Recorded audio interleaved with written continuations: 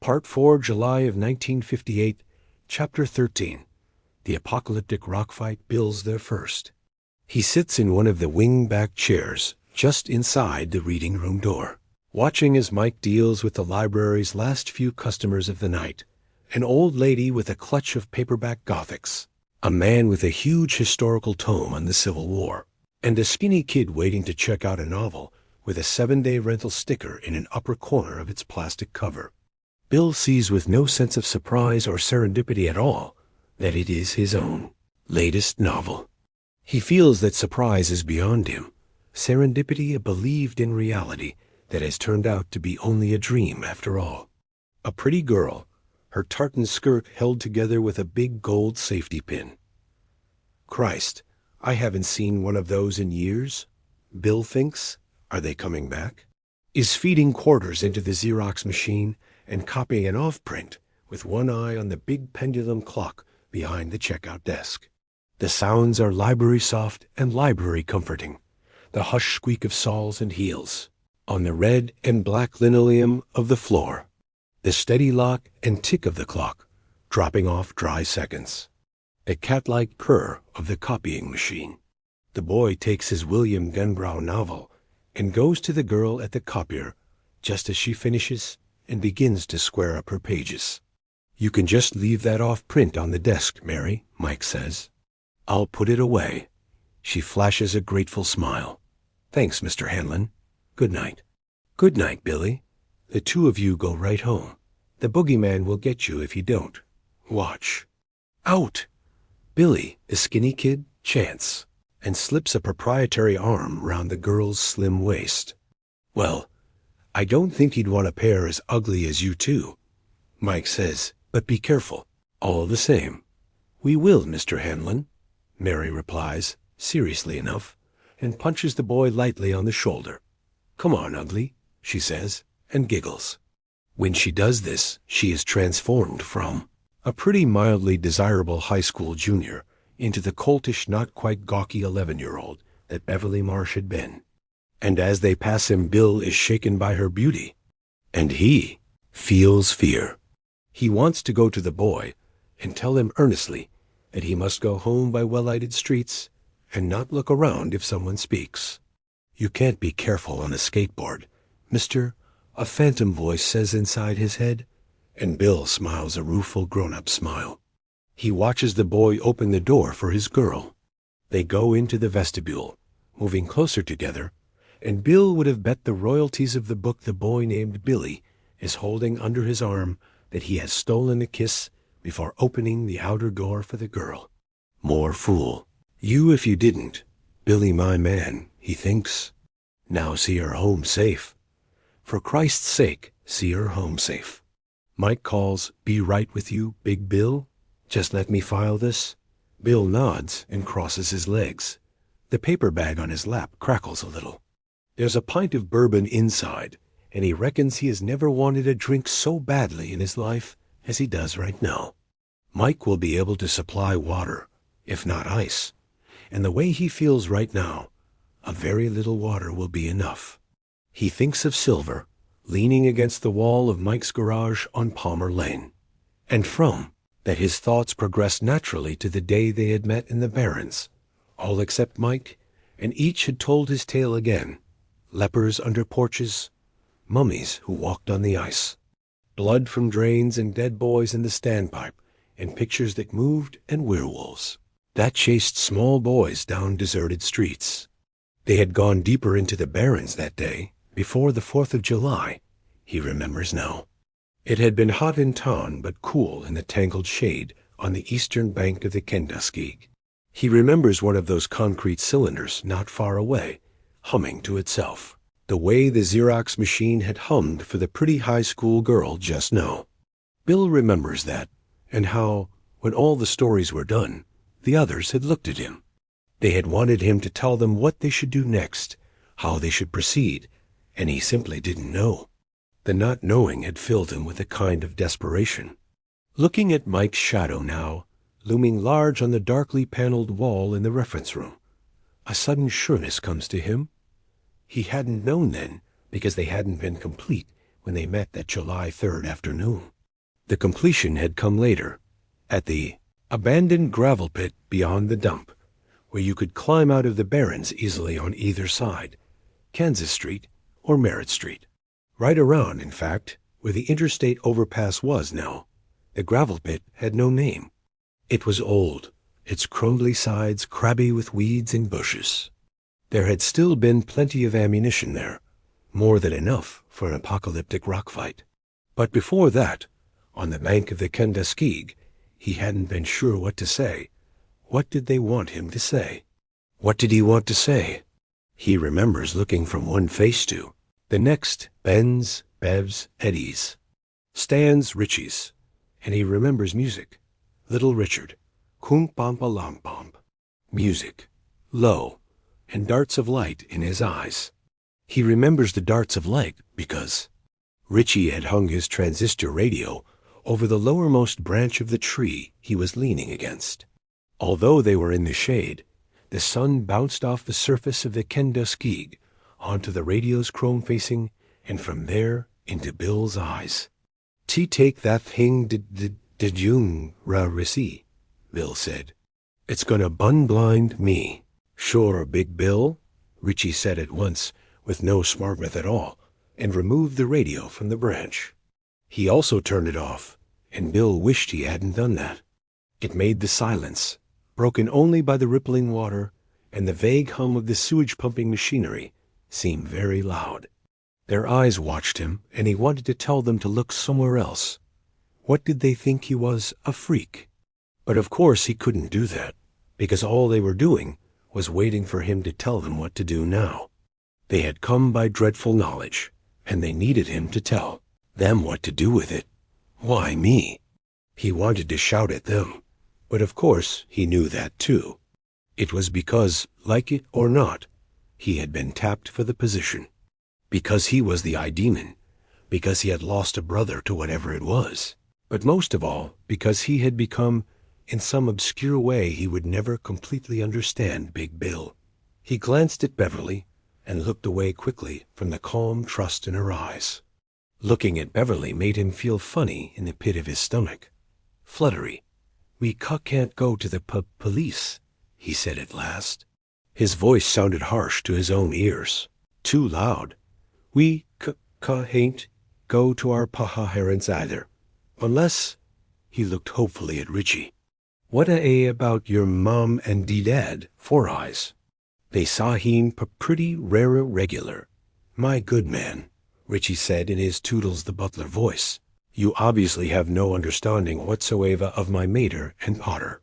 "They talk American, Richie," Eddie said from his spot by Ben. He was sitting by Ben for the simple reason that Ben provided enough shade for Eddie to sit in.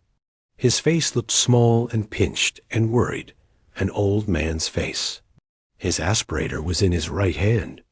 "They'd think I was ready for Juniper Hill," Richie said. He was wearing an old pair of glasses today. The day before a friend of Henry Bowers's named Card Jagermeyer had come. Up behind Richie as Richie left the Derry ice cream bar with a pistachio cone. "Tag, you're it." This Jagermeyer, who outweighed Richie by 40 pounds or so, screamed and slammed Richie full in the back with both hands laced together. Richie flew into the gutter, losing his glasses and his ice cream cone. The left lens of his glasses had shattered, and his mother was furious with him about it, lending very little credence to Richie's explanations. "All I know is that it was a lot of fooling around," she had said. "Honestly, Richie, do you think there's a glasses tree somewhere? And we can just pull off a new pair of spectacles for you, whenever you break the old pair?" "But Mom, this kid pushed me. He came up behind me, this big kid, and pushed me." Richie was by then near tears. This failure to make his mother understand hurt, much worse than being slammed into the gutter by Card Jagermeyer, who was so stupid they hadn't even bothered to send him to summer school. "I don't want to hear any more about it," Maggie Tozier said flatly. "But the next time you see your father come in looking whipped after working late 3 nights in a row, you think a little bit, Richie. You think about it. But Mom, no more," I said. Her voice was curt and final. Worse, It was near tears. She left the room then, and the TV went on much too loud. Richie had been left alone sitting miserably at the kitchen table. It was this memory that caused Richie to shake his head again.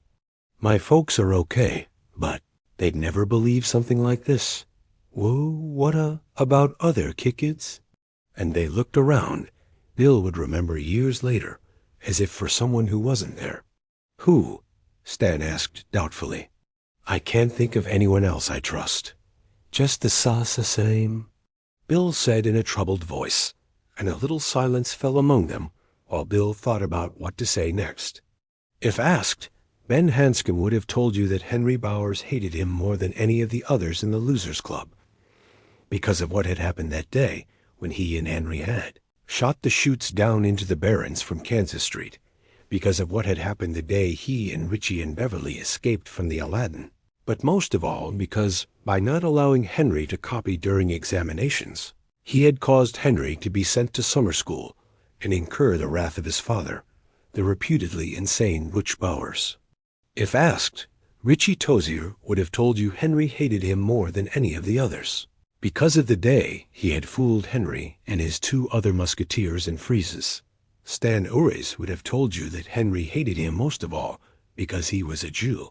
When Stan had been in the 3rd grade and Henry the 5th, Henry had once washed Stan's face with snow until it bled, and he was screaming hysterically with pain and fear. Bill Denbrow believed that Henry hated him the most because he was skinny, because he stuttered, and because he liked to dress well. Look at the fucking pansy. Henry had cried when the Derry school had had Careers Day in April, and Bill had come wearing a tie. Before the day was over, the tie had been ripped off and flung into a tree halfway down Charter Street. He did hate all 4 of them, but the boy in Derry, who was number 1 on Henry's personal hate parade, was not in the Losers Club at all on that July 3rd. He was a black boy named Michael Hanlon, who lived a quarter of a mile down the road from the shirt-tailed Bowers farm. Henry's father, who was every bit as crazy as he was reputed to be, was Oscar Butch Bowers. Butch Bowers associated his financial, physical, and mental decline with the Hanlon family in general, and with Mike's father in particular. Will Hanlon, he was fond of telling his few friends and his son, had had him thrown in the county jail when all of his Hanlon's chickens died, so's he could get the insurance money. Don't you know? Butch would say, eyeing his audience with all the baleful interrupt-if-you-dare pugnacity of Captain Billy Bones in the Admiral Benbow. He got some of his friends to lie him up, and that's why I had to sell my Mercury. Who lied him up, Daddy? Henry had asked when he was 8, burning at the injustice that had been done to his father. He thought to himself that when he was a grown-up, he would find liar-uppers and coat them with honey and stake them out over anthills, like in some of those Western movies they showed at the Bijou Theater on Saturday afternoons. And because his son was a tireless listener, although, if asked, Butch would have maintained that was only as it should be, Bauer Sr. filled his son's ears with a litany of hate and hard luck. He explained to his son that while all niggers were stupid, some were cunning as well, and down deep they all hated white men and wanted to plow a white woman's furrow. Maybe it wasn't just the insurance money after all, Butch said. Maybe Hanlon had decided to lay the blame for the dead chickens at his door, because Butch had the next produce stand down the road. He done it anyway, and that was just as sure as shit sticks to a blanket. He done it, and then got a bunch of white nigger bleeding hearts from town to lie him up and threaten Butch with state prison if he didn't pay that nigger off. And why not? Butch would ask his round-eyed, dirty-necked, silent son, why not? I was just a man who fought the Japs for his country. There was lots of guys like us, but he was the only nigger in the county. The chicken business had been followed by one unlucky incident after another. His deer tractor had blown a rod. His good harrow got busted in the Northfield. He got a boil on his neck, which became infected, had to be lanced, then became infected again, and had to be removed surgically. The nigger started using his foully gotten money to undercut Butch's prices so they lost custom. In Henry's ears, it was a constant litany. The nigger, the nigger, the nigger. Everything was the nigger's fault. The nigger had a nice white house with an upstairs and an oil furnace, while Butch and his wife and his son lived in what was not much better than a tar paper shack. When Butch couldn't make enough money farming and had to go to work in the woods for a while, it was the nigger's fault. When their well went dry in 1956, it was the nigger's fault. Later that same year, Henry, who was then 10 years old, started to feed Mike's dog Mr. Chips Old Stew Bones and bags of potato chips. It got so Mr. Chips would wag his tail and come running when Henry called. When the dog was well used to Henry and Henry's treats, Henry one day fed him a pound of hamburger laced with insect poison, the bug killer he found in the back shed. He had saved 3 weeks to buy the meat at Costello's. Mr. Chips ate half the poisoned meat and then stopped. "Go on, finish your treat, Nigger Doug," Henry had said. Mr. Chips wagged his tail. Since Henry had called him this from the beginning, he believed it was his other name. When the pain started, Henry produced a piece of clothesline and tied Mr. Chips to a birch so he couldn't get away and run home. He then sat on a flat sun-warmed rock, put his chin in his palms, and watched the dog die. It took a good long time, but Henry considered it time well spent. At the end, Mr. Chips began to convulse, and a thin green foam ran from between his jaws. "How do you like that, Nigger Doug?" Henry asked it, and it rolled its dying eyes up at the sound of Henry's voice and tried to wag its tail. "Did you like your lunch, you shitty mutt?"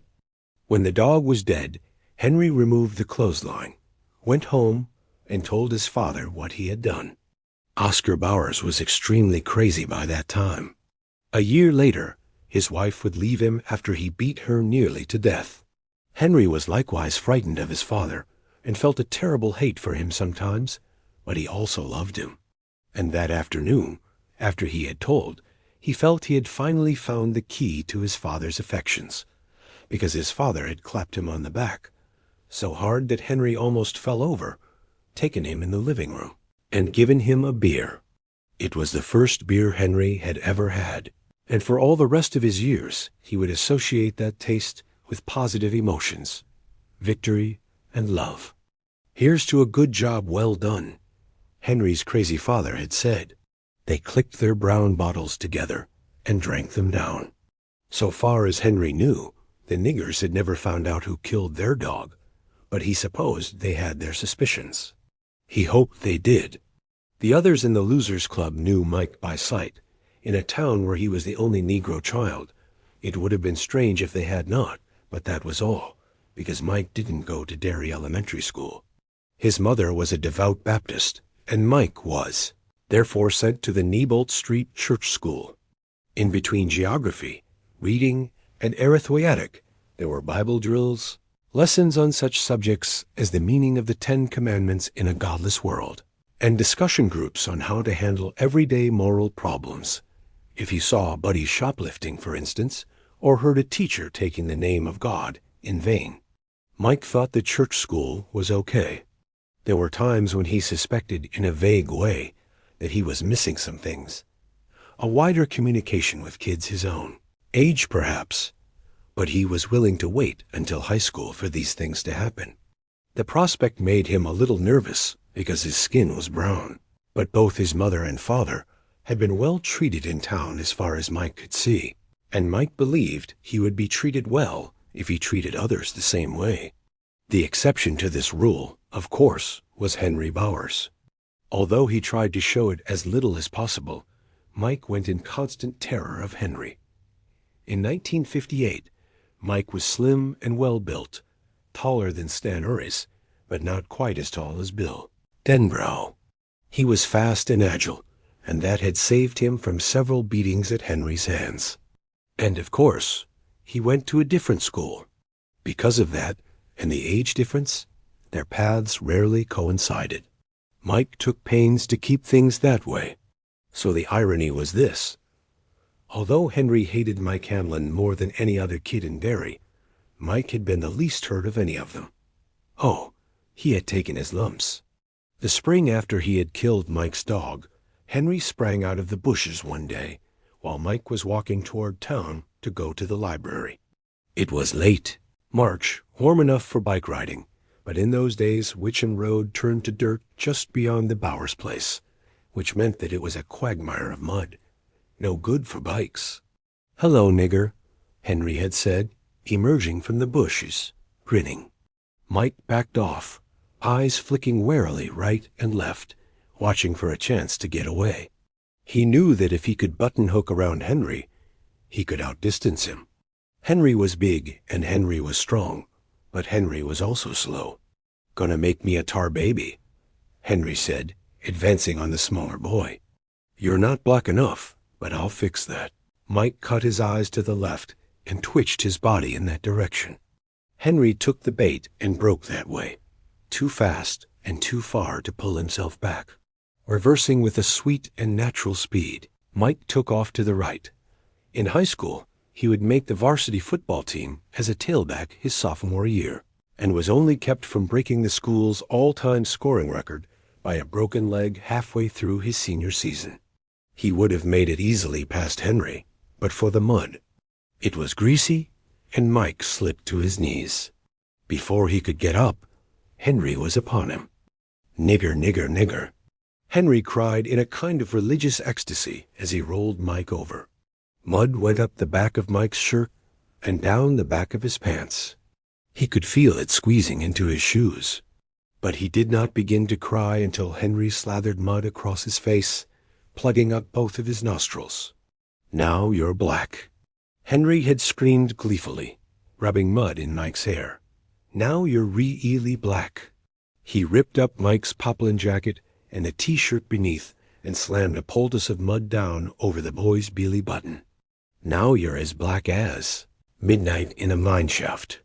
Henry screamed triumphantly and slammed mud plugs into both of Mike's ears. Then he stood back, muddy hands hooked into his belt, and yelled, "I killed your dog, black boy." But Mike did not hear this because of the mud in his ears and his own terrified sobs.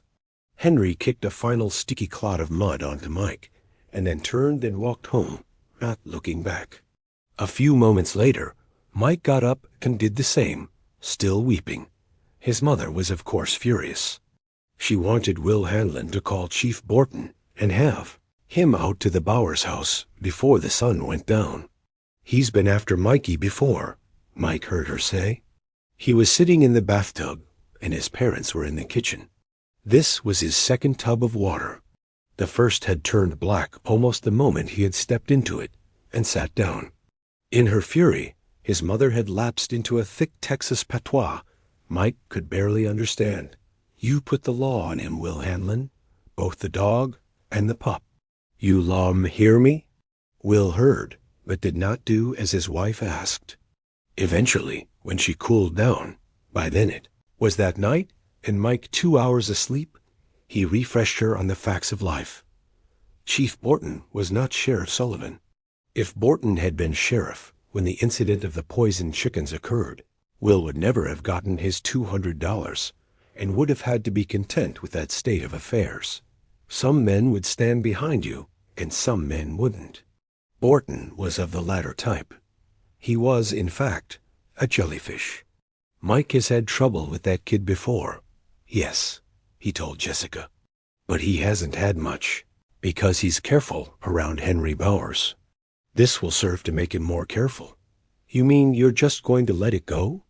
"Bowers has told his son stories about his dealings with me, I guess," Will said, "and his son hates the three of us because of them, and because his father has also told him that hating niggers is what men are supposed to do.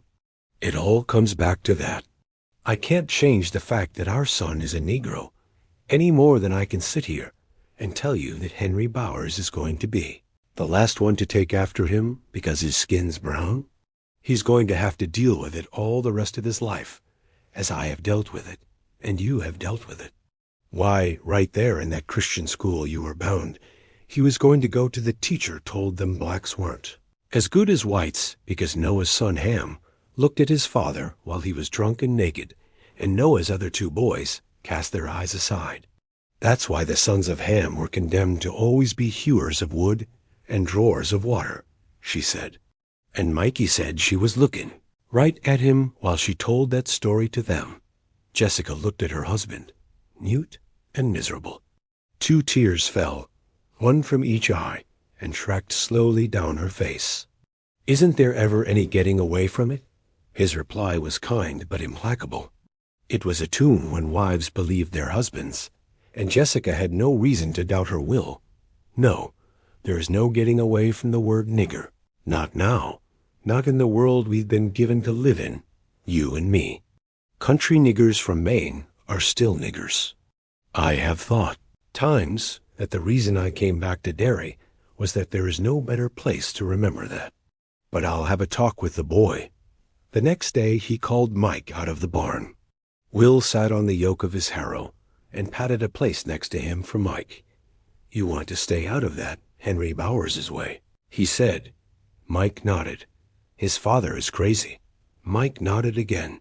He had heard as much around town. His few glimpses of Mr. Bowers had reinforced the notion. I don't mean just a little crazy, Will said, lighting a home-rolled Boogler cigarette and looking at his son. He's tea about 3 steps away from the booby hatch. He came back from the war that way. I think Henry's crazy too, Mike said. His voice was low but firm, and that strengthened Will's heart. Although he was, even after a checkered life whose incidents had included almost being burned alive in a jury-rigged speakeasy called the Black Spot, unable to believe a kid like Henry could be crazy. Well, he's listened to his father too much, but that is only natural, Will said. Yet on this, his son was closer to the truth. Henry Bowers, either because of his constant association with his father or because of something else, some interior thing, was indeed slowly but surely going crazy. I don't want you to make a career out of running away, his father said, but because you're a Negro, you're apt to be put upon a good deal. Do you know what I mean? Yes, Daddy, Mike said, thinking of Bob Gautier at school, who had tried to explain to Mike that nigger could not be a bad word because his father used it all the time. In fact, Bob told Mike earnestly, it was a good word. When a fighter on the Friday night fights took a bad beating and managed to stay on his feet, his daddy said, his head is as hard as a nigger's. And when someone was really putting out at his work, which, for Mr. Gautier, was star beef in town, his daddy said, that man works like a nigger. And my daddy is just as much a Christian as your daddy, Bob had finished. Mike remembered that, looking at Bob Gautier's white, earnest, pinched face, surrounded by the mangy fur of his hand-me-down snow-suethed, he had felt not anger, but a terrible sadness that made him feel like crying. He had seen honesty and good intent in Bob's face, but what he had felt was loneliness, distance, a great whistling emptiness between himself and the other boy. I see that you do know what I mean, Will said, and ruffled his son's hair. And what it all comes down to is that you have to be careful where you take your stand. You have to ask yourself if Henry Bowers is worth the trouble. Is he? No, Mike said. No, I don't think so. It would be yet a while before he changed his mind. July 3rd, 1958, in fact. While Henry Bowers, Victor Chris, Belch Huggins, Peter Gordon, and a half-retarded high school boy named Steve Sadler, known as Moose, after the character in the Archie comics, were chasing a winded Mike Hanlon through the train yard and toward the Barrens about half. A mile away, Bill and the rest of the Losers Club were still sitting on the bank of the Kenduskeag, pondering their nightmare problem. I none know where he hid is, I think, Bill said, finally breaking the silence. The sewers, Stan said, and they all jumped at a sudden, harsh, rattling noise. Eddie smiled guiltily as he lowered his aspirator back into his lap. Bill nodded. I was asking my father about the sewers a few high heights ago. All of this area was originally marsh. Zach told his son, And the town fathers managed to put what's downtown these days in the very worst part of it. The section of the canal that runs under Center and Main and comes out in Bassey Park is really nothing but a drain that happens to hold the Kenduskeag. Most of the year, those drains are almost empty, but they're important when the spring runoff comes or when there are floods. He paused here, perhaps thinking that it had been during the flood of the previous autumn that he had lost his younger son. Because of the pumps, he finished. Papa pumps? Bill asked, turning his head a little without even thinking about it. When he stuttered over the plosive sounds, spittle flew from his lips. The drainage pumps, his father said. They're in the barrens. Concrete sleeves that stick about 3 feet out of the ground. Bubub, Hanscom calls them Mummorlock holes, Bill said, grinning. Zack grinned back, but it was a shadow of his old grin. They were in Zack's workshop, where he was turning chair dowels without much interest. Some pumps is all they really are, kiddo, he said. They sit in cylinders about 10 feet deep, and they pump the sewage and the runoff along when the slope of the land levels out or angles up a little. It's old machinery, and the city should have some new pumps, but the council always pleads poverty when the item comes up on the agenda at budget meetings. If I had a quarter for every time I've been down there, up to my knees in crap, rewiring one of those motors. But you don't want to hear all this, Bill. Why don't you go watch TV? I think Sugarfoot's on tonight. I do want to, Bill said, and not only because he had come to the conclusion that there was something terrible under Derry someplace. Why do you want to hear about a bunch of sewer pumps? Zack asked. Skaskahol report, Bill said wildly. School's out, and in next year. Well, it's a pretty dull subject, Zack said. Teacher'll probably give you an F for putting him to sleep. Look, here's the Kenduskeag. He drew a straight line in the light fall of sawdust on the table in which his handsaw was embedded. And here's the barrens. Now, because downtown's lower than the residential areas, Kansas Street, say, or the Old Cape, or West Broadway, most of the downtown waste has to be pumped into the river. The waste from the houses flows down to the barrens pretty much on its own. You see? Why, yes, Bill said, drawing a little closer to his father to look at the lines, close enough so that his shoulder was against his father's arm. Someday they'll put a stop to pumping raw sewage into the river, and that'll be an end to the whole business. But for now, we've got those pumps in the... What did your buddy call him? Morlock holes, Bill said, with not a trace of a stutter. Neither he nor his father noticed. Yeah, that's what the pumps in the Morlock holes are for, anyway, and they work pretty well, except when there's too much rain and the streams overflow. Because, although the gravity drains and the sewers with the pumps were meant to be separate systems, they actually crisscross all over the place. See? He drew a series of X's radiating out from the line, which represented the Kenduskeag, and Bill nodded. Well, the only thing you need to know about water draining is that it will go wherever it can. When it gets high, it starts to fill up the drains as well as the sewers. When the water in the drains gets high enough to reach those pumps, it shorts them out. Makes trouble for me, because I have to fix them. Dad, how big are the sewers and drains? You mean, what's the bore on them? Bill nodded. The main sewers are maybe 6 feet in diameter. The secondaries, from the residential areas, are 3 or 4, I guess. Some of them might be a little bigger. And believe me when I tell you this, Billy, and you can tell your friends, you never want to go into one of those pipes, not in a game, not on a dare, not for any reason. Why? A dozen different town governments have built on them since 1885 or so. During the Depression, the WPA put in a whole secondary drain system and a tertiary sewer system. There was lots of money for public works back then. But the fellow who bossed those projects got killed in World War II. And about 5 years later, the water department found out that the system blueprints were mostly gone. That's about 9 pounds of blues that just disappeared, sometime between 1937 and 1950. My point is that nobody knows where all the damned sewers and drains go, or why. When they work, nobody cares.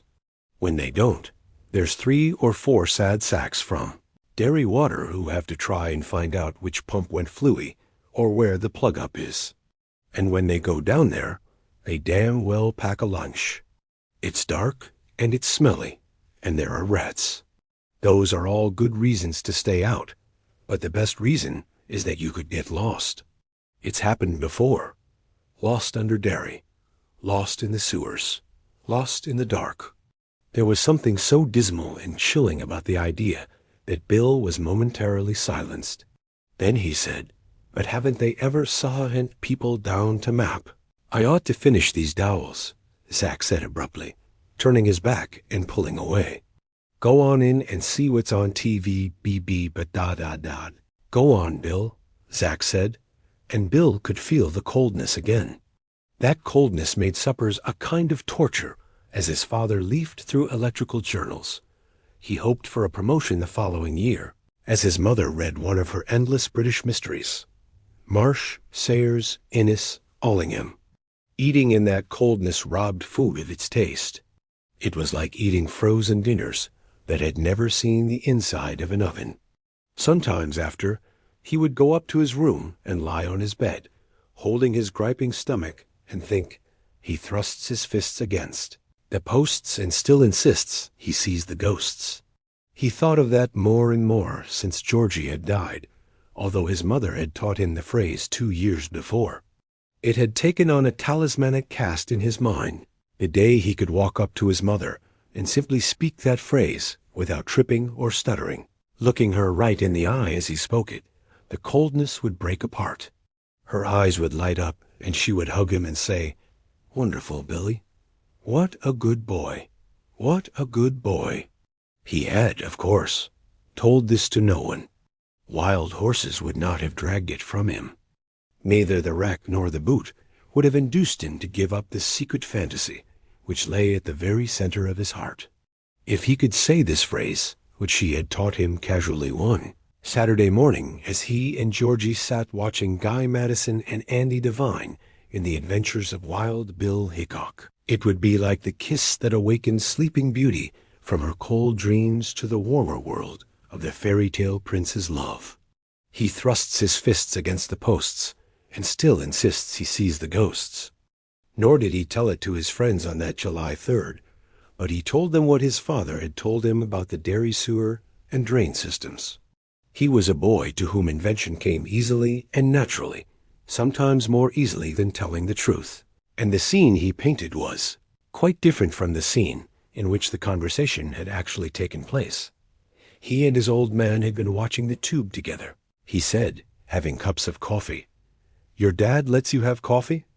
Eddie asked. Sure, Bill said. "Wow," Eddie said. "My mother would never let me have a coffee. She says the caffeine in it is dangerous." He paused. "She drinks quite a bit of it herself, though. My dad lets me have coffee if I want it." Beverly said, "But he'd kill me if he knew I smoked." "What makes you so sure it's in the sewers?" Richie asked, looking from Bill to Stan Uris, and then back to Bill again. Everything goes back to the Bill said. The V voices bahe, heavily heard come from the DD train, and the blood. When the Cuga Clown C chased us, those are orange. The buttons were by a sewer. "And Judge George, it wasn't a clown, Big Bill," Richie said. "I told you that. I know it's crazy, but it was a werewolf." He looked at the others defensively. "Honest to God, I saw it." Bill said, "It was a werewolf for why you?" "Huh?" Bill said, "Don't you see? It was a wee you. Did you were wolf for you, because why you saw that Daham movie at the A. "I think I do," Ben said quietly. "I went to the Lell library and Lell looked at Bill said. "I think it's a glugla," he paused, throat straining, and spat it out. "A glamour. Eddie asked doubtfully. Glamour, Bill said, and spelled it. He told them about an encyclopedia entry on the subject, and a chapter he had read in a book called Night's Truth. Glamour, he said, was the Gaelic name for the creature which was haunting Derry. Other races and other cultures at other times had different words for it, but they all meant the same thing. The Plains Indians called it a manitou, which sometimes took the shape of a mountain lion, or an elk, or an eagle.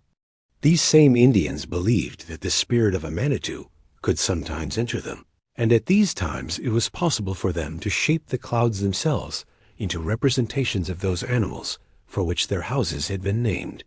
The Himalayans called it a talus or talus, which meant an evil magic being that could read your mind and then assume the shape of the thing you were most afraid of. In Central Europe, it had been called Ailek, brother of the Verderlac, or vampire.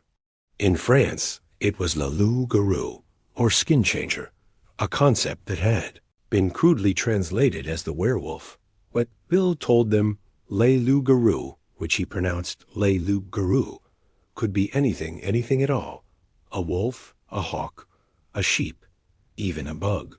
Did any of those articles tell you how to beat a glamour? Beverly asked. Bill nodded, but he didn't look hopeful.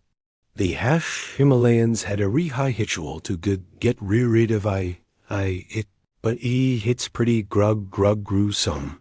They looked at him, not wanting to hear, but needing to. It was called the Ara ritual of Chachud, Bill said, and went on to explain what that was. If you were a Himalayan holy man, you tracked the talus. The talus stuck its tongue out. You stuck yours out. You and it overlapped tongues, and then you both bit in all the way, so you were sort of stapled together, eye to eye. Oh, I think I'm going to puke, Beverly said, rolling over on the dirt.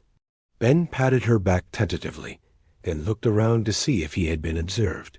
He hadn't been. The others were looking at Bill, mesmerized. What then? Eddie asked. Well, Bill said, this sounds crazy, but the book said that then you started telling jokes and riddles. What? Stan asked. Bill nodded, his face that of a correspondent who wants you to know, without coining right out and saying it, that he doesn't make the news, but only reports it. All right. First the T-tailless monster would tell 001. Then why you got the T-tell 01? And why you went on like that, to taken to turns. Beverly sat up again, knees against her chest, hands linked around her shins. I don't see how people could talk with their tongues, nailed together. Richie immediately ran out his tongue, gripped it with his fingers, and intoned, My father works in a shit-yard. That broke them all up for a while, even though it was a baby joke. Maybe it was supposed to be telepathy, Bill said. Anyway, if the human laughed first in spite of the PPP. Pain?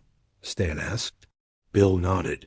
Then the tailist got to kill him and eat him. His soul, I think. But if the mum and PTL make the T-tailist laugh first, it had to go away for 100 years. Did the book say where a thing like that would come from? Ben asked. Bill shook his head. Do you believe any of it? Stan asked, sounding as if he wanted to scoff, but could not quite find the moral or mental force to do so. Bill shrugged and said, I almost do. He seemed about to say more, then shook his head and remained silent. It explains a lot, Eddie said slowly. The clown, the leper, the werewolf. He looked over at Stan. The dead boys too, I guess. This sounds like a job for Richard Tozier, Richie said, in the Movietone newsreel. Announcer's voice. Man of 1,000 jokes and 6,000 riddles. If we sent you to do it, we'd all get killed, Ben said, slowly, in great pain. At this they all laughed again. So what do we do about it? Stan demanded, and once again Bill could only shake his head and feel he almost knew. Stan stood up. "Let's go somewhere else," he said. "I'm getting fanny fatigue. I like it here," Beverly said. "It's shady and nice." She glanced at Stan. "I suppose you want to do something babyish, like going down to the dump and breaking bottles with rocks." "I like breaking bottles with rocks," Richie said, standing up beside Stan. "It's the JD in me. Baby." He flipped up his collar and began to stalk around like James Dean in Rebel Without a Cause. "They hurt me," he said, looking moody and scratching his chest. "You know, like wow. My parents, school, society, everyone. It's pressure, baby." It's shit," Beverly said, and sighed. "I've got some firecrackers," Stan said, and they forgot all about Glamour's, Monitus, and Richie's bad James Dean imitation as Stan produced a package of black cats from his hip pocket. Even Bill was impressed. "Jesus Christ, Stus Dahan, where did you get ga hose?" "From this fat kid that I go to synagogue with sometimes," Stan said. "I traded a bunch of Superman and Little Lulu funny books for him. Let's shoot him off." Richie cried, nearly apoplectic in his joy. "Let's go shoot him off, Stanny. I won't tell any more guys you and your dad killed Christ. I promise. What do you say?" "I'll tell him your nose is small, Stanny. I'll tell him you're not circumcised." At this, Beverly began to shriek with laughter and actually appeared to be approaching apoplexy before covering her face with her hands. Bill began to laugh. Eddie began to laugh, and after a moment even Stan joined in. The sound of it drifted across the broad, shallow expanse of the Kenduskeag on that day, before July 4th, a summer sound, as bright as the sun rays darting off the water, and none of them saw the orange eyes staring at them from a tangle of brambles and sterile blackberry bushes to their left. This brambly patch scrubbed the entire bank for 30 feet, and in the center of it was one of Ben's Morlock holes. It was, from this raised concrete pipe, that the eyes, each more than 2 feet across, stared. The reason Mike ran afoul of Henry Bowers and his not-so-merry band on that same day was because the next day was the glorious 4th. The church school had a band in which Mike played the trombone. On the 4th, the band would march in the annual holiday parade, playing the Battle Hymn of the Republic, "Onward, Christian Soldiers," and "America the Beautiful." This was an occasion that Mike had been looking forward to for over a month. He walked to the final rehearsal because his bike had a busted chain. The rehearsal was not scheduled until 2:30, but he left at 1 because he wanted to polish his trombone, which was stored in the school's music room, until it glowed. Although his trombone playing was really not much better than Richie's voices, he was fond of the instrument, and whenever he felt blue, a half an hour of foghorning Sousa marshes, hymns, or patriotic airs cheered Hun right up again. There was a can of Sadler's brass polish in one of the flap pockets of his khaki shirt, and 2 or 3 clean rags were dangling from the hip pocket of his jeans. The thought of Henry Bowers was the furthest thing from his mind. A glance behind as he approached Neibolt Street and the church school would have changed his mind in a hurry, because Henry, Victor, Belch, Peter Gordon, and Moose Sadler were spread across the road behind him. If they had left the Bowers house 5 minutes later, Mike would have been out of sight over the crest of the next hill. The apocalyptic rockfight and everything that followed it might have happened differently, or not at all. But it was Mike himself, years later, who advanced the idea that perhaps none of them were entirely their own masters in the events of that summer. That if luck and free will had played parts, then their roles had been narrow ones. He would point out a number of these suspicious coincidences to the others at their reunion lunch, but there was at least one of which he was unaware. The meeting in the Barrens that day broke up when Stan Uries produced the black cats, and the Losers Club headed toward the dump to shoot them off. And Victor, Belch, and the others had come out to the Bowers farm because Henry had firecrackers, cherry bombs, and M80s. The possession of these last would a few years hence become a felony. The big boys were planning to go down beyond the train yard coal pit and explode Henry's treasure ease. None of them, not even Belch, went out to the Bowers farm under ordinary circumstances, primarily because of Henry's crazy father, but also because they always ended up helping Henry do his chores: the weeding, the endless rock picking, the lugging of wood, the toting of water, the pitching of hay, the picking of whatever happened to be ripe at the time of the season: peas, hukes, tomatoes, potatoes. These boys were not exactly allergic to work, but they had plenty to do at their own places without sweating for Henry's cookie father, who didn't much care who he hit. He had once taken a length of stovewood to Victor Chris when the boy dropped a basket of tomatoes he was lugging out to the roadside stand. Getting whopped with a chunk of birch was bad enough. What made it worse was that Butch Bowers had chanted, "I'm gonna kill all the nips. I'm gonna kill all the fucking nips," when he did it. Dumb as he was, Belch Huggins had expressed it best. "I don't fuck with crazy people," he told Victor one day 2 years before. Victor had laughed and agreed, but the siren song of all those firecrackers had been too great to be withstood. "Tell you what, Henry," Victor said when Henry called him up that morning at 9 and invited him out. "I'll meet you at the coal pit around 1 o'clock. What do you say?" "You show up at the coal pit around 1, and I'm not going to be there," Henry replied. "I got too many chores. If you show up at the coal pit around 3, I will be there. And the first M80 is going to go right up your old tan track, Vi." Vi hesitated, then agreed to come over and help with the chores. The others came as well, and with the 5 of them, all big boys working like fiends around the Bowers place, they got all the chores finished by early afternoon. When Henry asked his father if he could go, Bowers the elder simply waved a languid hand at his son. Butch was settled in for the afternoon on the back porch, a quart milk bottle filled with exquisitely hard cider by his rocker, his Philco portable radio on the porch rail. Later that afternoon, the Red Sox would be playing the Washington Senators, a prospect that would have given a man who is not crazy a bad case of cold chills.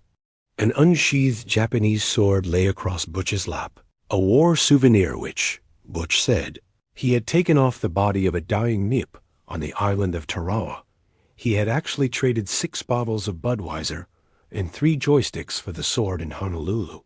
Lately, Butch almost always got out his sword when he drank.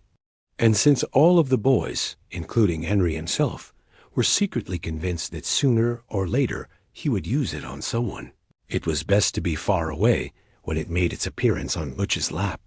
The boys had no more than stepped out into the road when Henry spied Mike Hanlon up ahead. "It's the nigger," he said, his eyes lighting up like the eyes of a small child contemplating Santa Claus's imminent arrival on Christmas Eve. "The nigger?" Belch Huggins looked puzzled. He had seen the Hanlons only rarely, and then his dim eyes lit up. "Oh yeah, the nigger. Let's get him, Henry." Belch broke into a thunderous trot. The others were following suit when Henry grabbed Belch and hauled him back. Henry had more experience than the others chasing Mike Hanlon, and he knew that catching him was easier said than done. "That black boy could move. He don't see us. Let's just walk fast till he does. Cut the distance." They did so. An observer might have been amused.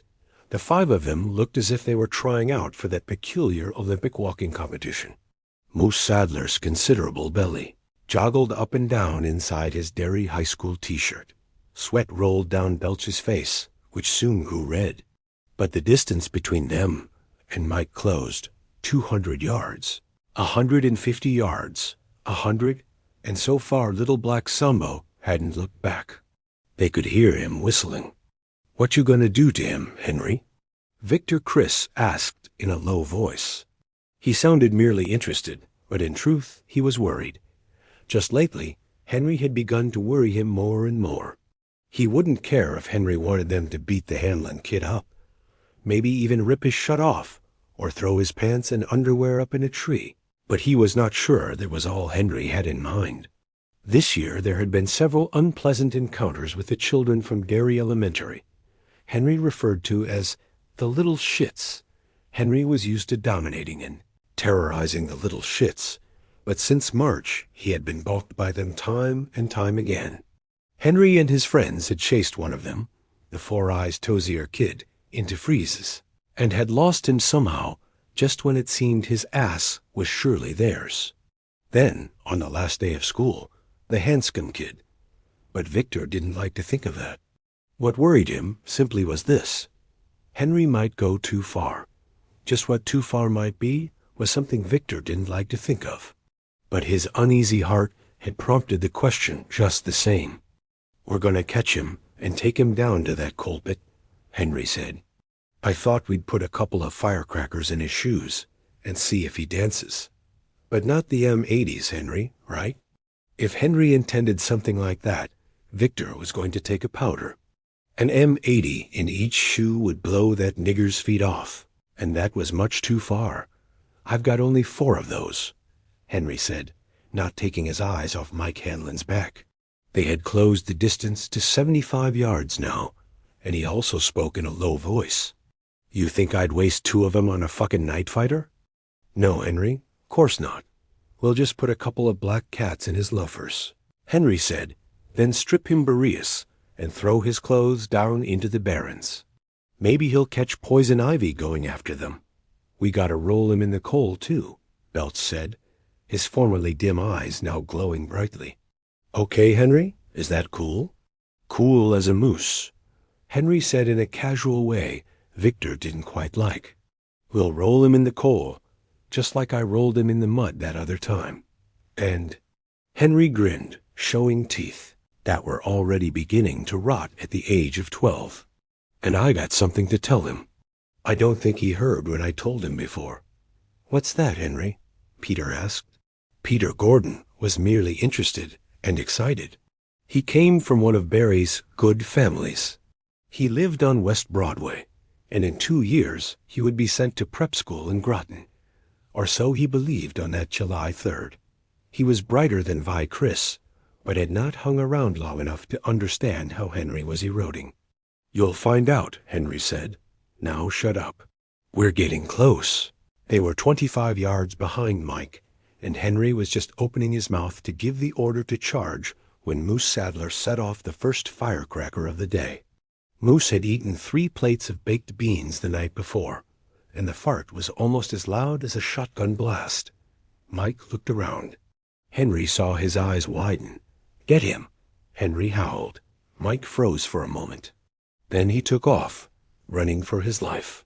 The losers wound their way through the bamboo in the barrens in this order: Bill, Richie, Beverly behind Richie, walking slim and pretty in blue jeans and a white sleeveless blouse. Zori's on her feet. Then Ben, trying not to puff too loudly. Although it was 81 that day, he was wearing one of his baggy sweatshirts. Stan, Eddie bringing up the rear, the snout of his aspirator poking out of his right front pants pocket. Bill had fallen into a jungle safari fantasy, as he often did when walking through this part of the Marins. The bamboo was high and white, limiting visibility to the path they had made through here. The earth was black and squelchy, with sodden patches that had to be avoided or jumped over if you didn't want to get mud in your shoes. The puddles of standing water had oddly flat rainbow colors. The air had a reeky smell that was half the dump and half rotting vegetation. Bill halted one turn away from the Kendaskig and turned back to Richie. "Tiger up ahead. Tozier." Richie nodded and turned back to Beverly. "Tiger," he breathed. "Tiger," she told Ben. "Man-eater?" Ben asked, holding his breath to keep from panting. "There's blood all over him," Beverly said. "Man-eating tiger," Ben muttered to Stan, and he passed the news back to Eddie, whose thin face was hectic with excitement. They faded into the bamboo, leaving the path of black earth that looped through it magically bare. The tiger passed in front of them, and all of them nearly saw it. Heavy, perhaps 400 pounds, its muscles moving with grace and power beneath the silk of its striped pelt. They nearly saw its green eyes, and the flecks of blood around its snout from the last batch of pygmy warriors it had eaten alive. The bamboo rattled faintly, a noise both musical and eerie, and then was still again. It might have been a breath of summer breeze, or it might have been the passage of an African tiger on its way toward the old Cape side of the Barrens. Gone, Bill said. He let out a pent-up breath and stepped out onto the path again. The others followed suit. Richie was the only one who had come armed. He produced a cap pistol with a friction-taped hand grip. "I could have had a clear shot at him if you'd moved, Big Bill," he said grimly. He pushed the bridge of his old glasses up on his nose with the muzzle of the gun. "There's Watusis around here," Bill said. "Can't rear-risk a shot. Why, you want them down on top of us?" "Oh," Richie said, convinced. Bill made a come-on gesture with his arm, and they were back on the path again, which narrowed into a neck at the end of the bamboo patch. They stepped out onto the bank of the Kentuskig, where a series of stepping stones led across the river. Ben had shown them how to place them. You got a big rock and plopped it in the water. Then you got a second and plopped it in the water while you were stepping on the first. Then you got a third and plopped it in the water while you were stepping on the second, and so on until you were all the way across the river, which here, and at this time of year, was less than a foot deep and shaled with tawny sandbars, with your feet still dry. The trick was so simple, it was damn near babyish, but none of them had seen it until Ben pointed it out. He was good at stuff like that, but when he showed you, he never made you feel like a dummy. They went down the bank in single file and started across the dry backs of the rocks they had planted. "Bill," Beverly called urgently. He froze at once, not looking back, arms held out. The water chuckled and rilled around him. "What? There's piranha fish in here. I saw them eat a whole cow 2 days ago. A minute after it fell in, there was nothing but bones. Don't fall off." "Right," Bill said. "Be careful, men." They teetered their way across the rocks. A freight train charged by on the railway embankment as Eddie Kaspbrock neared the halfway point, and the sudden blast of its air horn caused him to jiggle on the edge of balance. He looked into the bright water, and for one moment, between the sun-swun ashes that darted arrows of light into his eyes, he actually saw the cruising piranhas. They were not part of the make-believe that went with Bill's jungle safari fantasy. He was quite sure of that. The fish he saw looked like oversized goldfish with the great ugly jaws of catfish or groupers. Sawteeth protruded between their thick lips, and like goldfish, they were orange. As orange as the fluffy pom-poms you sometimes saw on the suits the clowns wore at the circus. They circled in the shallow water, gnashing. Eddie Pinn wheeled his arms. "I'm going in," he thought. "I'm going in, and they'll eat me alive." Then Stanley Uries gripped his wrist firmly and brought him back to dead center. "Close call," Stan said. "If you fell in, your mother'd give you heck." Thoughts of his mother were, for once, the furthest things from Eddie's mind. The others had gained the far bank now and were counting cars on the freight. Eddie stared wildly into Stan's eyes, then looked into the water again. He saw a potato chip bag go dancing by, but that was all. He looked up at Stan again. "Stan, I saw—" "What?" Eddie shook his head. "Nothing, I guess," he said. "I'm just a little." But they were there. Yes, they were, and they would have eaten me alive. Chumpy. The tiger, I guess. Keep going. This western bank of the Kentuskig, the old Cape Bank, was a quagmire of mud during rainy weather in the spring runoff, but there had been no heavy rain in Derry for 2 weeks or more, and the bank had dried to an alien crack glaze from which several of those cement cylinders poked, casting grim little shadows. About 20 yards farther down, a cement pipe jutted out over the Kentuskig and spilled a steady thin stream of foul-looking brown water into the river.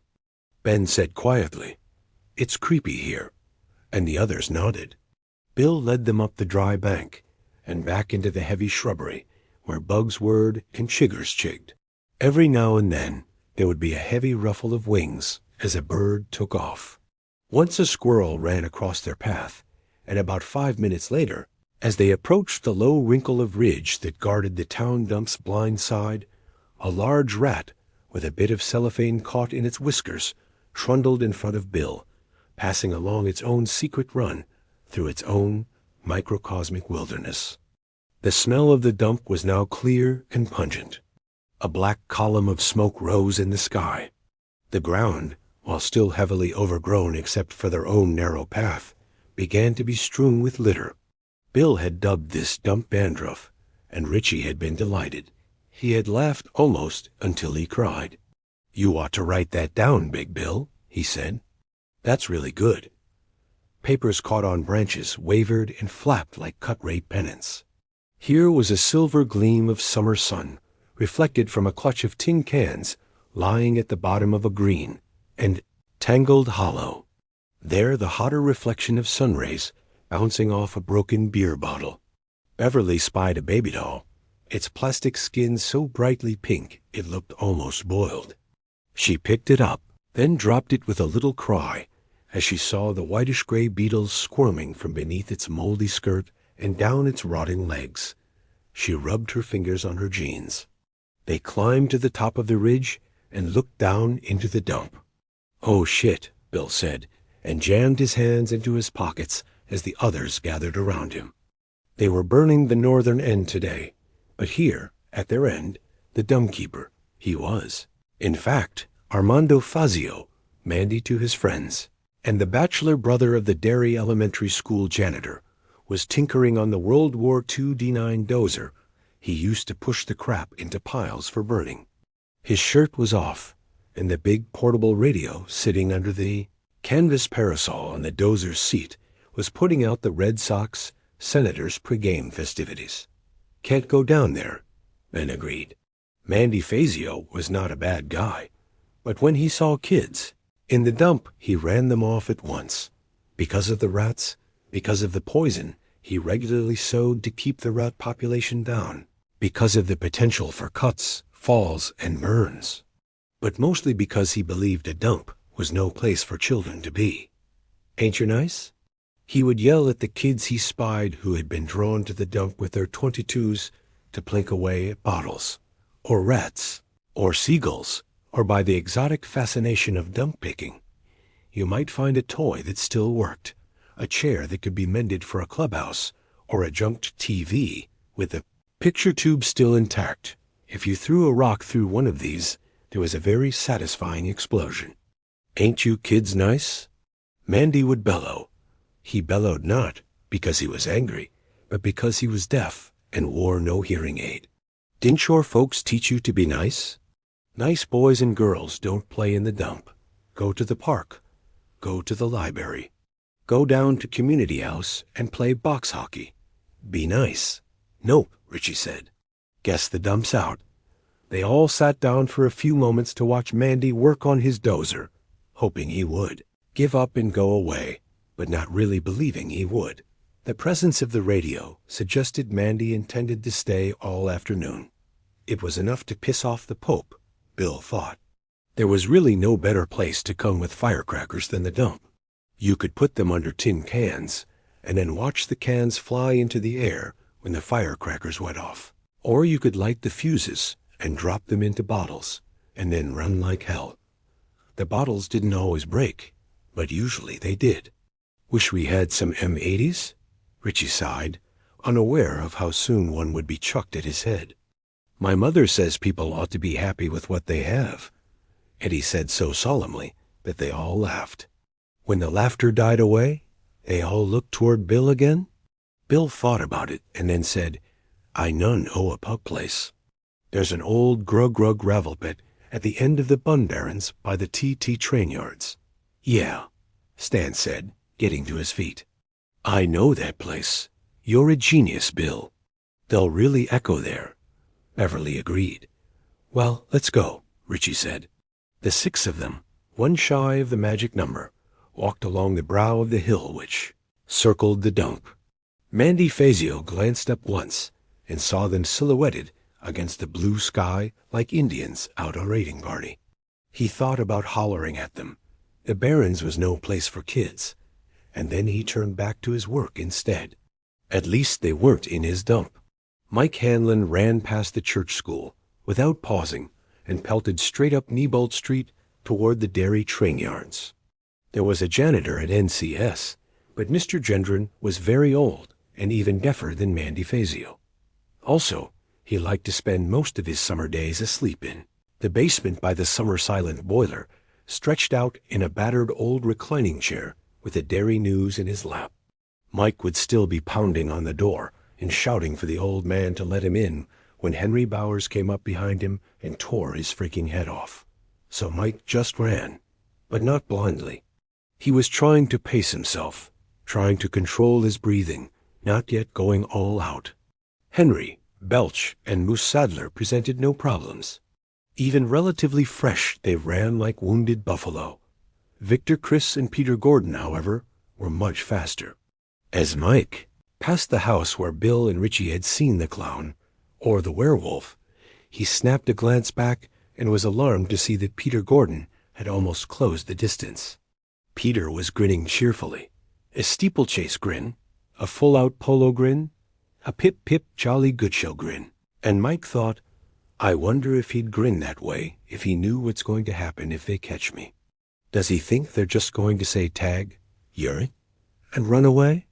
As the train yard gate with its sign, private property keep-out violators will be prosecuted, loomed up, Mike was forced to let himself out to the limit. There was no pain. His breathing was rapid yet still controlled, but he knew everything was going to start hurting if he had to keep this pace up for long. The gate was standing halfway open. He snapped a second look back and saw that he'd pulled away from Peter again. Victor was perhaps 10 paces behind Peter, the others now 40 or 50 yards back. Even in that quick glance, Mike could see the black anger on Henry's face. He skittered through the opening, whirled, and slammed the gate closed. He heard the click as it latched. A moment later, Peter Gordon slammed into the chain link, and a moment after that, Victor Criss ran up beside him. Peter's smile was gone. A sulky, balked look had replaced it. He grabbed for the latch, but of course there was none. The latch was on the inside. Incredibly, he said, "Come on, kid, open the gate." "That's not fair." "What's your idea of fair?" Mike asked, panting. 5 against 1? "Fair up?" Peter repeated, as if he had not heard Mike at all. Mike looked at Victor, saw the troubled look in Victor's eyes. He started to speak, but that was when the others pulled up to the gate. "Open up, nigger," Henry bawled. He began to shake the chain link with such ferocity that Peter looked at him, startled. Open up right now." "I won't," Mike said quietly. "Open up," Belch shouted. "Open up, you fucking jigaboo." Mike backed away from the gate, his heart beating heavily in his chest. He couldn't remember ever being quite this scared, quite this upset. They lined their side of the gate, shouting at him, calling him names for nigger he had never dreamed existed. Night Fighter, Ubangi, Spade, Blackberry, Jungle Bunny, others. He was barely aware that Henry was taking something from his pocket, that he had popped a wooden match alight with his thumbnail, and then a round red something came over the fence, and he flinched, instinctively away, as the cherry bomb exploded to his left, kicking up dust. The bang silenced them all for a moment. Mike stared unbelievingly at them through the fence, and they stared back. Peter Gordon looked utterly shocked, and even Belch looked stunned. "They're scared of him now," Mike thought suddenly, and a new voice spoke inside of him, perhaps for the first time, a voice that was disturbingly adult. "They're scared, but that won't stop them. You got to get away, Mikey, or something's going to happen. Not all of them will want it to happen. Maybe.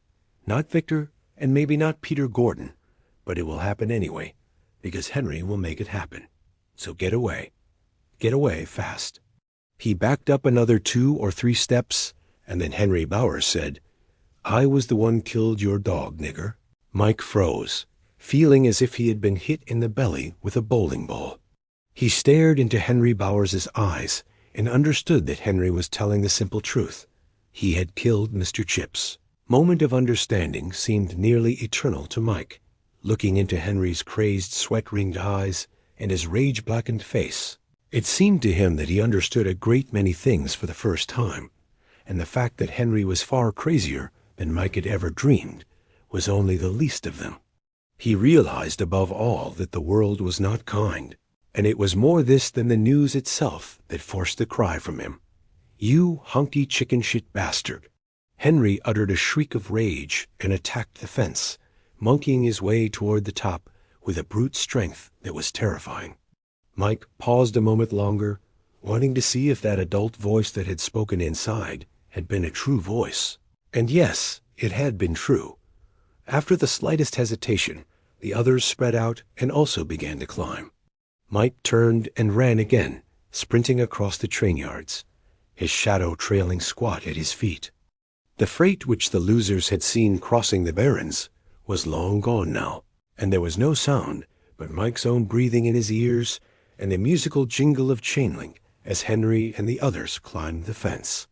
Mike ran across one triple set of tracks, his sneakers kicking back cinders as he ran across the space between. He stumbled crossing the second set of tracks and felt pain flare briefly in his ankle. He got up and ran on again. He heard a thud as Henry jumped down from the top of the fence behind him. "Here, I come for your ass, nigger." Henry bawled. Mike's reasoning self had decided that the barrens were his only chance now. If he could get down there, he could hide in the tangles of underbrush, in the bamboo. Or, if things became really desperate, he could climb into one of the drain pipes and wait it out. He could do those things, maybe. But there was a hot spark of fury in his chest that had nothing to do with his reasoning self. He could understand Henry chasing after him when he got the chance. But Mr. Chips? Telling Mr. Chips?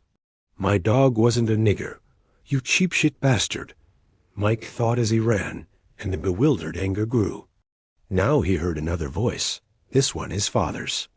"I don't want you to make a career out of running away. And what it all comes down to is that you have to be careful where you take your stand. You have to ask yourself if Henry Bowers is worth the trouble."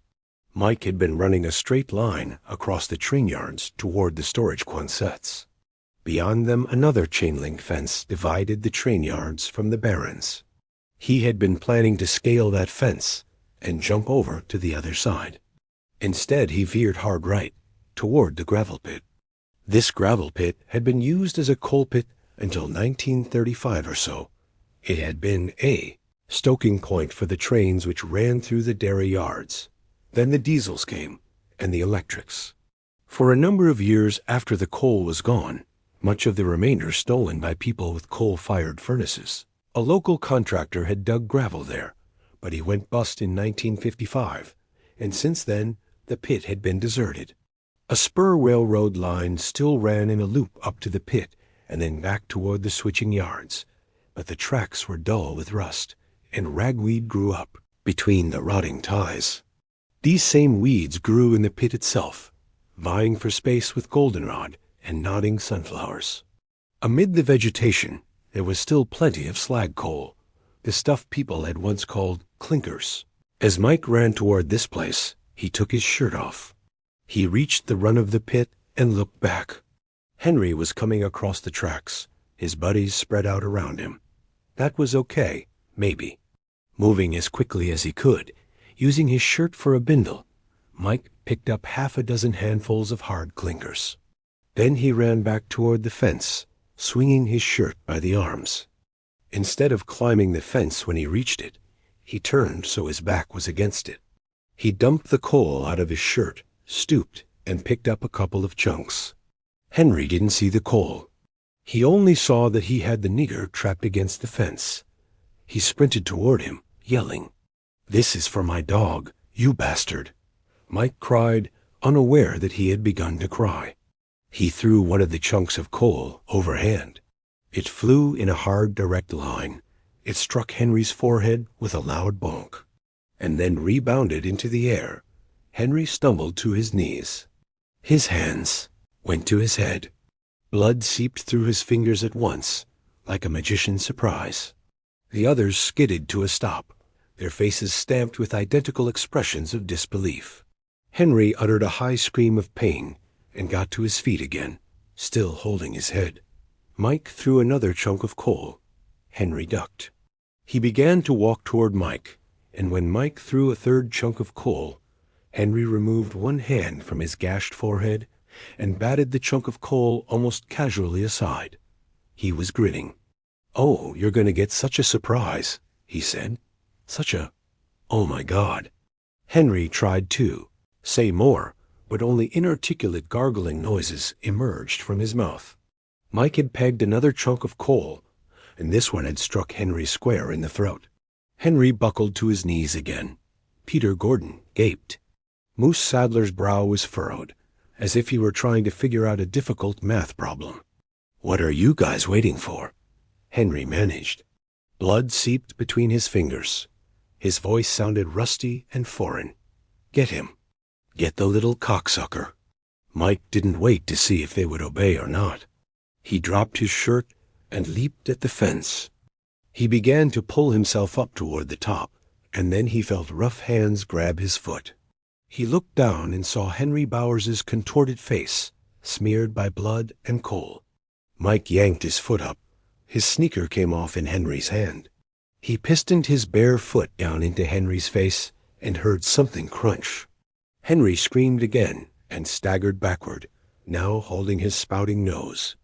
Another hand, Belch Huggins's, snagged briefly in the cuff of Mike's leans, but he was able to pull free. He threw one leg over the top of the fence, and then something struck him with blinding force on the side of his face. Warmth trickled down his cheek. Something else struck his hip, his forearm, his upper thigh. They were throwing his own ammunition at him. He hung briefly by his hands, and then dropped, rolling over twice. The scrubby ground sloped downward here, and perhaps that saved Mike Hanlon's eyesight, or even his life. Henry had approached the fence again, and now looped one of his 4M8 OS over the top of the fence. It went off with a terrific crack that echoed and blew a wide bare patch in the grass. Mike, his ears ringing, went head over heels and staggered to his feet. He was now in high grass, on the edge of the barrens. He wiped a hand down his right cheek, and it came away bloody. The blood did not particularly worry him. He had not expected to come out of this unscathed. Henry tossed a cherry bomb, but Mike saw this one coming and moved away easily. "Let's get him." Henry roared and began to climb the fence. "Geez, Henry, I don't know." This had gone too far for Peter Gordon, who had never encountered a situation that had turned so suddenly savage.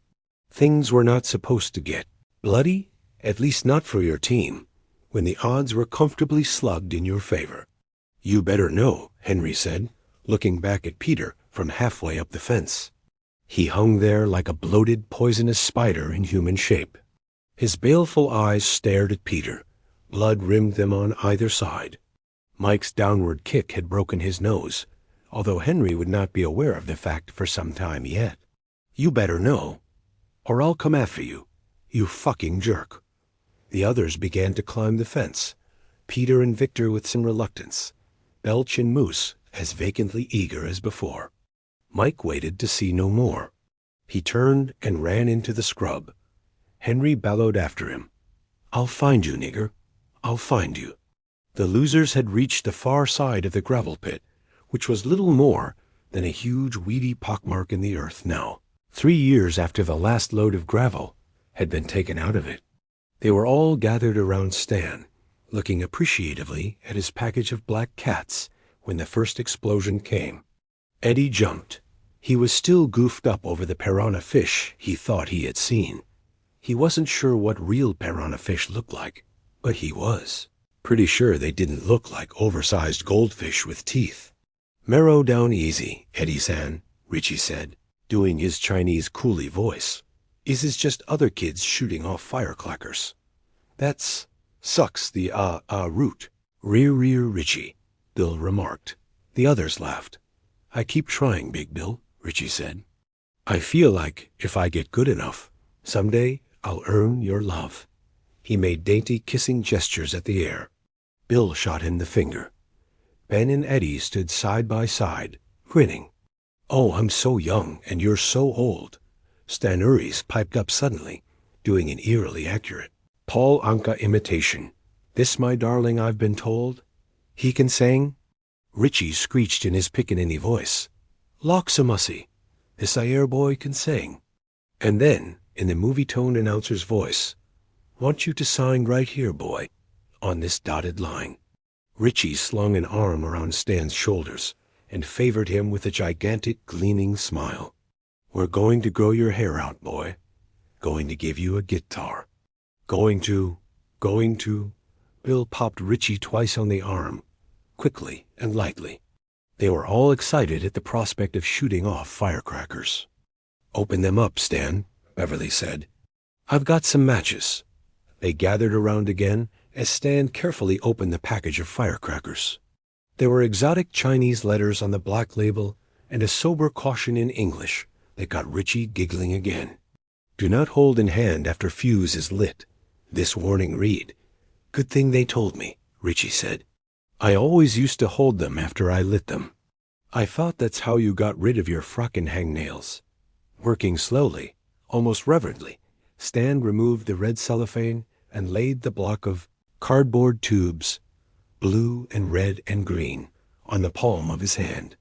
Their fuses had been braided together in a Chinese pigtail. "I'll unwind the stand," began, and then there was a much louder explosion. The echo rolled slowly across the barrens. A cloud of gulls rose from the eastern side of the dump, squalling and crying. They all jumped this time. Stan dropped the firecrackers and had to pick them up. "Was that dynamite?" Beverly asked nervously. She was looking at Bill, whose head was up, his eyes wide. She thought he had never looked so handsome, but there was something too alert, too strung up, in the attitude of his head. He was like a deer scenting fire in the air. "That was an M80, I think," Ben said quietly. "Last 4th of July, I was in the park, and there were these high school kids that had a couple. They put one of them in a steel trash can. It made a noise like that." "Did it blow a hole in the can, Haystack?" Richie asked. "No, but it bulged out the side. Looked like there was some little guy inside who just stroked at one." They ran away. "The big one was closer," Eddie said. He also glanced at Bill. "Do you guys want to shoot these off or not?" Stan asked. He had unbraided about a dozen of the firecrackers and had put the rest neatly back in the waxed paper for later. "Sure," Richie said. Put them away." They looked at Bill questioningly, a little scared. It was his abrupt tone more than what he had said. Put them away," Bill repeated, his face contorting with the effort he was making to get the words out. Spit flew from his lips. "S. Home things gonna happen." Eddie licked his lips. Richie shoved his glasses up the sweaty slope of his nose with his thumb, and Ben moved closer to Beverly without even thinking about it. Stan opened his mouth to say something, and then there was another, smaller explosion. Another cherry bomb. "Rocks," Bill said. "What, Bill?" Stan asked. "Rocks. Ammo." Bill began to pick up stones, stuffing them into his pockets until they bulged. The others stared at him, as though he had gone crazy. And then Eddie felt sweat break on his forehead. All of a sudden, he knew what a malaria attack felt like. He had sensed something like this on the day he and Bill had met Ben, except Eddie, like others, was already coming to think of Ben as Haystack. The day Henry Bowers had casually bloodied his nose. But this felt worse. This felt like maybe it was going to be Hiroshima time in the Barrens. Ben started to get rocks, then Richie, moving quickly, not talking now.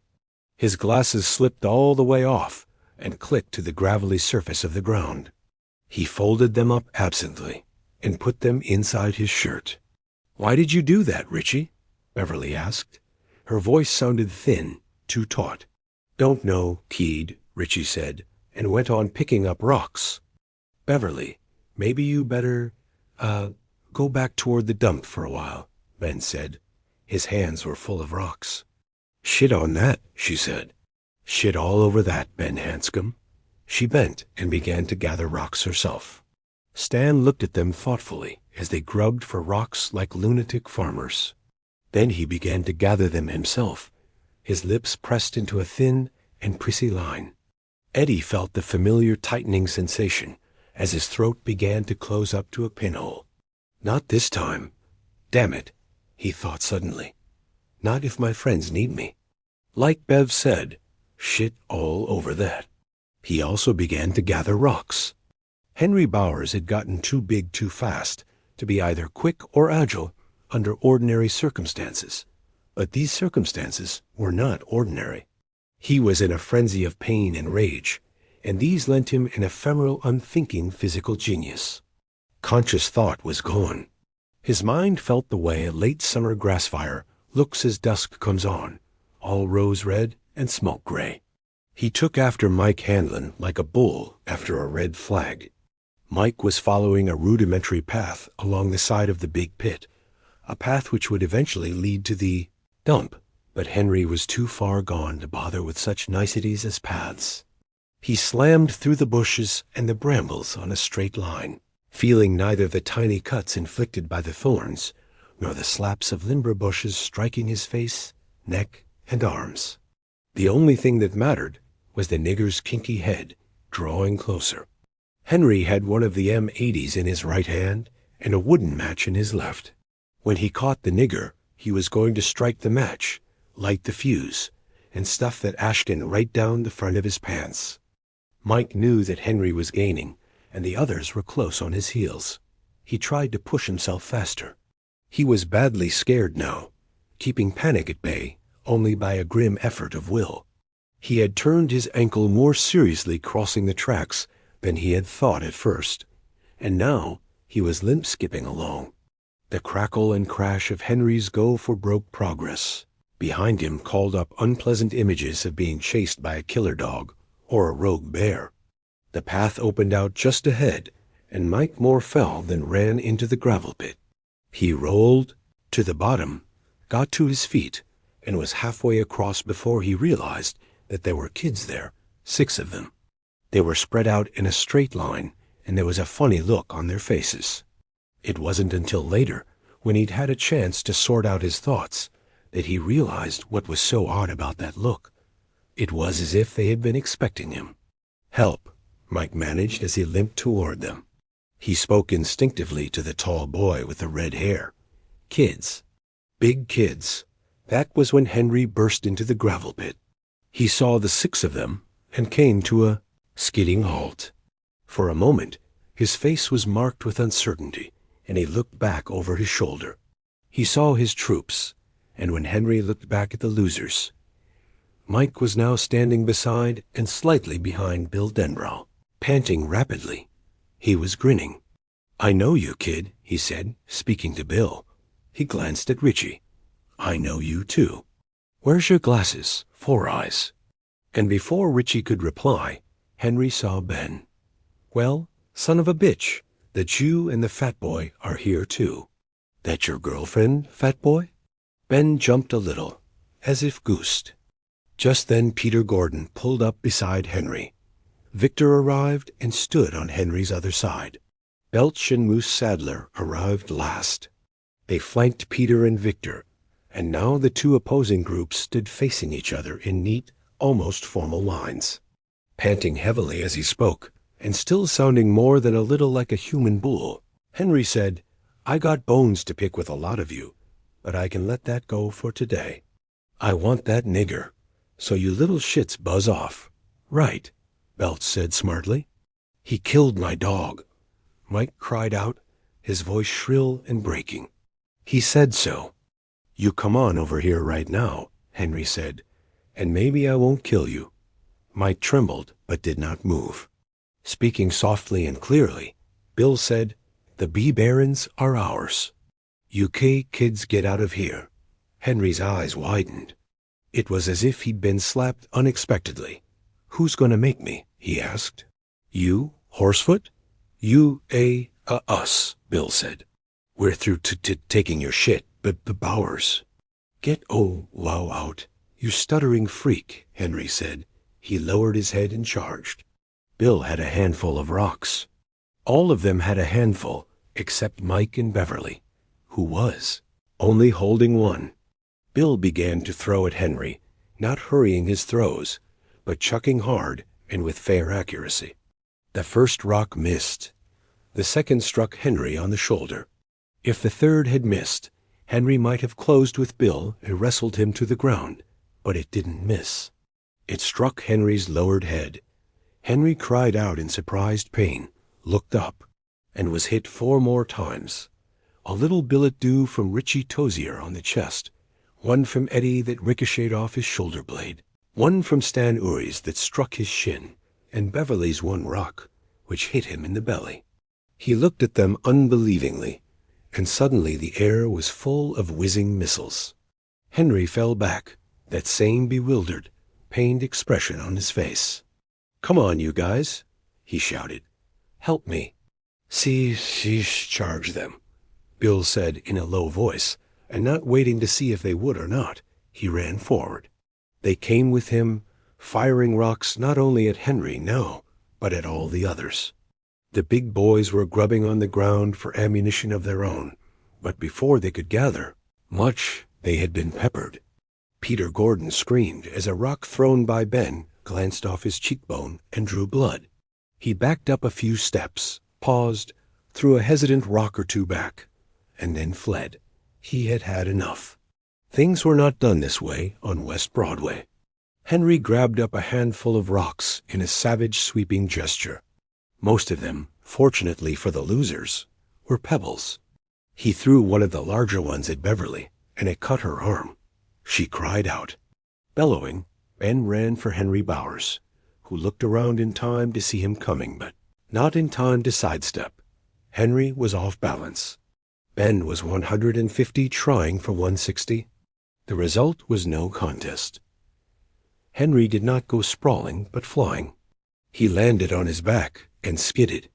Ben ran toward him again and was only vaguely aware of a warm, blooming pain in his ear, as Belch Huggins nailed him with a rock roughly the size of a golf ball. Henry was getting gradually to his knees as Ben reached him and kicked him hard, his sneakered foot connecting solidly with Henry's left hip. Henry rolled over heavily on his back. His eyes blazed up at Ben. "You ain't supposed to throw rocks at girls," Ben shouted. He could not remember ever in his life feeling so outraged. "You ain't—" Then he saw a flame in Henry's hand as Henry popped the wooden match alight. He touched it to the thick fuse of the M80, which he then threw at Ben's face. Acting with no thought at all, Ben struck the ashkin with the palm of his hand, swinging at it as one would swing a racket at a badminton birdie. The M80 went back down. Henry saw it coming. His eyes widened, and then he rolled away, screaming. The ashkin exploded a split second later, blackening the back of Henry's shirt and tearing some of it away. A moment later, Ben was hit by Moose Sadler and driven to his knees. His teeth clicked together over his tongue, drawing blood. He blinked around, dazed. Moose was coming toward him, but before he could reach the place where Ben was kneeling, Bill came up behind him and began pelting the big kid with rocks. Moose wheeled around, bellowing. "You hit me from behind, Yellow Belly," Moose screamed. "You fucking dirty fighter." He gathered himself to charge, but Richie joined Bill and also began to fire rocks at Moose. Richie was unimpressed with Moose's rhetoric on the subject of what might or might not constitute Yellow Belly behavior. He had seen the 5 of them chasing one scared kid, and he didn't think that exactly put them up there with King Arthur and the Knights of the Round Table. One of Richie's missiles split the skin above Moose's left eyebrow. Moose howled. Eddie and Stan Uri's moved up to join Bill and Richie. Beverly moved in with them, her arm bleeding, but her eyes wildly alight. Rocks flew. Belch Huggins screamed as one of them clipped his crazy bone. He began to dance lumbersomely, rubbing his elbow. Henry got to his feet, the back of his shirt hanging in rags, the skin beneath almost miraculously unmarked. Before he could turn around, Ben Hanscom bounced a rock off the back of his head and drove him to his knees again. It was Victor Chris who did the most damage to the losers that day, partly because he was a pretty fair fastball pitcher, but mostly, paradoxically, because he was the least emotionally involved. More and more he didn't want to be here. People could get seriously hurt in rock fights. A kid could get his skull split, a mouthful of broken teeth, could even lose an eye. But since he was in it, he was in it. He intended to dish out some trouble. That coolness had allowed him to take an extra 30 seconds and pick up a handful of good-sized rocks. He threw one at Eddie as the losers reformed their rough skirmish line, and it struck Eddie on the chin. He fell down crying, the blood already starting to flow. Ben turned toward him, but Eddie was already getting up again, the blood gruesomely bright against his pallid skin. His eyes slitted. Victor threw at Richie, and the rock thudded off Richie's chest. Richie threw back, but Vey ducked it easily and threw one sidearm at Bill Denbrough.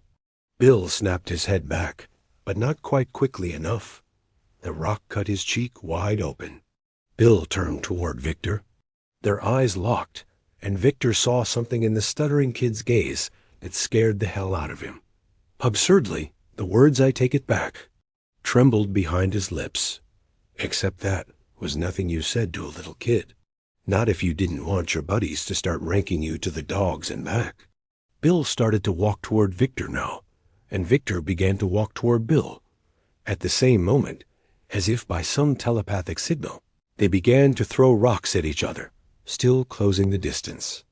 The writing flagged around them as the others turned to watch. Even Henry turned his head. Victor ducked and bobbed, but Bill made no such effort. Victor's rocks slammed him in the chest, the shoulder, the stomach. One clipped by his ear. Apparently unshaken by any of this, Bill threw one rock after another, pegging them with murderous force. The third one struck Victor's knee with a brittle chipping sound, and Victor uttered a stifled groan. He was out of ammunition. Bill had one rock left. It was smooth and white, shot with quartz, roughly the size and shape of a duck's egg. To Victor Chris, it looked very hard. Bill was less than 5 feet away from him. Why you get out of here now," he said, "or I'm going to spuppalit your head open.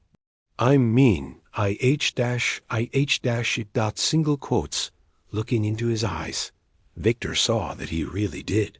Without another word, he turned and headed back the way Peter Gordon had gone. Belch and Moose Sadler were looking around uncertainly. Blood trickled from the corner of the Sadler boy's mouth, and blood from a scalp wound was sheeting down the side of Belch's face. Henry's mouth worked, but no sound came out. Bill turned toward Henry. Get out," he said. "What if I won't?"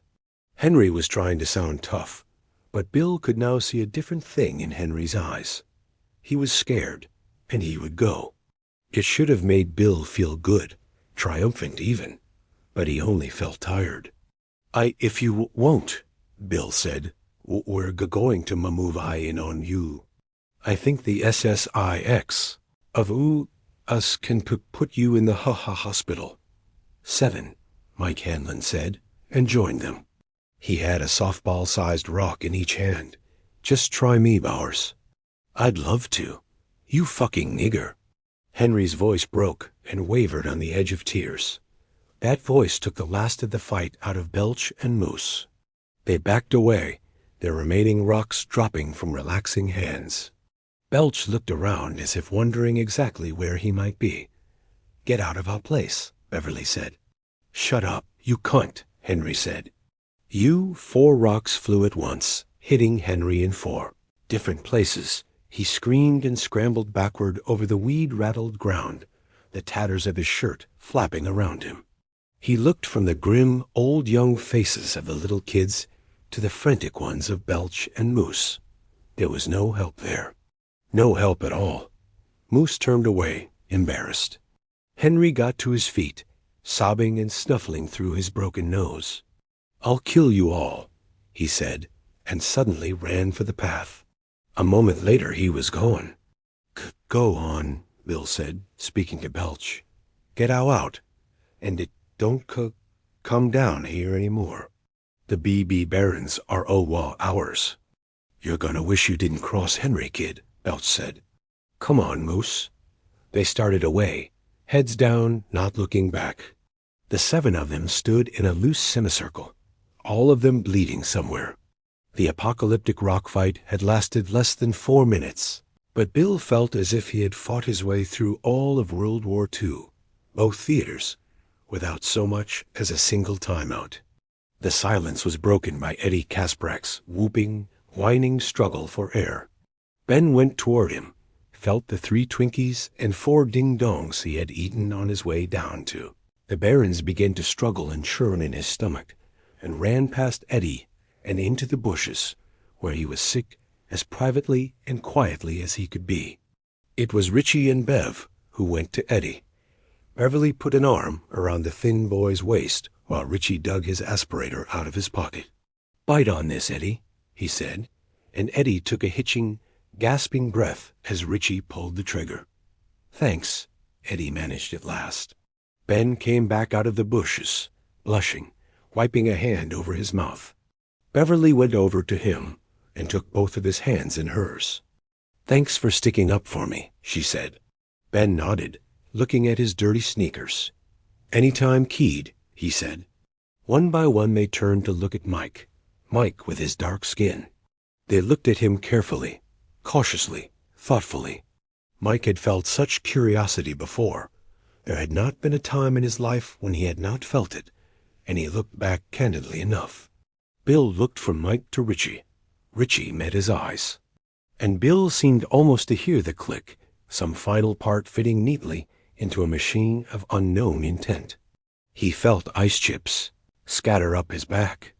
We're all together now, he thought, and the idea was so strong, so right, that for a moment he thought he might have spoken it aloud. But of course there was no need to speak it aloud. He could see it in Richie's eyes, in Ben's, in Eddie's, in Beverly's, in Stan's. We're all together now, he thought again. Oh, God help us. Now it really starts. Please, God, help us. What's your name, kid? Beverly asked. Mike Hanlon. You want to shoot off some firecrackers? Stan asked, and Mike's grin was answer enough. Chapter 14. The album, as it turns out, Bill isn't the only one. They all bring booze. Bill has bourbon. Beverly has vodka and a carton of orange juice. Richie a 6-pack. Ben Hanscom a bottle of wild turkey. Mike has a 6-pack in the little refrigerator in the staff lounge. Eddie Kasprak comes in last, holding a small brown bag. What you got there, Eddie? Richie asks. Zarex or Kool-Aid? Smiling nervously, Eddie removes first a bottle of gin and then a bottle of prune juice.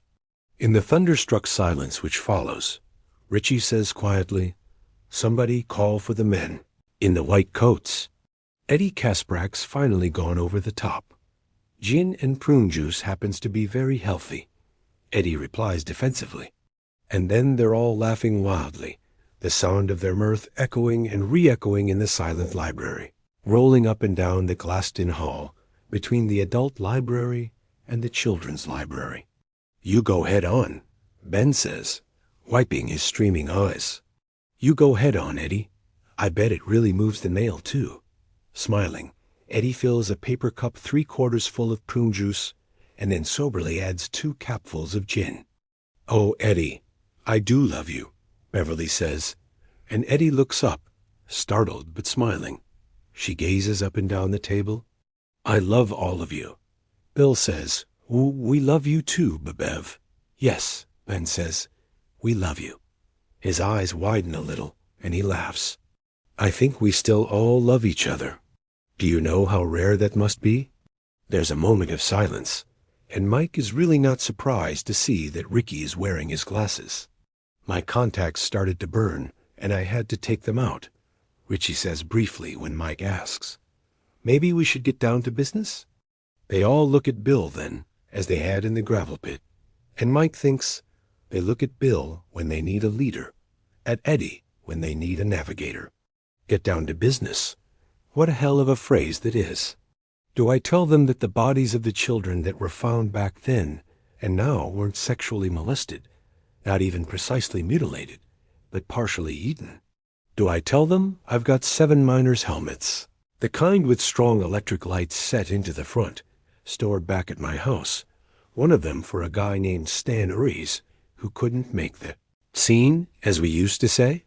Or is it maybe enough just to tell them to go home and get a good night's sleep, because it ends tomorrow, or tomorrow night for good, either for it or us? None of those things have to be said, perhaps, and the reason why they don't has already been stated. They still love one another. Things have changed over the last 27 years, but that, miraculously, hasn't. It is, Mike thinks, our only real hope. The only thing that really remains is to finish going through it, to complete the job of catching up, of stapling past to present, so that the strip of experience forms some half-assed kind of wheel. Yes, Mike thinks, that's it. Tonight the job is to make the wheel. Tomorrow we can see if it still turns, the way it did when we drove the big kids out of the gravel pit and out of the barrens. Have you remembered the rest? Mike asks Richie. Richie swallows some beer and shakes his head. I remember you telling us about the bird and about the smoke hole. A grin breaks over Richie's face. I remembered about that. Walking over here tonight with Bevy and Ben. What a fucking honor show that was. Beep, beep. Richie, Beverly says, smiling. Well, you know, he says, still smiling himself and punching his glasses up on his nose in a gesture that is eerily reminiscent of the old Richie. He winks at Mike. You and me, right, Mikey? Mike snorts laughter and nods. Miss Scarlett. Miss Scarlett? Richie shrieks in his pickaninny voice. It's getting a little into Smokehouse, Miss Scarlett. Laughing, Bill says, another engineering and architectural triumph by Ben Hanscom. Beverly nods. We were digging out the clubhouse when you brought your father's photograph album to the Barrens, Mike. Oh, Christ, Bill says, sitting suddenly bolt upright. And the pictures, Richie nods grimly. The same trick as in Georgie's room. Only that time we all saw it. Ben says, I remembered what happened to the extra silver dollar. They all turned to look at him. I gave the other 3 to a friend of mine before I came out here, Ben says quietly, for his kids. I remembered there had been a 4th, but I couldn't remember what happened to it. Now I do. He looks at Bill. We made a silver slug out of it, didn't we? You, me, and Richie. At first, we were going to make a silver bullet. You were pretty sure you could do it, Richie agrees. But in the end, we got so cold for feet. Bill nods slowly. The memory has fallen naturally into its place, and he hears that same low but distinct click. When it happens, we're getting closer, he thinks. We went back to Neibolt Street, Richie says. All of us. You saved my life, Big Bill, Ben says suddenly, and Bill shakes his head. You did, though Ben persists, and this time Bill doesn't shake his head. He suspects that maybe he had done just that, although he does not yet remember how. And was it him? He thinks maybe Beverly, but that is not there. Not yet, anyway. Excuse me for a second, Mike says.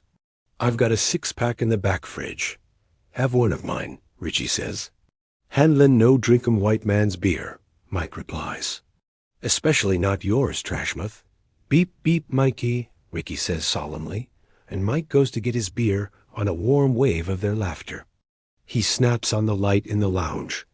A tacky little room with seedy chairs, a Silex badly in need of scrubbing, and a bulletin board covered with old notices, wage and hour information, and a few New Yorker cartoons now turning yellow and curling up at the edges. He opens the little refrigerator and feels the shock sink into him, bone deep and ice white, the way February cold sank into you when February was here, and it seemed that April never would be. Blue and orange balloons drift out in a flood, dozens of them, a New Year's Eve bouquet of party balloons, and he thinks incoherently in the midst of his fear. All we need is Guy Lombardo tootling away on Auld Lang Syne. They waft past his face and rise toward the lounge ceiling. He's trying to scream, unable to scream, seeing what had been behind the balloons, what it had popped into the refrigerator beside his beer, as if for a late-night snack after his worthless friends have all told their worthless stones and gone back to their rented beds in this hometown that is no longer home. Mike takes a step backward, his hands going to his face, shutting the vision out. He stumbles over one of the chairs, almost falls, and takes his hands away. It is still there. Stan Uris's severed head beside Mike's six-pack of Bud Light, the head not of a man, but of an 11-year-old boy. The mouth is open in a soundless scream, but Mike can see neither teeth nor tongue because the mouth has been stuffed full of feathers. The feathers are a light brown and unspeakably huge. He knows well enough what bird those feathers came from. Oh yes, indeed. He had seen the bird in May of 1958, and they had all seen it in early August of 1958, and then, years later, while visiting his dying father, he had found out that Will Hanlon had seen it once too, after his escape from the fire at the Black Spot. The blood from Stan's tattered neck has dripped down and formed a coagulated pool on the fridge's bottom shelf. It glitters dark ruby red in the uncompromising glow shed by the fridge bulb. Mike manages, but no more sound than that can he make. Then the head opens its eyes, and they are the silver-bright eyes of Pennywise the clown. Those eyes roll in his direction, and the head's lips begin to squirm around the mouthful of feathers. It is trying to speak, perhaps trying to deliver prophecy like the oracle in a Greek play. Just thought I'd join you, Mike, because you can't win without me. You can't win without me, and you know it, don't you? You might have had a chance if all of me had shown up, but I just couldn't stand the strain on my all-American brain, if you see what I mean, Jellybean. All the six of you can do on your own is hash over some old times and then get yourselves killed. So I thought I'd head you off at the pass. Head you off. Get it, Mikey? Get it, old pal? Get it, you fucking scumbag nigger? You're not real. He screams, but no sound comes out. He is like a TV with the volume control turned all the way down. Incredibly, grotesquely, the head winks at him. I'm real, all right? Real as raindrops. And you know what I'm talking about, Mikey? What the six of you are planning to try is like taking off in a jet plane with no landing gear. There's no sense in going up if you can't get back down, is there? No sense in going down if you can't get back up either. You'll never think of the right riddles and jokes. You'll never make me laugh, Mikey. You've all forgotten how to turn your screens upside down. Beep, beep, Mikey. What do you say? Remember the bird? Nothing but a sparrow. But say, hey, it was a Lulu, wasn't it? Big as a barn. Big as one of those silly Japanese movie monsters that used to scare you when you were a little kid. The days when you knew how to turn that bird from your door are gone forever. Believe it, Mikey. If you know how to use your head, you'll get out of here, out of Derry, right now. If you don't know how to use it, it'll end up just like this one here. Today's guidepost along the great road of life is use it before you lose it, my good man. The head rolls over on its face. The feathers in its mouth make a horrid crumpling sound and falls out of the refrigerator. It thucks to the floor and rolls toward him like a hideous bowling ball, its blood-matted hair changing places with its grinning face. It rolls toward him, leaving a gluey trail of blood and dismembered bits of feather behind, its mouth working around its clot of feathers. Beep, beep, Mikey. It screams as Mike backs madly away from it, hands held out in a warding-off gesture. Beep, beep, beep, beep, beep, fucking beep. Then there is a sudden loud pop, the sound of a plastic cork thumbed out of a bottle of cheap champagne. The head disappears. Real. Mike thinks sickly. There was nothing supernatural about that pop, anyway. That was the sound of air rushing back into a suddenly vacated space. Real, Oh God, real. A thin net of blood droplets floats up and then patters back down. No need to clean the lounge, though. Carol will see nothing when she comes in. Tomorrow, not even if she has to plow her way through the balloons to get to the hot plate and make her first cup of coffee. How handy. He giggles shrilly. He looks up, and yes, the balloons are still there. The blue ones say, "Derry niggers get the bird." The orange ones say, "The losers are still losing." But Stanley Uris is finally ahead. No sense going up if you can't get back down. The speaking head had assured him. No sense going down if you can't get back up. This latter makes him think again of the stored miners. Helmets, and was it true? Suddenly he's thinking about the first day he went down to the Barrens after the rock fight. July 6th, that had been, 2 days after he had marched in the 4th of July parade. 2 days after he had seen Pennywise the clown in person for the first time.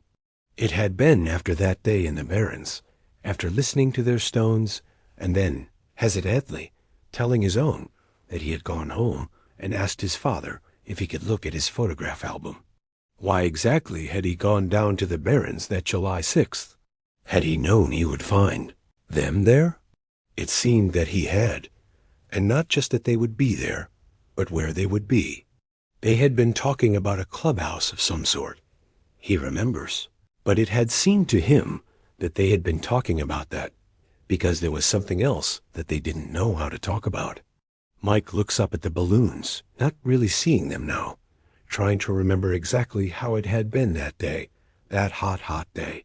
Suddenly, it seems very important to remember just what had happened, what every nuance had been, what his state of mind had been, because that was when everything began to happen.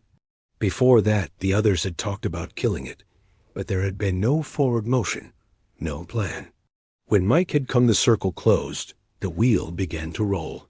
It had been later that same day that Bill and Richie and Ben went down to the library and began to do serious research on an idea that Bill had had a day or a week or a month before. It had all begun to... Mike? Richie calls from the reference room where the others are gathered. Did you die in there? Almost, Mike thinks, looking at the balloons, the blood, the feathers inside the fridge. He calls back, I think you guys better come in here. He hears the scrape of their chairs, the mutter of their voices. He hears Richie saying, Oh Jesus, what's up now? And another ear, this one in his memory, hears Richie saying something else, and suddenly he remembers what it is he has been searching for. Even more, he understands why it has seemed so elusive. The reaction of the others when he stepped into the clearing in the darkest, deepest, and most overgrown part of the Barrens that day had been nothing. No surprise, no questions about how he had found them, no big deal. Ben had been eating a Twinkie. He remembers. Beverly and Richie had been smoking cigarettes. Bill had been lying on his back with his hands behind his head, looking at the sky. Eddie and Stan were looking doubtfully at a series of strings which had been pegged into the ground to form a square of about 5 feet on a side. No surprise, no questions, no big deal. He had simply shown up and been accepted. It was as if, without even knowing it, they had been waiting for him. And in that third ear, memories. Ear, he hears Richie's pickaninny voice, raised as it was earlier tonight. Lottie, Miss Claudie, here come that black chili again. Loxamussy, I don't know what the sire Barrens is comin' to. Look at that there nappy-hayed Big Bill. Bill didn't even look around.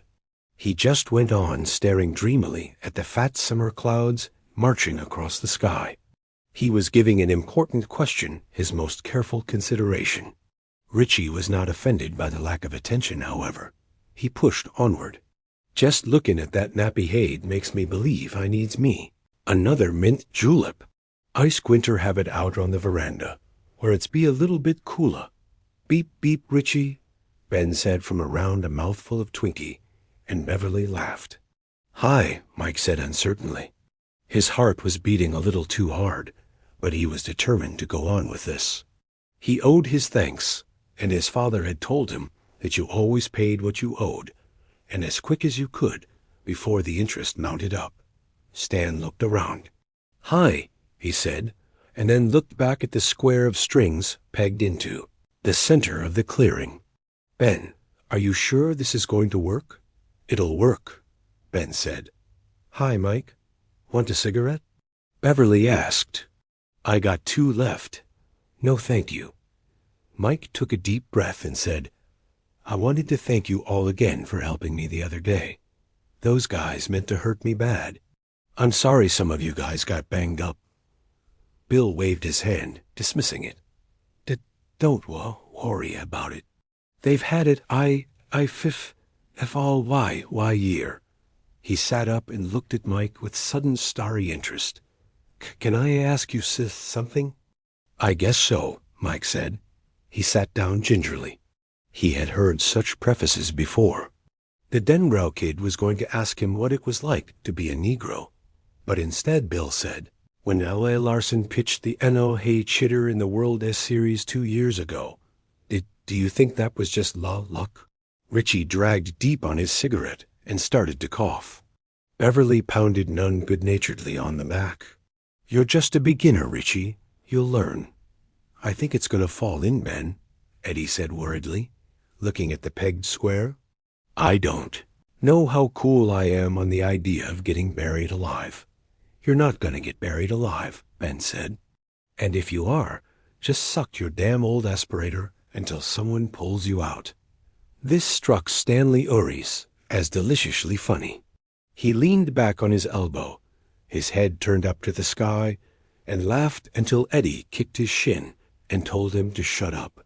"Luck," Mike said finally. "I think any no-hitter's more luck than skill." "My too," Bill said. Mike waited to see if there was more, but Bill seemed satisfied. He lay down again, laced his hands behind his head again, and went back to studying the clouds as they floated by. "What are you guys up to?" Mike asked, looking at the square of strings pegged just above the ground. "Oh, this is Haystack's big idea of the week," Richie said. "Last time he flooded out the Barrens, and that was pretty good. But this one's a real dinner winner. This is Dig Your Own Clubhouse month.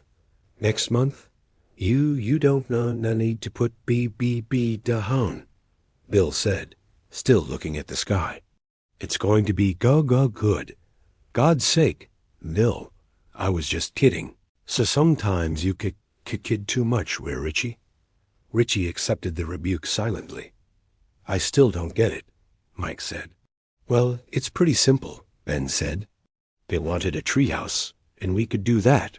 But people have a bad habit of breaking their bones when they fall out of treehouses. Cookie. "Lend me your bones," Stan said, and laughed again while the others looked at him, puzzled. Stan did not have much sense of humor, and the bit he did have was sort of peculiar. "You ease going loco, senor," Richie said. "Ease the heat and the cucarachas, I think." "Anyway," Ben said, "what we'll do is dig down about 5 feet in the square I pegged out there. We can't go much deeper than that, or we'll hit groundwater, I guess. It's pretty close to the surface down here. Then we'll shore up the sides just to make sure they don't cave in." He looked significantly at Eddie here, but Eddie was worried. "Then what?" Mike asked, interested. "We'll cap off the top." "Huh?" "Put boards over the top of the hole. We can put in a trapdoor or something, so we can get in and out, even windows if we want." "We'll need some hinges," Bill said, still looking at the clouds. "We can get those at Reynolds Hardware," Ben said. "You go guys have your allowances?" Bill said. "I've got $5, Beverly said. "I saved it up from babysitting." Richie immediately began to crawl toward her on his hands and knees. "I love you, Bevy," he said, making dog's eyes at her. "Will you marry me? We'll live in a pine-studded bungalow." "A what?" Beverly asked, while Ben watched them with an odd mixture of anxiety, amusement, and concentration. "A bung-studded pinnalow," Richie said. $5 is enough, sweetie. You and me and baby makes 3. Beverly laughed and blushed and moved away from him. We share the expenses, Bill said. That's why we got a club. So after we capped the hole with boards, Ben went on, we put down this heavy-duty glue, Tangletrack, they call it, and put the sods back on. Maybe sprinkle it with pine needles. We could be down there and people like Henry Bowers could walk right over us and not even know we were there. You thought of that? Mike said, Geez, that's great. Ben smiled. It was his turn to blush. Bill sat up suddenly and looked at Mike. You want to help? Well, sure, Mike said. That'd be fun. He looked past among the others. Mike felt it as well as saw it. There are 7 of us here, Mike thought, and for no reason at all, he shivered. When are you going to break ground? Pay ready soon, Bill said, and Mike knew that it wasn't just Ben's underground clubhouse Bill was talking about. Ben knew it, too. So did Richie, Beverly, and Eddie. Stan Uries had stopped smiling. We're gonna start this project pretty soon. There was a pause then, and Mike was suddenly aware of 2 things. He wanted to say something, tell him something, and he was not entirely sure he wanted to hear it. Ben had picked up a stick and was doodling aimlessly in the dirt, his hair hiding his face. Richie was gnawing at his already ragged fingernails. Only Bill was looking directly at Mike. Is something wrong? Mike asked uneasily. Speaking very slowly, Bill said, We're a club. Why you can be in the club if you want, but why you have to keep our CC secrets. You mean like the clubhouse? Mike asked, now more uneasy than ever. Well, sure, we've got another secret, kid, Richie said, still not looking at Mike. And Big Bill says we've got something more important to do this summer than digging underground clubhouses. He's right, too, Ben added. There was a sudden, whistling gasp. Mike jumped. It was only Eddie, blasting off. Eddie looked at Mike apologetically, shrugged, and then nodded. Well, Mike said finally, don't keep me in suspense. Tell me. Bill was looking at the others. Is there anyone who doesn't want him in the club? No one spoke or raised a hand. Who wants to tell? Bill asked. There was another long pause, and this time Bill didn't break it. At last Beverly sighed and looked up at Mike. The kids who have been killed, she said. We know who's been doing it, and it's not human. They told him one by one. The clown on the ice, the leper under the porch, the blood and voices from the drain, the dead boys in the standpipe. Richie told about what had happened. When he and Bill went back to Neibolt Street, and Bill spoke last, telling about the school photo that had moved, and the picture he had stuck his hand into. He finished by explaining that it had killed his brother Georgie, and that the Losers Club was dedicated to killing the monster. Whatever the monster really was.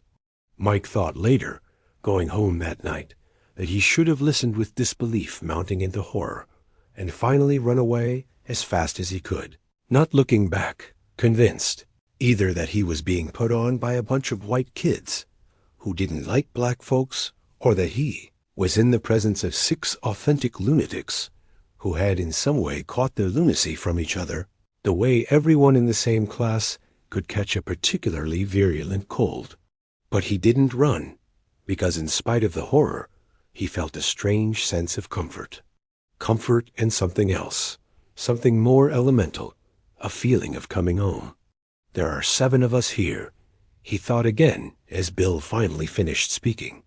He opened his mouth, not sure of what he was going to say. I've seen the clown, he said. What? Richie and Stan asked together, and Beverly turned her head so quickly that her ponytail flipped from her left shoulder to her right. I saw him on the 4th, Mike said slowly, speaking to Bill mostly. Bill's eyes, sharp and utterly concentrated, were on his, demanding that he go on. Yes, on the 4th of July? He trailed off momentarily, thinking, but I knew him. I knew him because that wasn't the first time I saw him. And it wasn't the first time I saw something. Something wrong. He thought of the bird then, The first time he'd really allowed himself to think of it, except in nightmares, since May. He had thought he was going crazy. It was a relief to find out he wasn't crazy, but it was still a scary relief. He wet his lips. "Go on," Bev said impatiently. "Hurry up. Well, the thing is, I was in the parade." I saw you," Eddie said. "You were playing the saxophone." "Well, it's actually a trombone," Mike said. "I play with the Neibolt Church School Band. Anyway, I saw the clown. He was handing out balloons to kids on the three-way corner, downtown. He was just like Ben and Bill said. Silver suit, orange buttons, white makeup on his face, big red smile. I don't know if it was lipstick or makeup, but it looked like blood. The others were nodding, excited now, but Bill only went on looking at Mike closely. Oh, orange tufts of ha, he asked Mike, making them unconsciously over his own head with his fingers. Mike nodded, seeing him like that. It scared me. And while I was looking at him, he turned around and waved at me, like he'd read my mind, or my feelings, or whatever you call it. And that, scared me worse. I didn't know why then, but he scared me so bad for a couple of seconds, I couldn't play my bone anymore. All the spit in my mouth dried up, and I felt... He glanced briefly at Beverly. He remembered it all so clearly now. How the sun had suddenly seemed intolerably dazzling on the brass of his horn and the chrome of the cars, the music too loud, the sky too blue.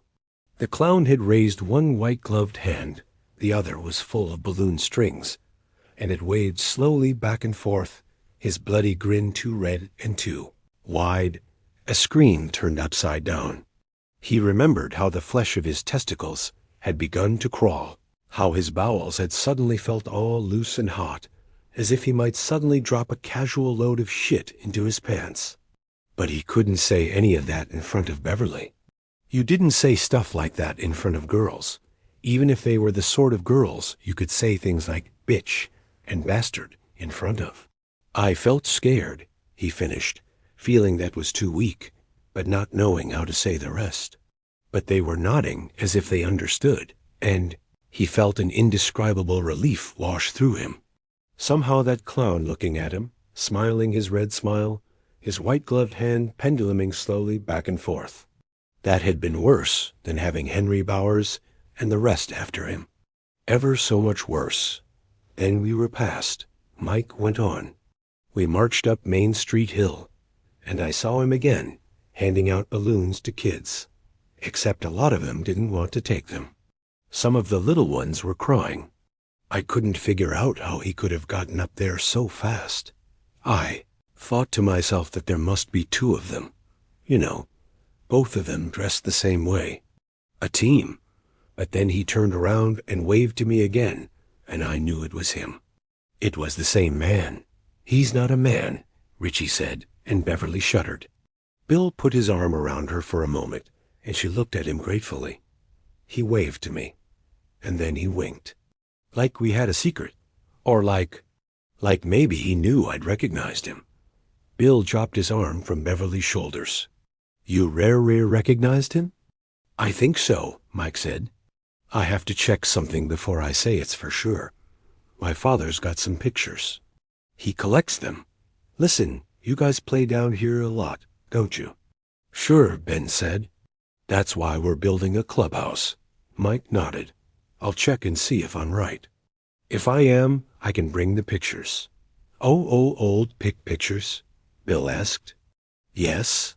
What else? Bill asked. Mike opened his mouth and then closed it again. He looked around at them uncertainly and then said, You'd think I was crazy. Crazy or lying? Why you think we're crazy? Mike shook his head. You bet we're not, Eddie said. I got a lot wrong with me, but I'm not Bughouse. I don't think? No, Mike said. I don't think you're crazy. Well, we want to think you're cruh.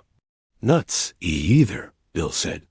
Mike looked them all over, cleared his throat, and said, I saw a bird. 3 months ago. I saw a bird.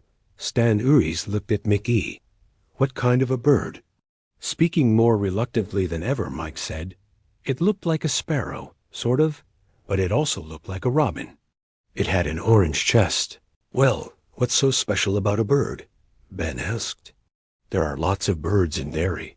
But he felt uneasy, and looking at Stan, he felt sure that Stan was remembering what had happened in the standpipe, and how he had somehow stopped it from happening by shouting out the names of birds. But he forgot all about that, and everything else, when Mike spoke again. This bird was bigger than a house trailer, he said. He looked at their shocked, amazed faces. He waited for their laughter, but none came. Stan looked as if someone had clipped him with a brick. His face had gone so pale, it was the color of muted November sunlight. I swear it's true, Mike said. It was a giant bird, like one of those birds in the monster movies that are supposed to be prehistoric.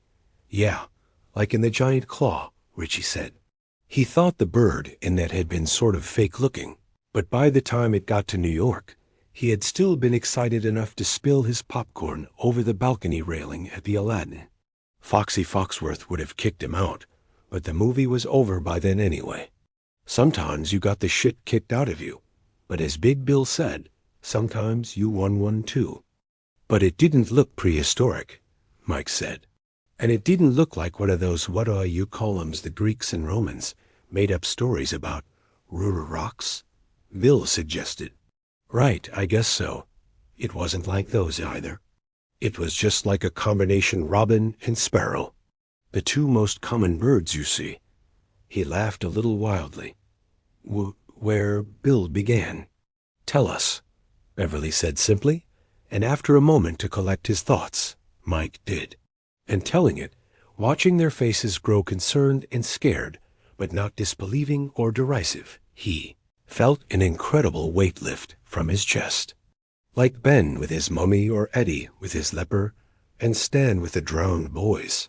He had seen a thing that would have driven an adult insane, not just with terror, but with the walloping force of an unreality too great to be explained away, or, lacking any rational explanation, simply ignored. Elijah's face had been burned black by the light of God's love, or so Mike had read. But Elijah had been an old man when it happened, and maybe that made a difference.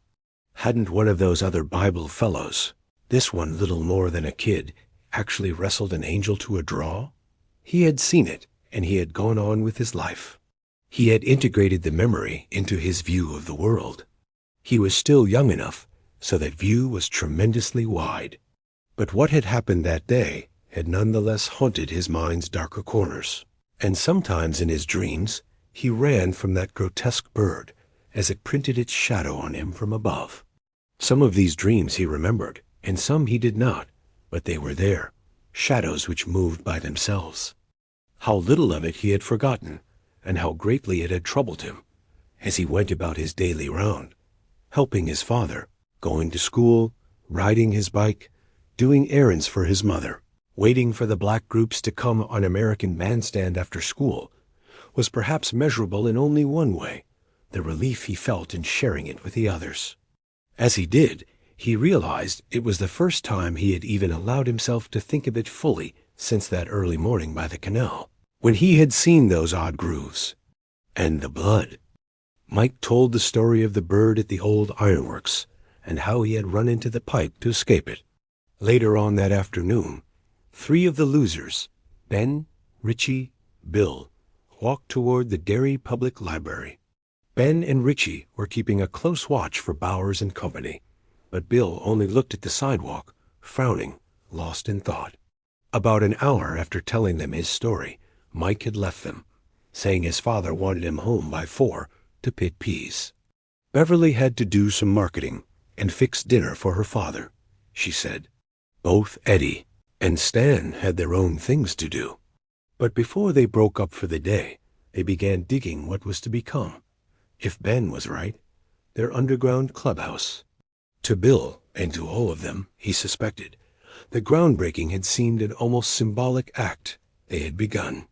Whatever it was they were supposed to do as a group, as a unit, they had begun.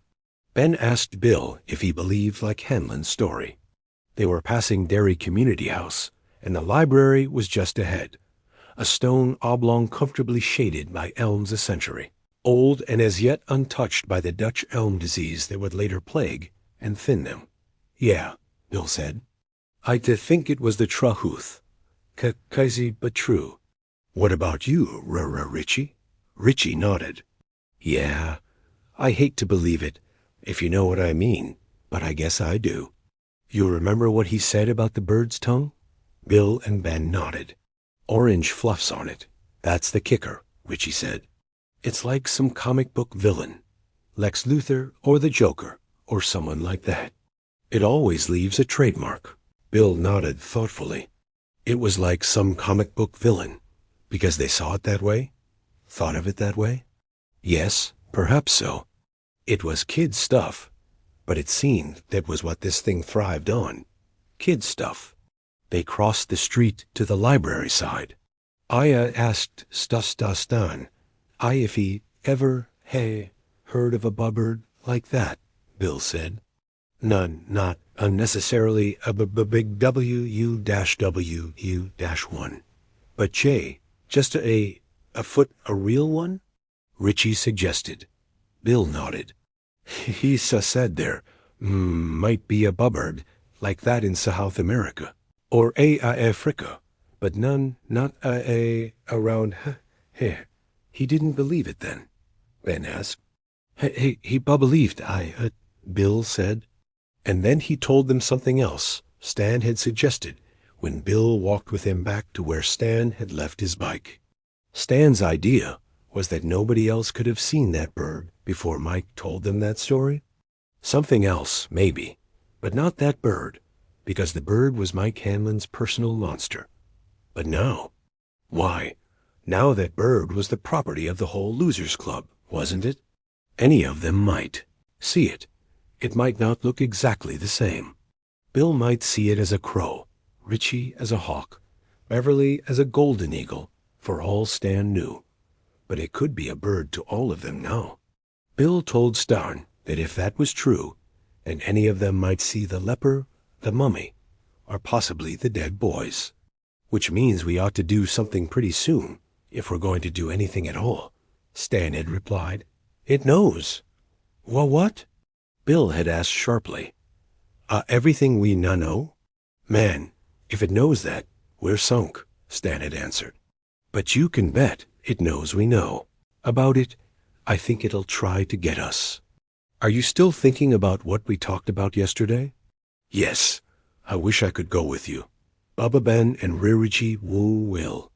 Ben's really smart, and Richie is too, when he isn't fucking off. Now, standing outside the library, Richie asked Bill exactly what it was he had in mind. Bill told them, speaking slowly so he wouldn't stutter too badly. The idea had been circling in his mind for the last 2 weeks, but it had taken Mike's story of the bird to crystallize it. What did you do if you wanted to get rid of a bird? Well, shooting it was pretty goddamn final. What did you do if you wanted to get rid of a monster? Well, the movie suggested that shooting it with a silver bullet was pretty goddamn final. Ben and Richie listened to this respectfully enough. Then Richie asked, How do you get a silver bullet, Big Bill? Send away for it? Very funny. We'll have to make it. How? I guess that's what we're at the library to find out, Ben said. Richie nodded and pushed his glasses up on his nose. Behind them, his eyes were sharp and thoughtful. But doubtful, Bill thought. He felt doubtful himself. At least there was no foolishness in Richie's eyes, and that was a step in the right direction. You thinking about your dad's Walther? Richie asked. The one we took to Neibolt Street? Yes, Bill said. Even if we could really make silver bullets, Richie said, where would we get the silver? Let me worry about that, Ben said quietly. Well, okay, Richie said. We'll let Haystack worry about that. Then what? Neibolt Street again? Bill nodded. Neibolt Street again. And then we blow its fucking hay head off. The three of them stood there a moment longer, looking at each other solemnly, and then they went into the library. "Sure and begorra, it's that black feller again," Richie cried in his Irish cop voice. A week had passed. It was nearly mid-July, and the underground clubhouse was almost finished.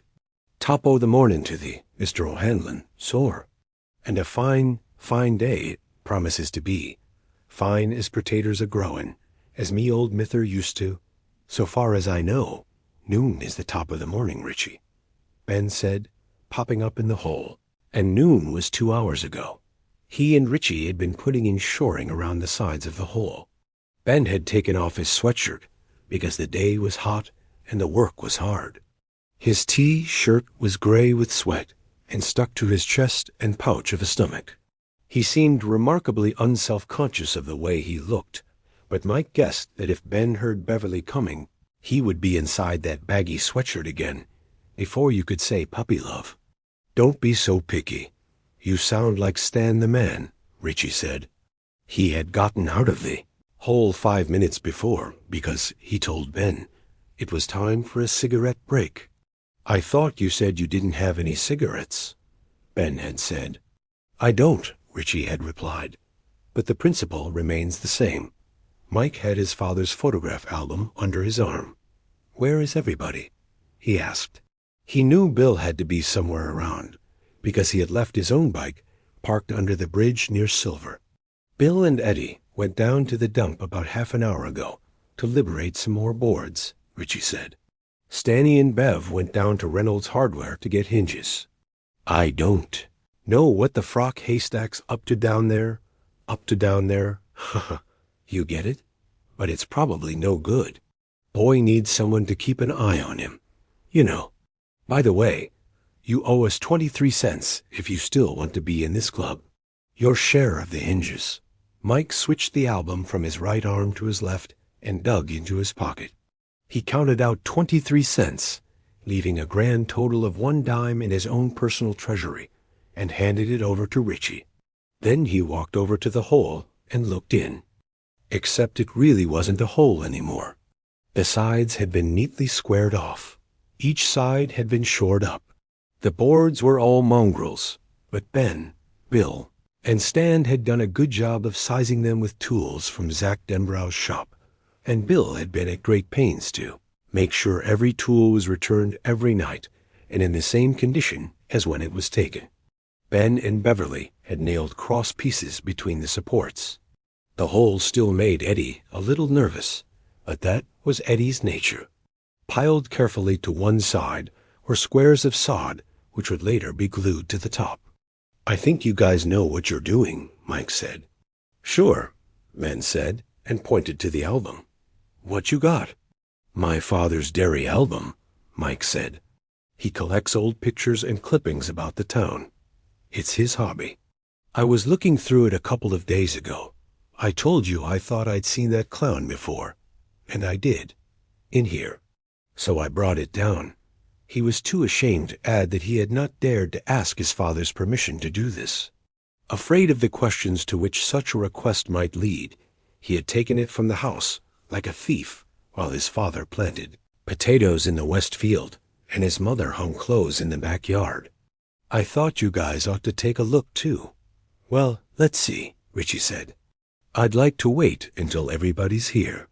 It might be better." Okay. Richie was, in truth, not that anxious to look at more pictures of Derry, in this or any other album, not after what had happened in Georgie's room. "You want to help me and Ben with the rest of the shoring?" "You bet." Mike put his father's album down carefully, far enough from the hole so it wouldn't be pelted with flying dirt, and took Ben's shovel. "Dig right here," Ben said, showing Mike the spot. "Go down about a foot. Then I'll set a board in and hold it flush against the side while you shovel the dirt back in. Good plan." "Man," Richie said sagely from where he sat on the edge of the excavation with his sneakers dangling down. "What's wrong with you?" Mike asked. "Got a bone in my leg," Richie said comfortably. "How's your project with Bill going?" Mike stopped long enough to strip off his shirt and then began to dig. "It was hot down here. even in the barrens. Crickets hummed sleepily, like summer clocks in the brush. "Well?" "Not too bad," Richie said, and Mike thought he flashed Ben a mildly warning look. "I guess. Why don't you play your radio, Richie?" Ben asked. He slipped a board into the hole Mike had dug and held it there. Richie's transistor was hung by the strap in its accustomed place on the thick branch of a nearby shrub. "Batteries are worn out," Richie said. "You had to have my last 25 cents for hinges, remember? Cruel, Haystack, very cruel. After all the things I've done for you. Besides, all I can only get down here is WABI, and they only play Pansy Rock." "Huh?" Mike asked. "Haystack thinks Tommy Sands and Pat Boone sing rock and roll," Richie said, "but that's because he's ill. Elvis sings rock and roll. Ernie Cado sings rock and roll. Carl Perkins sings rock and roll. Bobby Darin, Buddy Holly. Ah, Peggy. My Peggy Sua Oh. Please, Richie," Ben said.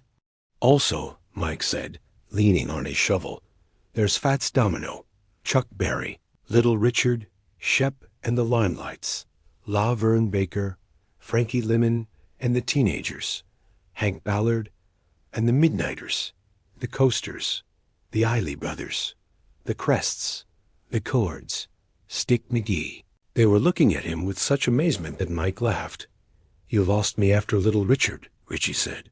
He liked Little Richard, but if he had a secret rock and roll hero that summer, it was Jerry Lee Lewis.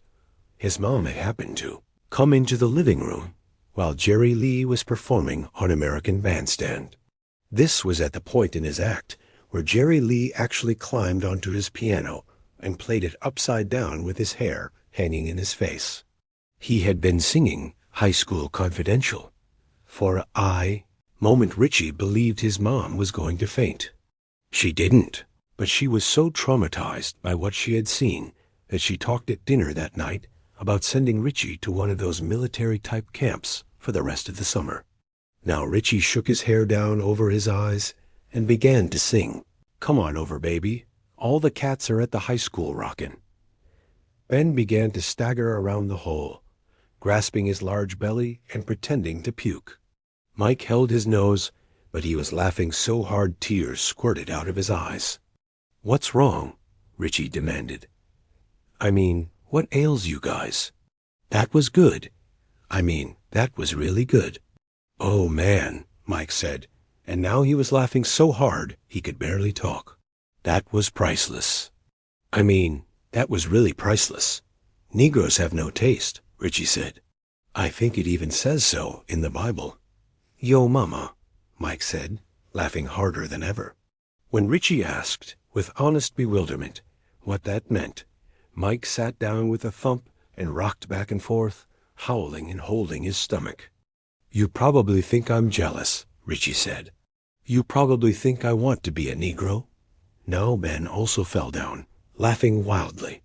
His whole body rippled and quaked alarmingly. His eyes bulged. "No more, Richie," he managed. "I'm going to shit my pants. I'm going to die if you don't stop. I don't want to be a Negro," Richie said. "Who wants to wear pink pants and live in Boston and buy pizza by the slice? I want to be Jewish like Stan. I want to own a pawn shop and sell people switchblades and plastic dog puke and used guitars." Ben and Mike were now actually screaming with laughter. Their laughter echoed through the green and jungly ravine that was the misnamed Barrens, causing birds to take wing and squirrels to freeze momentarily on limbs. It was a young sound, penetrating, lively, vital, unsophisticated, free. Almost every living thing within range of that sound reacted to it in some way, but the thing which had tumbled out of a wide concrete drain and into the upper Kenduskeag was not living. The previous afternoon there had been a sudden driving thunderstorm. The clubhouse-to-be had not been much affected. Since digging operations had begun, Ben had covered the hole carefully each evening with a ragged piece of tarpaulin Eddie had scrounged from behind Wally's spa. It smelled painty, but it did the job, and the storm drains under Derry had run with violet water for 2 or 3 hours. It was that spate of water that had pushed this unpleasant baggage into the sun for the flies to find. It was the body of a 9-year-old named Jimmy Cullum. Except for the nose, his face was gone. There was a churned and featureless mess where it had been. This raw meat was dotted with deep black marks that perhaps only Stan Uris would have recognized for what they were. Pecks made by a very large beak. Water rilled over Jimmy Cullum's muddy chino pants. His white hands floated like dead fish. They had also been pecked, although not as badly. His paisley shirt ballooned out and collapsed back, ballooned out and collapsed back, like a bladder. Bill and Eddie, loaded down with boards scrounged from the dump, crossed the kendo skied by stepping stones less than 40 yards from the body. They heard Richie, Ben, and Mike laughing, smiled a little themselves, and hurried past the unseen ruin of Jimmy Cullum to see what was so funny. They were still laughing as Bill and Eddie came into the clearing, sweating under their load of lumber. Even Eddie, usually as pale as cheese, had some color in his face. They dropped the new boards on the almost depleted supply pile. Ben climbed out of the hole to inspect them. "Good deal," he said. "Wow, great." Bill collapsed to the ground. "Can I have my heart attack now? Or do I have to woe it until later?" "Have it later," Ben said absently. He had brought a few tools of his own down to the barrens, and was now going over the new boards carefully, pounding out nails and removing screws. He tossed one aside because it was splintered. Rapping on another returned a dull, punky sound in at least 3 places, and he also tossed that one aside. Eddie sat on a pile of dirt, watching him. He took a honk on his aspirator as Ben pulled a rusty nail from a board with the claw end of his hammer. The nail squealed like some small, unpleasant animal that had been stepped on and didn't like it. "You can get tetanus if you cut yourself on a rusty nail," Eddie informed Ben. "Yeah?" Richie said. "What's tetanus?" "Sounds like a woman's disease." "You're a bird," Eddie said. "It's tetanus, not titnus, and it means lockjaw. There's these special microbes that grow in rust, see? And if you cut yourself, they can get inside your body and, fuck up your nerves." Eddie went an even darker red and took another fast honk on his aspirator. "Lockjaw Jesus," Richie said, impressed. "That sounds mean. You bet. First your jaw locks up so tight you can't open your mouth, not even to eat. They have to cut a hole in your cheek and feed you liquids through a tube." "Oh man," Mike said, standing up in the hole. His eyes were wide, the corneas very white in his brown face. "For sure? My mom told me," Eddie said. "Then your throat locks up and you can't eat anymore, and you starve to death." They contemplated this horror in silence. "There's no cure," Eddie amplified. More silence. "So," Eddie said briskly, "I always watch out for rusty nails and shit like that. I had to have a tetanus shot once, and it really hurt. So why'd you go to the dump with Bill and bring all this crap back?" Richie asked. Eddie glanced briefly at Bill, who was looking into the clubhouse, and there was all the love and hero worship in that gaze needed to answer such a question. But Eddie said softly, "Some stuff has to be done, even if there is a risk. That's the first important thing I ever found out. I didn't find out from my mother." A further silence, not quite uncomfortable, followed. Then Ben went back to pounding out rusty nails, and after a while, Mike Hanlon joined him. Richie's transistor, robbed of its voice, at least until Richie's allowance came in, or he found a lawn to mow, swung from its low branch in a mild breeze. Bill had time to reflect upon how odd all this was, how odd and how perfect that they should all be here this summer. There were kids he knew visiting relatives. Kids he knew who were off on vacations at Disneyland in California or on Cape Cod, or, in the case of one chum, an unimaginably distant-sounding place with the queer, but somehow evocative name of Gestad. There were kids at church camp, kids at scout camp, kids at rich kid camps where you could learn to swim and play golf, camps where you learn to say, hey, good one, instead of fuck you, when your opponent got a killer serve past you at tennis. Kids whose parents had simply taken them AWA, Bill could understand that. He knew some kids who wanted to go a WA, frightened by the boogeyman stalking Derry this summer, but suspected there were more parents frightened by that boogeyman. People who had planned to take their vacations at home suddenly decided to go a WA Gestad? Was that in Sweden, Argentina, Spain, instead? It was a little like the polio scare of 1956, when 4 kids who went swimming in the O'Brien Memorial Pool had gotten the disease. Grown-ups, word absolutely synonymous in Bill's mind with mothers and fathers, had decided then as now that a WAY was better, safer. Anyone able to clear out had cleared. Bill understood a way, and he could muse over a word of such fabulous wonder as Gestad, but wonder was cold comfort. Compared with desire, Gestad was a WAY, Derry was desire. And none of us have gone away, he thought, watching as Ben and Mike pounded used nails out of used boards. As Eddie strolled off into the bush to take a whiz, you had to go as soon as you could, in order to avoid seriously straining your bladder, he told Bill once, but you also had to watch out for poison ivy, because who needed a case of that on your pecker? We're all here in Derry. No camp, no relatives, no vacations, no AWAY. All right here. Present and accounted for. There's a door down there, Eddie said, zipping his fly as he came back. Hope you shook off, Eds, Richie said. If you don't shake off each time, you can get cancer. My mom told me so. Eddie looked startled, thinly worried, and then saw Richie's grin. He withered him, or tried to, with a baby's must-play look, and then said, it was too big for us to carry. But Bill said if all of us went down, we could get it up here. Of course, you can never shake off completely, Richie went on.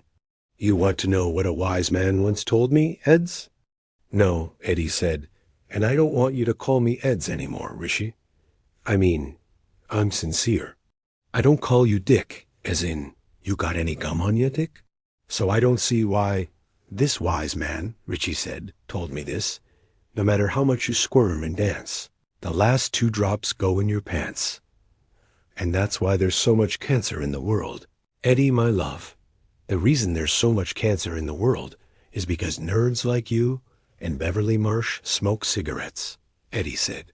Beverly is not a nerd, Ben said in a forbidding voice. You just watch what you say, Trashmouth. Beep, beep, you guys, Bill said absently. And speaking of B. Beverly, she's pretty strong. She could, get that the door. Ben asked what kind of door it was. Mahogany. IT Hank? Somebody threw out a mahogany door? Ben asked, surprised but not unbelieving. People throw out everything, Mike said. That dump? It kills me to go down there. I mean, it kills me. Yeah, Ben agreed. A lot of that stuff could be fixed up easy. And there are people in China and South America with nothing. That's what my mother says. There's people with nothing right here in Maine. Sonny Jim, Richie said grimly. Well, what's this? Bill asked, noticing the album Mike had brought. Mike told him, saying he would show them the picture of the clown when Stan and Beverly got back with the hinges. Bill and Richie exchanged a look. What's wrong? Mike asked. Is it what happened in your brother's room, Bill? Yeah, Bill said, and would say no more. They took turns working on the hole until Stan and Beverly came back, each with a brown paper bag containing hinges. As Mike talked, Ben sat cross-legged, tailor fashion, and made glassless windows that would swing open and shut in 2 of the long boards. Perhaps only Bill noticed how quickly and easily his fingers moved, how adept and knowing they were, like surgeons' fingers. Bill admired that. Some of these pictures go back 100 years, my dad said. Mike told them, holding the album on his lap. He gets them at those sales people have in their yards and at second-hand shops. Sometimes he buys them or trades other collectors for them. Some of them are stereoscopes. There's 2 of them just the same on the long card. And when you look at them through this thing like binoculars, it looks like one picture, only in 3D, like House of Wax or the creature from the Black Lagoon. Why does he like all that stuff? Beverly asked. She was wearing ordinary live eyes, but she had done something amusing to the cuffs, blousing them out with a bright paisley material for the final 4 inches, so that they looked like pants out of some sailor's whimsy. Yeah, Eddie said. Most of the time, Derry's pretty boring. Well, I don't know for sure, but I think it's because he wasn't born here, Mike said diffidently. It's like, I don't know, like it's all new to him, or like, if you came in during the middle of a movie. Yes, sure. You'd want to see this start, Bill said. Yeah, Mike said. There's a lot of history lying around in Derry. I kind of like it. And I think some of it has to do with this thing, if you want to call it that. He looked at Bill, and Bill nodded, his eyes thoughtful. So I was looking through it after the 4th of July parade, because I knew I'd seen that clown before. I knew it. And look. He opened the book, thumbed through it, then handed it to Ben, who was sitting on his right. Don't touch the pop-up pages, Bill said, and there was such urgency in his voice that they all jumped. He had fisted the hand he had cut, reaching into Georgie's album. Richie saw. Fisted it into a tight, protective knot. Bill's right, Richie said, and that subdued, totally un-Richie-like voice was a powerful convincer. Be careful. It's like Stan said. If we saw it happen, you guys could see it happen too. Feel it, Bill added grimly. The album went from hand to hand, each of them holding the book gingerly, by the edges, as if it were old dynamite sweating big beads of nitro. It came back to Mike. He opened it to one of the first pages. Daddy says there's no way to date that one, but it's probably from the early or mid-1700s, Mike said. He repaired a guy's handsaw for a box of old books and pictures. That was one of them.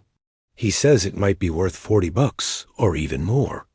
The picture was a woodcut, the size of a large postcard. When Bill's turn came to look at it, he was relieved to see that Mike's father had the land of album where the pictures were under a protective plastic sheet. He looked fascinated, and he thought, there, I'm seeing him, or it, really seeing. That's the face of the enemy.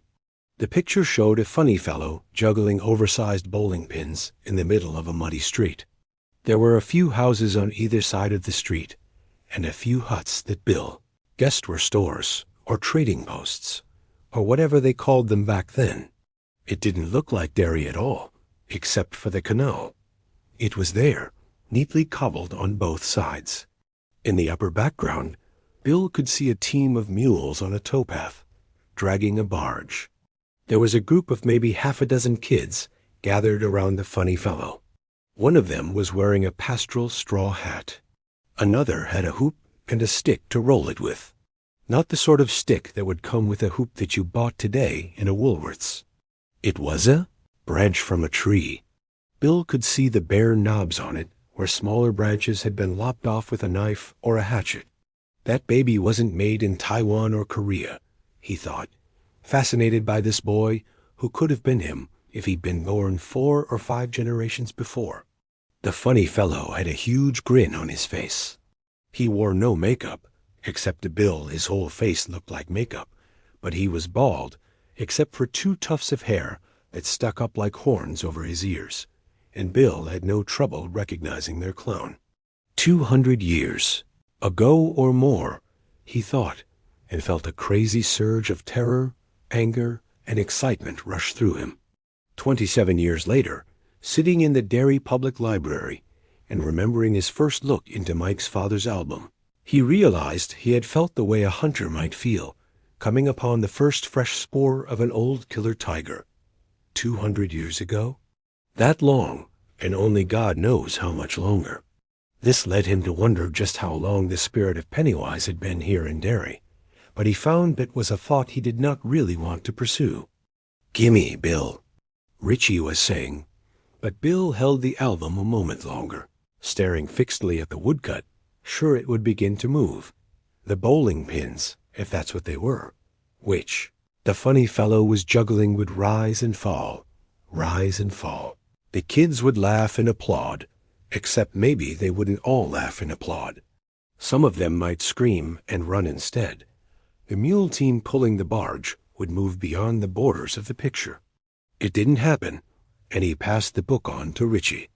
When the album came back to Mike, he turned some more pages, hunting.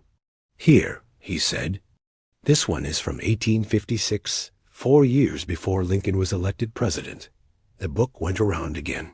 This was a color picture, a sort of cartoon, which showed a bunch of drunks standing in front of a saloon, while a fat politician with mutton chop whiskers declaimed from a board that had been set between two hogsheads. He held a foamy pitcher of beer in one hand. The board upon which he stood was considerably bowed with his weight. Some distance off, a group of bonneted women were looking at this show of mingled buffoonery and intemperance with disgust. The caption below the picture read, "Politics is thirsty work, says Senator Garner." Daddy says pictures like this were really popular for about 20 years before the Civil War, Mike said. They called them fool cards, and people used to send them to each other. They were like some of the jokes in Mad, I guess. Satire, Bill said. Yeah, Mike said. But now look down in the corner of this one. The picture was like Mad in another way. It had as many details and little side jokes as a big Mort Drucker panel in a Mad magazine movie takeoff. There was a grinning fat man pouring a glass of beer down a spotted dog's throat. There was a woman who had fallen on her prat in a mud puddle. There were 2 street urchins slyly sticking sulphur-headed matches into the soles of a prosperous-looking businessman's shoes, and a girl swinging from her heels in an elm tree so that her underpants showed. But despite this bewildering intaglio of detail, none of them really needed Mike to point the clown out. Dressed in a loud-checked, vest-busting drummer's suit, he was playing the shell game with a bunch of drunken loggers. He was winking at a lumberjack, who had, to judge by the gape-mouthed look of surprise on his face, just picked the wrong nutshell. The drummer clown was taking a coin from him.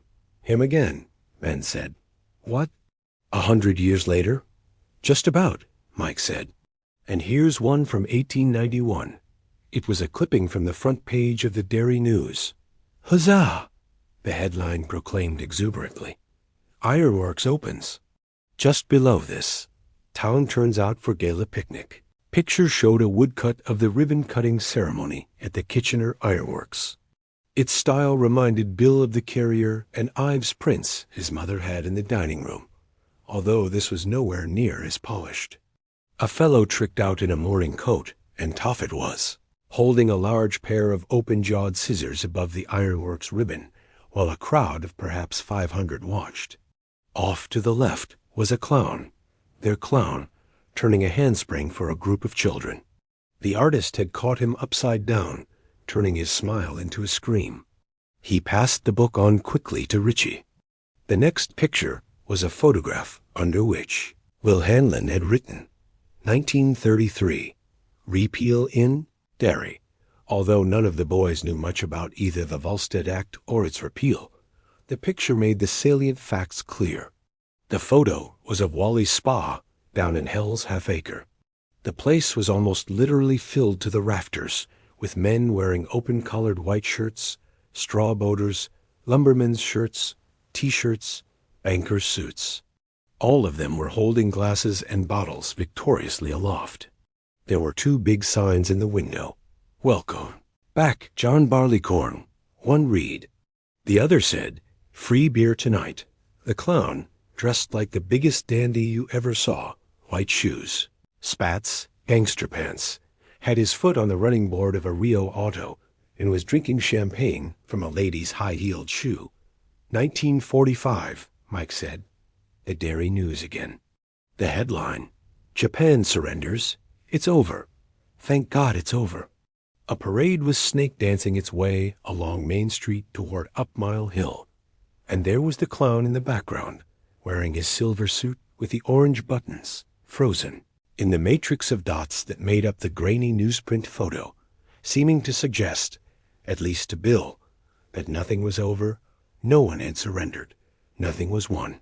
Nil was still the rule, zilch still the custom, seeming to suggest above all that all was still lost. Bill felt cold and dry and scared. Suddenly, the dots in the picture disappeared, and it began to move. That's what Mike began. Look, Bill said. The word dropped out of his mouth like a partially melted ice cube. All of you look at this. They crowded around. Oh my God, Beverly whispered, awed. That's IT. Richie nearly screamed, pounding Bill on the back in his excitement. He looked around at Eddie's white, drawn face and Stan Uris's frozen one. That's what we saw in George's room. That's exactly what Ben said. Listen. And almost sobbing. You can hear them. Christ, you can hear them in there. And in the silence that was only broken by the mild stir of the summer breeze, they all realized they could. The band was playing a martial marching tune, made faint and tinny by distance, or the passage of time, or whatever it was. The cheering of the crowd was like sounds that might come through on a badly tuned radio station. There were popping noises, also faint, like the muffled sound of snapping fingers. Firecrackers, Beverly whispered, and rubbed at her eyes with hands that shook. Those are firecrackers, aren't they? No one answered. They watched the picture, their eyes eating up their faces. The parade wiggled its way toward them, but just before the marchers reached the extreme foreground, at the point where it seemed they must march right out of the picture and into a world 13 years later, they dropped from sight, as if on some kind of unknowable curve.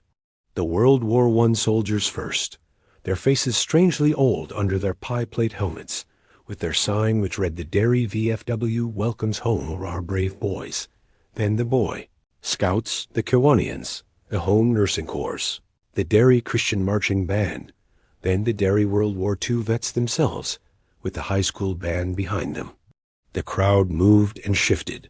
Ticker tape and confetti fluttered down from the second and third floor windows of the business buildings that lined the streets. The clown pranced along the sidelines, doing splits and cartwheels, miming a sniper, miming a salute. And Bill noticed for the first time that people were turning from him, but not as if they saw him, exactly. It was more as if they felt a draft or smelled something bad. Only the children really saw him, and they shrank away. Ben stretched his hand out to the picture, as Bill had done in George's room. No, Bill cried. I think it's all right, Bill, Ben said. Look, and he laid his hand on the protective plastic over the picture for a moment, and then took it back. But if you stripped off that cover, Beverly screamed. The clown had left off its antics when Ben withdrew his hand. It rushed toward them, its paint-bloody mouth gibbering and laughing. Bill winced back but held on to the book all the same, thinking it would drop out of sight as the parade had done, and the marching band, and the Boy Scouts, and the Cadillac convertible, carrying Miss Derry of 1945. But the clown did not disappear along that curve that seemed to define the edge of that old existence. Instead, it leaped with a scary, nimble grace onto a lamppost that stood in the extreme left foreground of the picture. It shinnied up like a monkey on a stick, and suddenly its face was pressed against the tough plastic sheet Will Hanlon had put over each of the pages in his book.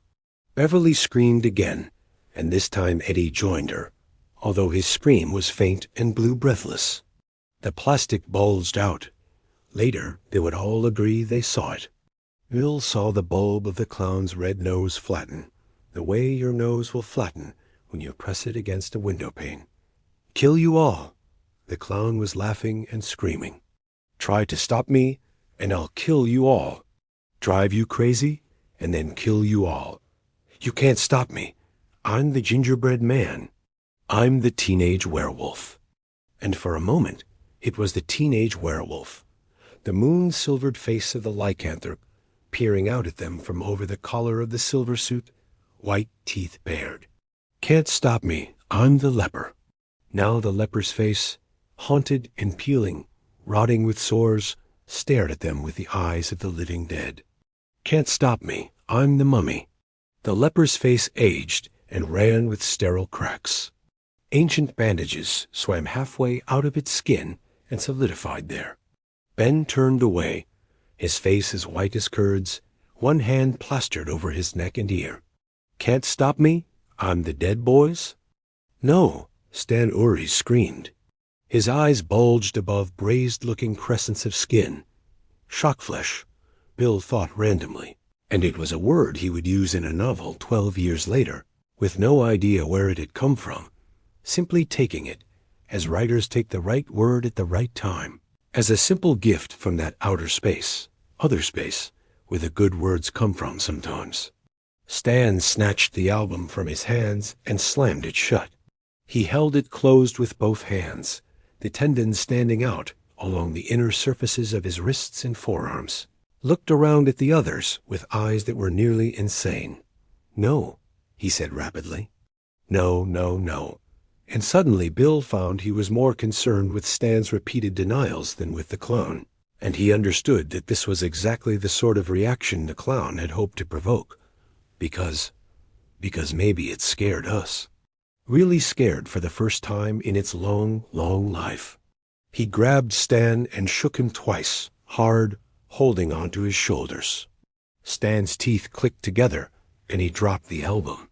Mike picked it up and put it aside in a hurry, not liking to touch it after what he had seen. But it was still his father's, and he understood intuitively that his father would never see in it what he had just seen. "No," Stan said softly. "Yes," Bill said. "No," Stan said again. "Yes, we are all." "No, I all saw it, Stan," Bill said. He looked at the others. "Yes," Ben said. "Yes," Richie said. "Yes," Mike said. "Oh my God, yes." "Yes," Bev said. "Yes," Eddie managed, gasping it out of his rapidly closing throat. Bill looked at Stan, demanding with his eyes that Stan look back at him. Don't let it get you, man," Bill said. "Yeah, you saw it, too. I didn't want to," Stan wailed. Sweat stood out on his brow in an oily sheen. "But why you did?" Stan looked at the others, one by one. He ran his hands through his short hair and fetched up a great, shuddering sigh. His eyes seemed to clear of that lowering madness that had so disturbed Bill. "Yes," he said. "Yes. Okay. Yes. That what you want?" "Yes," Bill thought. "We're still all together. It didn't stop us. We can still kill it. We can still kill it. If we're brave." Bill looked around at the others and saw in each pair of eyes some measure of Stan's hysteria. Not quite as bad, but they're... Why, yeah, he said, and smiled at Stan. After a moment, Stan smiled back, and some of that horrible shocked look left his face. "That's what I wanted. You wet end." "Beep, beep, Dumbo," Stan said, and they all laughed. It was hysterical screaming laughter, but better than no laughter at all, Bill reckoned. "Come on," he said, because someone had to say something. "Let's finish the clubhouse. What do you say?" He saw the gratitude in their eyes and felt a measure of gladness for them.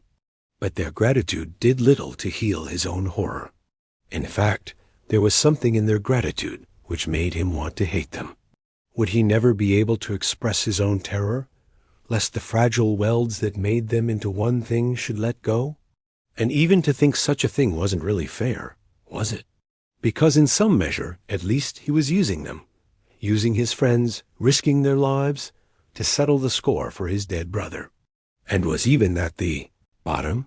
No, because George was dead, and if revenge could be exacted at all, Bill suspected it could only be exacted on behalf of the living.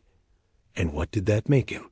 A selfish little shit waving a tin sword and trying to make himself look like King Arthur? Oh Christ, he groaned to himself. If this is the stuff adults have to think about, I never want to grow up. His resolve was still strong, but it was a bitter resolve. Bitter. Chapter 15. The smoke hole Richie Tozier pushes his glasses up on his nose.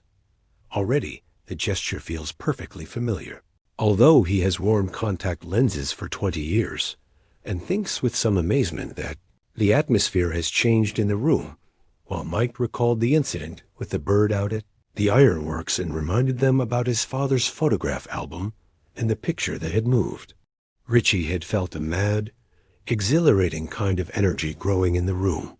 He had done cocaine 9 or 10 times over the last couple of years, at parties mostly. Coke wasn't something you wanted just lying around your house if you were a big-a-time disc jockey, and the feel was something like that, but not exactly. This feeling was purer, more of a mainline high. He thought he recognized the feeling from his childhood, when he had felt it every day and had come to take it merely as a matter of course. He supposed that, if he had ever thought about that deep-running aquifer of energy as a kid, he could not recall that he ever had. He would have simply dismissed it as a fact of life, something that would always be there, like the color of his eyes or his disgusting hammer toes. Well, that hadn't turned out to be true. The energy you drew on so extravagantly when you were a kid, the energy you thought would never exhaust itself, that slipped away somewhere between 18 and 24 to be replaced by something much duller, something as bogus as a coke high. Purpose, maybe, or goals, or whatever rah-rah junior Chamber of Commerce word you wanted to use. It was no big deal. It didn't go all at once, with a bang. And maybe, Richie thought, that's the scary part. How you don't stop being a kid. All at once, with a big explosive bang. Like one of that clown's trick balloons with the Burma Shave slogans on the sides. The kid in you just leaked out, like the air out of a tire. And one day you looked in the mirror, and there was a grown-up looking back at you. You could go on wearing blue jeans. You could keep going to Springsteen and Seeger concerts. You could dye your hair. But that was a grown-up's face in the mirror, just the same. It all happened while you were asleep, maybe, like a visit from the Tooth Fairy. No, he thinks. Not the Tooth Fairy. The Age Fairy. He laughs aloud at the stupid extravagance of this image, and when Beverly looks at him questioningly, he waves a hand at her. Nothing, babe, he says. Just thinking me thinks. But now that energy is back. No, not all the way back. Not yet, anyway, but coming back. And it's not just him. He can feel it filling the room.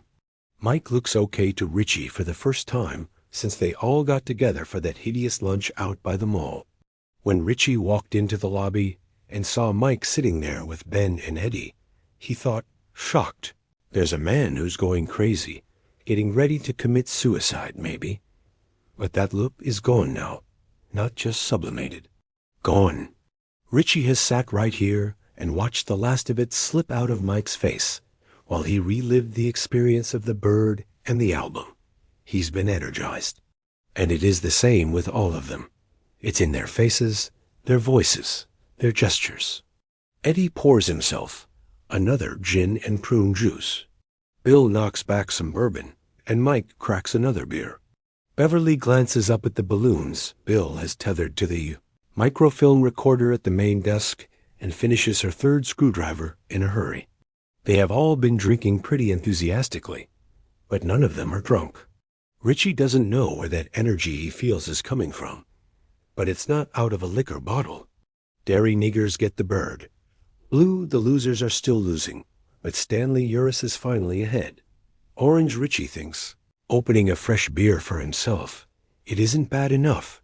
It can be any damn monster it wants to be, and it isn't bad enough that it can feed off our fears. It also turns out to be Rodney Dangerfield in drag. It's Eddie who breaks the silence. How much do you think it knows about what we're doing now? He asks. It was here, wasn't it? Ben says. I'm not sure that means much, Eddie replies. Bill nods. Those are just images, he says. I'm not sure that means it can see us, or know what we're up to. You can see a news commentator on TV, but he can't see you. Those balloons aren't just images, Beverly says, and jerks a thumb over her shoulder at them. They're real. That's not true, though, Richie says, and they all look at him. Images are real. Sure they are. And suddenly something else clicks into place, something new. It clicks into place with such firm force that he actually puts his hands to his ears. His eyes widen behind his glasses. "Oh my God," he cries suddenly. He gropes for the table, half stands, then falls back into his chair with a boneless thud. He knocks his can of beer over reaching for it, picks it up, and drinks what's left. He looks at Mike while the others look at him, startled and concerned. "The burning," he almost shouts. "The burning in my eyes, Mike!" The burning in my eyes. Mike is nodding, smiling a little. "Richie?" Bill asks. "What eye is it?" But Richie barely hears him. The force of the memory sweeps through him like a tide, turning him alternately hot and cold, and he suddenly understands why these memories have come back one at a time.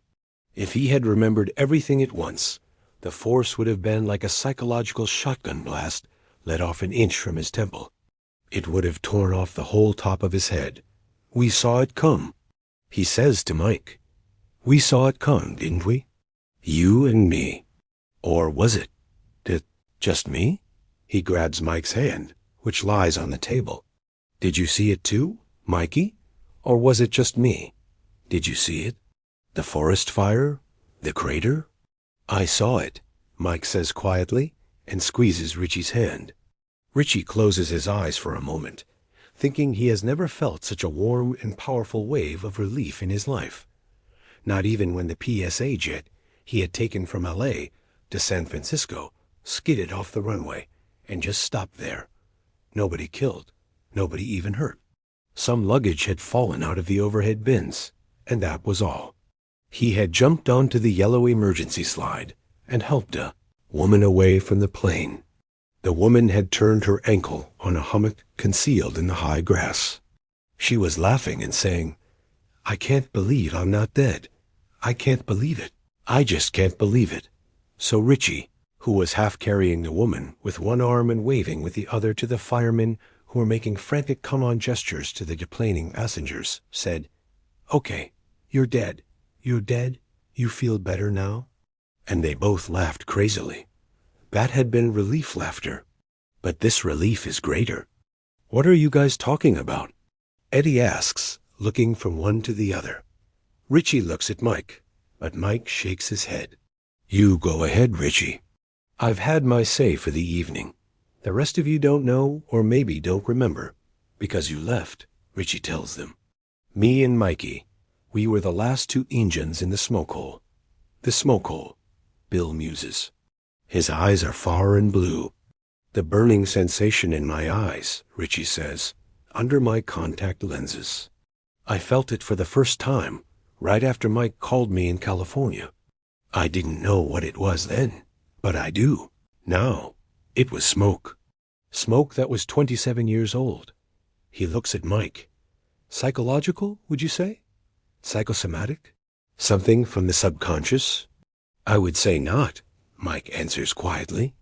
"I would say that what you felt was as real as those balloons, or the head I saw in the icebox, or the corpse of Tony Tracker that Eddie saw."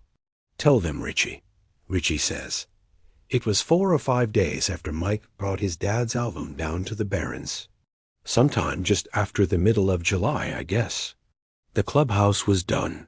But the smoke hole thing, that was your idea. Haystack. You got it out of one of your books." Smiling a little, Ben nods. Richie thinks. It was overcast that day. No breeze, thunder in the air. Like the day a month or so later, when we stood in the stream and made a circle, and Stan cut our hands with that chunk of Coke bottle. The air was just sitting there, waiting for something to happen. And later Bill said that was why it got so bad in there so quick, because there was no draft. July 17th. Yes, that was it. That had been the day of the smoke hole. July 17th, 1958. Almost a month after summer vacation began, and the nucleus of the losers, Bill, Eddie, and Ben, had formed down in the Barrens. Let me look up the weather forecast for that day, almost 27 years ago. Richie thinks and I'll tell you what it said before I even read it.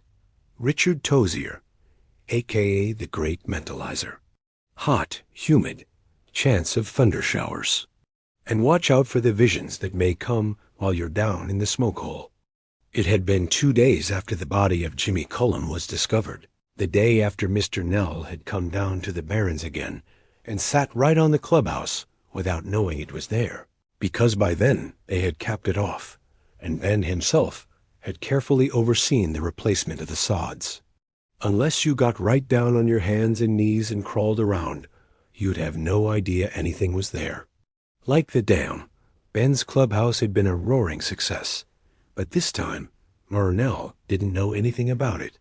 He had questioned them carefully, officially, taking down their answers in his black notebook, but there had been little they could tell him, at least about Jimmy Cullum. And Mr. Nell had gone away again, after reminding them once more that they were not to play in the Barrens alone. Ever. Richie guessed that Mr. Nell would have told them simply to get out if anyone in the Derry Police Department had really believed that the Cullum boy, or any of the others, had actually been killed in the Barrens. But they knew better. Because of the sewer and storm drain system, that was simply where the remains tended to finish up. Mr. Nell had come on the 16th. Yes, a hot and humid day also, but sunny. The 17th had been overcast. "Are you going to talk to us or not, Richie?" Bev asks. She is smiling a little, her lips full and a pale rose red, her eyes alight. "I'm just thinking about where to start," Richie says. He takes his glasses off, wipes them on his skirt, and suddenly he knows where, with the ground opening up at his and Bill's feet.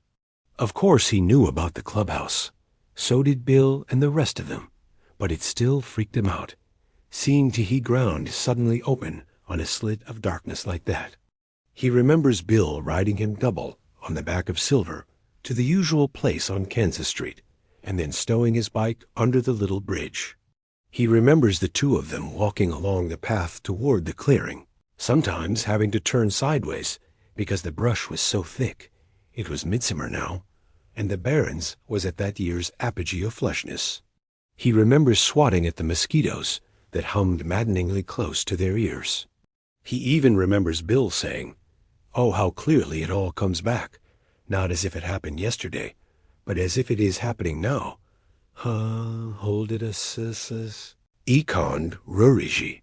There's a damn guggahood one on the bee back of your neck. Oh, Christ," Richie said. He hated mosquitoes. Little flying vampires. That's all they were when you got right down to the facts. "Kill it, Big Bill." Bill swatted the back of Richie's neck. "Ouch, sissy." Bill held his hand in front of Richie's face. There was a broken mosquito body in the center of an irregular patch of blood. My blood, Richie thought, which was shed for you and for many. "Yeek," he said. Don't worry," Bill said. Lyle Fucker'll never dance the ta-ta tango again. They walked on, slapping at mosquitoes, waving at the clouds of nauseums attracted by something in the smell of their sweat, something which would years later be identified as pheromones, whatever they were. "Bill, when you going to tell the rest of them about the silver bullets?" Richie asked as they approached the clearing. In this case, the rest of them meant Bev, Eddie, Mike, and Stan, although Richie guessed Stan already had a good idea of what they were studying up on down at the public library. Stan was sharp, too sharp for his own good, Richie sometimes thought. The day Mike brought his father's album down to the Baron Stan had almost flipped out. Richie had, in fact, been nearly convinced that they wouldn't see Stan again and the Losers Club would become a sextet, a word Richie liked a lot, always with the emphasis on the first syllable. But Stan had been back the next day, and Richie had respected him all the more for that. "You going to tell them today?" "No, not today," Bill said. "You don't think they'll work, do you?" Bill shrugged, and Richie, who maybe understood Bill Denbrough better than anyone ever, would until Audra Phillips suspected all the things Bill might have said if not for the roadblock of his speech impediment. That kid's making silver bullets was boys' book stuff, comic book stuff. In a word, it was crap. Dangerous crap. They could try it, yeah. Ben Hanscom might even be able to bring it off, yeah. In a movie it would work, yeah. But, so? I got an idea, Bill said. Simpler. But only if Beverly. If Beverly what? Never mind. And Bill would say no more on the subject. They came into the clearing. If you looked closely, you might have thought that the grass there had a slightly matted look, a slightly used look. You might even have thought that there was something a bit artificial, almost arranged, about the scatter of leaves and pine needles on top of the sods. Bill picked up a ring-ding wrapper, Ben's almost certainly, and put it absently in his pocket. The boys crossed to the center of the clearing, and a piece of ground about 10 inches long by 3 inches wide swung up with a dirty squall of hinges, revealing a black eyelid. Eyes looked out of that blackness, giving Richie a momentary chill. But they were only Eddie Kasprack's eyes, and it was Eddie, whom he would visit in the hospital a week later, who intoned hollowly, "Who's that trip-trapping on my bridge?" Giggles from below, and a flashlight flicker. "These ease the rurales, senor," Richie said, squatting down, twirling an invisible mustache, and speaking in his Pancho Vanilla voice. "Yeah?" Beverly asked from below. "Let's see your badges." "Badges?"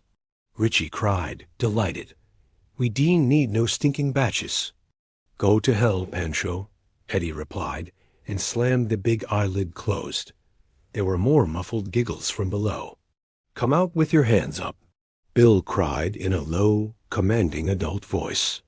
He began to tramp back and forth across the sod-covered cap of the clubhouse. He could see the ground springing up and down with his back-and-forth passage, but just barely. They had built well. You haven't got a chance. He bellowed, seeing himself as fearless Joe Friday of the LAPD in his mind's eye. "Come on out of there, punks, or we'll come in shootin'." He jumped up and down once to emphasize his point. Screams and giggles from below. Bill was smiling, unaware that Richie was looking at him wisely, looking at him not as one child looks at another, but, in that brief moment, as an adult looks at a child. He doesn't know that he doesn't always, Richie thought. "Let them in, Ben, before they crash the roof in," Bev said. A moment later, a trapdoor flopped open like the hatch of a submarine. Ben looked out. He was flushed. Richie knew at once that Ben had been sitting next to Beverly. Bill and Richie dropped down through the hatch, and Ben closed it again. Then there they all were, sitting snug against board walls with their legs drawn up, their faces dimly revealed in the beam of Ben's flashlight. So, going on?" Bill asked. "Not too much," Ben said. He was indeed sitting next to Beverly, and his face looked happy as well as flushed. "We were just—" "Tell him, Ben," Eddie interrupted. "Tell him the story. See what they think. Wouldn't do much for your asthma." Stan told Eddie in his best someone his be practical here tone of voice. Richie sat between Mike and Ben, holding his knees in his linked hands. It was delightfully cool down here, delightfully secret. Following the gleam of the flashlight as it moved from face to face, he temporarily forgot what had so astounded him outside only a minute ago. "What are you talking about?" "Oh, Ben was telling us a story about this Indian ceremony," Bev said. "But Stan's right. It wouldn't be very good for your asthma, Eddie." "It might not bother it," Eddie said, sounding, to his credit, Richie thought, only a little uneasy.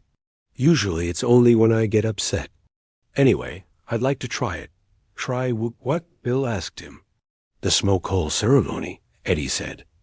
"Ooh, what's that?"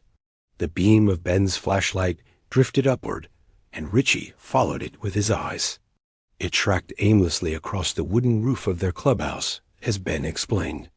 It crossed the gouged and splintered panels of the mahogany door the 7 of them had carried back here from the dump 3 days ago, the day before the body of Jimmy Cullum was discovered.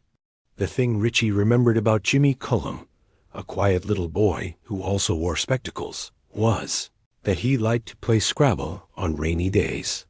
Not going to be playing Scrabble anymore, Richie thought, and shivered a little.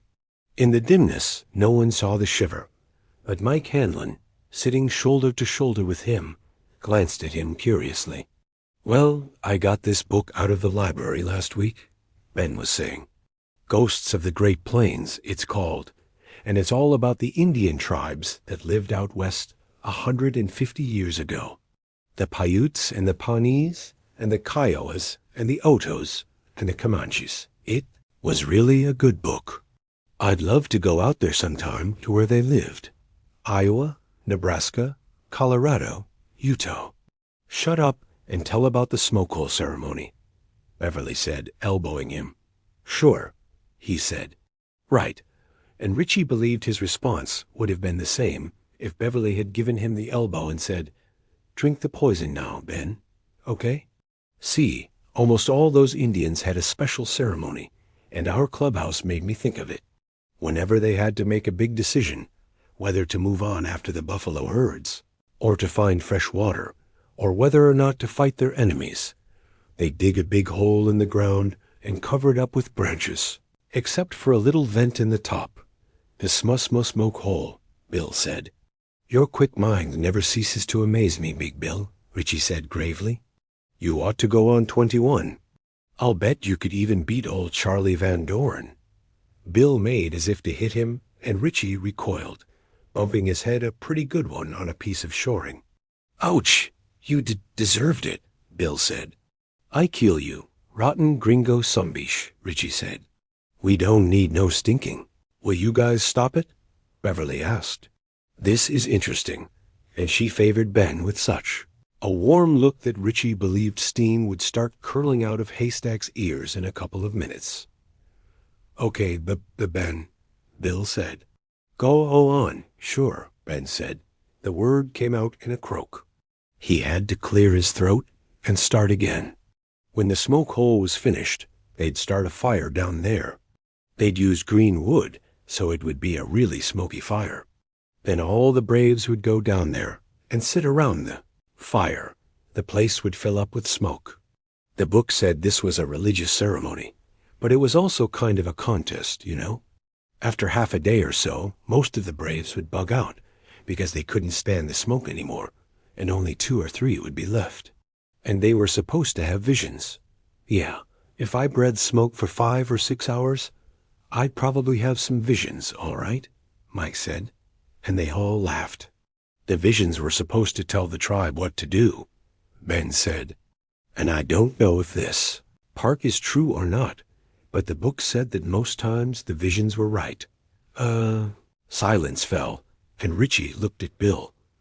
He was aware that they were all looking at Bill, and he had the feeling again that Ben's story of the smoke hole was more than a thing you read about in a book and then had to try for yourself, like a chemistry experiment or a magic trick. He knew it. They all knew it. Perhaps Ben knew it most of all. This was something they were supposed to do. They were supposed to have visions. Most times the visions were right, Richie thought. I'll bet if we asked him, Haystack would tell us that book practically jumped into his hand. Like something wanted him to read that one particular book, and then tell us about the smoke hole ceremony. Because there's a tribe right here, isn't there? Yeah, us. And yeah, I guess we do need to know what happens next. This thought led to another. Was this supposed to happen? From the time Ben got the idea for an underground clubhouse instead of a treehouse, was this supposed to happen? How much of this are we thinking up ourselves, and how much is being thought up for us? In a way, he supposed such an idea should have been almost comforting. It was nice to imagine that something bigger than you, smarter than you, was doing your thinking for you, like the adults that planned your meals, bought your clothes, and managed your time. And Richie was convinced that the force that had brought them together, the force that had used Ben as its messenger to bring them the idea of the smoke hole, that force wasn't the same as the one killing the children. This was some kind of counterforce to that other. To, oh well, you might as well say it. But all the same, He didn't like this feeling of not being in control of his own actions, of being managed, of being run. They all looked at Bill. They all waited to see what Bill would say. No, he said. That sounds really and neat. Beverly sighed, and Stan stirred uncomfortably. That was all. Really neat, Bill repeated, looking down at his hands, and perhaps it was only the uneasy flashlight beam in Ben's hands, or his own imagination. But Richie thought Bill looked a little pale and a lot scared, although he was smiling. Maybe we could use a vision to tell us what to do about our PR-hob-lem, single quotes, and if anyone has a vision, Richie thought it will be Bill. But about that, he was wrong. Well, Ben said, it probably only works for Indians, but it might be flippy to try it. Yeah, we'll probably all pass out from the smoke and die in here, Stan said gloomily. That'd be really flippy, all right. You don't want to, Stan? Eddie asked. Well, I sort of do, Stan said. He sighed. I think you guys are making me crazy, you know. He looked at Bill. When? Bill said, well, none no to time, like the PUH-HRE sent. I is there? There was a startled, thoughtful silence. Then Richie got to his feet, straight-arming the trapdoor open and letting in the muted light of that still summer day. I got my hatchet, Ben said, following him out. Who wants to help me cut some green wood? In the end, they all helped. It took them about an hour to get ready. They cut 4 or 5 armloads of small green branches, from which Ben had stripped the twigs and leaves. They'll smoke, all right, he said. I don't even know if we'll be able to get them going. Beverly.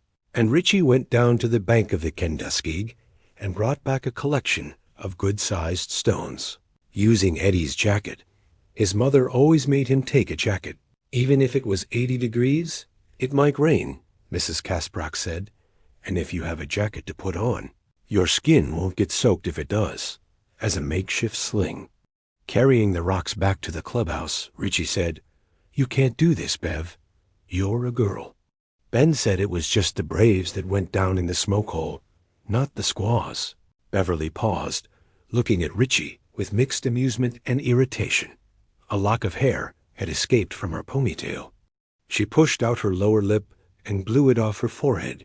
I could wrestle you to a fall any day, Richie. And you know it. Gat don't matter, Miss Scarlet, Richie said, popping his eyes at her. You is still a girl, and you is always goin' be a girl. You show ain't no Injun brave. I'll be a brevet, then, Beverly said. Now are we going to take these rocks back to the clubhouse, or am I going to bounce a few of them off your asshole skull? Lawks-a-mussy, Miss Scarlet. I ain't got no asshole in man skull. Richie screeched, and Beverly laughed so hard she dropped her end of Eddie's jacket, and all the stones fell out. She scolded Richie all the time they were picking them up again, and Richie joked and screeched in many voices, and thought to himself how beautiful she was. Although Richie had not been serious when he spoke of excluding her from the smoke hole, on the basis of her sex, Bill Denbrough apparently was. She stood facing him, her hands on her hips, her cheeks flushed with anger. You can just take that and stuff it with a long pole, stuttering Bill. I'm in on this too. Or aren't I a member of your lousy club anymore? Patiently, Bill said, it's not like that, B.B. Bev. And you none know I it. Somebody has to stay you. Up here. Why? Bill tried, but the roadblock was in again. He looked at Eddie for help. It's what Stan said, Eddie told her quietly, about the smoke. Bill says that might really happen. We could pass out down there. Then we'd die. Bill says that's what happens to most people in house fires. They don't burn up. They choke to death on the smoke. Now she turned to Eddie. Well, okay. He wants somebody to stay up on top in case there's trouble? Miserably. Eddie nodded. Well, what about you? You're the one with the asthma. Eddie said nothing. She turned back to Bill. The others stood around, hands in their pockets, looking at their sneakers. "It's because I'm a girl, isn't it? That's really it, isn't it?" Bab. "You don't have to talk," she snapped. "Just nod your head or shake it. Your head doesn't stutter, does it? Is it because I'm a girl?" Reluctantly, Bill nodded his head. She looked at him for a moment, her lips trembling, and Richie thought she would cry. Instead, she exploded. "Well, fuck you." She whirled around to look at the others, and they flinched from her gaze, so hot it was nearly radioactive. "Fuck all of you if you think the same thing." She turned back to Bill and began to talk fast, wrapping him with words. "This is something more than some diddly shit kids game like tag or guns or hide and go seek. And you know it, Bill. We're supposed to do this. That's part of it. And you're not going to cut me out just because I'm a girl. Do you understand? You better, or I'm leaving right now. And if I go, I'm gone. For good, you understand?" She stopped. Bill looked at her. He seemed to have regained his calm, but Richie felt afraid. He felt that any chance they had of winning, of finding a way to get to the thing that had killed Georgie Denbrough and the other kids, getting to it and killing it, was now in jeopardy. 7, Richie thought. That's the magic number. There has to be 7 of us. That's the way it's supposed to be. A bird sang somewhere, stopped, sang again. 11 are right, Bill said, and Richie let his breath out. But somebody has to stay to Hopside. Who wants to do it? Richie thought Eddie or Stan would surely volunteer for this duty, but Eddie said nothing. Stan stood pale and thoughtful and silent. Mike had his thumbs hooked into his belt like Steve McQueen in Wanted, dead or alive, nothing moving but his eyes. "Kung Owan," Bill said, and Richie realized that all pretense had gone out of the thing now. Bev's impassioned speech and Bill's grave, too old face had seen to that. This was a part of it, perhaps as dangerous as the expedition he and Bill had made to the house at 29 Neibolt Street. They knew it, and no one was backing down. Suddenly, he was very proud of them, very proud to be with them. After all the years of being counted out, he was counted in, finally counted in. He didn't know if they were still losers or not, but he knew they were. Together, they were friends. Damn good friends. Richie took his glasses off and rubbed them vigorously with the tail of his shirt. "I know how to do it," Bev said, and took a book of matches from her pocket. On the front, so tiny you'd need a magnifying glass to get a really good look at them, were pictures of that year's candidates for the title of Miss Rheingold. Beverly lit a match and then blew it out. She tore out 6 more and added the burned match. She turned away from them, and when she turned back, the white ends of the 7 matches poked out of her closed fist. "Pick," she said, holding the matches out to Bill. "The one who picks the match with the burned head stays up here and pulls the rest out if they go flippy." Bill looked at her levelly. "This is how you want it?" She smiled at him then, and her smile made her face radiant. "Yeah, you big dummy. This is how I want it. What about you?"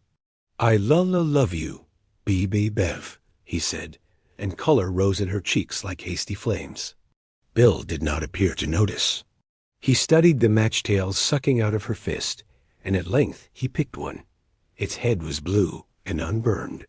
She turned to Ben and offered the remaining 6. "I love you too," Ben said hoarsely.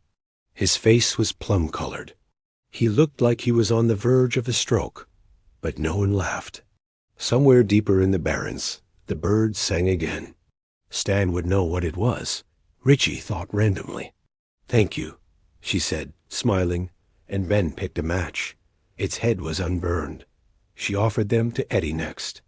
Eddie smiled, a shy smile that was incredibly sweet and almost heartbreakingly vulnerable.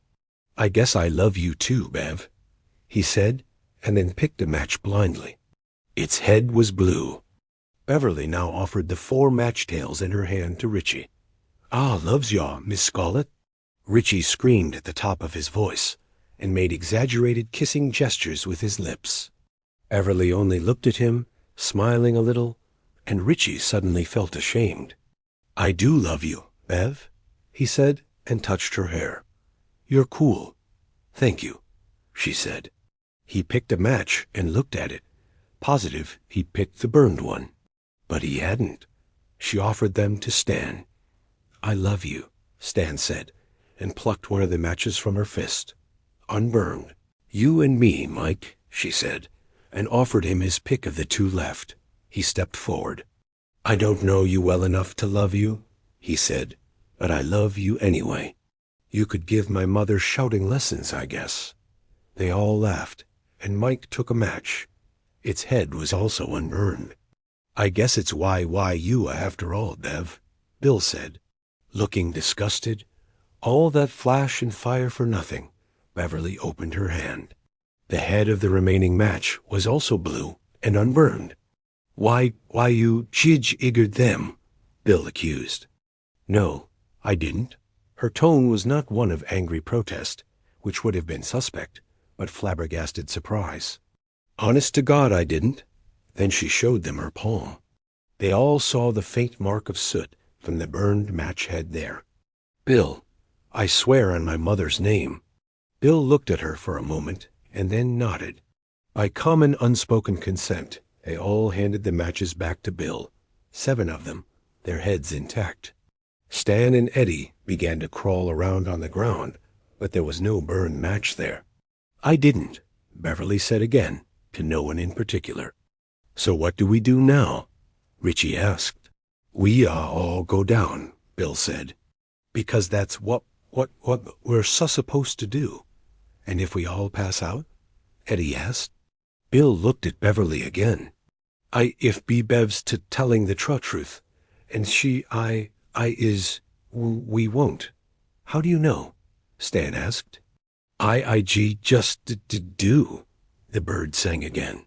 Ben and Richie went down first, and the others handed the rocks down one by one. Richie passed them on to Ben, who made a small stone circle in the middle of the dirt clubhouse floor. "Okay," he said. "That's enough." The others came down, each with a handful of the green twigs they'd cut with Ben's hatchet. Bill came last. He closed the trapdoor and opened the narrow hinged window. There," he said, "there's our smoke hole. Do we have any kindling?" "You can use this if you want," Mike said, and took a battered Archie funny book out of his hip pocket. "I read it already." Bill tore the pages out of the funny book one by one, working slowly and gravely. The others sat around the walls, knee to knee and shoulder to shoulder, watching, not speaking. The tension was thick and still. Bill laid small twigs and branches over the paper and then looked at Beverly. "Why, you got the matches," he said. She lit one, a tiny yellow flare in the gloom. "Darn thing probably won't catch anyway," she said in a slightly uneven voice, and touched a light to the paper in several places. When the match flame got close to her fingers, she tossed it into the center. The flames blazed up yellow, crackling, throwing their faces into sharp relief.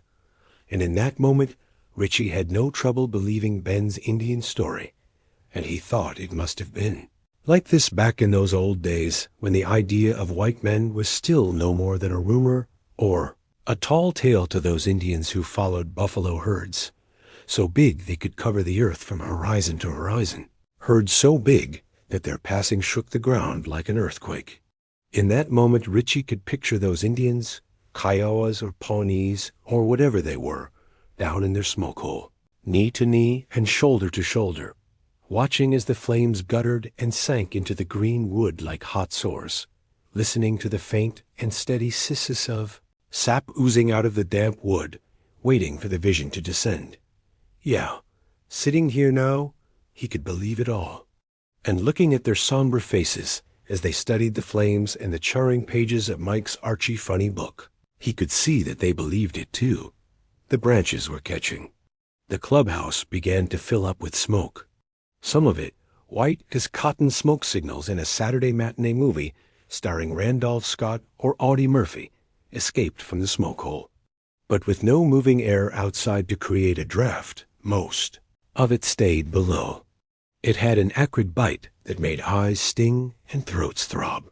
Richie heard Eddie cough twice, a flat sound like dry boards being whacked together, and then fall silent again.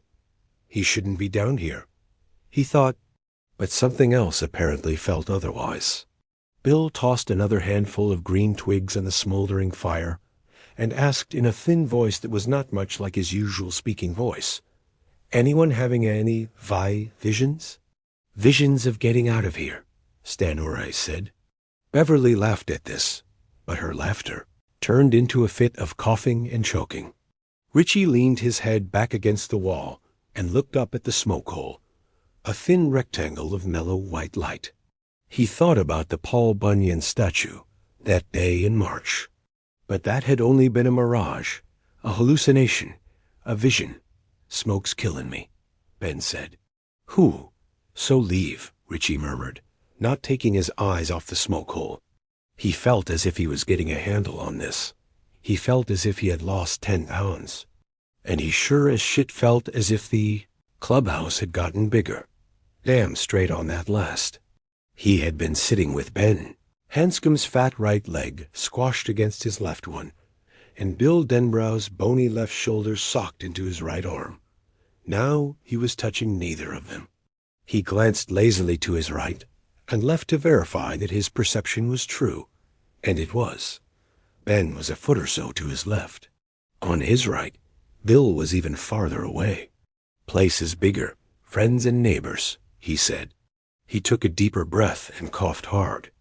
It hurt deep in his chest, the way a cough hurt when you had the flu or the grip or something. For a while, he thought it would never pass, that he would just go on coughing until they had to pull him out. If they still can, he thought, but the thought was really too dim to be frightening. Then Bill was pounding him on the back, and the coughing fit passed. "You don't know you don't always," Richie said. He was looking at the smoke hole again instead of at Bill. How bright it seemed. When he closed his eyes, he could still see the rectangle, floating there in the dark, but bright green instead of bright white. "What do you mean?" Bill asked. "Stutter." He paused, aware that someone else was coughing, but not sure who it was. "You ought to do the voices, not me, Big Bill." "You—" The coughing got louder. Suddenly, the clubhouse was flooded with daylight, so sudden and so bright, Richie had to squint against it. He could just make out Stan Uray's, climbing and clawing his way out. "Sorry," Stan managed, through his spasmodic coughing. "Sorry, can't, it's all right," Richie heard himself say. "You don't need no stinking batches." His voice sounded as if it were coming from a different body. The trapdoor slammed shut a moment later, but enough fresh air had come in to clear his head a little. Before Ben moved over a little to fill the space Stan had vacated, Richie became aware of Ben's leg again, pressing his. How had he gotten the idea that the clubhouse had gotten bigger? Mike Hanlon threw more sticks on the smoky fire. Richie resumed taking shallow breaths and looking up at the smoke hole. He had no sense of real time passing, but he was vaguely aware that, in addition to the smoke, the clubhouse was getting good and hot. He looked around, looked at his friends. They were hard to see, half swallowed in shadow smoke and still white summerlight. Bev's head was tilted back against a piece of shoring, her hands on her knees, her eyes closed, tears trickling down her cheeks toward her earlobes. Bill was sitting cross-legged, his chin on his chest. Ben was, but suddenly Ben was getting to his feet, pushing the trapdoor open again. "There goes Ben," Mike said. He was sitting Indian fashion directly across from Richie, his eyes as red as a weasel's. Comparative coolness struck them again. The air freshened as smoke swirled up through the trap. Ben was coughing and dry retching. He pulled himself out with Stan's help, and before either of them could close the trap door, Eddie was staggering to his feet, his face a deadly pale, except for the bruised-looking patches under his eyes, and traced just below his cheekbones. His thin chest was hitching up and down in quick, shallow spasms. He groped weakly for the edge of the escape hatch, and would have fallen if Ben had not grabbed hand and Stan the other. "Sorry," Eddie managed in a squeaky little whisper, and then they hauled him up. The trapdoor banged down again. There was a long, quiet period. The smoke built up until it was a thick, still fog in the clubhouse. "Looks like a pea souper to me, Watson," Rishi thought, and for a moment he imagined himself as Sherlock Holmes. A Holmes who looked a great deal like Basil Rathbone, and who was totally black and white, moving purposefully along Baker Street. Moriarty was somewhere near. A hansom cab awaited, and the game was afoot. The thought was amazingly clear, amazingly solid. It seemed almost to have weight, as if it were not a little pocket daydream of the sort he had all the time. Batting cleanup for the Buzzocks. Bottom of the ninth, bases loaded, and there it goes. It's up. It's gone. Home run, Tozier. And that breaks the Babe's record. But something that was almost real. There was still enough of the wiseacre in him to think that if all he was getting out of this was a vision of Basil Rathbone as Sherlock Holmes, then the whole idea of visions was pretty overrated. Except, of course, it isn't Moriarty that's out there. It's out there, Summit, and it's real. And the trapdoor opened again, and Beverly was struggling her way out, coughing dryly, one hand cupped over her mouth. Ben got one hand, and Stan grabbed her under the other arm. Half pulled, half scrambling under her own power, she was up and gone. "Hit, I is by Higger," Bill said. Richie looked around. He saw the circle of stones with the fire smoldering within, fuming out clouds of smoke. Across the way he saw Mike sitting cross-legged like a totem, carved from mahogany, staring at him through the fire with his smoke-reddened eyes. Except Mike was better than 20 yards away, and Bill was even farther away, on Richie's right. The underground clubhouse was now at least the size of a ballroom. "Doesn't matter," Mike said. "It's going to come pretty quick." "Something is." Why, yeah," Bill said. "But I... He began to cough. He tried to control it, but the cough worsened, a dry rattling. Dimly Richie saw Bill stumble to his feet, lunge for the trapdoor, and shove it open. Good, la. And then he was gone, dragged up by the others.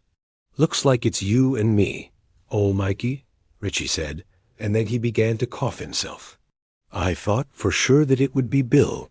The cough worsened. He doubled over, hacking dryly, unable to get his breath. His head was thudding, whacking, like a turnip filled with blood. His eyes teared behind his glasses. From far away he heard Mike saying, "Go on up if you have to, Richie. Don't go flippy. Don't kill yourself." He raised a hand toward Mike and flapped it at him. No stinking matches, in a negative gesture. Little by little, he began to get the coughing under control again. Mike was right. Something was going to happen, and soon. He wanted to still be here when it did. He tilted his head back and looked up at the smoke hole again. The coughing fit had left him feeling light-headed, and now he seemed to be floating on a cushion of air. It was a pleasant feeling. He took shallow breaths and thought, "Someday I'm going to be a rock and roll star. That's it, yes. I'll be famous. I'll make records and albums and movies. I'll have a black sport coat and white shoes and a yellow Cadillac. And when I come back to Derry, they'll all eat their hearts out, even Bowers. I wear glasses, but what the fuck? Buddy Holly wears glasses. I'll bop till I'm blue and dance till FM black. I'll be the first rock and roll star to ever come from Maine. The thought drifted away. It didn't matter. He found that now he didn't need to take shallow breaths. His lungs had adapted. He could breathe as much smoke as he wanted. Maybe he was from Venus. Mike threw more sticks on the fire. Not to be outdone, Richie tossed on another handful himself. "How you feeling, Rich?" Mike asked. Richie smiled. "Better. Good, almost you?" Mike nodded and smiled back. I feel okay. Have you been having some funny thoughts? Yeah. Thought I was Sherlock Holmes for a minute there. Then I thought I could dance like the Dovales. Your eyes are so red you wouldn't believe it. You know it? Yours too. Just a couple of weasels in the pen. That's what we are. Yeah? Yeah? You want to say all right? All right. You want to say you got the word? I got it, Mikey. Yeah? Okay. They grinned at each other, and then Richie let his head tilt back against the wall again and looked up at the smoke hole. Shortly, he began to drift away. No, not away. Up. He was drifting up. Like float down here we all. A balloon. Yeah, you geeky guys all right? Bill's voice, coming down through the smoke hole. Coming from Venus. Worried, Richie felt himself thud back down inside himself. All right, he heard his voice, distant, irritated. All right, we said all right. Be quiet. Bill, let us get the word. We want to say we got the world word. The clubhouse was bigger than ever, floored now in some polished wood. The smoke was fog thick, and it was hard to see the fire. That floor. Jesus dash come dash, please dash us. It was as big as a ballroom floor in an MGM musical extravaganza. Mike looked at him from the other side, a shape almost lost in the fog. You coming? Ale Mikey? Right here with you, Richie. You still want to say all right? Yeah, but hold my hand. Can you catch hold? I think so. Richie held his hand out, and although Mike was on the far side of this enormous room, he felt those strong brown fingers close over his wrist. Oh, and that was good. That was a good touch. Good to find desire in comfort, to find comfort in desire, to find substance in smoke and smoke in substance. He tilted his head back and looked at the smoke hole, so white and wee. It was farther up now. Miles up. Venusian skylight. It was happening. He began to float. Come on then, he thought, and began to rise faster through the smoke, the fog, the mist, whatever it was. They weren't inside anymore. The two of them were standing together in the middle of the barrens, and it was nearly dusk. It was the barrens, he knew that, but everything was different. The foliage was lusher, deeper, savagely fragrant. There were plants he had never seen before, and Richie realized some of the things he had first taken for trees were really giant ferns. There was the sound of running water, but it was much louder than it should have been. This water sounded not like the leisurely flow of the Kenduskeag stream, but more the way he imagined the Colorado River would sound as it cut its way through the Grand Canyon. It was hot, too. Not that it didn't get hot in Maine during the summer, and humid enough so that sometimes you felt sticky just lying in your bed at night, but this was more heat and more humidity than he had ever felt in his whole life. A low mist, smoky and thick, lay in the hollows of the land and crept around the boy's legs. It had a thin, acrid smell, like burning green wood. He and Mike began to move toward the sound of the running water without speaking, pushing their way through the strange foliage. Thick, ropey lianas lay between some of the trees like spidery hammocks, and once Richie heard something go crashing off through the underbrush. It sounded bigger than a deer. He stopped long enough to look around, turning in a circle, studying the horizon. He knew where the standpipe's thick white cylinder should have been, but it wasn't there. Neither was the railroad trestle going over to the train yards at the end of Neibolt Street, or the old Cape housing development. Low bluffs and red sandstone outcroppings of rock bulged out of. Thick stands of giant fern and pine trees where the old Cape should have been. There was a flapping noise overhead. The boys ducked as a squadron of bats flapped by. They were the biggest bats Richie had ever seen, and for a moment he was more terrified than he had been even when Bill was trying to get Silver rolling, and he had heard the werewolf closing in on them from behind. The stillness and the alienness of this land were both terrible, but its awful familiarity was somehow worse. No need to be scared, he told himself. Remember that this is just a dream, or a vision, or whatever you want to call it. Me and old Mikey are really back in the clubhouse, goofed up on smoke. Pretty soon Big Bill is going to get nervous from the service because we're not answering anymore. And he and Ben will come down and haul us out. It's just like Conway Twitty says, only make believe. But he could see how one of the bat's wings was so ragged the hazy sun shone through it. And when they passed beneath one of the giant ferns, he could see a fat yellow caterpillar trundling across a wide green frond, leaving its shadow behind it. There were tiny black mites, jumping and sizzling on the caterpillar's body. If this was a dream, it was the clearest one he had ever had. They went on toward the sound of the water, and in the thick knee-high ground mist, Richie was unable to tell if his feet were touching the ground or not. They came to a place where both the mist and the ground stopped. Richie looked, unbelieving. This was not the Kenduskeag, and yet it was. The stream boiled and roiled through a narrow watercourse, cut through that same crumbly rock. Looking across to the far side, he could see ages cut into those stacked layers of stone, red and then orange, and then red again. You couldn't walk across this stream on stepping stones. You'd need a rope bridge, and if you fell in, you would be swept away at once. The sound of the water was the sound of bitter, foolish anger, and as Richie watched, slack-jawed, he saw a pinkish-silver fish jump in an impossibly high arc, snapping at the bugs that made shifting clouds just above the surface of the water. It splashed down again, giving Richie just time enough to register its presence and to realize he had never seen a fish exactly like that in his whole life, not even in a book. Birds flocked across the sky, squalling harshly, not a dozen or 2 dozen. For a moment, the sky was so dark with birds that they blotted out the sun. Something else crashed through the bush, and then more things. Richie wheeled, his heart thudding painfully in his chest, and saw something that looked like an antelope flash by, heading southeast. Something's going to happen, and they know it. The birds passed, presumably alighting somewhere, en masse farther south. Another animal crashed by them, and another. Then there was silence, except for the steady rumble of the Kenduskeag.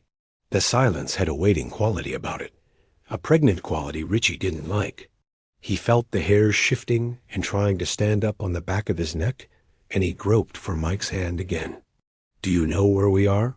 He shouted at Mike. "You got the word?" "Jesus, yes." Mike shouted back, "I got it. This is a go, Richie." "A go," Richie nodded.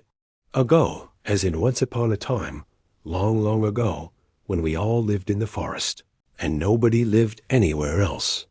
They were in the barrens as they had been God knew how many thousands of years ago. They were in some unimaginable past before the Ice Age, when New England had been as tropical as South America was today.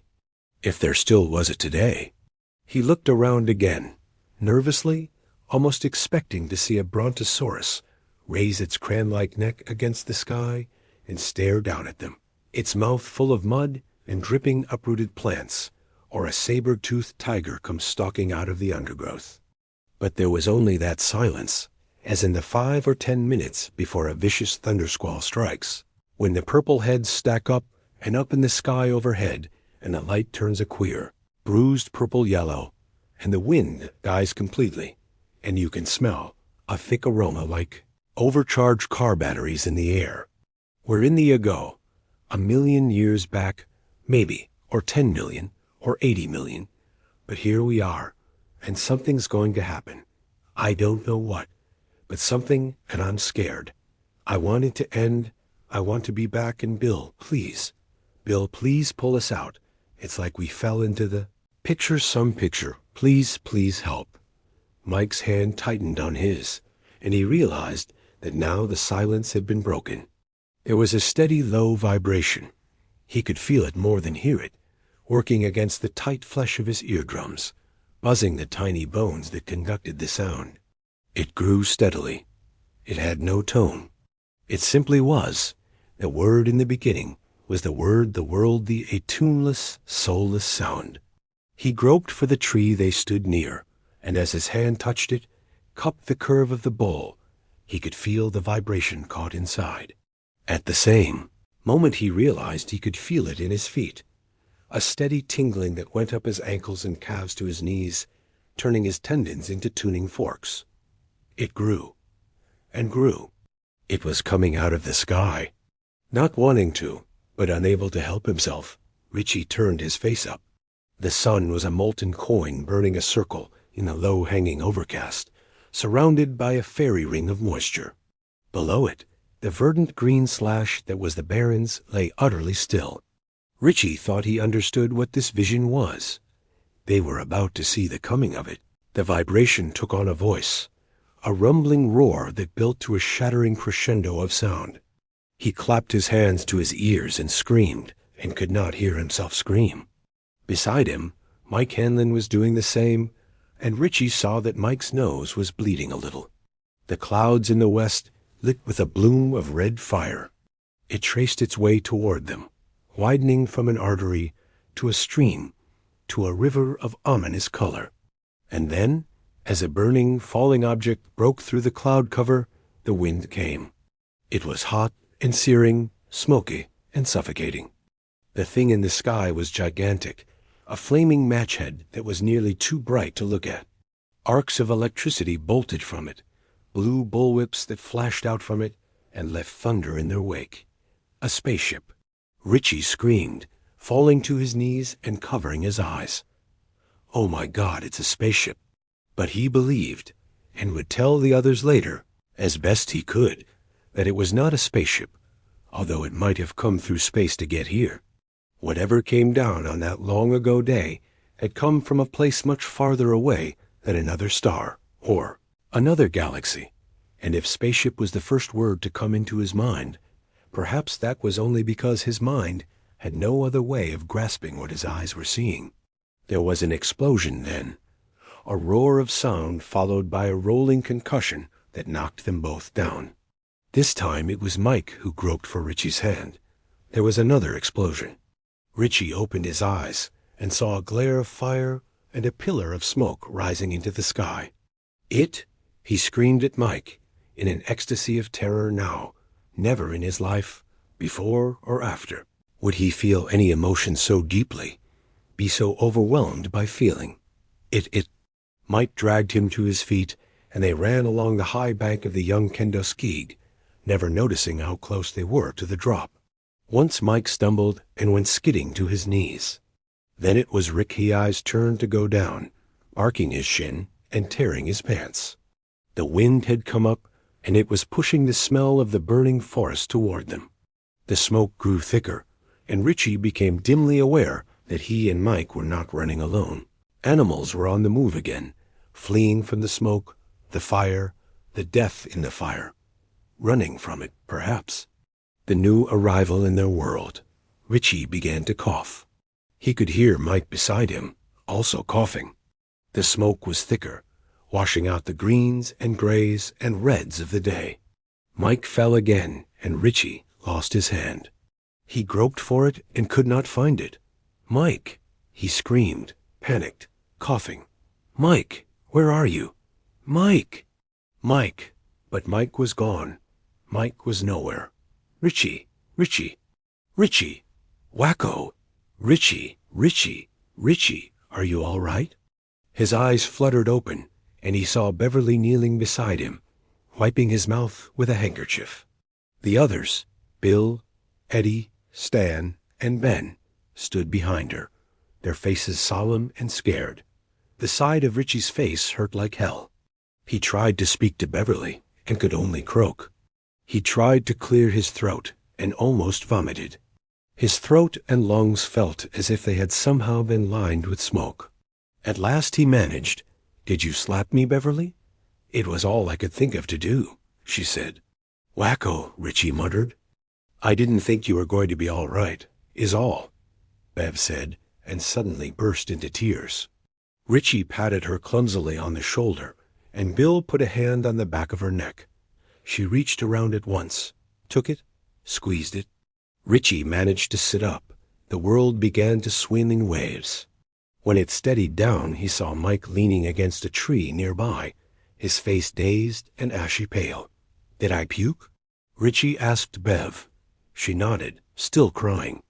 In a croaking, stumbling Irish cop's voice, he asked, "Get any on thee, darlin'?" Bev laughed through her tears and shook her head. "I turned you on your side. I was afraid. Afraid you'd see she could choke on it." She began to cry hard again. No fair," Bill said, still holding her hand. I'm the one who hutters around here. "Not bad, Big Bill," Richie said. He tried to get to his feet and sat down aga and heavily. The world was still swimming. He began to cough and turned his head away, aware that he was going to retch again only a moment before it happened. He threw up a mess of green foam and thick saliva that mostly came out in ropes. He closed his eyes tight and croaked, "Anyone want a snack?"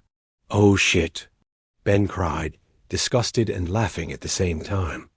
"Looks more like puke to me," Richie said, although, in truth, his eyes were still tightly shut. The shit usually comes out the other end, at least for me. "I dunno about you, Haystack." When he opened his eyes at last, he saw the clubhouse about 20 yards away.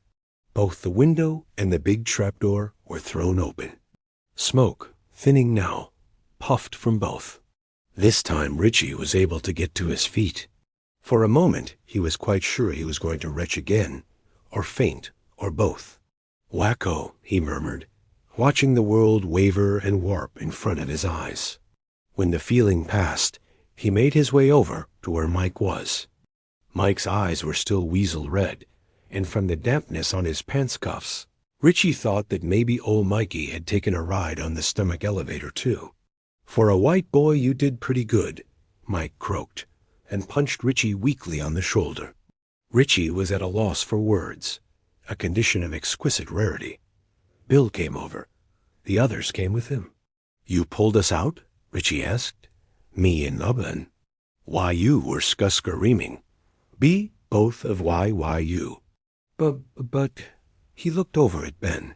Ben said, "It must have been the smoke, Bill." But there was no conviction in the big boy's voice at all. Flatly, Richie said, "You mean what I think you mean?" Bill shrugged. What's that, Ray Richie?" Mike answered, "We weren't there at first, were we? You went down because you heard us screaming, but at first we weren't there. It was really smoky," Ben said. "Hearing you both screaming that way, that was scary enough.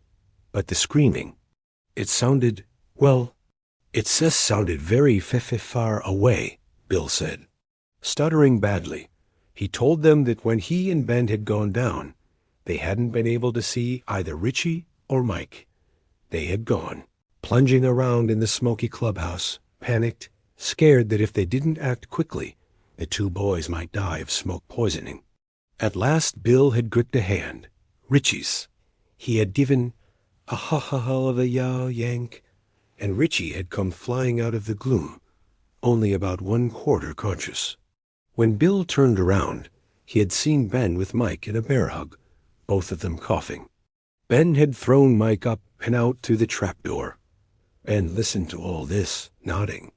I kept grabbing, really not doing anything except jabbing my hand out like I wanted to shake hands. "You grabbed it, Mike. Damn good thing you grabbed it when you did. I think you were just about gone. You guys make the clubhouse sound a lot bigger than it is," Richie said, talking about stumbling around in it and all. "It's only 5 feet on every side." There was a moment's silence while they all looked at Bill, who stood in frowning concentration. "It was bigger," he said at last. Wasn't it, Ben?" Ben shrugged.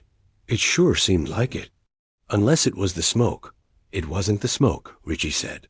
"Just before it happened, before we went out, I remember thinking it was at least as big as a ballroom in a movie, like one of those musicals. 7 Brides for 7 Brothers, something like that. I could barely see Mike against the other wall." "Before you went out?" Beverly asked. "Well, what I mean, like she grabbed Richie's arm. It happened, didn't it? It really happened. You had a vision, just like in Ben's book." Her face was glowing. It really happened? Richie looked down at himself, and then at Mike. One of the knees of Mike's corduroy pants was out, and both the knees of his own jeans were torn. He could look through the holes and see bleeding scrapes on both his knees. If it was a vision, I never want to have another one, he said. I don't know about the kingfish over there, but when I went down there, I didn't have any holes in my pants.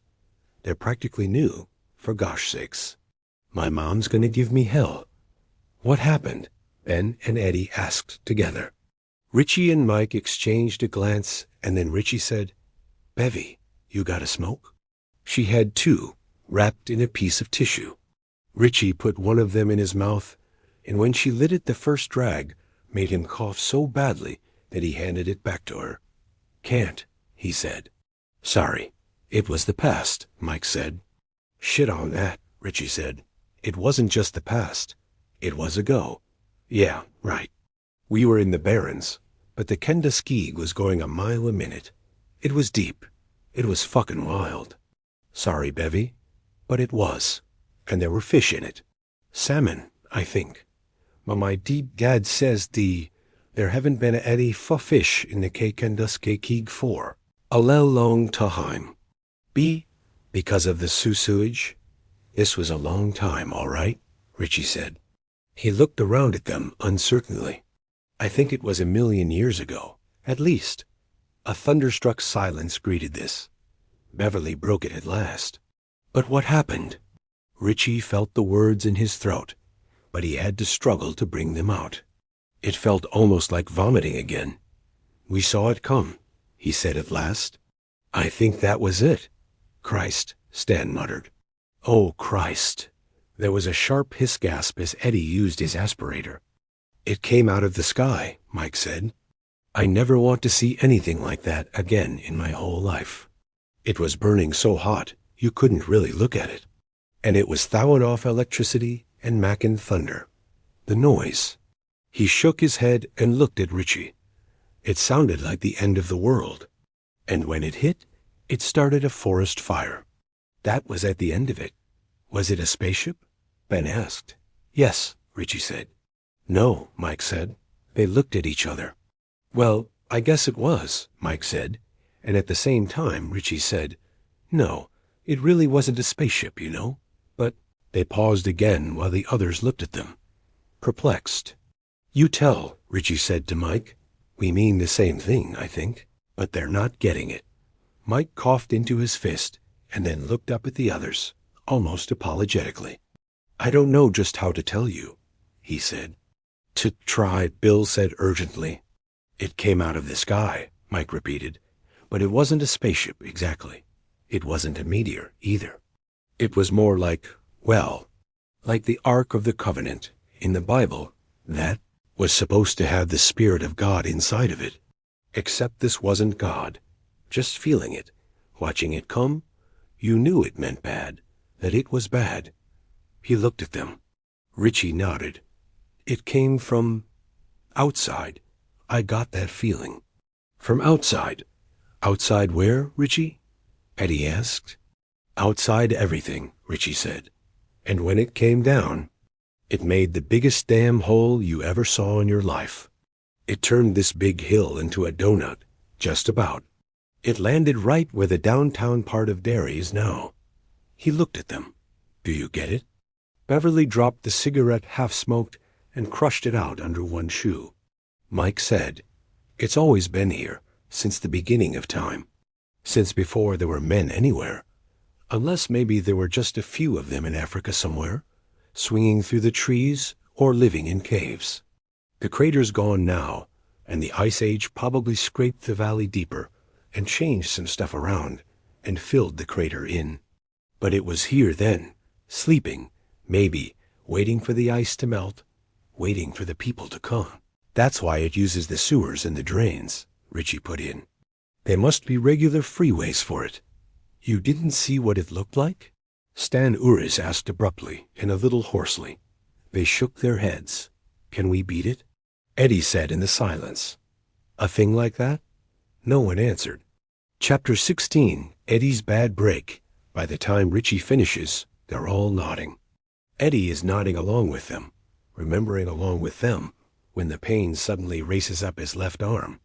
Races up? No, rips through. It feels as if someone is trying to sharpen a rusty saw on the bone in there.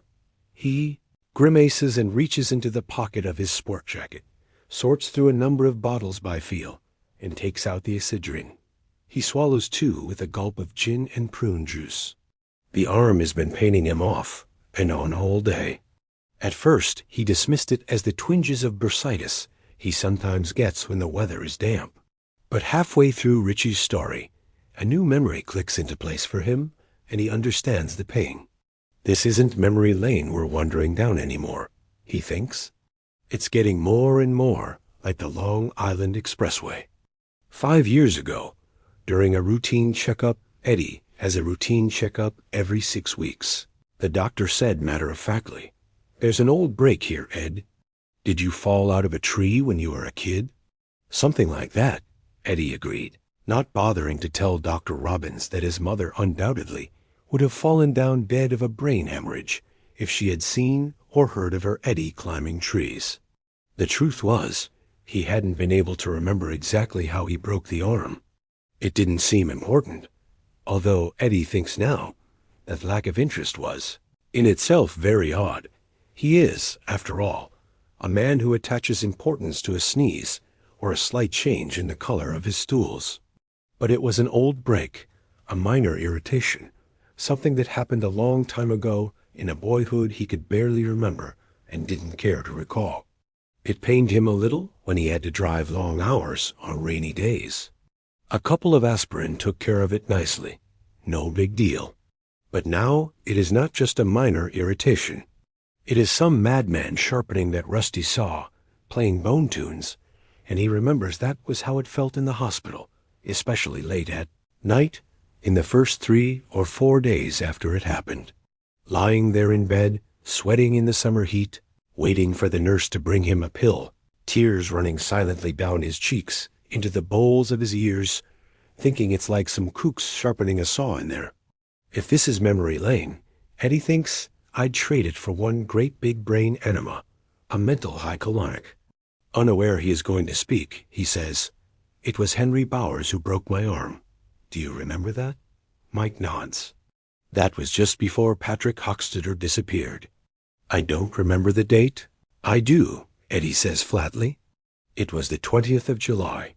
The Hockstetter kid was reported missing on—" "What? The 23rd?" "22nd, Beverly Rogan says. Although she doesn't tell them why she is so sure of the date, it is because she saw it take Hockstetter.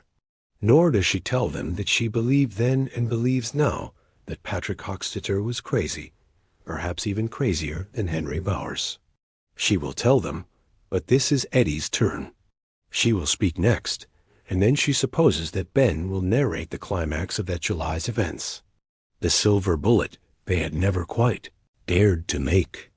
A nightmare agenda, if ever there was one, she thinks, but that crazy exhilaration persists. When did she last feel this young? She can hardly sit still. The 20th of July, Eddie muses, rolling his aspirator along the table from one hand to the other. 3 or 4 days after the smoke hole thing, I spent the rest of the summer in a cast, remember? Richie slaps his forehead in a gesture they all remember from the old days, and Bill thinks, with a mixture of amusement and unease, that for a moment there Richie looked just like Beaver Cleaver. Sure, of course. You were in a cast when we went to the house on Neibolt Street, weren't you? And later, in the dark. But now Richie shakes his head a little, puzzled. What, Richie? Bill asks. Can't remember that part yet, Richie admits. Can you? Bill shakes his head slowly. Hockstetter was with them that day, Eddie says. It was the last time I ever saw him alive. Maybe he was a replacement for Peter Gordon. I guess Bowers didn't want Peter around anymore after he ran the day of the rock fight. They all died, didn't they? Beverly asks quietly. After Jimmy Cullum, the only ones who died were Henry Bowers's friends. Or his ex-friends. All but Bowers, Mike agrees, glancing toward the balloons tethered to the microfilm recorder. And he's in Juniper Hill, a private insane asylum in Augusta. Bill says, what about when they broke your arm? Eddie. Your stutter's getting worse, Big Bill, Eddie says solemnly, and finishes his drink in one gulp. Never mind that, Bill says. Tell us, Beverly repeats, and puts her hand lightly on his arm. The pain flares there again. All right, Eddie says. He pours himself a fresh drink, studies it, and says, it was a couple of days after I came home from the hospital that you guys came over to the house and showed me those silver ball bearings. You remember, Bill? Bill nods. Eddie looks at Beverly. Bill asked you if you'd shoot them, if it came to that, because you had the best eye. I think you said you wouldn't, that you'd be too afraid. And you told you something else, but I just can't remember what it was. It's like Eddie sticks his tongue out and plucks the end of it, as if something were stuck there. Richie and Ben both grin. Was it something about Hockstetter? Yes, Beverly says. I'll tell when you're done. Go ahead. It was after that, after all you guys left, that my mother came in and we had a big fight. She didn't want me to hang around with any of you guys again. And she might have gotten me to agree. She had a way of working on a guy, you know. Bill nods again. He remembers Mrs. Kasprak, a huge woman with a strange schizophrenic face, a face capable of looking stony and furious and miserable and frightened all at the same time. Yeah, she might have gotten me to agree, Eddie says. But something else happened the same day Bowers broke my arm. Something that really shook me up. He utters a little laugh, thinking, it shook me up, all right. Is that all you can say? What good's talking when you can never tell people how you really feel? In a book or a movie, what I found out that day before Bowers broke my arm would have changed my life forever, and nothing would have happened the way it did. In a book or a movie, it would have set me free. In a book or a movie, I wouldn't have a whole suitcase full of pills back in my room at the townhouse. I wouldn't be married to Myra. I wouldn't have this stupid fucking aspirator here right now. In a book or a movie. Because, suddenly, as they all watch, Eddie's aspirator rolls across the table by itself. As it rolls, it makes a dry rattling sound, a little like maracas, a little like bones, a little like laughter. As it reaches the far side, between Richie and Ben, it flips itself up into the air and falls on the floor. Richie makes a startled half grab, and Bill cries sharply, Don't touch it. The balloons. Ben yells, and they all turn. Both balloons tethered to the microfilm recorder now read asthma medicine gives you cancer. Below the slogan are grinning skulls. They explode with twin bangs. Eddie looks at this, mouth dry, the familiar sensation of suffocation starting to tighten, down in his chest like locking bolts. Bill looks back at him. Who told you, and what did they tell you? Eddie licks his lips, wanting to go after his aspirator, not quite daring to. Who knew what might be in it now? He thinks about that day, the 20th, about how it was hot, about how his mother gave him a check, all filled out except for the amount, and $1 in cash for himself, his allowance. Mr. Keene, he says, and his voice sounds distant to his own ears, without power. It was Mr. Keene. Not exactly the nicest man in Derry, Mike says, but Eddie, lost in his thoughts, barely hears him.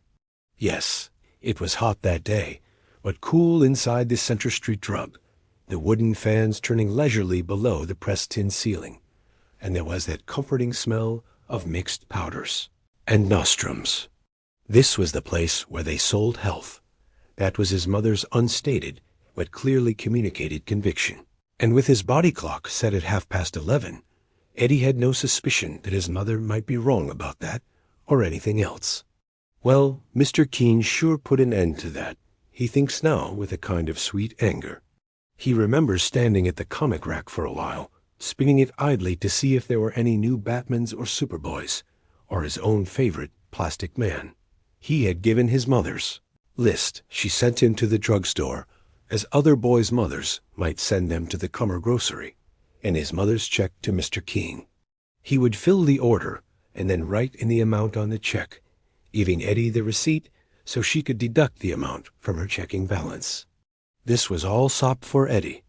3 different kinds of prescription for his mother, plus a bottle of Geritol, because, she told him mysteriously, it's full of iron, Eddie, and women need more iron than men. Also, there would be his vitamins, a bottle of Dr. Sweat's elixir for children, and of course, his asthma medicine. It was always the same. Later, he would stop in the Costello Avenue Market with his $1 and get 2 candy bars and a Pepsi. He would eat the candy, drink the soda, and jingle his pocket change all the way home. But this day was different. It would end with him in the hospital, and that was certainly different. But it started being different when Mr. Keene called him. Because instead of handing him the big white bag full of cures and the receipt, admonishing him to put the receipt in his pocket so he wouldn't lose it, Mr. Keene looked at him thoughtfully and said, "Come back into the office for a minute. Eddie, I want to talk to you." Eddie only looked at him for a moment, unking, a little scared. The idea that maybe Mr. Keene thought he had been shoplifting flashed briefly through his mind. There was that sign by the door that he always read when he came into the Center Street Drug. It was written in accusing black letters so large that he bet even Richie Tozier could read it without his glasses. Shoplifting is not a kick or a groove or a gasser. Shoplifting is a crime, and we will prosecute. Eddie had never shoplifted anything in his life, but that sign always made him feel guilty, made him feel as if Mr. Keene knew something about him that he didn't know about himself. Then Mr. Keene confused him even further by saying, "How about an ice cream soda?" "Well, oh, it's on the house. I always have one in the office around this time of day. Good energy. Unless you need to watch your weight, and I'd say neither of us do. My wife says I look like stuffed string. Your friend there, the Hanscom boy, he's the one who needs to have a care about his weight." "What flavor, Eddie?" "Well, my mother said to get home as soon as you look like a chocolate man to me. Chocolate okay for you?" Mr. Keene's eyes twinkled, but it was a dry twinkle, like the sun shining on mica in the desert. Or so Eddie, a fan of such Western writers as Max Brand and Archie Jocelyn, thought. Sure, Eddie gave in. Something about the way Mr. Keene pushed his gold-rimmed glasses up on his blade of a nose made him edgy. Something about the way Mr. Keene seemed both nervous and secretly pleased. He didn't want to go into the office with Mr. Keene. This wasn't about a soda. Nope. And whatever it was about, Eddie had an idea it wasn't such great news. Maybe he's going to tell me I got cancer or something. Eddie thought wildly. That kid cancer. Leukemia. Jesus. Oh, don't be so stupid. He answered himself back, trying to sound, in his own mind, like Stuttering Bill. Stuttering Bill had replaced Jock Mahoney, who played the range rider on TV Saturday mornings, as the great hero of Eddie's life. In spite of the fact that he couldn't talk right, Big Bill always seemed to be on top of things. This guy's a pharmacist, not a doctor, for cripe's sake. But Eddie was still nervous. Mr. Keene had raised the counter gate and was beckoning to Eddie with one bony finger. Eddie went, but reluctantly. Ruby, the counter girl, was sitting by the cash register and reading a silver screen. "Would you make 2 ice cream sodas, Ruby?" Mr. Keene called to her. "1 chocolate, 1 coffee?" "Sure," Ruby said, marking her place in the magazine with a tinfoil gum wrapper and getting up. "Bring them into the office." "Sure. Come on, son. I'm not going to bite you." And Mr. Keene actually winked, astounding Eddie completely. He had never been in back of the counter before, and he gazed at all the bottles and pills and jars with interest. He would have lingered if he had been on his own, examining Mr. Keene's mortar and pestle, his scales and weights, the fishbowls full of capsules. But Mr. Keene propelled him forward into the office and closed the door firmly behind him. When it clicked shut, Eddie felt a warning tightness in his chest and fought it. There would be a fresh aspirator in with his mother's things, and he could have a long, satisfying hunk on it as soon as he was out of here. A bottle of licorice whips stood on the corner of Mr. Keen's desk. He offered it to Eddie. "No, thank you," Eddie said politely. Mr. Keen sat down in the swivel chair behind his desk and took one. Then he opened his drawer and took something out. He put it down next to the tall bottle of licorice whips, and Eddie felt real alarm course through him. It was an aspirator. Mr. Keen tilted back in his swivel chair until his head was almost touching the calendar on the wall behind him. The picture on the calendar showed more pills. It said squib, and for one nightmare moment, when Mr. Keen opened his mouth to speak, Eddie remembered what had happened in the shoe store when he was just a little kid, when his mother had screamed at him for putting his foot in the X-ray machine. For that one nightmare moment, Eddie thought Mr. Keen would say, "Eddie, 9 out of 10 doctors agree that asthma medicine gives you cancer, just like the X-ray machines they used to have in the shoe stores. You've probably got it already. Just thought you ought to know." But what Mr. Keen did say was so peculiar that Eddie could think of no response at all. He could only sit in the straight wooden chair on the other side of Mr. Keen's desk like a nit. This has gone on long enough. Eddie opened his mouth and then closed it again. "How old are you, Eddie?" 11, isn't it?" "Yes, sir," Eddie said faintly. His breathing was indeed shallowing up. He wasn't yet whistling like a tea kettle, which was how Richie put it. Somebody turn Eddie off. He's reached the boil, but that might happen at any time. He looked longingly at the aspirator on Mr. Keen's desk, and because something else seemed required, he said, "I'll be 12 in November." Mr. Keen nodded, then leaned forward like a TV pharmacist in a commercial and clasped his hands together. His eyeglasses gleamed in the strong light thrown by the overhead fluorescent bars. "Do you know what a placebo is, Eddie?" Nervously, taking his best guess, Eddie said, "Those are the things on cows that the milk comes out of, aren't they?" Mr. Keen laughed and rocked back in his chair. "No," he said, and Eddie blushed to the roots of his flat-top haircut. Now he could hear the whistle creeping into his breathing. A placebo. He was interrupted by a brisk double tap at the door. Without waiting for a come-in call, Ruby entered with an old-fashioned ice cream soda glass in each hand. "Yours must be the chocolate," she said to Eddie, and gave him a grin. He returned it as best he could, but his interest in ice cream sodas was at its lowest ebb in his entire personal history. He felt scared, in a way that was both vague and specific. It was the way he felt scared when he was sitting on Dr. Hander's examination table in his underpants, waiting for the doctor to come in and knowing his mother was out in the waiting room, taking up most of one sofa. A book, most likely Norman Vincent Peake's, The Power of Positive Thinking, or Dr. Jarvis's Vermont Folk Medicine, held firmly up to her eyes like a hymnal. Stripped of his clothes and defenseless, he felt caught between the two of them. He sipped some of his soda as Ruby went out, hardly tasting it. Mr. Keen waited until the door was shut, and then smiled his dry, sun-on-Mika smile again. "Loosen up, Eddie. I'm not going to bite you, or hurt you." Eddie nodded, because Mr. Keen was a grown-up, and you were supposed to agree with grown-ups at all costs. His mother had taught him that. But inside he was thinking, "Oh, I've heard that bullshit before." It was about what the doctor said when he opened his sterilizer, and the sharp, frightening smell of alcohol drifted out, stinging his nostrils. That was the smell of shots, and this was the smell of bullshit, and both came down to the same thing. When they said it was just going to be a little prick, something you hardly felt at all, that meant it was going to hurt plenty. He tried another half-hearted suck on his soda straw, but it was no good. He needed all the space in his narrowing throat just to suck in air.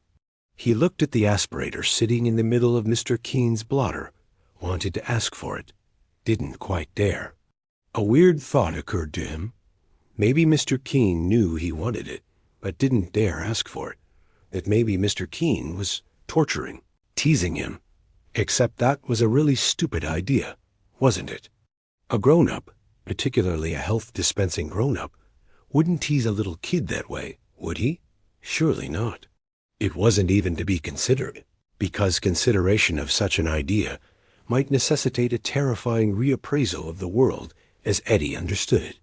But there it was, so near and yet so far, like water just beyond the reach of a man who was dying of thirst in the desert. There it was, standing on the desk below Mr. Keen's smiling mica eyes. Eddie wished, more than anything else, that he was down in the barrens with his friends around him. The thought of a monster, some great monster, lurking under the city where he had been born and where he had grown up, using the sewers and drains to creep from place to place, that was a frightening thought. And the thought of actually fighting that creature, of taking it on, was even more frightening. But somehow this was worse. How could you fight a grown-up who said it wasn't going to hurt when you knew it was? How could you fight a grown-up who asked you funny questions and said obscurely ominous things like, "This has gone on long enough"? And almost idly, in a kind of side thought, Eddie discovered one of his childhood's great truths. Grown-ups are the real monsters, he thought. It was no big deal, not a thought that came in a revelatory flash or announced itself with trumpets and bells.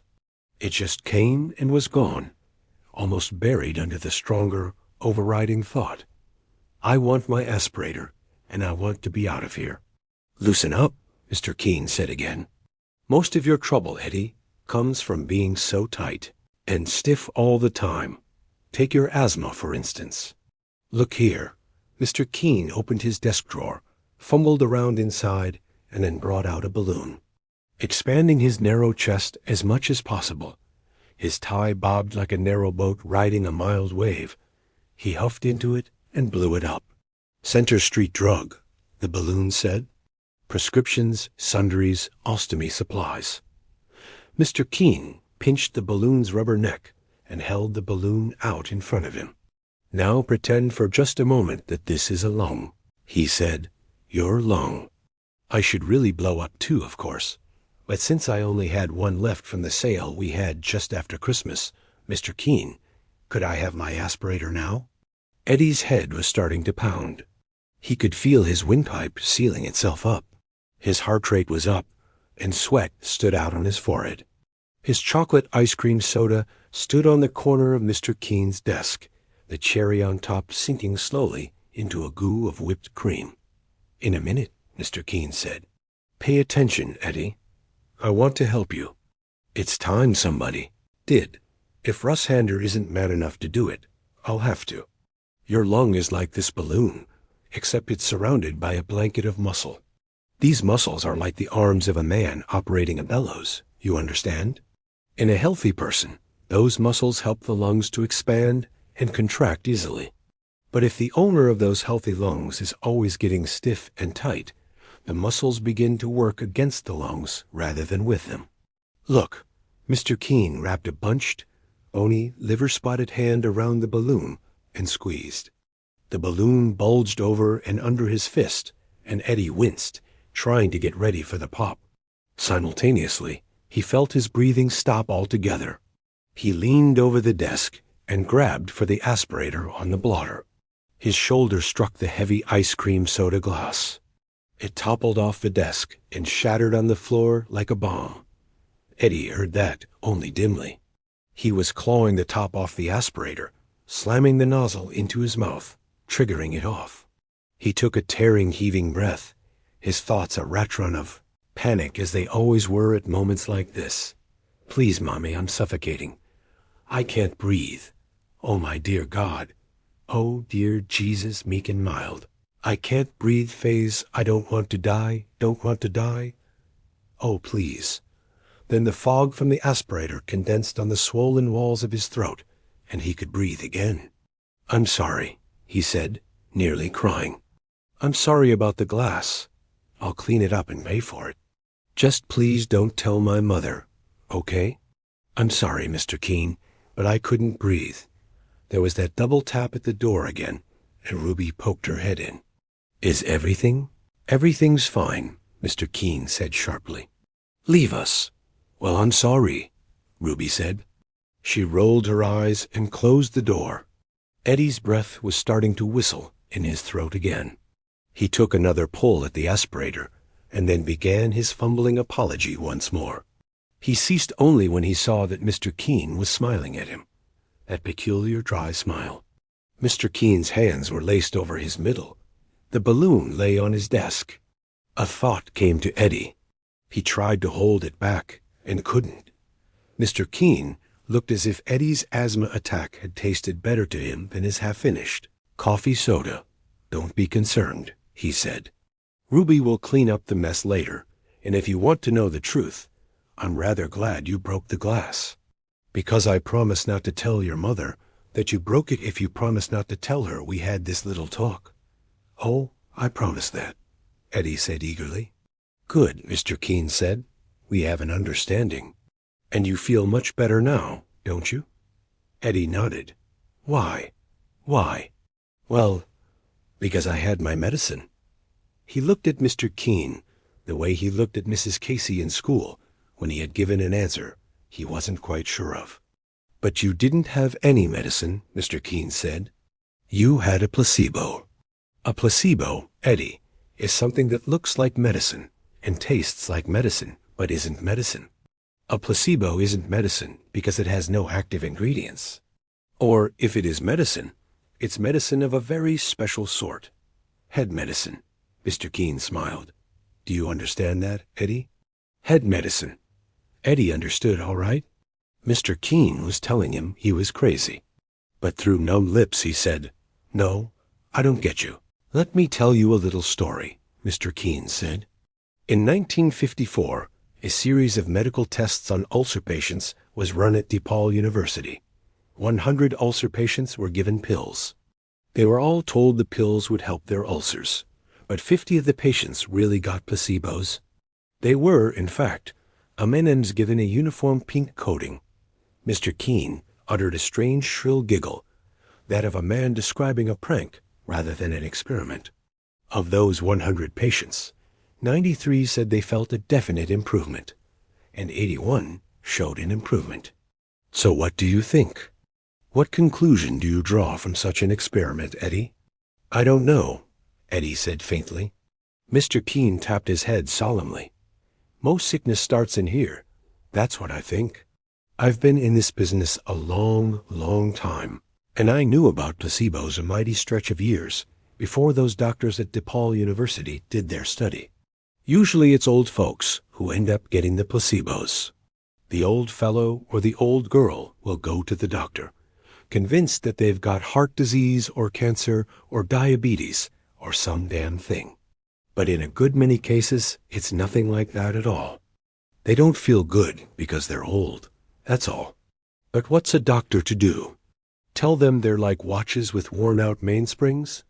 Huh, not likely. Doctors like their fees too much."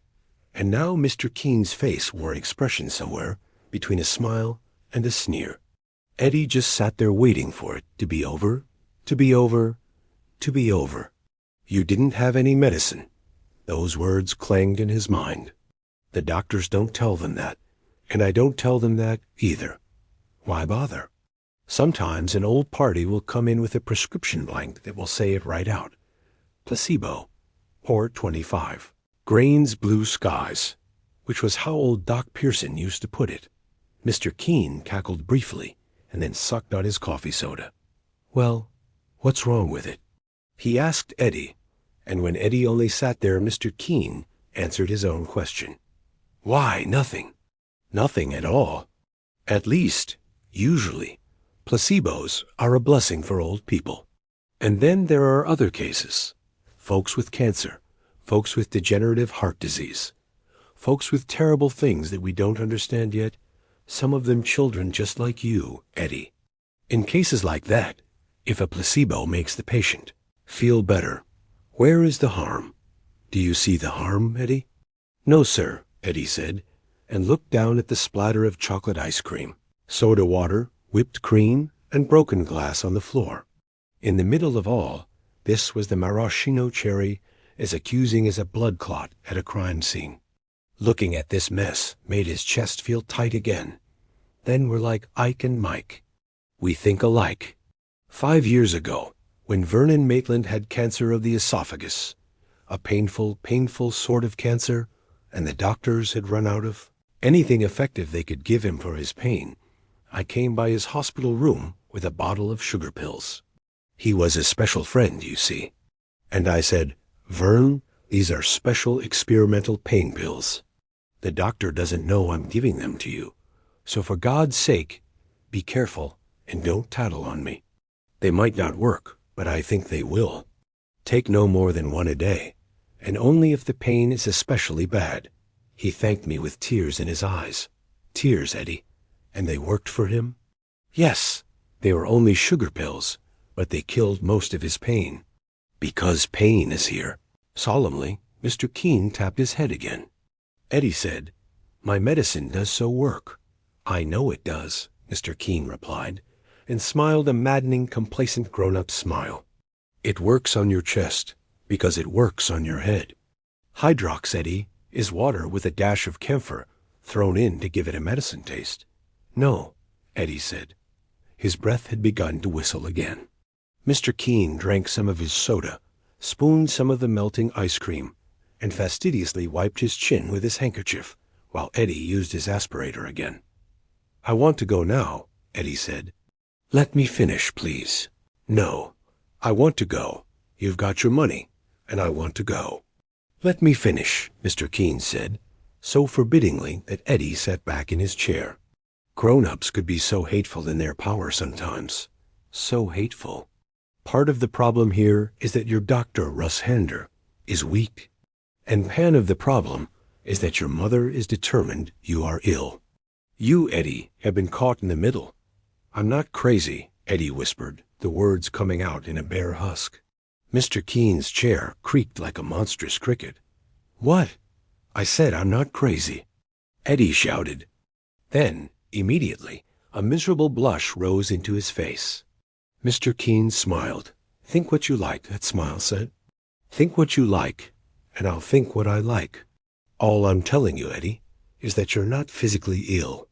Your lungs don't have asthma. Your mind does." "You mean I'm crazy?" Mr. Keene leaned forward, looking at him intently over his folded hands. "I don't know," he said softly. "Are you? It's all a lie," Eddie cried, surprised the words came out so strongly from his tight chest. He was thinking of Bill.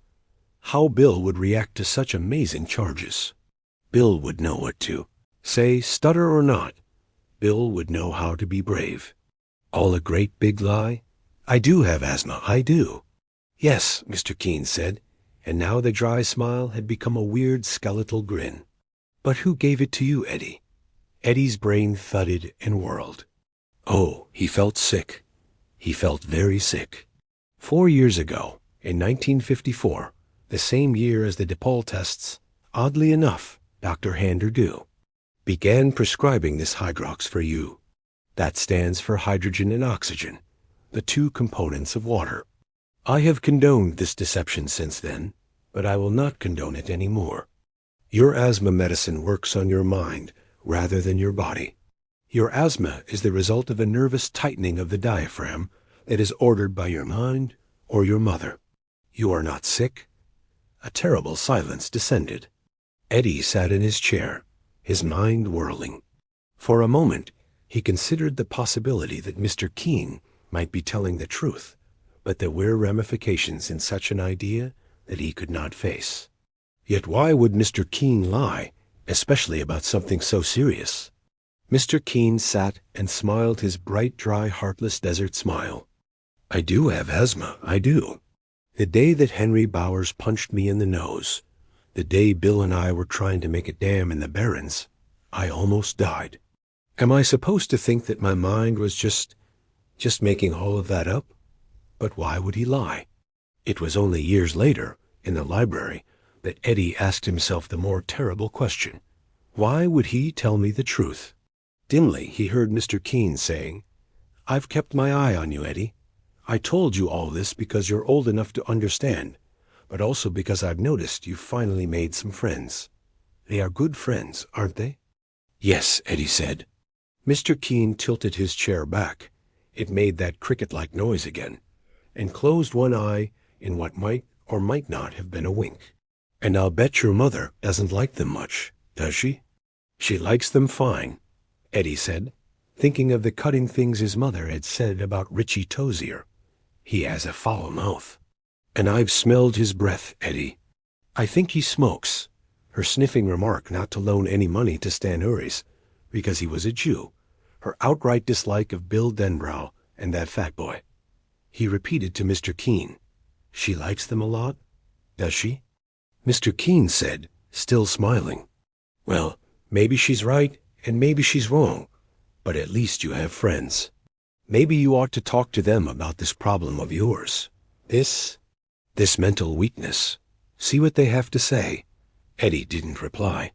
He was through talking to Mr. Keene. That seemed safer. And he was afraid that if he didn't get out of here soon, he really would cry. "Well," Mr. Keene said, standing up, "I think that just about finishes us up, Eddie. If I've upset you, I'm sorry. I was only doing my duty as I saw it." "Aye."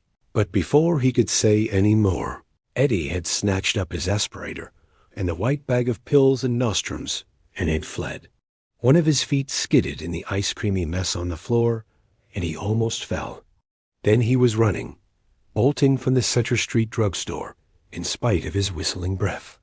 Ruby stared after him over her movie magazine, her mouth open. Behind him he seemed to sense Mr. Keene standing in the doorway of his office and watching his graceless retreat over the prescription counter, gaunt and neat and thoughtful and smiling that dry desert smile. He paused outside on the three-way corner of Kansas, Maine, and Center. He took another deep pull from his aspirator while sitting on the low stone wall by the bus stop. His throat was now positively slimy with that medicinal taste, nothing but water with some camphor thrown in, and he thought that if he had to use the aspirator again today, he would probably puke his guts. He slipped it into his pocket and watched the traffic pass back and forth, headed up Main Street and down Up Mile Hill. He tried not to think. The sun beat down on his head, blaringly, hot. Each passing car threw bright darts of reflection into his eyes, and a headache was starting in his temples. He couldn't find a way to stay angry at Mr. Keene, but he had no trouble at all feeling bad for Eddie Kasprak. He felt real bad for Eddie Kasprak. He supposed that Bill Denbrough never wasted time feeling sorry for himself, but Eddie just couldn't seem to help it. More than anything else, he wanted to do exactly what Mr. Keene had suggested. Go down to the Barrens and tell his friends everything, see what they would say, find out what answers they had. But he couldn't do that now. His mother would expect him home with her medicines soon. Your mind, or your mother. And if he wasn't there, your mother is determined you are ill. Trouble would follow. She would assume he had been with Bill or Richie or the Jew boy, as she called Stan, insisting that she meant no prejudice by so calling him, but was simply slapping down the cards, her phrase for truth-telling in difficult situations. And standing here on this corner, trying hopelessly to sort out his flying thoughts, Eddie knew what she would say if she knew one of his other friends was a Negro and another was a girl old enough to be getting bosoms. He started slowly toward Up Mile Hill, dreading the stiff climb in this heat. It felt almost hot enough to fry an egg on the sidewalk. For the first time he found himself wishing for school to be in again, for a new grade and a new teacher's peculiarities to contend with, for this dreadful summer to be over. He stopped halfway up the hill, not far from where Bill Denbrough would rediscover his bike, silver 27 years later, and pulled his aspirator from his pocket. Hydrox Mist, the label said. Administer as needed. Something else clicked home. Administer as needed. He was only a kid, still wet behind the ears, as his mother sometimes told him when she was slapping down the cards. But even a kid of 11 knew that you didn't give someone real medicine and then write on the label administer as needed. If it was real medicine, it would be too easy to kill yourself as you went happy assholing around and administering as needed. He supposed you could kill yourself with plain old aspirin doing that. He looked fixedly at the aspirator, unaware of the old lady who glanced curiously at him as she passed on down the hill toward Main Street with her shopping basket over her arm. He felt betrayed, and for one moment he almost cast the plastic squeeze bottle into the gutter. Better yet, he thought, throw it down that sewer grating. Sure, why not? Let it have it down there in its tunnels and dripping sewer pipes. Have a placebo, you 100-faced creep. He uttered a wild laugh and came within an ace of doing it. But in the end, habit was simply too strong. He replaced the aspirator in his right front pants pocket and walked on, hardly hearing the occasional blare of a horn or the diesel drone of the Bassey Park bus as it passed him. He was likewise unaware of how close he was to discovering what being hurt, really hurt, was all about. When he came out of the Costlow Avenue Market, 25 minutes later, with a Pepsi in one hand and 2 payday candy bars in the other, Eddie was unpleasantly surprised to see Henry Bowers, Victor Criss, Moose Sadler, and Patrick Hockstetter kneeling on the crushed gravel to the left of the little store. For a moment, Eddie thought they were shooting craps. Then he saw they were pooling their money on Victor's baseball shirt. Their summer school textbooks lay off to one side in an untidy heap. On an ordinary day, Eddie might have simply faded quietly back into the store and asked Mr. Gaudreau if he could leave by the back door, but this had been no ordinary day.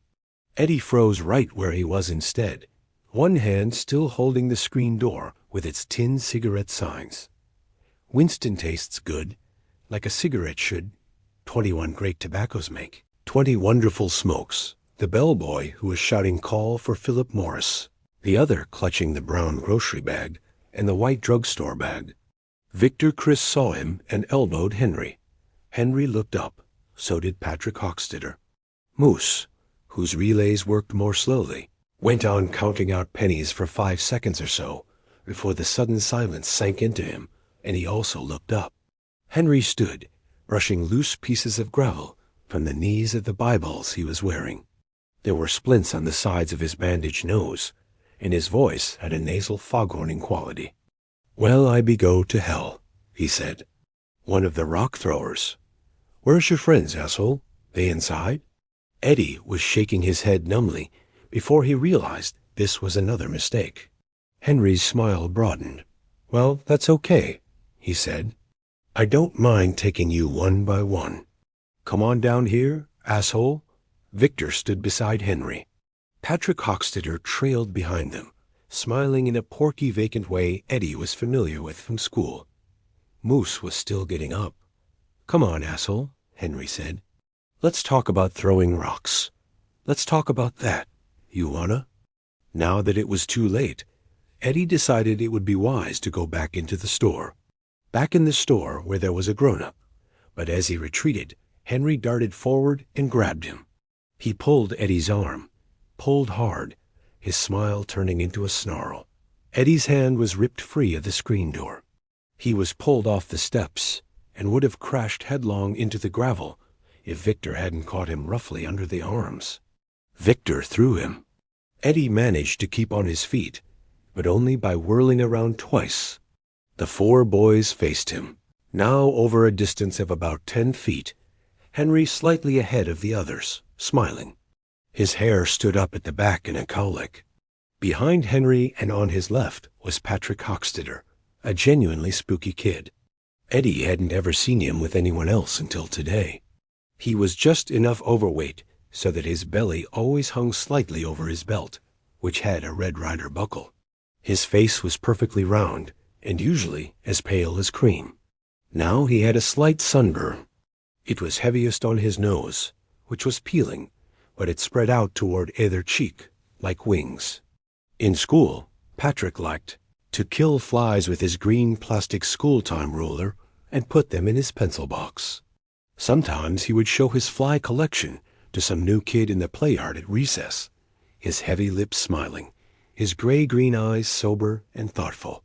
He never spoke when he exhibited his dead flies, no matter what the new kid might say to him.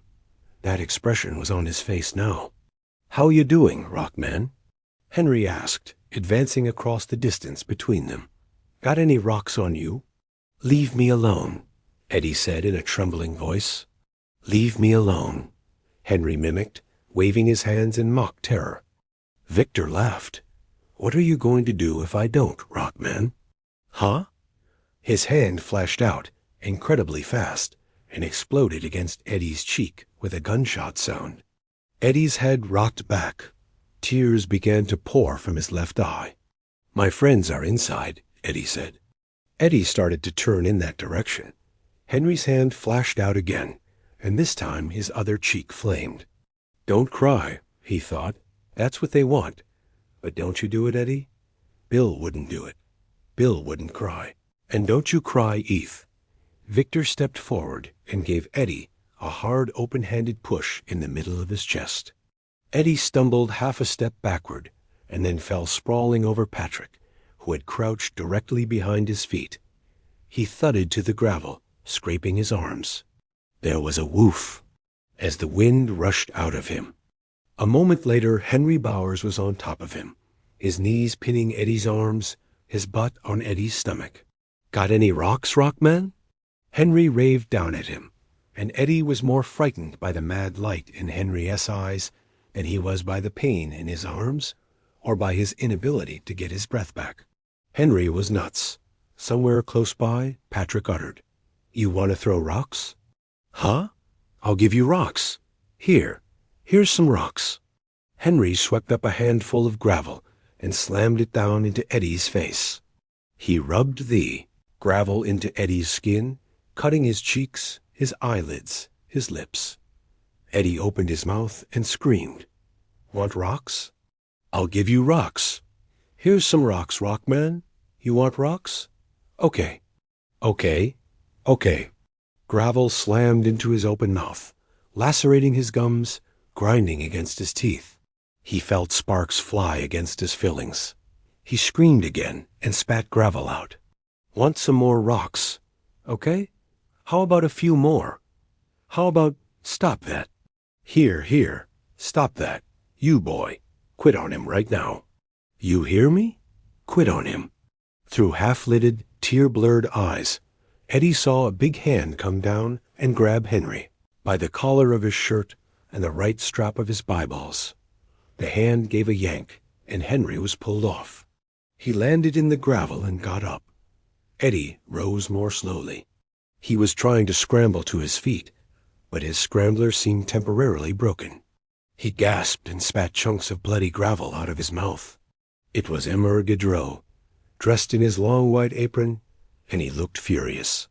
There was no fear in his face, although Henry stood about 3 inches taller and probably outweighed him by 50 pounds.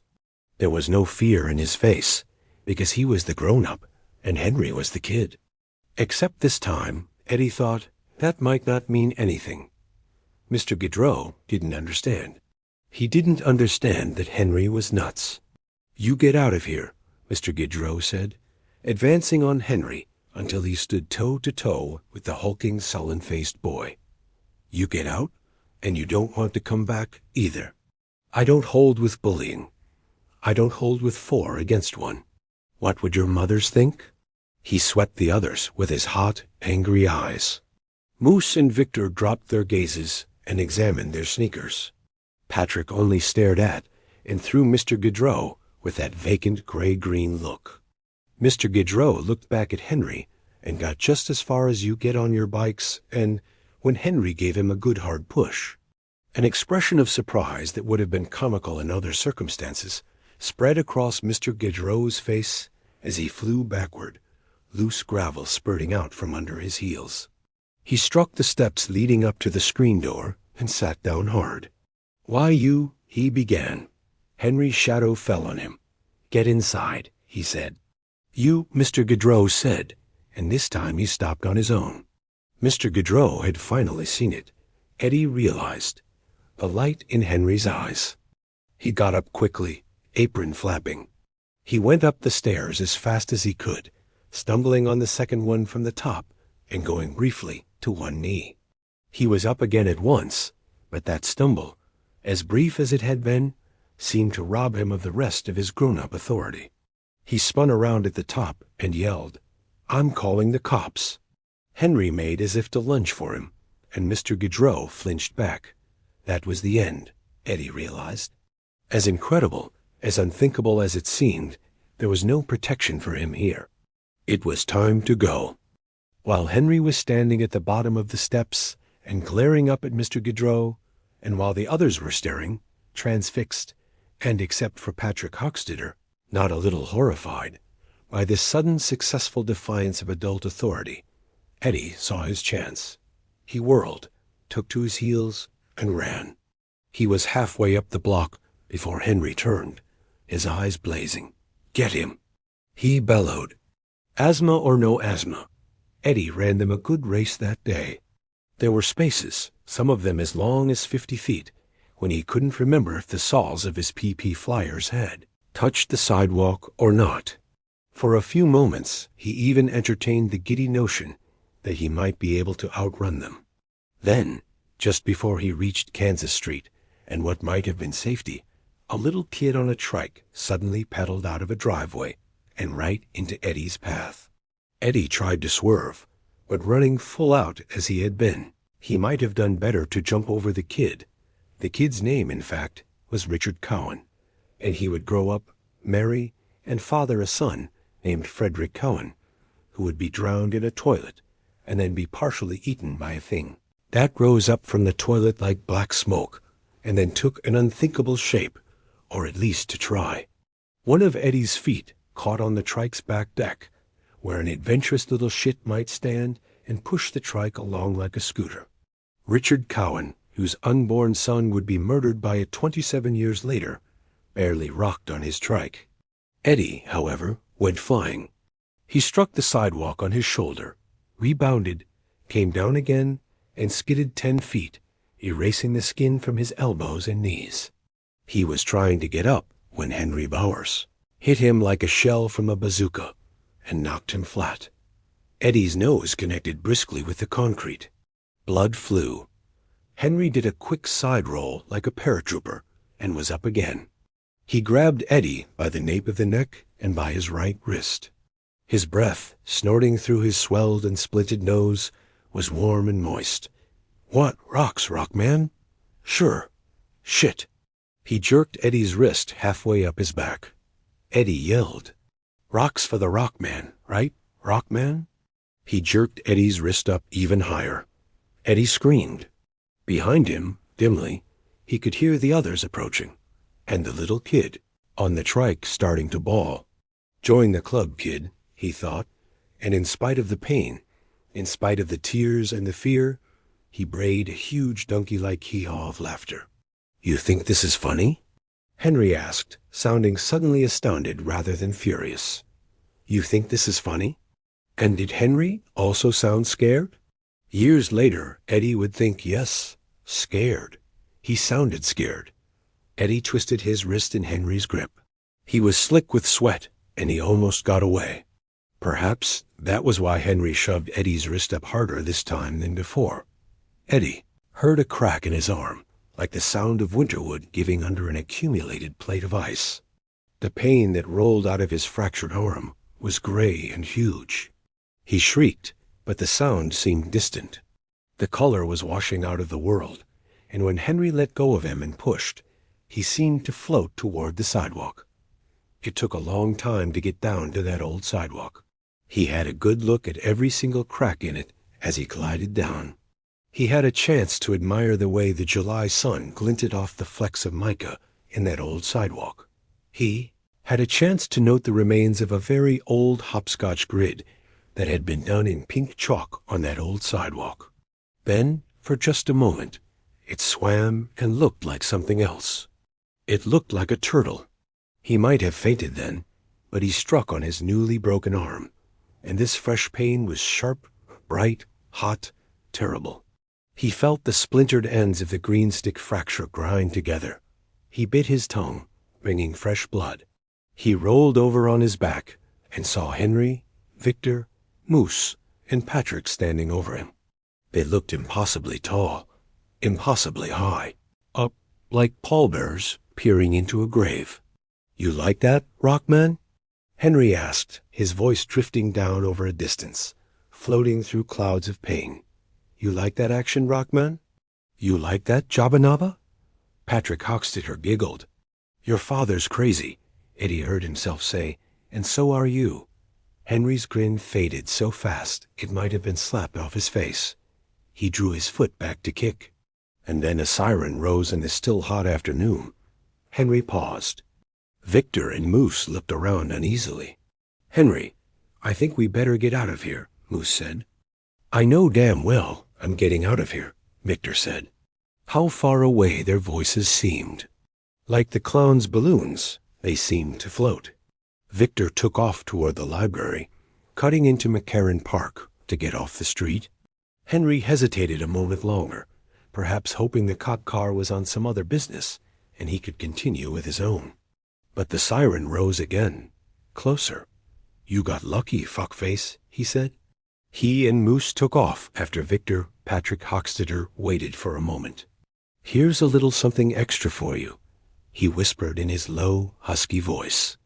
He inhaled and spat a large green lunger into Eddie's upturned, sweating, bloody face. Splat. "Don't eat it all at once if you don't want," Patrick said, smiling his liverish, unsettling smile. "Save some for later if you want." Then he turned slowly and was also gone. Eddie tried to wipe the lunger off with his good arm, but even that little movement made the pain flare again. Now when you started off for the drugstore, you never thought you'd end up on the Costello Avenue sidewalk with a busted arm and Patrick Hockstetter's snot running down your face, did you? You never even got to drink your Pepsi. Life's full of surprises, isn't it? Incredibly, he laughed again. It was a weak sound, and it hurt his broken arm to laugh, but it felt good. And there was something else. No asthma. His breathing was okay, at least for now. A good thing, too. He never would have been able to get to his aspirator. Never in 1,000 years. The siren was very close now, whooping and whooping. Eddie closed his eyes and saw red under his eyelids. Then the red turned black as a shadow fell over him. It was the little kid with the trike. "You okay?" The little kid asked. "Do I look okay?" Eddie asked. "No, you look terrible," the little kid said, and pedaled off, singing "The Farmer in the Dell."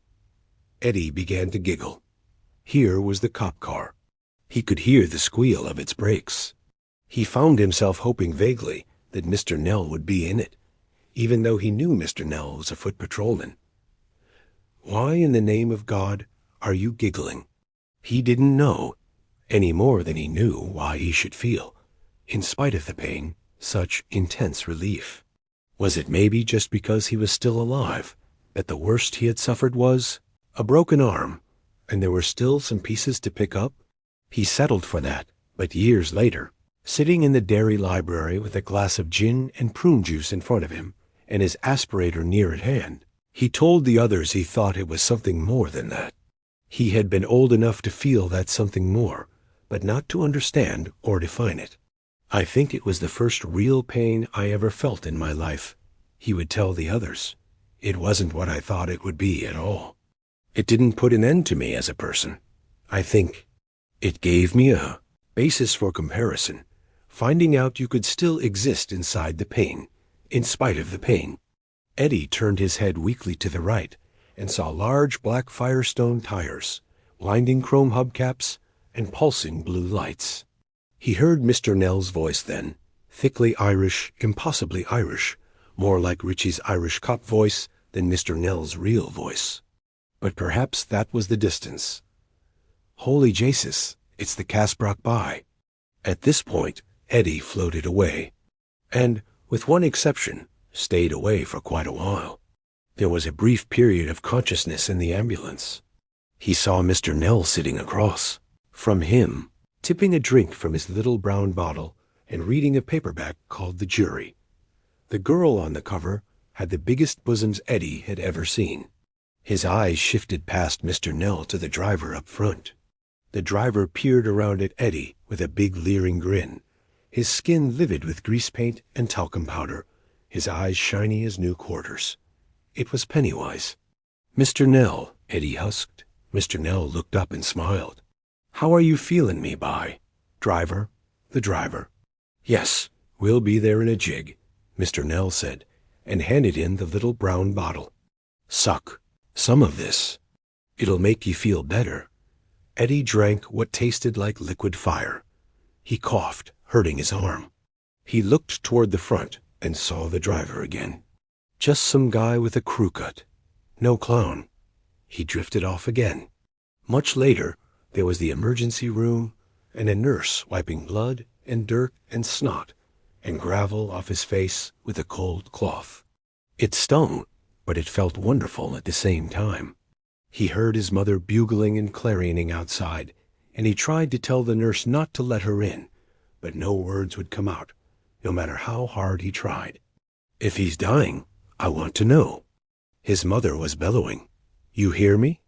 It's my right to know, and it's my right to see him. I can sue you, you know. I know lawyers, plenty of lawyers. Some of my best friends are lawyers." "Don't try to talk," the nurse said to Eddie. She was young, and he could feel her bosoms pressing against his arm. For a moment, he had this crazy idea that the nurse was Beverly Marsh, and then he drifted away again. When he came back, his mother was in the room, talking to Dr. Hander at a mile-a-minute clip. Sonia Kasbrak was a huge woman. Her legs, encased in support hose, were trunk-like, but weirdly smooth. Her face was pale now, except for hectic flaring blots of rouge. "Ma," Eddie managed. "All right, I'm all right." You're not, Mrs. Kasbrak moaned. She wrung her hands. Eddie heard her knuckles crack and grind. He began to feel his breath shorten up as he looked at her, seeing what a state she was in, how this latest escapade of his had hurt her. He wanted to tell her to take it easy, or she'd have a heart attack, but he couldn't. His throat was too dry. "You're not all right.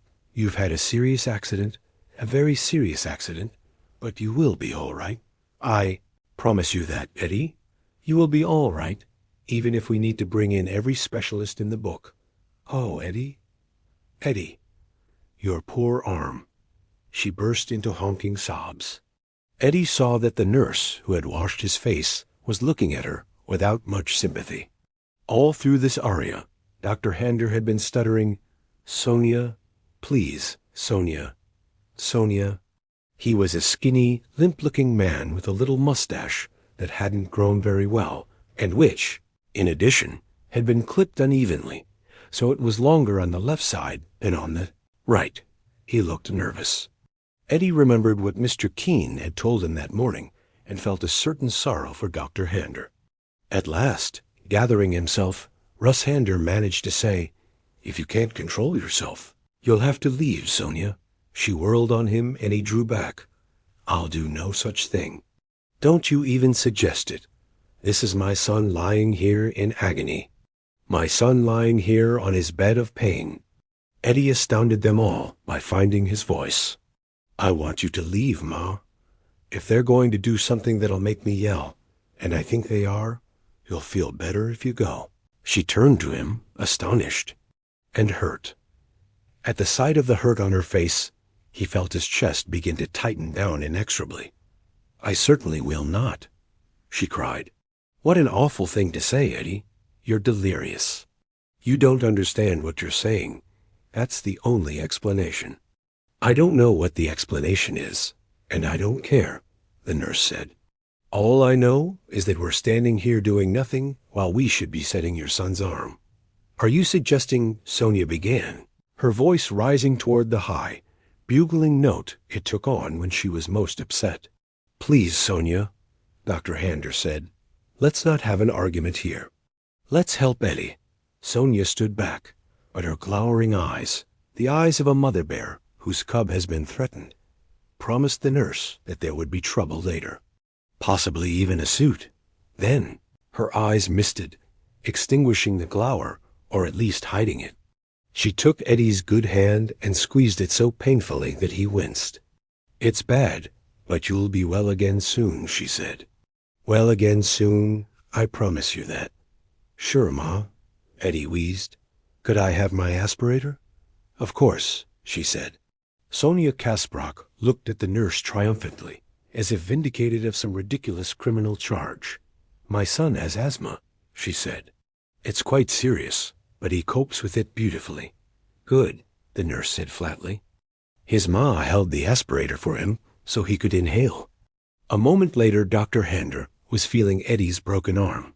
He was as gentle as possible, but the pain was still enormous. Eddie felt like screaming and gritted his teeth against it. He was afraid if he screamed his mother would scream too. Sweat stood out on his forehead in large clear drops. "You're hurting him," Mrs. Kasbrock said. "I know you are. There's no need of that. Stop it." "There's no need for you to hurt him. He's very delicate. He can't stand that sort of pain." Eddie saw the nurse lock her furious eyes with Dr. Hander's tired, worried ones. He saw the wordless conversation that passed between them. "Send that woman out of here, doctor." And in the drop of his eyes, "I can't. I don't dare." There was great clarity inside the pain, although, in truth, this was not a clarity that Eddie would want to experience often. The price was too high, and in that unspoken conversation, Eddie accepted everything Mr. Keene had told him. His Hydrox aspirator was filled with nothing more than flavored water. The asthma wasn't in his throat or his chest or his lungs, but in his head. Somehow or other, he was going to have to deal with that truth. He looked at his mother, seeing her clear in his pain. Each flower on her Lane Bryant dress, the sweat stains under her arms, where the pads she wore had soaked through, the scuff marks on her shoes. He saw how small her eyes were in their pockets of flesh, and now a terrible thought came to him. Those eyes were almost predatory, like the eyes of the leper that had crawled out of the basement at 29 Niebald Street. "Here I come. That's all right, ... It won't do you any good to run, Eddie." Dr. Hander put his hands gently around Eddie's broken arm and squeezed. The pain exploded. Eddie drifted away. They gave him some liquid to drink, and Dr. Hander set the fracture. He heard Dr. Hander telling his ma that it was a green stick fracture, no more serious than any childhood break. "It's the sort of break kids get falling out of trees," he said, and Eddie heard his ma respond furiously. "Eddie doesn't climb trees." "Now I want the truth. How bad is he?" Then the nurse was giving him a pill. He felt her bosoms against his shoulder again, and was grateful for their comforting pressure. Even through the haze he could see that the nurse was angry, and he thought he said, "She's not the leper. Please don't think that. She's only eating me because she loves me." But perhaps nothing came out because the nurse's angry face didn't change. He had a faint recollection of being pushed up a corridor in a wheelchair, and his mother's voice somewhere behind, fading. "What do you mean, visiting hours? Don't talk to me about visiting hours. That's my son." Fading. He was glad she was fading, glad he was fading. The pain was gone, and the clarity was gone with it. He didn't want to think. He wanted to drift. He was aware that his right arm felt very heavy. He wondered if they had put it in a cast yet. He couldn't seem to see if they had or not. He was vaguely aware of radios playing from rooms, of patients who looked like ghosts in their hospital johnnies, walking up and down the wide halls, and that it was hot, so very hot. When he was wheeled into his room, he could see the sun going down in an angry orange boil of blood, and thought incoherently, like a great big clown button. "Come on, Eddie, you can walk," a voice was saying, and he found that he could. He was slid between crisp, cool sheets. The voice told him that he would have some pain in the night, but not to ring for a painkiller unless it got very bad. Eddie asked if he could have a drink of water. The water came with a straw that had an accordion middle so you could bend it. It was cool and good. He drank it all. There was pain in the night, a good deal of it. He lay awake in bed, holding the call button in his left hand, but not pressing it. A thunderstorm was going on outside, and when the lightning flashed blue-white, he turned his head away from the windows, afraid he might see a monstrous grinning face etched across the sky in that electric fire. At last he slept again, and in his sleep he had a dream.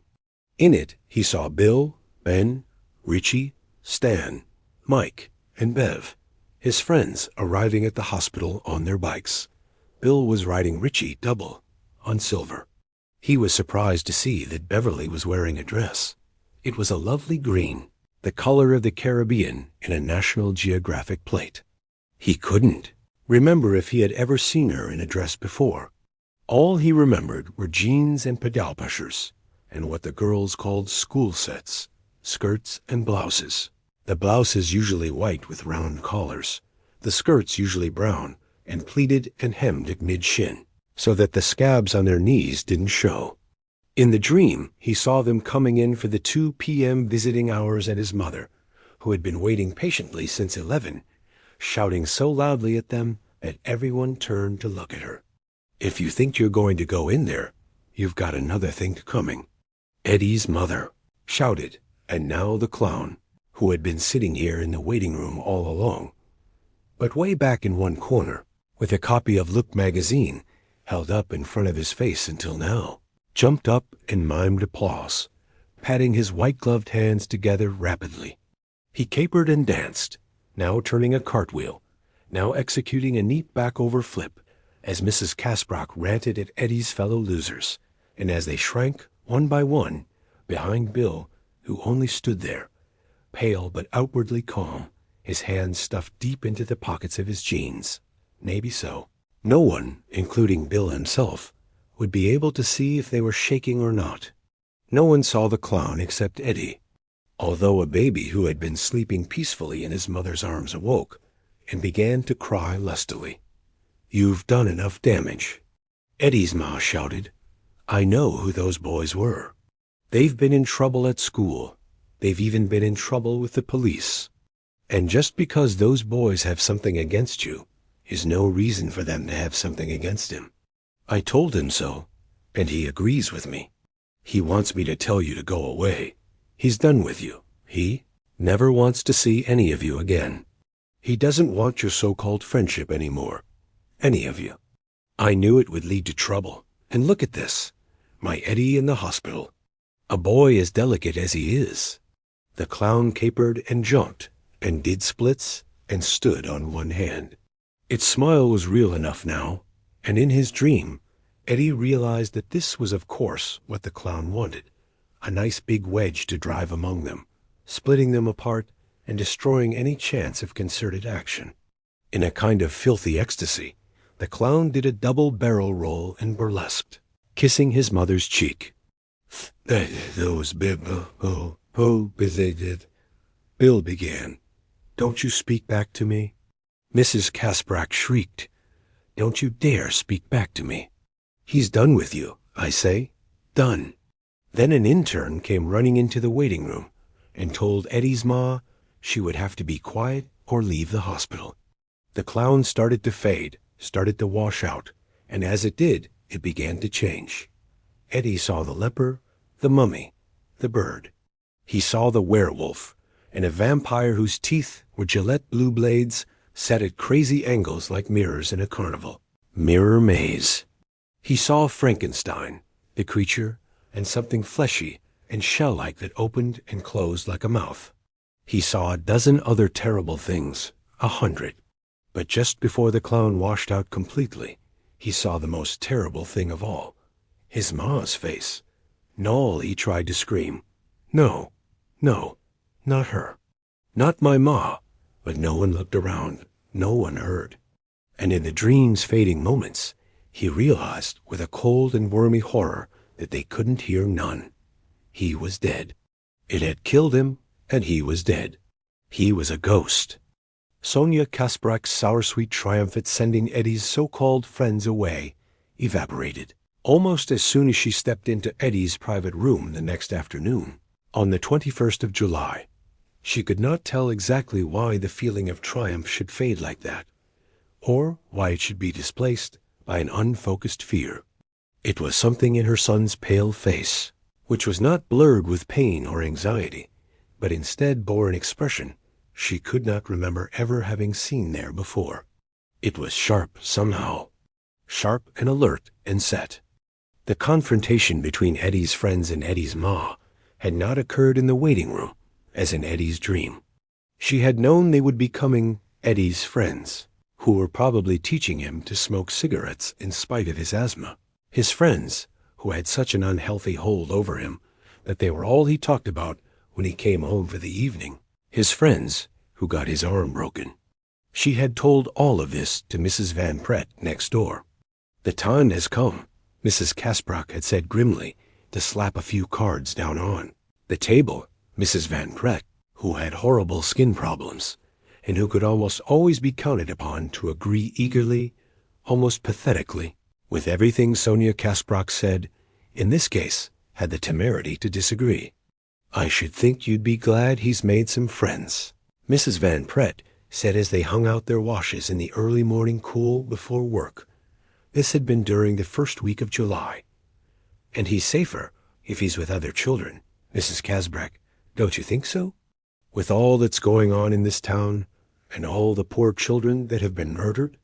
Mrs. Casbrock's only reply had been an angry sniff. In fact, she couldn't just then think of an adequate verbal response, although she thought of dozens, some of them extremely cutting, later on. And when Mrs. Van Pret called her that evening, sounding rather anxious, to ask if Mrs. Casbrock would be going to the Beano down at St. Mary's with her like usual, Mrs. Casbrock had replied coldly that she believed she would just stay home that evening and put her feet up instead. Well, she hoped Mrs. Van Pret was satisfied now. She hoped Mrs. Van Pret saw now that the only danger abroad in Derry this summer wasn't the sex maniac killing children and babies. Here was her son, lying on his bed of pain in Derry Home Hospital. He might never be able to use his good right arm again. She had heard of such things. Or, God forbid, loose splinters from the break might work through his bloodstream to his heart and puncture it and kill him. Oh, of course, God would never allow that to happen. But she had heard of it happening, so that meant God could allow such a thing to happen. In certain cases? So she lingered on the home hospital's long and shady front porch, knowing they would show up, coldly determined to put paid to this so-called friendship, this camaraderie that ended in broken arms and beds of pain, once and for all.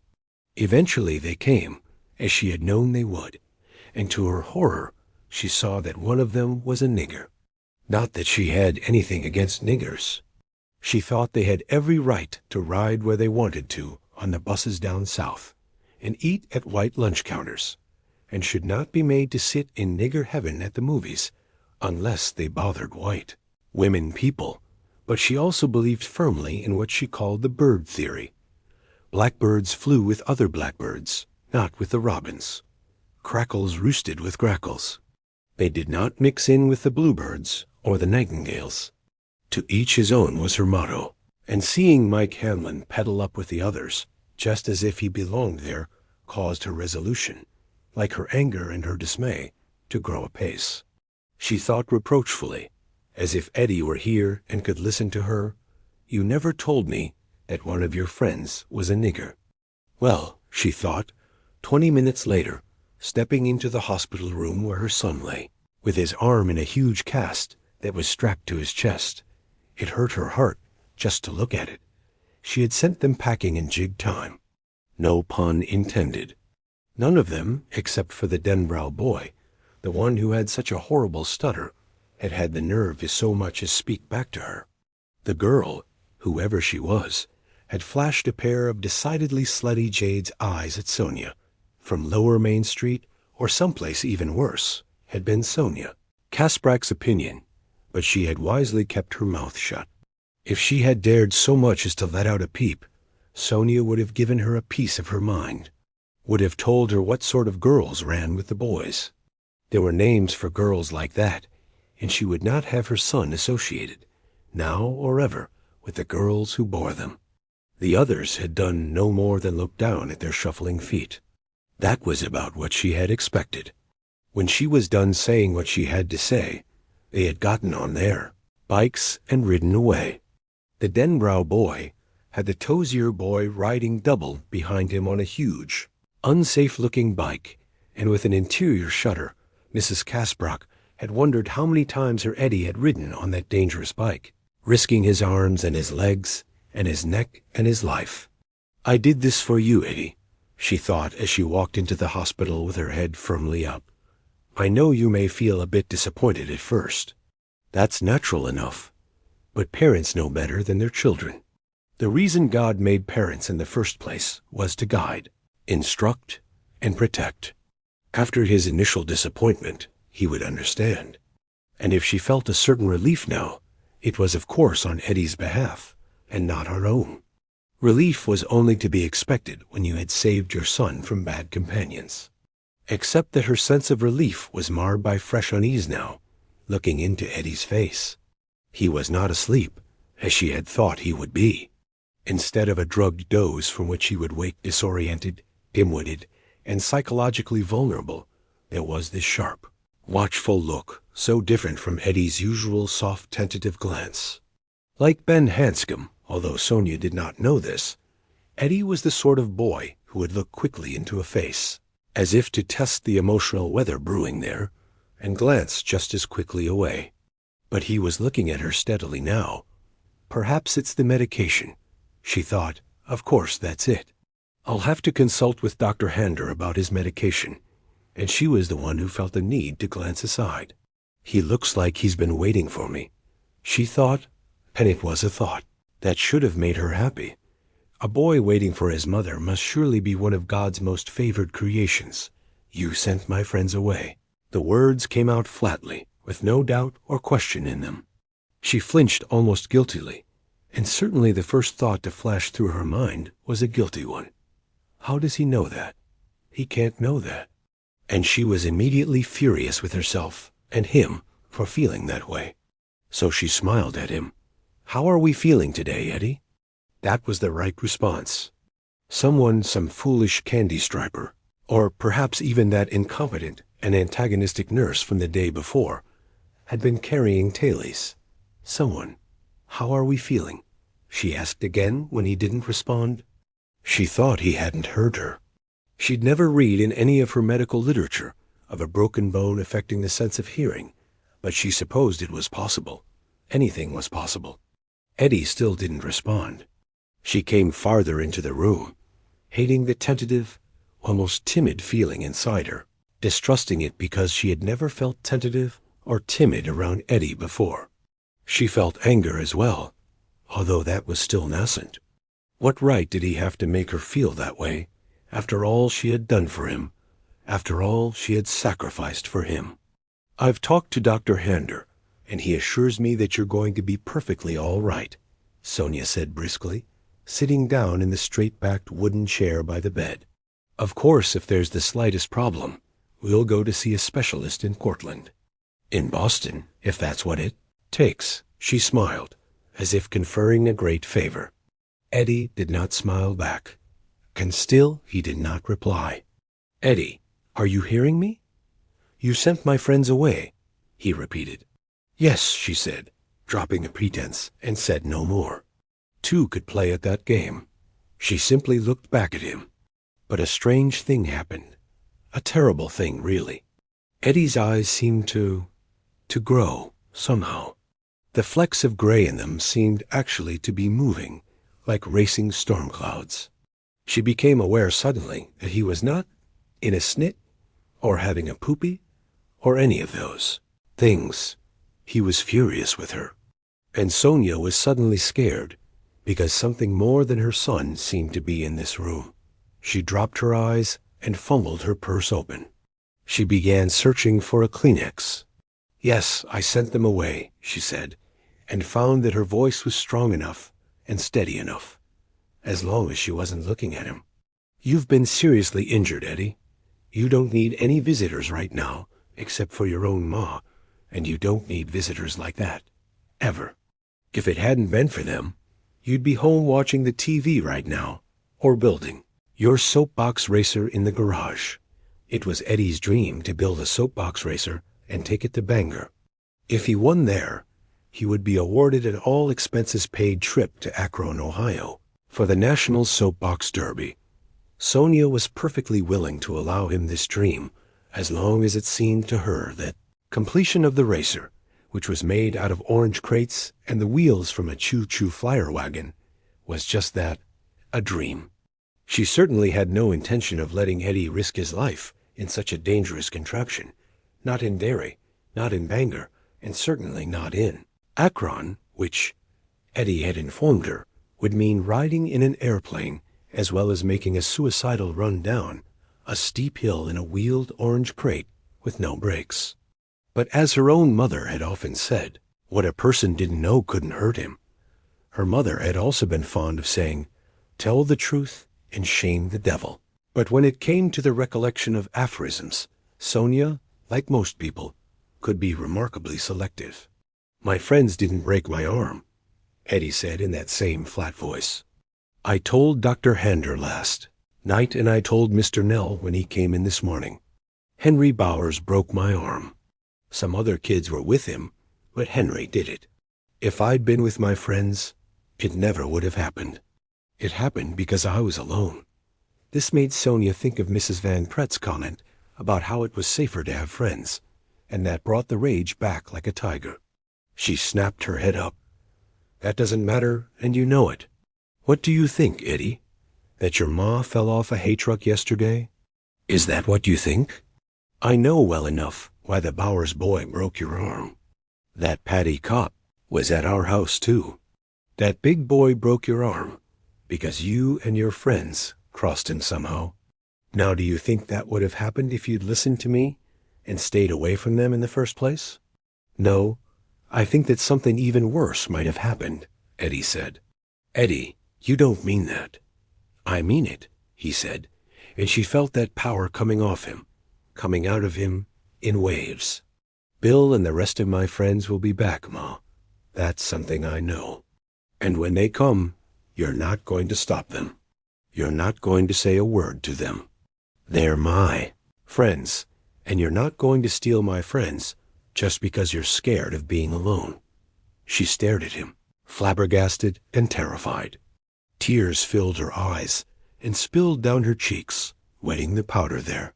"This is how you talk to your mother now, I guess," she said through her sobs. "Maybe this is the way your friends talk to their folks.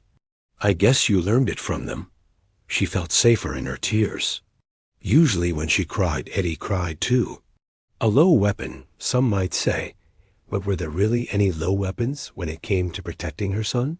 She thought not. She looked up, the tears streaming from her eyes, feeling both unutterably sad, bereft, betrayed. And sure, Eddie would not be able to stand against such a flood of tears and sorrow. That cold, sharp look would leave his face. Perhaps he would begin to gasp and wheeze a little bit, and that would be a sign, as it was always a sign, that the fight was over, and that she had won another victory. For him, of course. Always for him. She was so shocked to see that same expression on his face. It had, if anything, deepened, that her voice caught in mid-sob. There was sorrow under his expression, but even that was frightening. It struck her in some way as an adult sorrow, and thinking of Eddie as adult in any way always caused a panicky little bird to flutter inside her mind. This was how she felt on the infrequent occasions when she wondered what would happen to her if Eddie didn't want to go to Derry Business College, or the University of Maine in Orono or Hassan in Bangor, so he could come home every day after his classes were done. What would happen if he met a girl, fell in love, wanted to get married? Where's the place for me in any of that? The panicky bird voice would cry when these strange, almost nightmarish thoughts came. Where would my place be in a life like that? I love you, Eddie. I love you. I take care of you, and I love you. You don't know how to cook or change your sheets or wash your underwear. Why should you? I know those things for you. I know because I love you. He said it himself now. I love you, Ma, but I love my friends too. I think you're making yourself cry. Eddie, you hurt me so much, she whispered, and fresh tears doubled his pale face, trebled it. If her tears a few moments ago had been calculated, these were not. In her own peculiar way, she was tough. She had seen her husband into his grave without cracking up. She had gotten a job in a depressed job market where it wasn't easy to get a job. She had raised her son, and when it had been necessary, she had fought for him. These were the first totally unaffected and uncalculated tears she had wept in years, perhaps since Eddie had gotten the bronchitis when he was 5, and she had been so sure he would die as he lay there in his bed of pain, glowing bright with fever, whooping and coughing and gasping for breath. She wept now because of that terribly adult, somehow alien expression on his face. She was afraid for him, but she was also, in some way, afraid of him, afraid of that aura that seemed to surround him, which seemed to demand something of her. "Don't make me have to choose between you and my friends, Ma," Eddie said. His voice was uneven, strained, but still under control. "Because that's not fair. They're bad friends, Eddie," she cried in a near frenzy. "I know that. I feel that with all my heart. They'll bring you nothing but pain and grief." And the most horrible thing of all was that she did sense that. Some part of her had intuited it in the eyes of the Denbrough boy, who had stood before her with his hands in his pockets, his red hair flaming in the summer sun. His eyes had been so grave, so strange and distant, like Eddie's eyes now. And hadn't that same aura been around him as was around Eddie now? The same, but even stronger? She thought yes. Ma. She stood up so suddenly she almost knocked the straight-backed chair over. "I'll come back this evening," she said. "It's the shock, the accident, the pain, those things that make you talk this way. I know it. You. She groped and found her original text in the flying confusion of her mind. "You've had a bad accident, but you're going to be just fine. And you'll see I'm right, Eddie. They're bad friends. Not our sort, not for you. You think it over and ask yourself if your ma ever told you wrong before. You think about it, and I'm running," she thought with a sick and hurtful dismay. "I'm running away from my own son. Oh, God, please don't let this be. Ma." For a moment she almost fled anyway, scared of him now. Oh yes, he was more than Eddie. She sensed the others in him, his friends, and something else, something that was beyond even them, and she was afraid it might flash out at her. It was as if he were in the grip of something, some dreadful fever, as he had been in the grip of the bronchitis that time when he was 5, when he had almost died. She paused, her hand on the doorknob, not wanting to hear what he might say. And when he said it, it was so unexpected that for a moment she didn't really understand it. When comprehension crashed down, it came like a loose load of cement, and for a moment she thought she would faint. Eddie said, "Mr. Keene said my asthma medicine is just water." "What?" "What?" She turned blazing eyes on him. "Just water, with some stuff added to make it taste like medicine. He said it was a placebo. That's a lie. That is nothing but a solid lie. Why would Mr. Keene want to tell you a lie like that? Well, there are other drugstores in Derry, I guess." "I guess I've had time to think about it," Eddie said, softly and implacably, his eyes never leaving hers. "And I think he's telling the truth." "Eddie, I tell you he's not." The panic was back, fluttering. "What I think," Eddie said, "is that it must be the truth, or there would be some kind of warning on the bottle. Like if you take too much, it will kill you, or at least make you sick. Even, Eddie, I don't want to hear this." She cried and clapped her hands to her ears. You're just not yourself, and that's all that it is. Even if it's something you can just go in and buy without a prescription, they put special instructions on it," he went on, not raising his voice. His gray eyes lay on hers, and she couldn't seem to drop her gaze or even move it. "Even if it's just Vicks cough syrup, or your Geritol." He paused for a moment. Her hands dropped from her ears. It seemed too much work to hold them up. They seemed very heavy. And it's like ... You must have known that, too, Ma. Eddie. She nearly wailed it. Because, he went on, as if she had not spoken at all, he was frowning now, concentrating on the problem. Because your folks are supposed to know about medicines. Why, I use that aspirator 5, sometimes 6 times a day. And you wouldn't let me do that if you thought it could, like hurt me. Because it's your job to protect me. I know it is, because that's what you always say. So, did you know, Ma? Did you know it was just water? She said nothing. Her lips were trembling. It felt as if her whole face was trembling. She was no longer crying. She felt too scared to cry. Because if you did, Eddie said, still frowning, if you did know, I'd want to know why. I can figure some things out, but not why my ma would want me to think water was medicine, or that I had asthma here. He pointed to his chest. When Mr. Keene says I only have it up here, and he pointed to his head. She thought she would explain everything then. She would explain it quietly and logically. How she had thought he was going to die when he was 5, and how that would have driven her crazy after losing Frank only 2 years before. How she came to understand that you could only protect your child through watchfulness and love, that you must tend a child as you tended a garden, fertilizing, weeding, and yes, occasionally pruning and thinning, as much as that hurt. She would tell him that sometimes it was better for a child, particularly a delicate child like Eddie, to think he was sick and to really get sick. And she would finish by talking to him about the deadly foolishness of doctors and the wonderful power of love. She would tell him that she knew he had asthma, and it didn't matter what the doctors thought, or what they gave him for it. She would tell him you could make medicine with more than a malicious meddling druggist's mortar and pestle.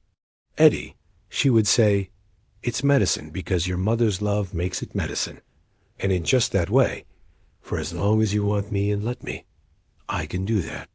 This is a power that God gives to loving, caring mothers. Please, Eddie, please, my heart's own love, you must believe me. But in the end, she said nothing. Her fright was too great. But maybe we don't even have to talk about it, Eddie went on. Mr. Keene might have been joking with me. Sometimes grown-ups, you know, they like to play jokes on kids, because kids believe almost anything. It's mean to do that to kids, but sometimes grown-ups do it. Yes, Sonia Kasprak said eagerly. They like to joke, and sometimes they're stupid, mean, and so I'll kind of keep an eye out for Bill and the rest of my friends, Eddie said, and keep right on using my asthma medicine. That's probably best, don't you think? She realized only now, when it was too late, how neatly, how cruelly she had been trapped. What he was doing was almost blackmail, but what choice did she have? She wanted to ask him how he could be so calculating, so manipulative. She opened her mouth to ask, and then closed it again. It was too likely that, in his present mood, he might answer. But she knew one thing. Yes, one thing for sure. She would never set foot into Mr. Nosy Parker Keene's drugstore again in her life. His voice, oddly shy now, interrupted her thoughts. Ma? She looked up and saw it was Eddie again, just Eddie, and she went to him gladly. Can I have a hug, Ma? She hugged him, but carefully, so as not to hurt his broken arm, or dislodge any loose bone fragments so they could run an evil race around his bloodstream, and then lodge in his heart. What mother would kill her son with love? And Eddie hugged her back. As far as Eddie was concerned, his ma left just in time. During the horrible confrontation with her, he had felt his breath piling up and up and up in his lungs and throat, still and tideless, stale and brackish, threatening to poison him. He held on until the door had snicked shut behind her, and then he began to gasp and wheeze. The sour air working in his tight throat jabbed up and down like a warm poker. He grabbed for his aspirator, hurting his arm but not caring. He triggered a long blast down his throat. He breathed deep of the camphor taste thinking, it doesn't matter if it's a placebo. Words don't matter if a thing works. He lay back against his pillows, eyes closed, breathing freely for the first time since she had come in. He was scared, plenty scared. The things he had said to her, the way he had acted, it had been him, and yet it hadn't been him at all. There had been something working in him, working through him, some force, and his mother had felt it too. He had seen it in her eyes and in her trembling lips. He had no sense that this power was an evil one, but its enormous strength was frightening. It was like getting on an amusement park ride that was really dangerous and realizing you couldn't get off until it was over, come what might. No turning around, Eddie thought, feeling the hot, itchy weight of the cast that encased his broken arm. No one goes home until we get to the end. But God, I'm so scared, so scared. And he knew that the truest reason for demanding she not cut him off from his friends was something he could never have told her. I can't face this alone. He cried a little then, and then drifted off into a restless sleep. He dreamed of a darkness in which machinery, pumping machinery, ran on and on. It was threatening showers again that evening, when Bill and the rest of the losers returned to the hospital. Eddie was not surprised to see them come filing in. He had known they would be back. It had been hot all day. It was generally agreed later that that third week of July was the hottest of an exceptionally hot summer, and the thunderheads began to build up around. 4 in the afternoon, purple-black and colossal, pregnant with rain, loaded with lightnings. People went about their errands quickly and a little uneasily, with one eye always cocked at the sky. Most agreed it would rain good and hard by dinner time, washing some of the thick humidity out of the air. Derry's parks and playgrounds, underpopulated all summer, were totally deserted that evening by 6. The rain had still not fallen, and the swings hung moveless and shadeless in a light that was a queer flat yellow. Thunder rumbled thickly. That, a barking dog, and the low mutter of traffic on Outer Main Street were the only sounds that drifted in through Eddie's window until the losers came. Bill was first, followed by Richie. Beverly and Stan followed them, and Mike Ben came last. He looked excruciatingly uncomfortable in a white turtleneck sweater. They came to his bed, solemn. Not even Richie was smiling. Their faces, Eddie thought, fascinated. Jeezum Crow, their faces. He was seeing in them what his mother had seen in him that afternoon, that odd combination of power and helplessness. The yellow stormlight lay on their skins, making their faces seem ghost-like, distant, shadowy. We're passing over, Eddie thought. Passing over into something new. We're on the border. But what's on the other side? Where are we going? Where? Eddie, Bill said. How you doing? Okay, Big Bill, Eddie said, and tried to smile. Had a day yesterday, I guess, Mike said. Thunder rumbled behind his voice. Neither the overhead light nor the bedside lamp was on in Eddie's room, and all of them seemed to fade, in and out of the bruised light. Eddie thought of that light all over Derry right now, lying long and still across McCarran Park, falling through the holes in the roof of the Kissing Bridge in smudged lackadaisical rays, making the Kenduskeag look like smoky glass, as if cut its broad, shallow path through the barrens. He thought of seesaws standing at dead angles behind Derry Elementary as the thunderheads piled up and up. He thought of this thundery yellow light and the stillness, as if the whole town had fallen asleep, or died. Yes, he said. It was a big day. My free folks are going out to a mummy V the night after and next, Bill said. When the PP pictures change. We're going to make them then. The silver balls, Richie said. I thought, it's better this way, Ben said quietly.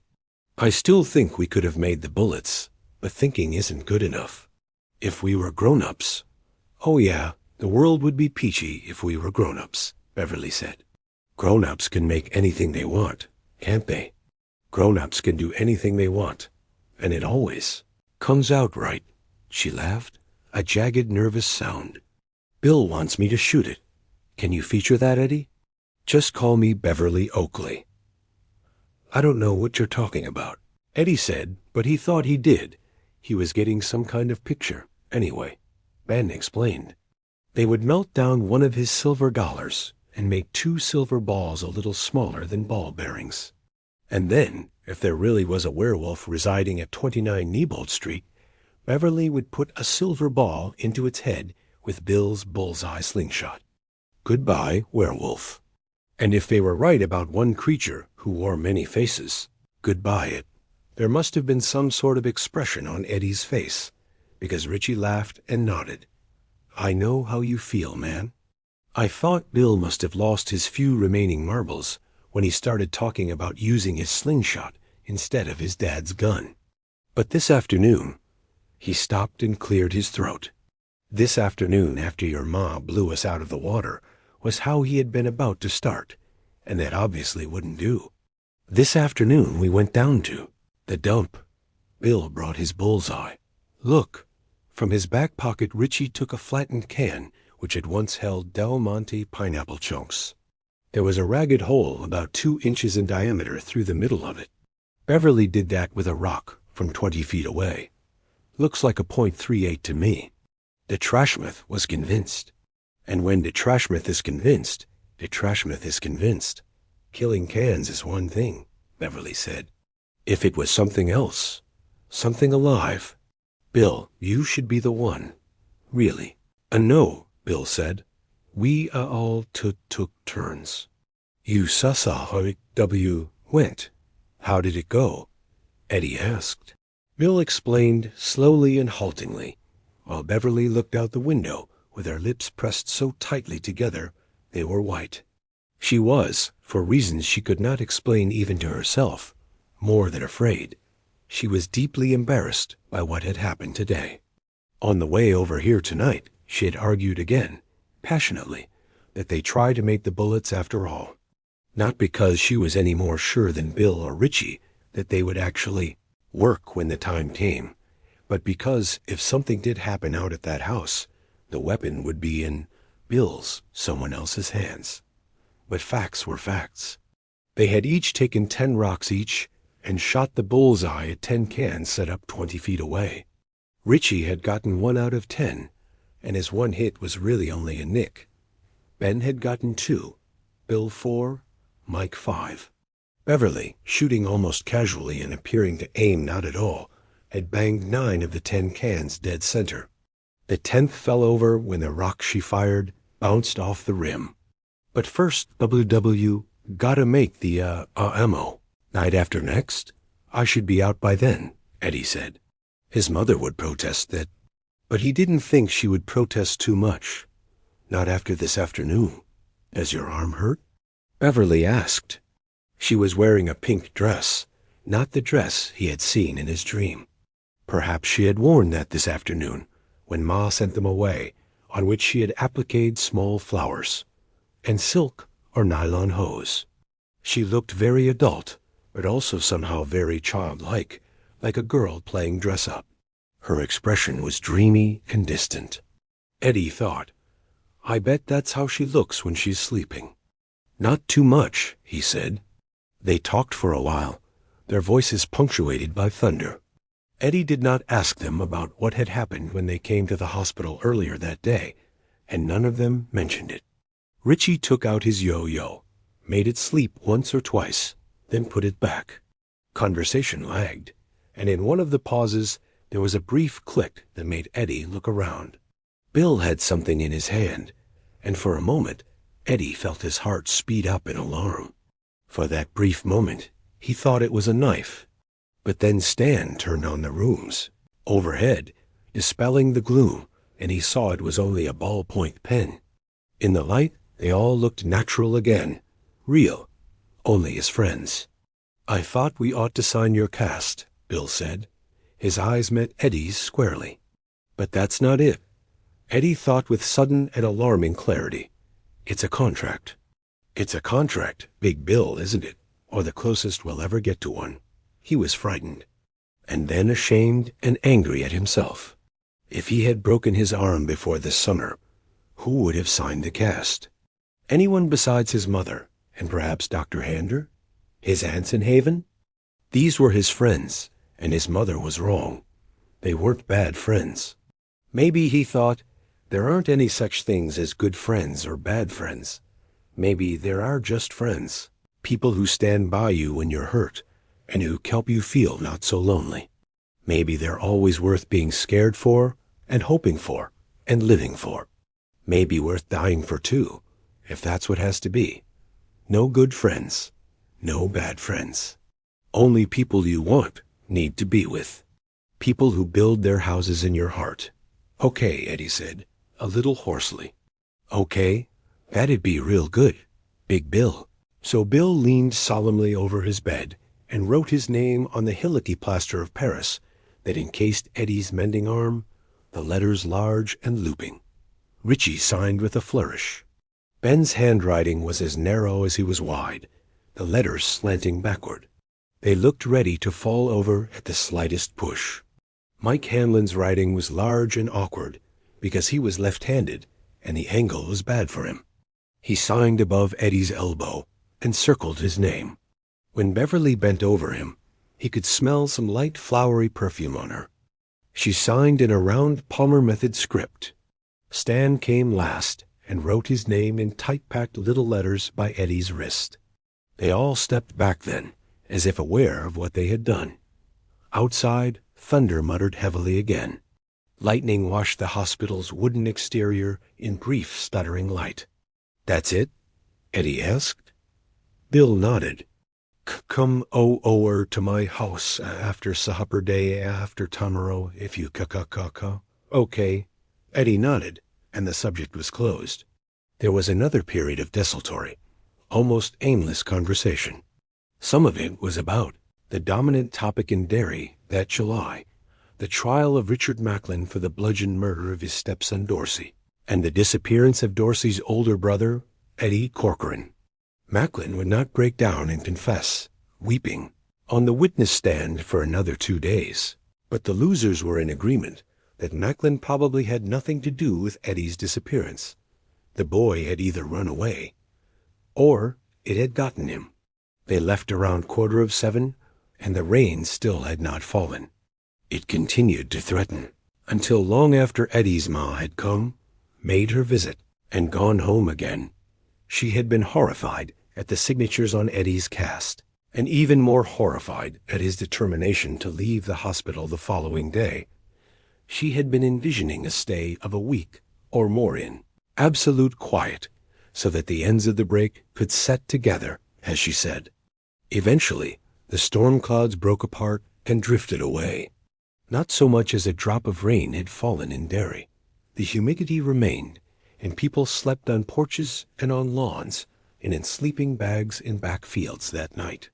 The rain came the next day, not long after Beverly saw something terrible happen to Patrick Hockstetter. Chapter 17, another one of the missing. The death of Patrick Hockstetter. When he finishes, Eddie pours himself another drink with a hand not completely steady. He looks at Beverly and says, "You saw it, didn't you? You saw it take Patrick Hockstetter the day after you all signed my cast." The others lean forward. Beverly pushes her hair back in a reddish cloud. Beneath it her face looks extraordinarily pale. She fumbles a fresh cigarette out of her pack, the last one, and flicks her BIC. She can't seem to guide the flame to the tip of her cigarette. After a moment, Bill holds her wrist lightly but firmly and puts the flame where it's supposed to go. Beverly looks at him gratefully and exhales a cloud of bluish-gray smoke. "Yeah," she says. "I saw that happen." She shivers. He was crazy, Bill says, and thinks. Just the fact that Henry let a flaco like Patrick Hockstetter hang around as that summer wore on. That says something, doesn't it? Either that Henry was losing some of his charm, some of his attraction, or that Henry's own craziness had progressed far enough so that the Hockstetter kid seemed okay to him. Both came to the same thing. Henry's increasing, what? Degeneration?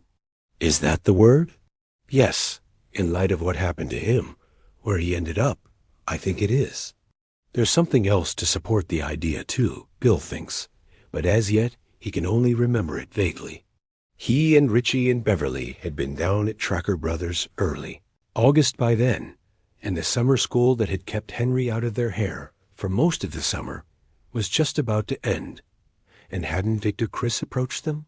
A very frightened Victor Chris? Yes, that had happened. Things had been rapidly approaching the end by then, and Bill thinks now that every kid in Derry had sensed it, the losers in Henry's group most of all. But that had been later. Oh yeah, you got that right, Beverly says flatly. Patrick Hockstetter was crazy. None of the girls would sit in front of him in school. You'd be sitting there, doing your arithmetic, or writing a story or a composition, and all at once you'd feel this hand, almost as light as a feather, but warm and sweaty, meaty. She swallows, and there is a small click in her throat. The others watch her solemnly from around the table. You'd feel it on your side, or maybe on your breast. Not that any of us had much in the way of breasts back then, but Patrick didn't seem to care about that. You'd feel that touch, and you'd jerk away from it, and turn around, and there Patrick would be, grinning with those big rubbery lips. He had a pencil box, full of flies, Richie says suddenly. Sure, he'd kill him with this green ruler he had, and then put him in his pencil box. I even remember what it looked like. Red, with a wavy white plastic cover that slid open and closed. Eddie is nodding. You'd jerk away, and he'd grin, and then maybe he'd open his pencil box so you could see the dead flies inside, Beverly says. And the worst thing, the horrible thing, was the way he'd smile and never say anything. Mrs. Douglas knew. Greta Bowie told on him, and I think Sally Mueller said something once, too. But I think Mrs. Douglas was scared of him, too. Ben has rocked back on the rear legs of his chair, and his hands are laced behind his neck. She still cannot believe how lean he is. I'm pretty sure you're right, he says. What happened to him, Beverly? Bill asks. She swallows again, trying to fight off the nightmarish power of what she saw that day in the Barrens. Her roller skates tied together and hung over her shoulder.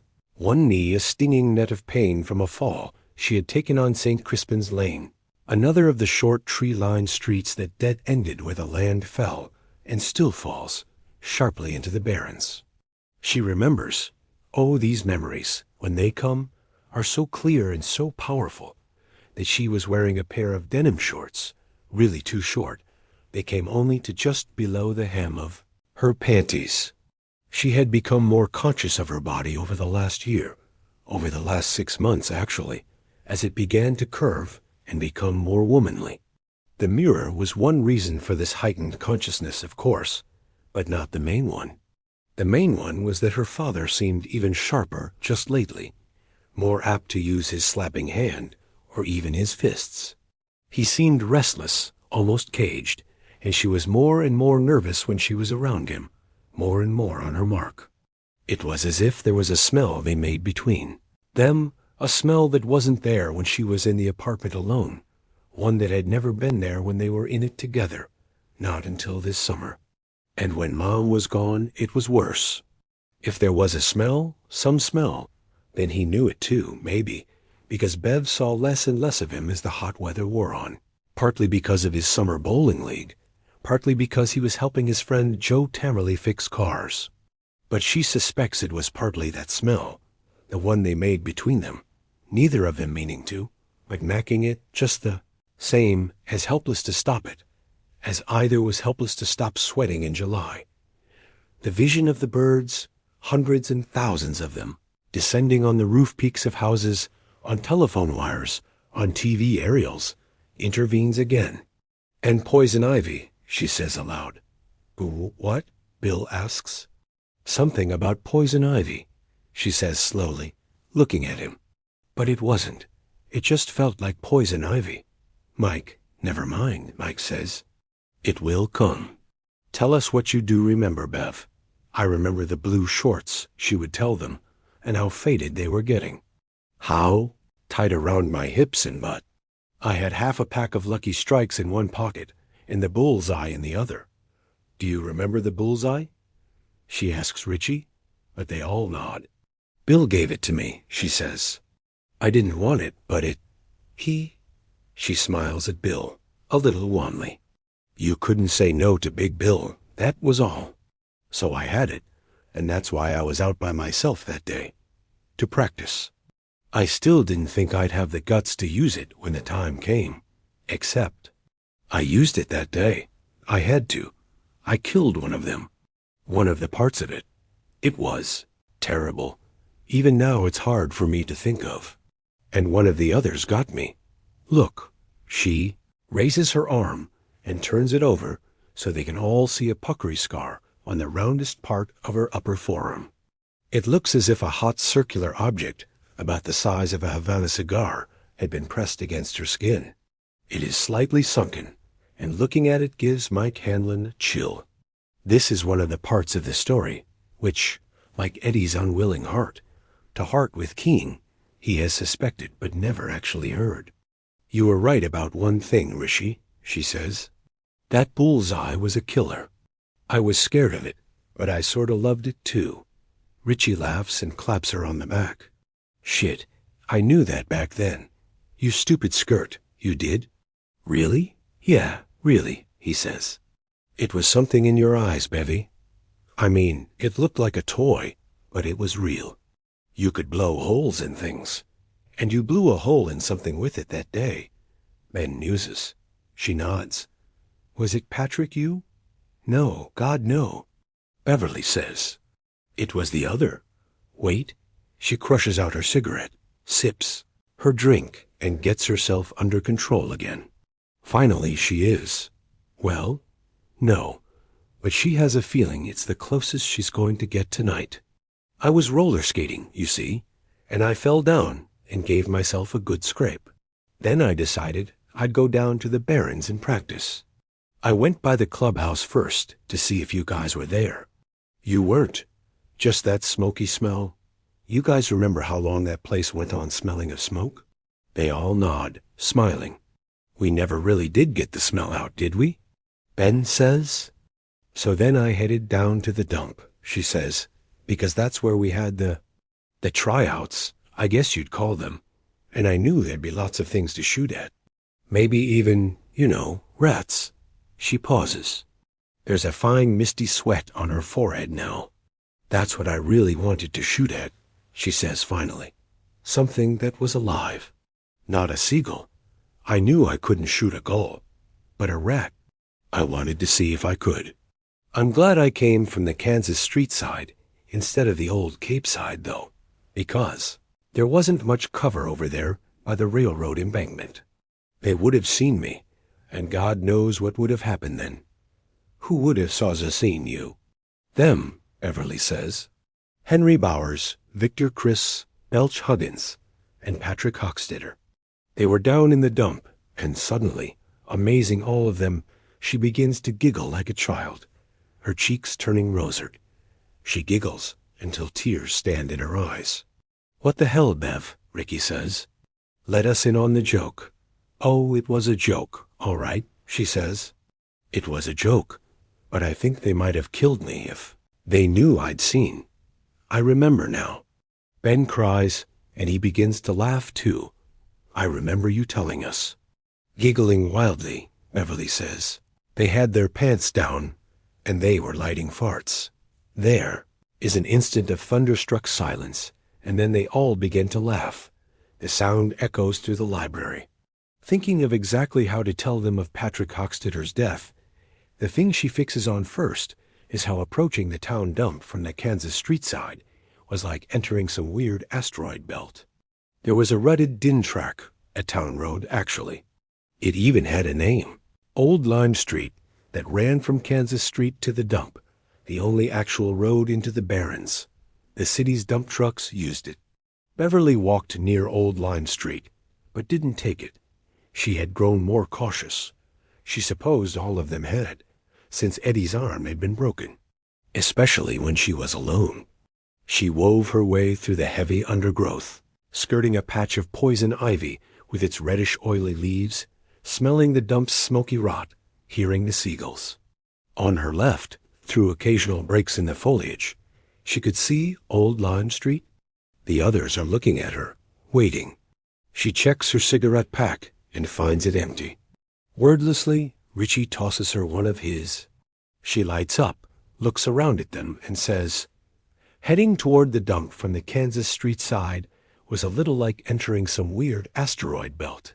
The Dumpoid Belt. At first, there was nothing but the underbrush growing from the spongy ground underfoot, and then you would see your first dumpoid. A rusty can that had once contained Prince spaghetti sauce, maybe, or an S. Okay, soda bottle crawling with bugs, attracted by the sweet sticky remains of cream soda or birch beer. Then there would be a bright wink of sun kicking off a scrap of tinfoil caught in a tree.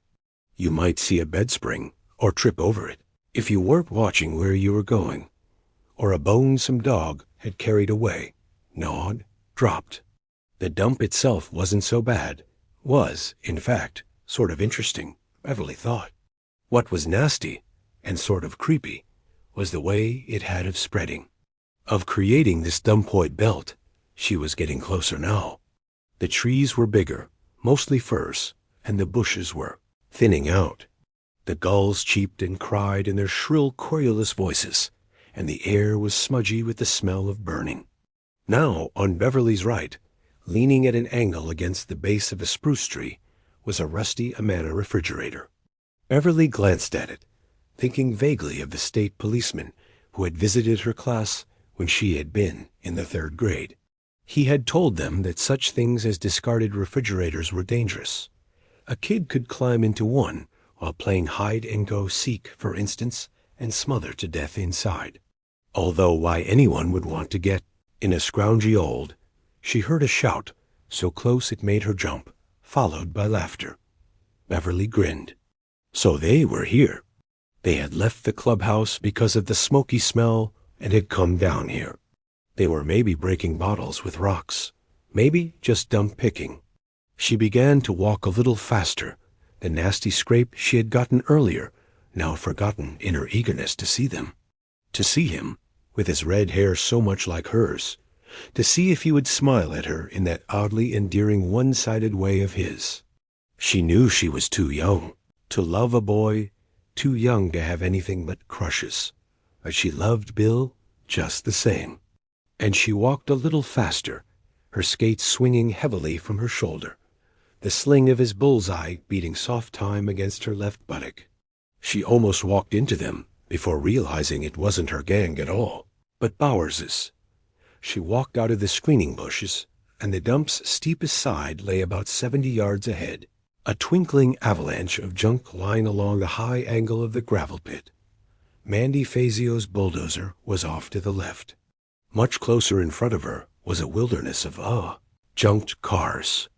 At the end of each month, these were crushed and hauled off to Portland for scrap, but now there were a dozen or more, some sitting on bare wheel rims, some on their sides, one or two lying on their roofs like dead dogs. They were arranged in 2 rows, and Beverly walked down the rough, trash-littered aisle between them like some punk bride of the future, wondering idly if she could break a windshield with the bullseye. One of the pockets of her blue shorts bulged with the small ball bearings that were her practice ammo. The voices and laughter were coming from beyond the junked-out cars and to the left at the edge of the dump proper. Beverly rounded the last one, a Studebaker with its entire front end missing. Her hail of greeting died on her lips. The hand she had put up to wave did not exactly fail back to her side. It seemed to wilt. Her first furiously embarrassed thought was, "Oh, dear God, why are they all naked?" This was followed by the scary realization of who they were. She froze there in front of the half-Studebaker, with her shadow stapled to the heels of her low-topped sneakers. For that one moment she was totally visible to them. If any of the 4 had looked up from the circle they were squatting in, he could not have missed her. A girl of slightly more than medium height, a pair of skates over one shoulder, the knee of one long coltish leg still oozing blood, her mouth slack-jawed, her cheeks scarlet. Before darting back behind the Studebaker, she saw that they weren't entirely naked after all. They had their shirts on, and their pants and underpants were simply pulled down to their shoe-tops, as if they had to go number 2. In her shock, Beverly's mind had automatically reverted to the euphemism she had been taught as a toddler. Except whoever heard of 4 boys going number 2 at the same time? Once out of sight again, her first thought was to get away fast. Her heart was pumping hard, her muscles heavy with adrenaline. She looked around, seeing what she hadn't bothered to notice walking up here, when she had thought the voices she heard belonged to her friends. The row of junked cars on her left was really pretty thin. They were by no means packed in door to door, as they would be in the week or so before the crusher came to turn them into rough blocks of twinkling metal. She had been exposed to the boys several times walking up to where she was now. If she retreated, she would be exposed again, and this time she might be seen. Also, she felt a certain shameful curiosity. What in the world could they be doing? Carefully, she peeked around the Studebaker. Henry and Victor Criss were more or less facing in her direction. Patrick Hockstetter was on Henry's left. Belch Huggins had his back to her. She observed the fact that Belch had an extremely large, extremely hairy ass, and half-hysterical giggles suddenly bubbled up her throat like the head on a glass of ginger ale. She had to clap both hands over her mouth and withdraw behind the Studebaker again, struggling to hold the giggles in. "You've got to get out of here, Beverly. If they catch you." She looked back down between the junked cars, still holding her hands over her mouth. The aisle was maybe 10 feet wide, littered with cans, twinkling with little jigsaw pieces of safety glass, scruffy with weeds. If she so much as made a sound, they might hear her, particularly if their absorption in whatever strange thing they were doing flagged. When she thought of how casually she had walked up here, her blood ran cold. Also, what in the world can T.A. be doing? She peeked again, seeing more of the details this time. There was a careless scatter of books and papers nearby, school books. They had just come from their summer classes then, what most of the kids called dummy school or makeup school. And because Henry and Victor were facing her way, she could see their things. They were the first things she had ever seen in her life, other than pictures in a smudgy little book that Brenda Aerosmith had showed her the year before. And in those pictures, you really couldn't see very much. Bev observed now that their things were little tubes that hung down between their legs. Henry's was small and hairless, but Victor's was quite big, and there was a cloudy fuzz of fine black hair just over it. Bill has one of those, she thought, and suddenly her whole body seemed to flush at once.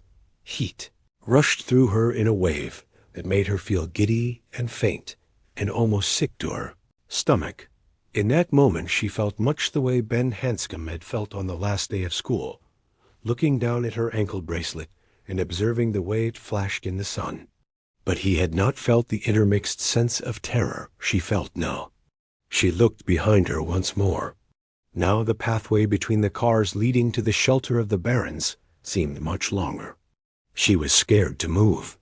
If they knew she had seen their things, they would probably hurt her. And not just a little. They would hurt her badly. Belch Huggins bellowed suddenly, making her jump, and Henry yelled, 3 feet. Number. Shit, Belch. It was 3 feet, wasn't it, Vi? Vi agreed it was, and they all roared with troll-like laughter. Beverly tried another look around the junked Studebaker. Patrick Hockstetter had turned and half risen so that his butt was nearly in Henry's face. In Henry's hand was a silvery, glinting object. After a moment's study, she made it out as a lighter. "I thought you said you felt one coming on." Henry said, "I do," Patrick said. "I'll tell you." "When?" "Get ready. It's coming." "Get now." Henry flicked the lighter. At the same moment, there was the unmistakable ripping sound of a really good fart. There was no mistaking that sound. Beverly had heard it enough in her own house, usually on Saturday night, after the Beans and Franks. A regular bear for his beans was her father. As Patrick blew off and Henry flicked the lighter, she saw something that made her jaw drop. A bright blue jet of flame appeared to roar directly out of Patrick's bum. To Bev, it looked like the pilot light on a gas burner. The boys roared their troll-like laughter, and Beverly withdrew behind the sheltering car, stifling mad giggles again. She was laughing, but not because she was amused. In some very weird way, it was funny, yes, but mostly she was laughing because she felt a deep revulsion accompanied by a sort of horror. She was laughing because she knew of no other way to cope with what she had seen. It had something to do with seeing the boys' things, but that was by no means all or even the great part of what she felt. She had known, after all, that boys had things, the same way she knew that girls had different things. This was only what you might call a confirmed sighting, but the rest of what they were doing seemed so strange, so ludicrous, and yet at the same time so deadly primitive that she found herself, in spite of the giggling fit, groping for the core of herself with some desperation. Stop, she thought, as if this were the answer. Stop, they'll hear you, so just you stop it, Bevy. But that was impossible. The best she could do was to laugh without engaging her vocal cords, so that the sounds came out of her in a series of almost inaudible chuffs, her hands pasted over her mouth, her cheeks as red as Mac apples, her eyes swimming with tears. Holy skit, that hurts, Victor roared. 12 feet, Henry bellowed. I swear to God, Vi, 12 fucking feet. I swear it on my mother's name. I don't care if it was 20 fucking feet. You burned my ass off. Victor howled, and there was more bellowing laughter. Still trying to giggle silently from behind the sheltering car, Beverly thought of a movie she had seen on TV. John Hall had been in it. It was about this jungle tribe. They had a secret rite, and if you saw it, you got sacrificed to their god, which was this big stone idol. This did not stop her giggles, but infused them with a nearly frantic quality. They were becoming more and more like silent screams. Her belly hurt. Tears streamed down her face. Henry, Victor, Belch, and Patrick Hockstetter ended up in the dump lighting each other's farts on that hot July afternoon because of Rena Davenport. Henry knew what resulted from consuming large amounts of baked beans. This result was perhaps best expressed in a little ditty he had learned at his father's knee when he was still in short pants. Beans, beans, the musical fruit. The more you eat, the more you toot. The more you toot, the better you feel. Then you're ready for another meal. Rena Davenport and his father had been courting for nearly 8 years. She was fat, 40, and usually filthy. Henry supposed that Rena and his father sometimes fucked, although he could not imagine anyone squashing his body down on Rena Davenport's. Rena's beans were her pride. She soaked them Saturday nights and baked them over a slow fire all day Sunday. Henry supposed they were okay. They were something to shovel into your mouth and chew up. Anyway, but after 8 years, anything lost its charm. Nor was Rena content to make just a few beans. She cooked them in job lots. When she turned up Sunday evenings in her old green DeSoto, a naked rubber baby doll hung from the rearview mirror, looking like the world's youngest lynch mob victim. She usually had the Bowers's beans steaming on the seat beside her in a 12-gallon galvanized steel pail. The 3 of them would eat the beans that night, Rena raving about her own cooking all the while, Crazy Butch Bowers grunting and mopping up bean juice with a piece of Sonny Boy. Bread, or simply telling her to shut up if there was a ball game on the radio. Henry just eating, staring out the window, thinking his own thoughts it was over a plate of Sunday night beans, that he had conceived the idea of poisoning Mike Hanlon's dog, Mr. Chips, and Butch would reheat a mess of them the next night. On Tuesdays and Wednesdays, Henry would take a Tupperware box full of them to school. By Thursday or Friday, neither Henry or his father could eat any more. The house is 2 bedrooms with smell of stale farts in spite of the open windows. Butch would take the remains and mix them into the other slops and feed them to Bip and Bop, the Bowerses' 2 pigs. Rena would like as not show up the following Sunday with another steaming pail, and the cycle would start all over again. That morning, Henry had put up an enormous quantity of leftover beans, and the 4 of them had eaten the whole lot at noon, sitting out on the playground in the shade of a big old elm. They had eaten until they were nearly bursting. It had been Patrick who suggested they go down to the dump, which would be fairly quiet in the middle of a working day summer afternoon.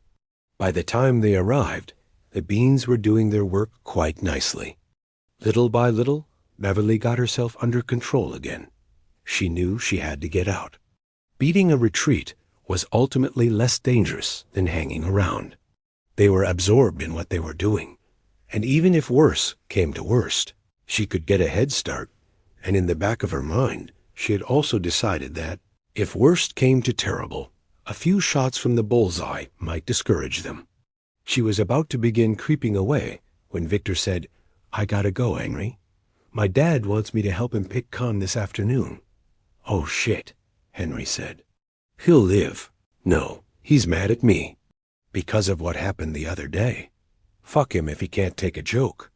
Beverly listened more closely now, suspecting it might be the scuffle, which had ended with Eddie's broken arm, that they were talking about.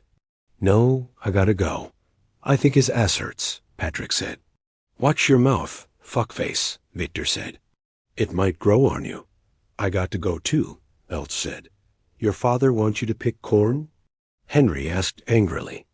This was what might have passed for a jest in Henry's mind. Belch's father was dead. "No, but I got a job delivering the weekly shopper." "I gotta do that tonight." "What's this weekly shopper crap?" Henry asked, now sounding upset as well as angry. "It's a job," Belch said with ponderous patience. "I make money." Henry made a disgusted sound, and Beverly risked another peek around the car. Victor and Belch were standing, buckling their belts. Henry and Patrick were still squatting with their pants down. The lighter glinted in Henry's hand. "You're not chickening out, are you?" Henry asked Patrick. "Nope," Patrick said. "You don't have to pick corn or go do some pussy job?" "Nope," Patrick said again. "Well," Belch said uncertainly, "see you around, Henry." "Sure," Henry said, and spat near one of Belch's clod-hopping work shoes. Vi and Belch started off together toward the 2 rows of wrecked cars, toward the Studebaker behind which Beverly was crouching. At first she could only cringe, frozen with fear like a rabbit. Then she slid around the left side of the Studebaker and back down the gap between it and the battered, doorless Ford next to it. For a moment she paused, looking from side to side, hearing them approach. She hesitated, her mouth cottony dry, her back itchy with sweat. A part of her mind was numbly wondering how she'd look in a cast like Eddie's, with the loser's name signed on it. Then she dived into the Ford on the passenger side. She curled up on the filthy floor mat, making herself as small as possible. It was boiling hot inside the junked-out Ford, and it smelled so thickly of dust, rotting upholstery, and elderly rat crap that she had to struggle grimly to keep from sneezing or coughing. She heard Belch and Victor pass close by, talking in low voices. Then they were gone. She sneezed 3 times, quickly and quietly, into her cupped hands. She supposed she could go now, if she was careful. The best way to do it would be to shift over to the driver's side of the Ford, sneak back to the aisle, and then just do a fade. She believed she could manage it, but the shock of almost being discovered had robbed her of her courage, at least for the time being. She felt safer here in the Ford, and maybe, now that Victor and Belch had gone, the other 2 would also go soon. Then she could go back to the clubhouse. She had lost all interest in target shooting. Also, she had to pee. Come on, she thought. Come on. Hurry up and go. Hurry up and go. Please. A moment later she heard Patrick roar with mixed laughter and pain. 6 feet? Henry bellowed. Just like a fucking blowtorch. Swear to God. Silence then for a while. Sweat trickling down her back. The sun beating through the Ford's cracked windshield on the nape of her neck. Heaviness in her bladder. Henry bellowed so loud that Beverly, who had been close to dozing in spite of her discomfort, almost cried out herself. Damn it, Hockstetter. You burned my friggin' ass. What are you doing with that lighter? 10 feet, Patrick giggled. Just the sound of it made Bev feel cold and revolted, as if she had seen a worm squirm its way out of her salad. 10 feet if it was an inch, Henry. Bright blue. 10 feet if it was an inch. Swear to God. Gimme that, Henry grunted. Come on, you stupidniks. Go get out. When Patrick spoke again, his voice was so low, Bev could barely hear it. If there had been the slightest breath of wind on the air that baking afternoon, she would not have done. Let me show you something, Patrick said. What? Henry asked. Just something. Patrick paused. It feels good. What? Henry asked again. Then there was silence. I don't want to look. I don't want to see what they're doing now. And besides, they might see me. In fact, they probably will, because you've used up all your luck today, girlio. So just stay right here. No peeking. But her curiosity had overcome her good sense. There was something strange in that silence, something a little bit scary. She raised her head inch by inch until she could look through the Ford's cracked, cloudy windshield. She needn't have worried about being seen. Both of the boys were concentrating on what Patrick was doing. She didn't understand what she was seeing, but she knew it was nasty.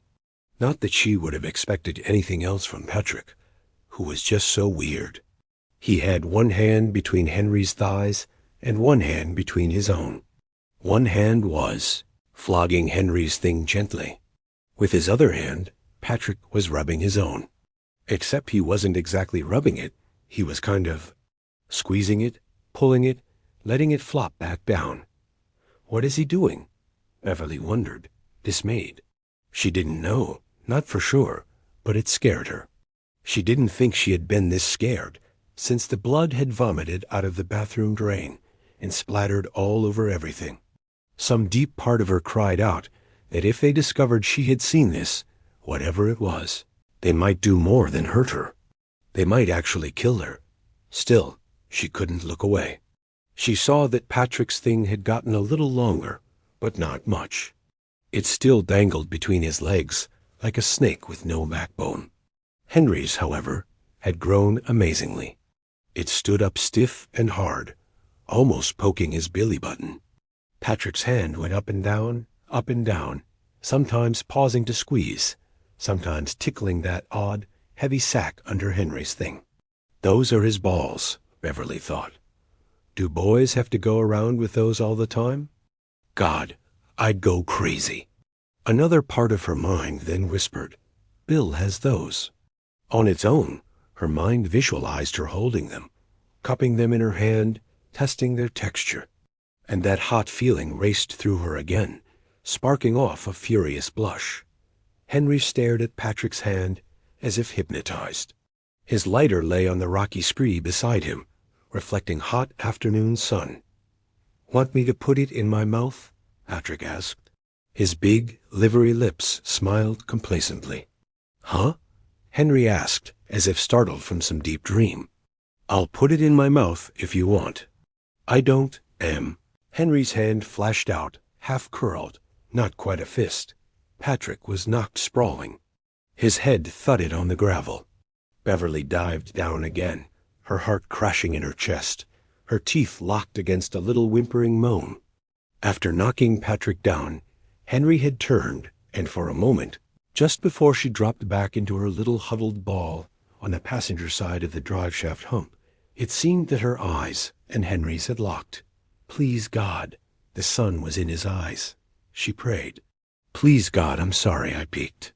Please God. There was an agonizing pause then. Her white blouse was plastered to her body with sweat. Droplets like seed pearls gleamed on her tanned arms. Her bladder throbbed painfully. She felt that very soon she would wet her pants. She waited for Henry's furious, crazy face to appear in the opening where the Ford's passenger door had been. Sure it was going to happen. How could he have missed seeing her? He would drag her out and hurt her. He would.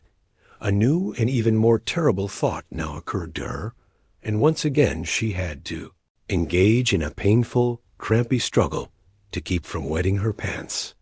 Suppose he did something to her with his thing.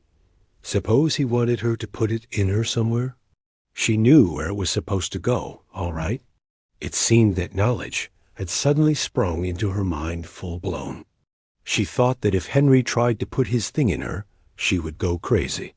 Please no. Please God, don't let him have seen me. Please. Okay? Then Henry spoke, and to her growing horror, his voice was coming from someplace much closer. I don't go for that queer stuff. From farther off, Patrick's voice. You liked it. I didn't like it, Henry shouted. And if you tell anyone I did, I'll kill you. You fucking little pansy. You got a boner, Patrick said. He sounded like he was smiling. As much as she feared Henry Bowers, the smile would not have surprised Beverly. Patrick was crazy. Crazier than Henry, maybe. And people that crazy weren't afraid of anything. I saw it. Footsteps crunched over the gravel, closer and closer. Beverly looked up, her eyes bulging. Through the Ford's old windshield, she could now see the back of Henry's head. He was looking toward Patrick now, but if he turned around, if you tell anyone, I'll say you're a cocksucker, Henry said. Then I'll kill you. You don't scare me, Henry, Patrick said and giggled. But I might not tell if you gave me $1. Henry shifted restlessly. He turned slightly. Beverly could now see 1/4 of his profile, instead of just the back of his head.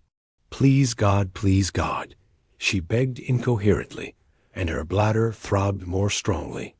If you tell, Henry said, his voice low and deliberate, I'll tell what you've been doing with the cats, with the dogs too. I'll tell them about your refrigerator. You know what'll happen, Hockstetter?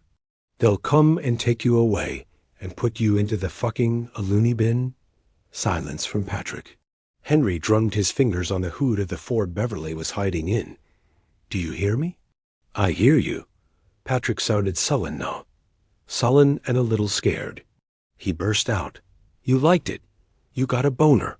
Biggest boner I ever saw. Yeah, I bet you seen a lot of 'em. You fucking little homo faggot. You just remember what I said about the refrigerator. Your refrigerator. And if I see you around again, I'll knock your block off. More silence from Patrick. Henry moved away.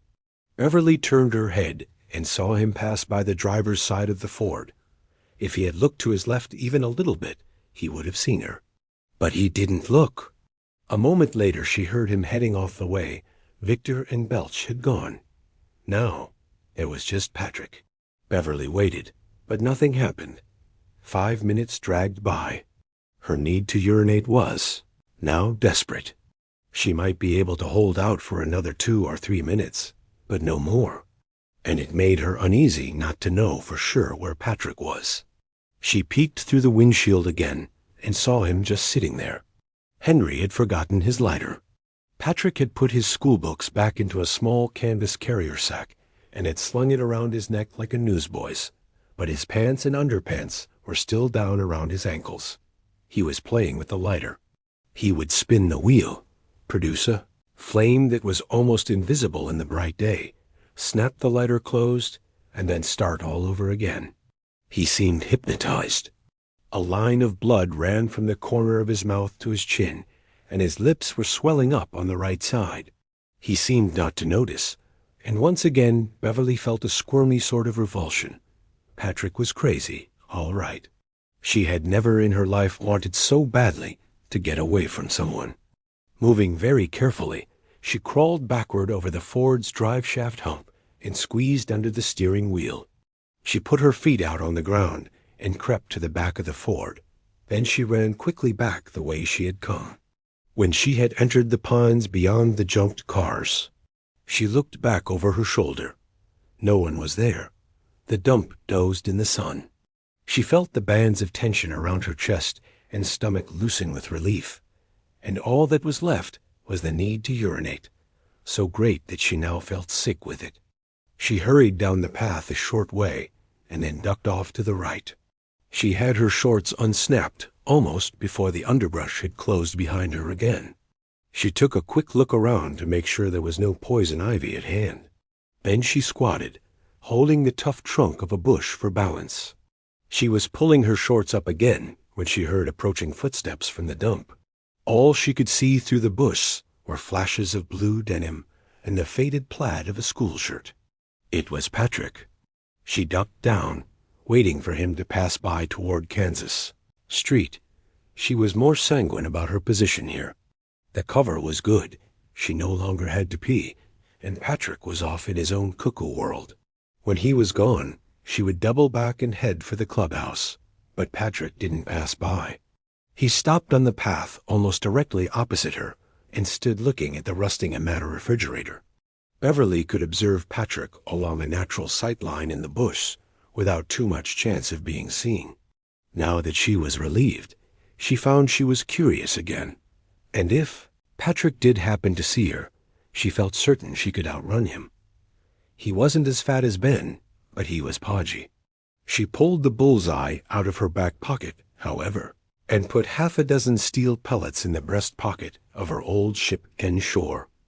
Crazy or not, a good one to the knee might discourage the likes of Patrick Hockstetter in a hurry. She remembered the refrigerator well enough now.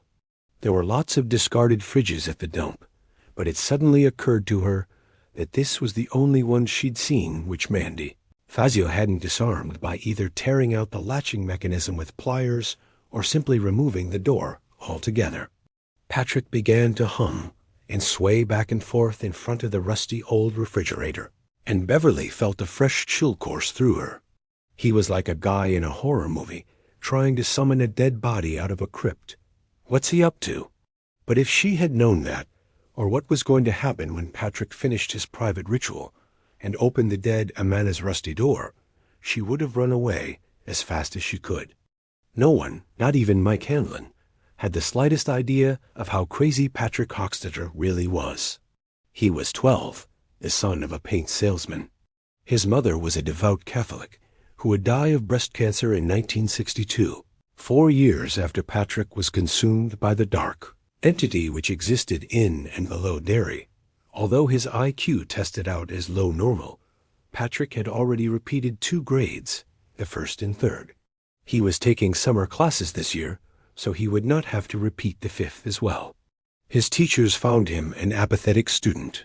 This several of them noted on the bare 6 lines of the Derry Elementary School's report cards reserved for teachers' comments, and a rather disturbing one as well, which none noted. Their feelings were too vague, too diffuse to be expressed in 60 lines, let alone 6. If he had been born 10 years later, a guidance counselor might have steered him toward a child psychologist who might, or might not. Patrick was far more clever than his lackluster IQ results indicated, have realized the frightening depths behind that slack and pallid moonface.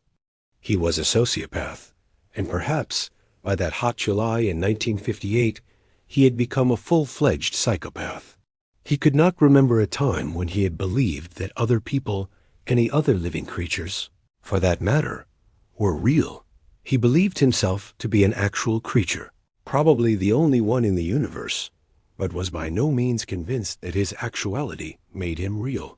He had no sense of hurting. Exactly, and no real sense of being hurt. His indifference to being struck in the mouth by Henry in the dump was a case in point. But while he found reality a totally meaningless concept, he understood the concept of rules perfectly. And while all of his teachers had found him odd, both Mrs. Douglas, his 5th grade teacher, and Mrs. Weems, who had had Patrick in the 3rd grade, knew about the pencil box full of flies.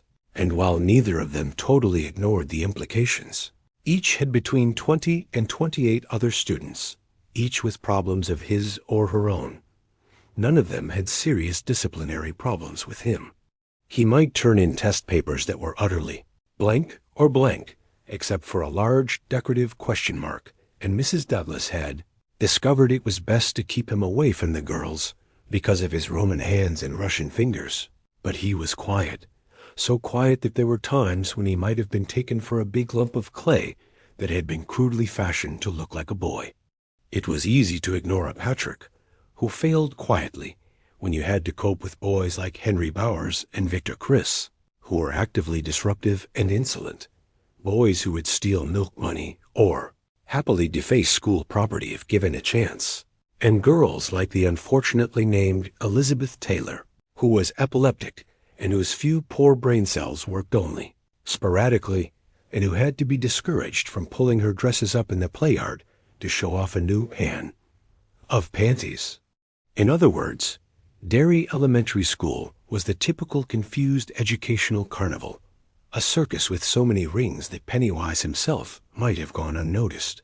Certainly none of Patrick's teachers, or his parents for that matter, suspected that, when he was 5, Patrick had murdered his baby brother Avery. Patrick had not liked it when his mother brought Avery home from the hospital. He didn't care, or so he at first told himself, if his parents had 2 kids, 5 kids, or 5 dozen kids, as long as the kid or kids didn't alter his own schedule. But he found that Avery did. Meals came late. A baby cried in the night and woke him up. It seemed that his parents were always hanging over its crib, and often when he tried to get their attention, he found that he could not. For one of the few times in his life, Patrick became frightened. It occurred to him that if his parents had brought him Patrick home from the hospital, and if he was real, then Avery might be real too. It might even be that, when Avery got big enough to walk and talk, to bring in his father's copy of the Derry News from the front step, and to hand his mother the bowls when she baked bread, they might decide to get rid of Patrick altogether. It was not that he feared they loved Avery more, although it was obvious to Patrick that they did love him more, and in this case his judgment was probably correct. What he cared about was, 1, the rules that were being broken or had changed since Avery's arrival, 2, Avery's possible reality, and 3, the possibility that they might throw him out in favor of Avery. Patrick went into Avery's room one afternoon around 2:30, shortly after the school bus had dropped him off from his afternoon kindergarten session. It was January. Outside, snow was beginning to fall. A powerful wind boomed across McCarran Park and rattled the frosty upstairs storm windows. His mother was napping in her bedroom. Avery had been fussy all the previous night. His father was at work. Avery was sleeping on his stomach, his head turned to one side. Patrick, his moon face expressionless, turned Avery's head so his face was pressed directly into the pillow. Avery made a snuffling noise and turned his head back to the side. Patrick observed this and stood thinking about it while the snow melted off his yellow boots and puddled on the floor. Perhaps 5 minutes passed. Quick thinking was not Patrick's specialty. And then he turned Avery's face into the pillow again and held it there for a moment. Avery stirred under his hand, struggling, but his struggles were weak. Patrick let go. Avery turned his head to the side again, made one snorting little cry, and then went on sleeping. The wind gusted, rattling the windows. Patrick waited to see if the one little cry would awaken his mother. It didn't. Now he felt swept by a great excitement. The world seemed to stand out in front of him clearly for the first time. His emotional equipment was severely defective, and in those few moments he felt as a totally color-blind person might feel if given a shot which enabled him to perceive colors for a short time, or as a junkie who is just fixed feels as the smack rockets his brain into orbit. This was a new thing. He had not suspected it existed. Very gently, he turned Avery's face into the pillow again. This time when Avery struggled, Patrick did not let go. He pressed the baby's face more firmly into the pillow. The baby was making steady, muffled cries now, and Patrick knew it was awake. He had a vague idea that it might tell on him to his mother if he stopped. He held it down. The baby struggled. Patrick held it down.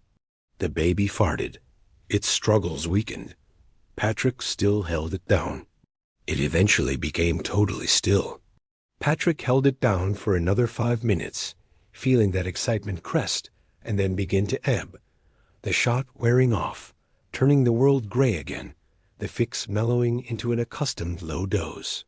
Patrick went downstairs and got himself a plate of cookies and poured himself a glass of milk. His mother came down half an hour later and said she hadn't even heard him come in. She had been that tired. "You won't be any more, Mom." Patrick thought, "Don't worry, I fixed it." She sat down with him, ate one of his cookies, and asked him how school had been. Patrick said it was all right and showed her his drawing of a house and a tree. His paper was covered with looping, meaningless scribbles made with black and brown crayon. His mother said it was very nice. Patrick brought home the same looping scrawls of black and brown every day. Sometimes he said it was a turkey, sometimes a Christmas tree, sometimes a boy. His mother always told him it was very nice, although sometimes, in a part of her so deep she hardly knew it was there, she worried. There was something a little disquieting about the dark sameness of those big scribbled loops of black and brown. She didn't discover Avery's death until nearly 5 o'clock. Until then, she had simply assumed he was taking a very long nap. By then, Patrick was watching Crusader Rabbit on their 7-inch TV, and he went on watching TV through all the uproar that followed. Whirlybirds was on when Mrs. Henley arrived from next door. His screaming mother had been, holding the baby's corpse in the open kitchen door, believing in some blind way that the cold air might revive it. Patrick was cold and got a sweater out of the downstairs closet. Highway Patrol, Ben Hanscom's favorite, was on when Mr. Hockstetter arrived home from work. By the time the doctor arrived, science fiction theater with your host Truman Bradley was just coming on. Who knows what strange things the universe may hold? Truman Bradley speculated while Patrick's mother shrieked and struggled in her husband's arms in the kitchen. The doctor observed Patrick's deep calm and unquestioning stare and assumed the boy was in shock. He wanted Patrick to take a pill. Patrick didn't mind. It was diagnosed as crib death. Years later, there might have been questions about such a fatality, deviations from the usual infant death syndrome observed. But when it happened, the death was simply noted and the baby buried. Patrick was gratified that once things finally settled down, his meals began to come on time again. In the madness of that afternoon and evening, people banging in and out of the house, the red lights of the home hospital ambulance pulsing on the walls, Mrs. Hockstetter screaming and wailing and refusing to be comforted. Only Patrick's father came within brushing distance of the truth. He was standing numbly by Avery's empty crib some 20 minutes after the body had been removed, simply standing there, unable to believe any of this had happened. He looked down and saw a pair of tracks on the hardwood floor. They had been made by the snow melting off Patrick's yellow rubber boots. He looked at them, and a dreadful thought rose briefly in his mind, like bad gas from a deep mineshaft. His hand went slowly to his mouth, and his eyes widened. A picture began to form in his mind.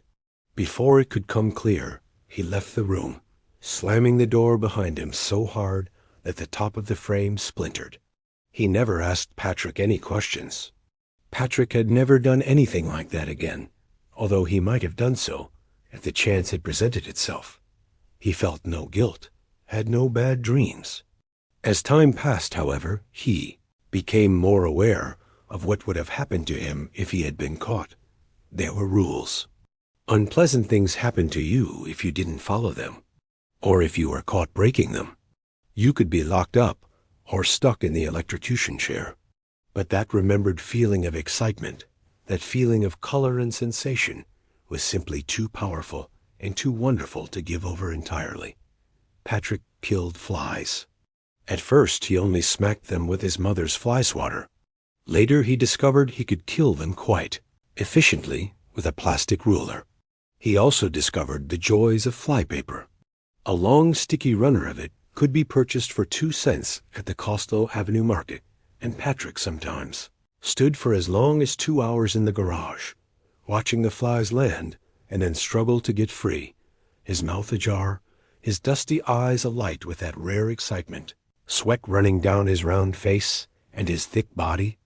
Patrick killed beetles, but if possible, he captured them first. Sometimes he would steal a long needle from his mother's pincushion, impale a Japanese beetle on it, and sit cross-legged in the garden watching it die.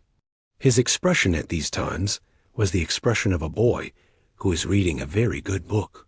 Once he had discovered a run-over cat that was dying in the gutter on Lower Main Street and sat watching it until an old woman saw him pushing the squashed and mewing thing around with his foot. She whacked him with the broom she had been using to sweep her walk. "Go on home," she had shouted at him. "What are you, crazy?" Patrick had gone on home. He wasn't mad at the old woman. He had been caught breaking the rules. That was all. Then, last year, it would not have surprised Mike Hamlin or any of the others at that point to have known that it was. In fact, on the same day that George Denbrough had been murdered, Patrick had discovered the rusty Amana refrigerator, one of the larger dumpoids in the belt surrounding the dump itself. Like Bev, he had heard the cautionary warnings about such abandoned appliances, about how 30 million kids got their stupid selves smoked in them each year. Patrick had stood looking at the refrigerator for a long time, idly playing pocket pool with himself.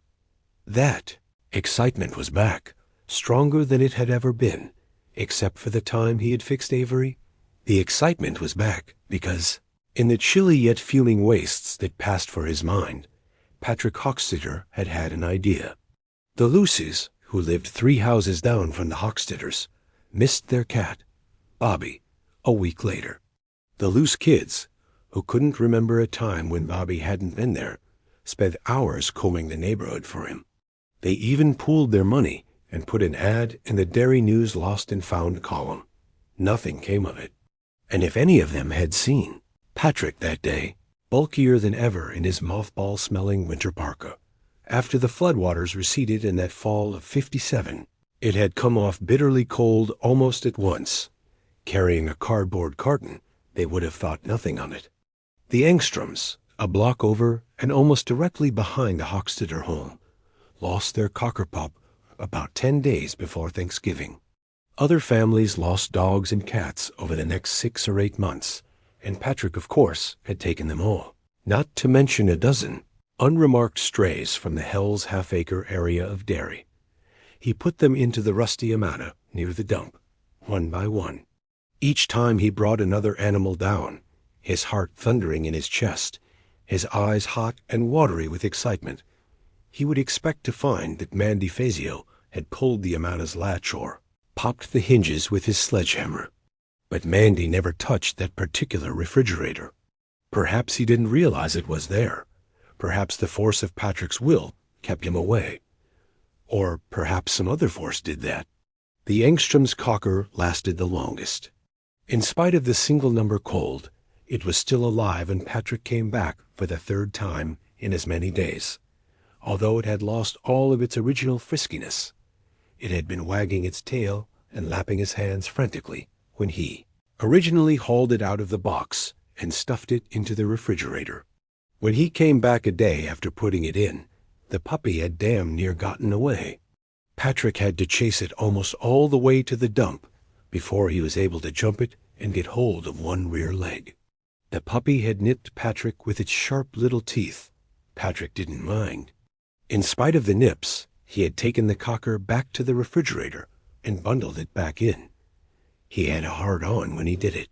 This was not uncommon. On the 2nd day, the puppy had tried to get out again, but it moved much too slowly. Patrick shoved it back in, slammed the Amana's rusty door, and leaned against it.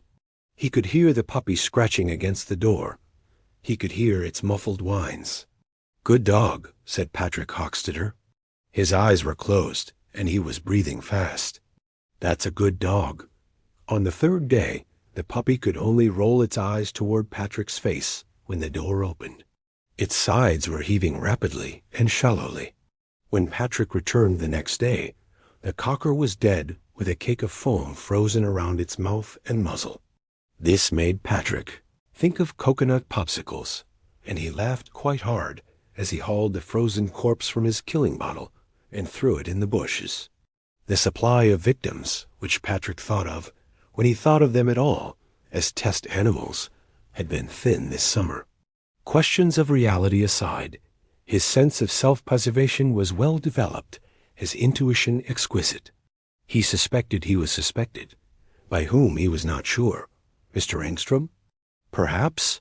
Mr. Engstrom had turned around and given Patrick a long speculative look in the A&P one day this spring. Mr. Engstrom had been buying cigarettes, and Patrick had been sent for bread. Mrs. Joseph's? Maybe. She sat in her parlor window with a telescope sometimes and was, according to Mrs. Hockstetter, a nosy Parker. Mr. Jackie Bois, who had an ASPC, a sticker on the back bumper of his car. Mr. Nell? Someone else? Patrick didn't know for sure, but his intuition told him he was suspected, and he never argued with his intuition. He had taken a few wandering animals from among the rotted tenements in the half-acre, picking only those that looked thin or diseased, but that was all. He discovered, however, that the refrigerator near the dump had gotten an oddly powerful hold over him. He began to draw pictures of it in school when he was bored. He sometimes dreamed of it at night, and in his dreams the Amana was perhaps 70 feet tall, a whited sepulchre, a ponderous crypt iced in chilly moonlight. In these dreams, the giant door would swing open, and he would see huge eyes staring out at him.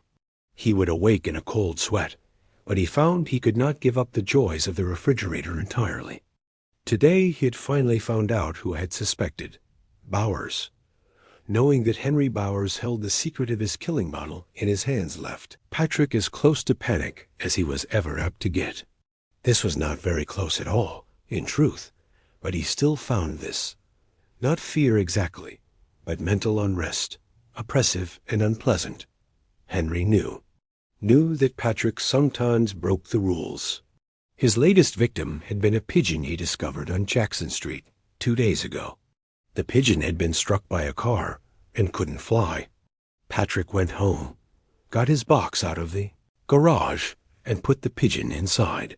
The pigeon pecked the back of Patrick's hand several times, leaving shallow, bloody digs. Patrick didn't mind. When he checked the refrigerator the next day, the pigeon had been quite dead, but Patrick hadn't removed the corpse then. Now, following Henry's threat to tell, Patrick decided he better get rid of the pigeon's body right away. Perhaps he would even get a bucket of water and some rags and scrub out the interior of the refrigerator. It didn't smell very good. If Henry told and Mr. Nell came down to check, he might be able to tell that several somethings, in fact, had died in there. If he tells, Patrick thought, standing in the grove of pines and looking at the rusty Amana, I'll tell that he broke Eddie Kasbrack's arm. Of course, they probably knew that already, but they couldn't prove anything because all of them said they had been playing out at Henry's house that day, and Henry's crazy father had backed them up. But if he tells, I'll tell. Tit for tat. Never mind that now. What he had to do now was get rid of the bird. He would leave the refrigerator door open and then come back with the rags and the water and clean it up. Good. Patrick opened the refrigerator door on his own death. At first he was simply puzzled, unable to cope in any way with what he was seeing. It meant nothing to him at all. It had no context. Patrick merely stared, his head cocked to one side, his eyes wide. The pigeon was nothing but a skeleton, surrounded by a ragged fall of feathers. There was no flesh left on its body at all, and around it, stuck on the refrigerator's inner walls, hanging from the underside of the freezer compartment, dangling from the wire shelves, were dozens of flesh-colored objects that looked like big macaroni shells. Patrick saw that they were moving slightly, fluttering, as if in a breeze. Except there was no breeze. He frowned. Suddenly one of the shell-like things unfurled insectal wings. Before Patrick could do more than register the fact, it had flown across the space between the refrigerator and Patrick's left arm. It struck with a smacking sound. There was an instant of heat. It faded, and Patrick's arm felt just like always again. But the shell-like creature's pale flesh turned first pink, and then, with shocking suddenness, rose-red. Although Patrick was afraid of almost nothing in the commonly understood sense of the word, it's hard to be afraid of things that aren't real. There was at least one thing that filled him with wretched loathing. He had come out of Brewster Lake one warm August day when he was 7 to discover 4 or 5 leeches clinging to his stomach and legs. He had screamed himself hoarse until his father had pulled them off. Now, in a deadly burst of inspiration, he realized that this was some weird kind of flying leech. They had infested his refrigerator. Patrick began to scream and beat at the thing on his arm. It had swelled to nearly the size of a tennis ball. At the third blow, it broke open with a sickening scut sound. His blood, sprayed his arm from elbow to wrist, but the thing's jelly-like eyeless head held on. In a way, it was like a bird's narrow head, ending in a beak-like structure, but this beak was not flat or pointed. It was tubular and blunt, like the proboscis of a mosquito. This proboscis was buried in Patrick's arm. Still screaming, he pinched the splattered creature between his fingers and pulled it off. The proboscis came out cleanly, followed by a watery flow of blood, mixed with some yellowish-white liquid like pus. It had made a painless dime-sized hole in his arm. And the creature, although exploded, was still twisting and moving and seeking in his fingers. Patrick threw it away, turned, and more of them flew out of the refrigerator, lighting on him even as he groped for the Amana's handle. They landed on his hands, his arms, his neck. One touched down on his forehead. When Patrick raised his hand to pick it off, he saw 4 others on his hand, trembling minutely, turning first pink and then red. There was no pain, but there was a hideous draining sensation. Screaming, whirling, beating at his head and neck with his leech-encrusted hands, Patrick Hockstetter's mind yammered. It isn't real. It's just a bad dream. Don't worry. It's not real. But the blood pouring from the smashed leeches seemed real enough. The sound of their buzzing wings seemed real enough. And his own terror seemed real enough. One of them fell down inside his shirt and settled on his chest. While he was beating frantically at it and watching the bloodstain spread above the place where it had taken its hold, another settled on his right eye. Patrick closed it, but that did no good. He felt a brief hot flare as the thing's sucker poked through his eyelid and began to suck the fluid out of his eyeball. Patrick felt his eye collapse in its socket, and he screamed again. A leech flew into his mouth when he did, and roosted on his tongue. It was all almost painless. Patrick went staggering and flapping up the path toward the junked cars. Parasites hung all over him. Some of them drank to capacity and then burst like balloons. When this happened to the bigger ones, they drenched Patrick with almost half a pint of his own hot blood. He could feel the leech inside his mouth swelling up, and he opened his jaws because the only coherent thought he had left was that it must not burst in there. It must not. But it did. Patrick ejected a huge spray of blood and parasite flesh like vomit. He fell down in the gravelly dirt and began to roll over and over, still screaming. Little by little, the sound of his own screams began to seem faint, far away. Just before he passed out, he saw a figure step from behind the last of the junked cars. At first, Patrick thought he was a guy, Mandy Fazio perhaps, and he would be saved. But as the figure drew closer, he saw its face was running like wax. Sometimes it began to harden and look like something, or someone, and then it would start to run again, as if it couldn't make up its mind who or what it wanted to be. Hello and goodbye, a bubbling voice said from inside the running tallow of its features, and Patrick tried to scream again. He didn't want to die. As the only real person, he wasn't supposed to die. If he did, everyone else in the world would die with him. The man-shape laid hold of his leech-encrusted arms and began to drag him away toward the barrens. His blood-stained book carrier bumped and thumped along beside him, its strap still twisted about his neck. Patrick, still trying to scream, lost consciousness. He awoke only once, when in some dark, smelly, drippy hell where no light shone, no light at all, it began to feed. At first, Beverly was not entirely sure what she was seeing or what was happening. Only that Patrick Hockstetter had begun to thrash and dance and scream. She got up warily, holding the slingshot in one hand and 2 of the ball bearings in the other. She could hear Patrick blundering off down the path, still yelling his head off. In that moment, Beverly looked every inch the lovely woman she was going to become, and if Ben Hanscom had been around to see her just then, his heart might not have been able to stand it. She was standing fully upright, her head cocked to the left, her eyes wide, her hair done in braids that had been tied off with 2 small red velvet bows, which she had bought in Dolly's for a dime. Her posture was one of total attention and concentration. It was feline, lynx-like. She had shifted forward on her left foot, her body half turned, as if to go after Patrick, and the legs of her faded shorts had pulled up enough to show the edging on her yellow cotton panties. Below them, her legs were already smoothly muscled, beautiful in spite of the scabs, bruises, and smutches of dirt. It's a trick.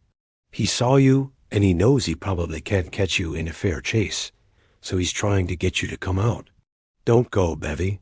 But another part of her thought there was too much pain and fear in those screams. She wished she had seen whatever had happened to Patrick, if anything had, more clearly. She wished more than anything else that she had come into the Barrens a different way and missed the whole crazy shenanigans. Patrick's screams stopped. A moment later, Beverly heard someone speak, but she knew that had to be her imagination.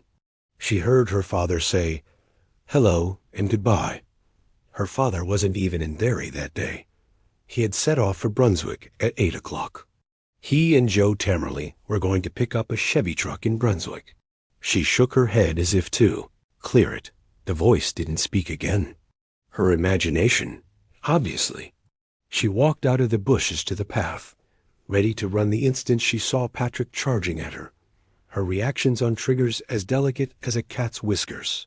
She looked down at the path, and her eyes widened. There was blood here. Quite a lot of it. Fake blood, her mind insisted. You can buy a bottle of it at Dolly's for 49 cents. Be careful, Bevy. She knelt and quickly touched the blood with her fingers. She looked at them closely. It wasn't fake blood. There was a flash of heat in her left arm, just below the elbow. She looked down and saw something that she first thought was some kind of burr. No, not a burr. Burrs didn't twitch and flutter. This thing was alive. A moment after that, she realized it was biting her. She struck it hard with the back of her right hand, and it spattered, spraying blood. She backed up a step, getting ready to scream now that it was over. And then she saw that it wasn't over at all. The thing's featureless head was still on her arm, its snout buried in her flesh. With a shrill cry of disgust and fear, she picked it off and saw its proboscis come out of her arm like a small dagger, dripping with blood. She understood the blood on the path now. Oh, yes. And her eyes went to the refrigerator.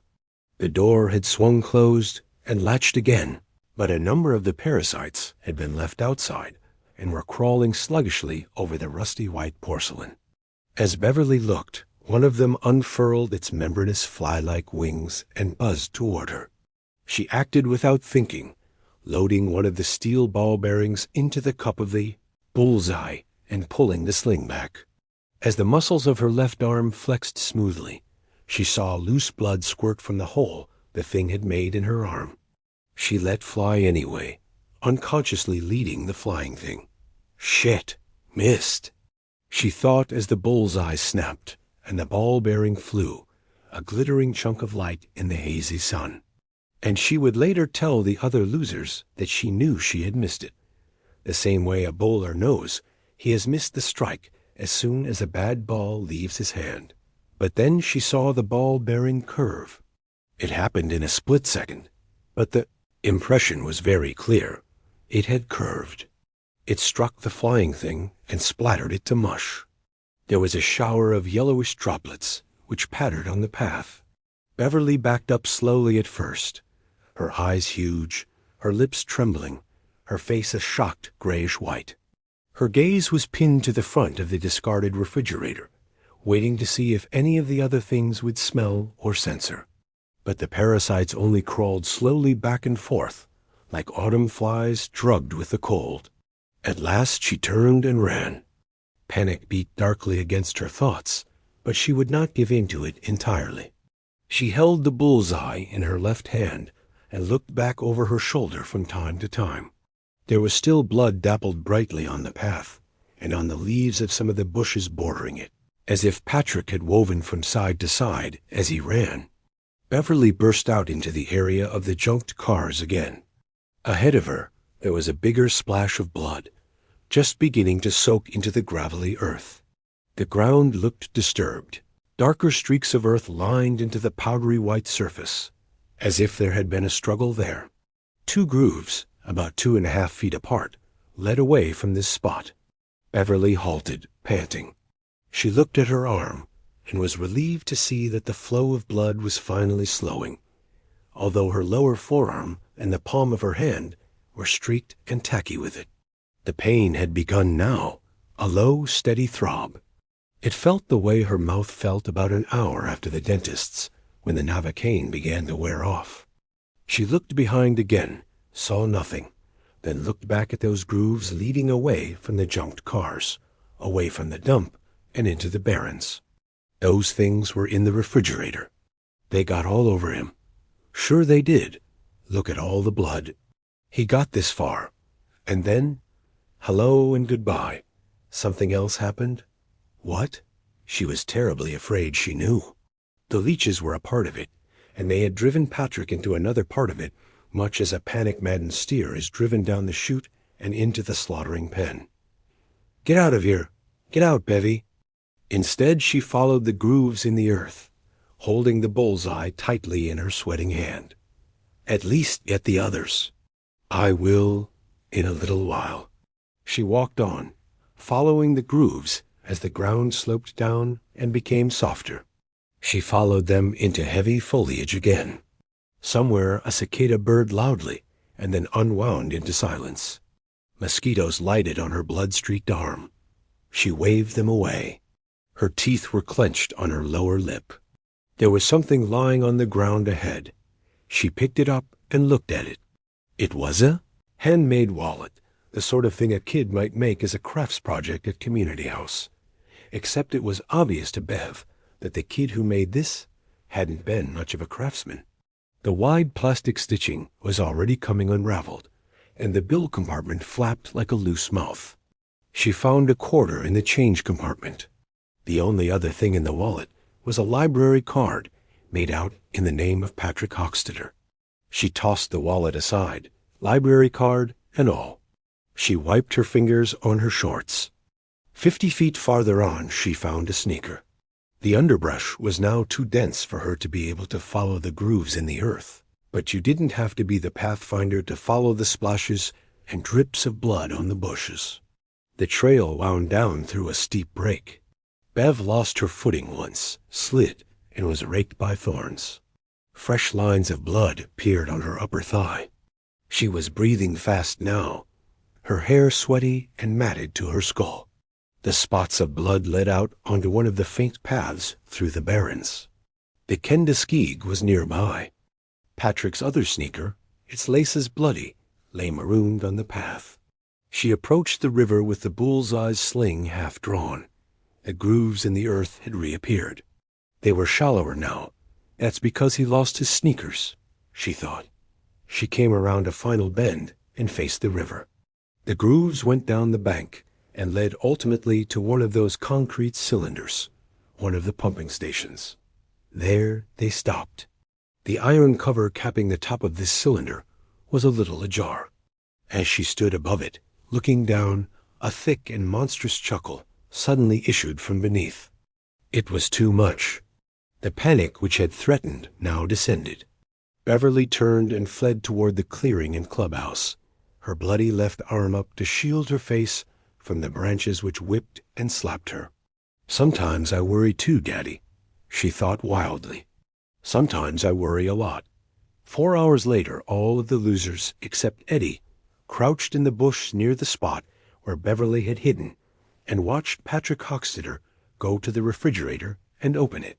The sky overhead had darkened with thunderheads, and the smell of rain was in the air again. Bill was holding the end of a long length of clothesline in his hands. The 6 of them had pooled their available cash and bought the line and a Johnson's first aid kit for Beverly. Bill had carefully affixed a gauze pad over the bloody hole in her arm. "Tell your papa Herons you got a screw hape when you were cascading," Bill said. "My skates." Beverly cried, dismayed. She had forgotten all about them. "There," Ben said, and pointed. They were lying in a heap not far away, and she went to retrieve them before Ben or Bill or any of the others could offer. She remembered now that she had put them aside before urinating. She didn't want any of the others over there.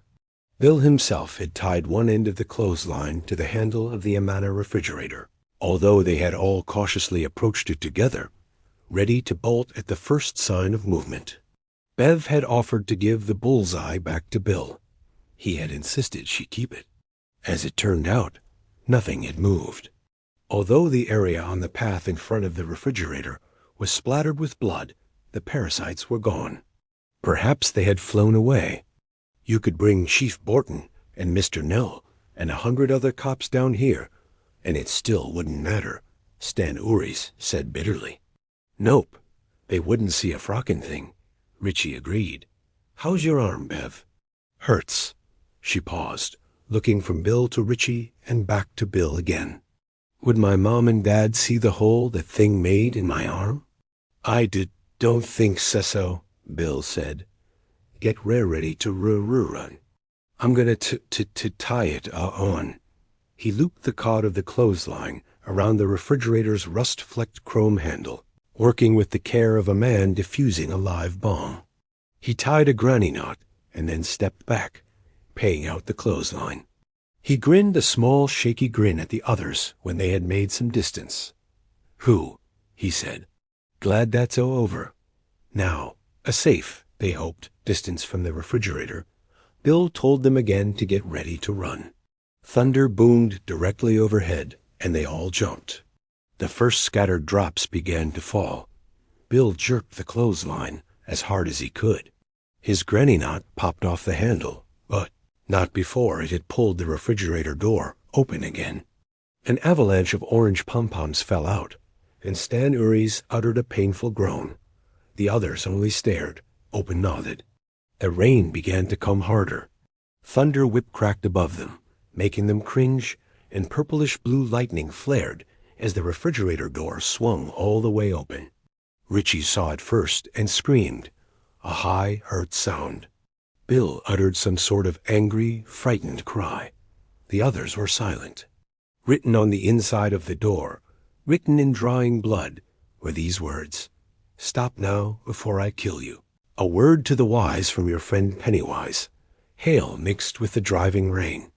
The refrigerator door shuddered back and forth in the rising wind, the letters painted there beginning to drip and run now, taking on the draggling, ominous look of a horror movie poster. Bev was not aware that Bill had gotten up until she saw him advancing across the path toward the refrigerator. He was shaking both fists. Water streamed down his face and plastered his shirt to his back.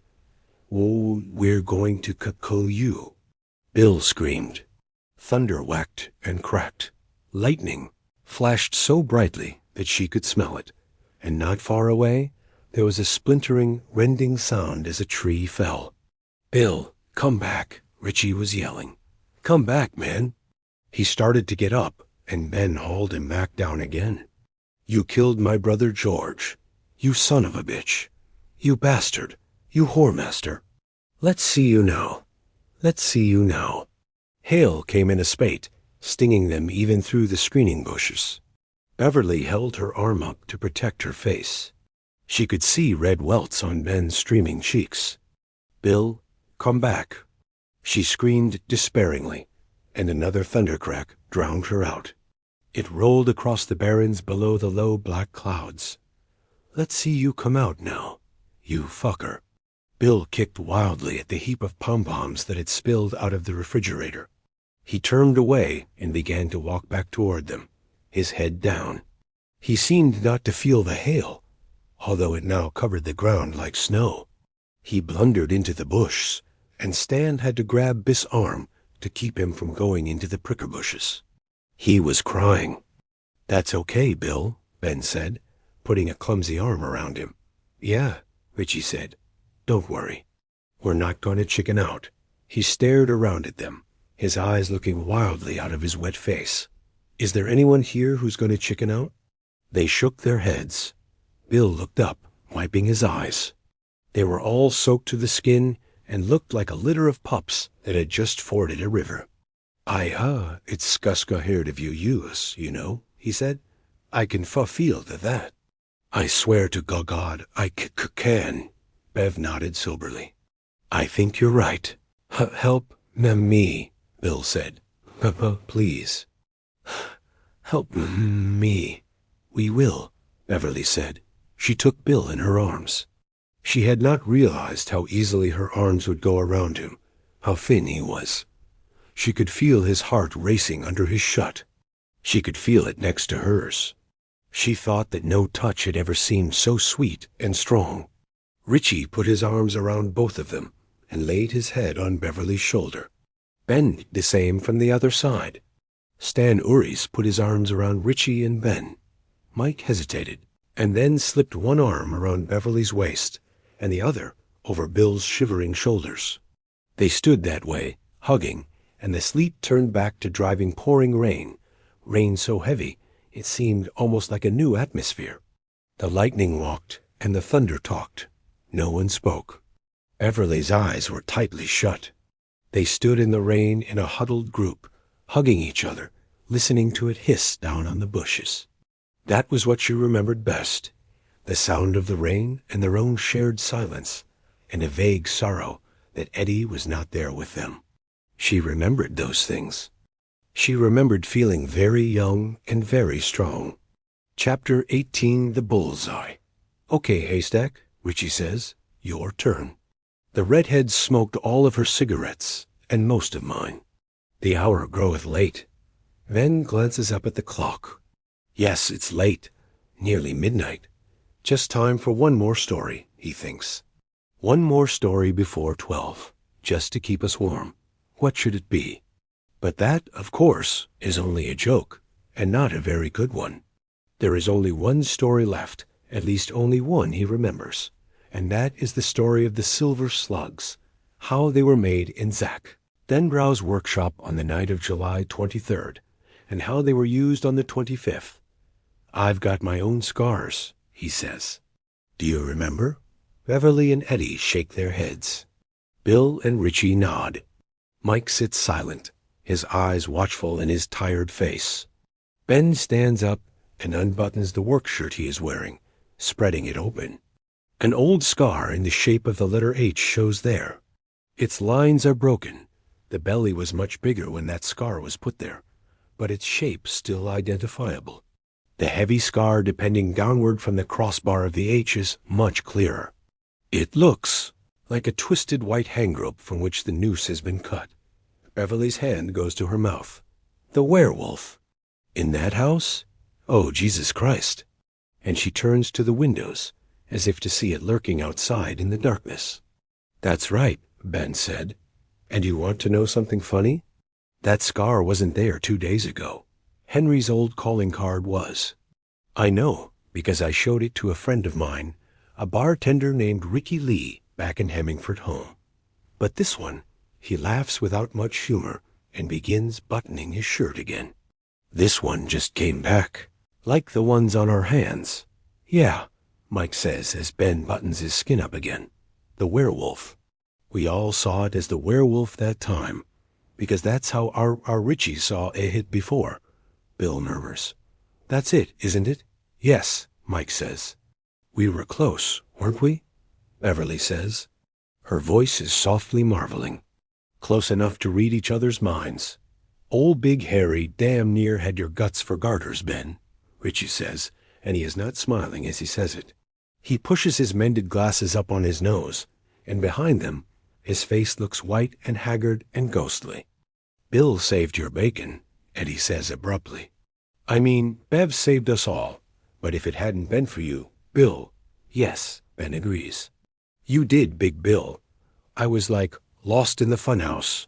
Bill points briefly at the empty chair. I had some help from Stan Uris, and he paid for it. Maybe died for it. Ben Handsome is shaking his head. Don't say that, Bill, but it's true. And if it's your fee fault, it's my fault, too. And everyone else is here, because we went on. Even after Patrick, and what was written on that refrigerator, we went on. It would be my fault, most of all, I guess, because I wanted us to go on, because of Judge George. Maybe even because I thought that if I killed whatever Kay killed George, my parents would have to love you again. Beverly asks gently. Yes, of course. But I didn't think it was anyone's fault, Ben. It was just the way Stan was built. He couldn't face it, Eddie says. He is thinking of Mr. Keene's revelation about his asthma medicine, and how he could still not give it up. He is thinking that he might have been able to give up the habit of being sick. It was the habit of believing he had been unable to kick. As things had turned out, maybe that habit had saved his life. He was great that day, Ben says. Stan and his birds.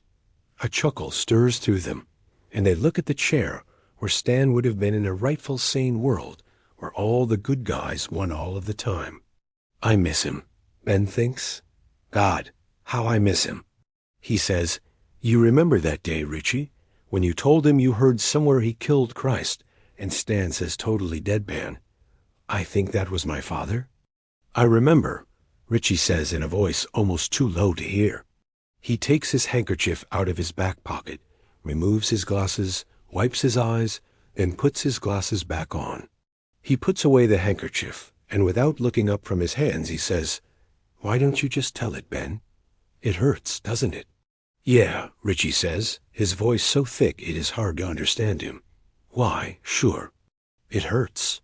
Ben looks around at them, then nods. All right, then, one more story before 12. Just to keep us warm. Bill and Richie had the idea of the bullets. No, Richie demurs. Bill thought of it first, and he got nervous first. I just started to worry. Doesn't really matter, I guess, Ben says. The three of us spent some heavy library time that July. We were trying to find out how to make silver bullets. I had the silver. 4 silver dollars that were my father's. Then Bill got nervous, thinking about what kind of shape we'd be in if we had a misfire with some kind of monster coming down our throats. And when we saw how good Beverly was with that slingshot of his, we ended up using one of my silver dollars to make slugs instead. We got the stuff together, and all of us we went down to Bill's place. Eddie, you were there. I told my mother we were going to play Monopoly. Eddie says, my arm was really hurting, but I had to walk. That's how pissed she was at me. And every time I heard someone behind me on the sidewalk, I'd whip around, thinking it was Bowers. It didn't help the pain. Bill grins. And what we did was stand around and watch Ben make the ammo. I think Ben really could have made silver bullets. Oh, I'm not so sure of that, Ben says, although he still is.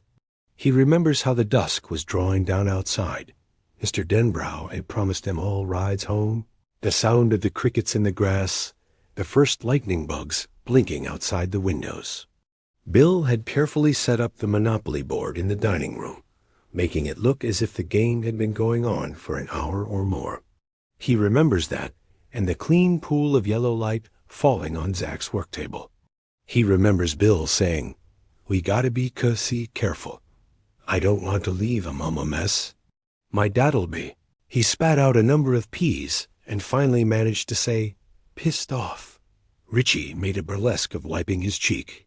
"Do you serve towels with your showers?" stuttering Bill. Bill made as if to hit him. Richie cowered, shrieking in his pickaninny voice. Ben took very little notice of them. He watched Bill lay out the implements and tools one by one in the light. Part of his mind was wishing that someday he might have such a nice work table as this himself. Most of it was centered directly on the job ahead. Hot as difficult, as making silver bullets would have been, but he would still be careful. There was no excuse for sloppy workmanship. This was not something he had been taught or told, just something he knew.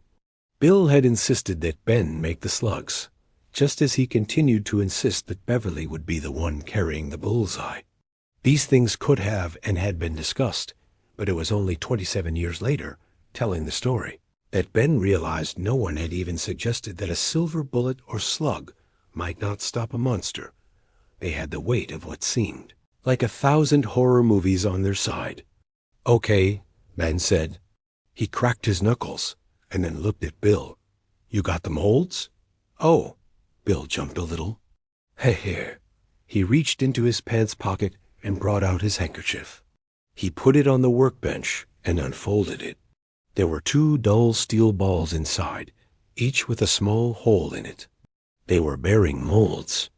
After deciding on slugs instead of bullets, Bill and Richie had gone back to the library and had researched how bearings were made. "You boys are so busy," Mrs. Starrett had said. "Bullets one week and bearings the next. And it's summer vacation, too. We like to stay sharp," Richie said. "Right, Bill?" Right. It turned out that making bearings was a cinch, once you had the molds. The only real question was where to get them. A couple of discreet questions to Zach Denbrow had taken care of that, and none of the losers were too surprised to find that the only machine shop in Derry where such molds might be obtained was Kitchener Precision Tool and Die. The Kitchener who owned and ran it was a great-great-grandnephew of the brothers who had owned the Kitchener Ironworks. Bill and Richie had gone over together with all the cash the losers had been able to raise. On short notice, $10.59 in Bill's pocket. When Bill asked how much a couple of 2-inch bearing molds might cost, Carl Kitchener, who looked like a veteran boozehound and smelled like an old horse blanket, asked what a couple of kids wanted with bearing molds. Richie let Bill speak, knowing things would probably go easier that way. Children made fun of Bill's stutter. Adults were embarrassed by it. Sometimes this was surprisingly helpful. Bill got halfway through the explanation. He and Richie had worked out on the way over something about a model windmill for next year's science project, when Kitchener waved for him to shut up and quoted them the unbelievable price of 50 cents per mold. Hardly able to believe their good fortune, Bill forked over a $1 bill. "Don't expect me to give you a bag," Carl Kitchener said, eyeing them with the bloodshot contempt of a man who believes he has seen everything the world holds, most of it twice. "You don't get no bag unless you spend at least $5. "That's okay, sir," Bill said. "And don't hang around out front," Kitchener said. "You both need haircuts." Outside, Bill said, Why you ever notice, Richie, how grown-ups won't sell you anything except key candy or cocoa-comic books or maybe movie tickets without first they want to know what you want it for." "Sure," Richie said. Why I choose that?" "Because they think we're dangerous." "Why, yeah? You think so?" "Yeah," Richie said, and then giggled. "Let's hang around out front, want to? We'll put up our collars and sneer at people and let our hair grow." "Fuck with you," Bill said.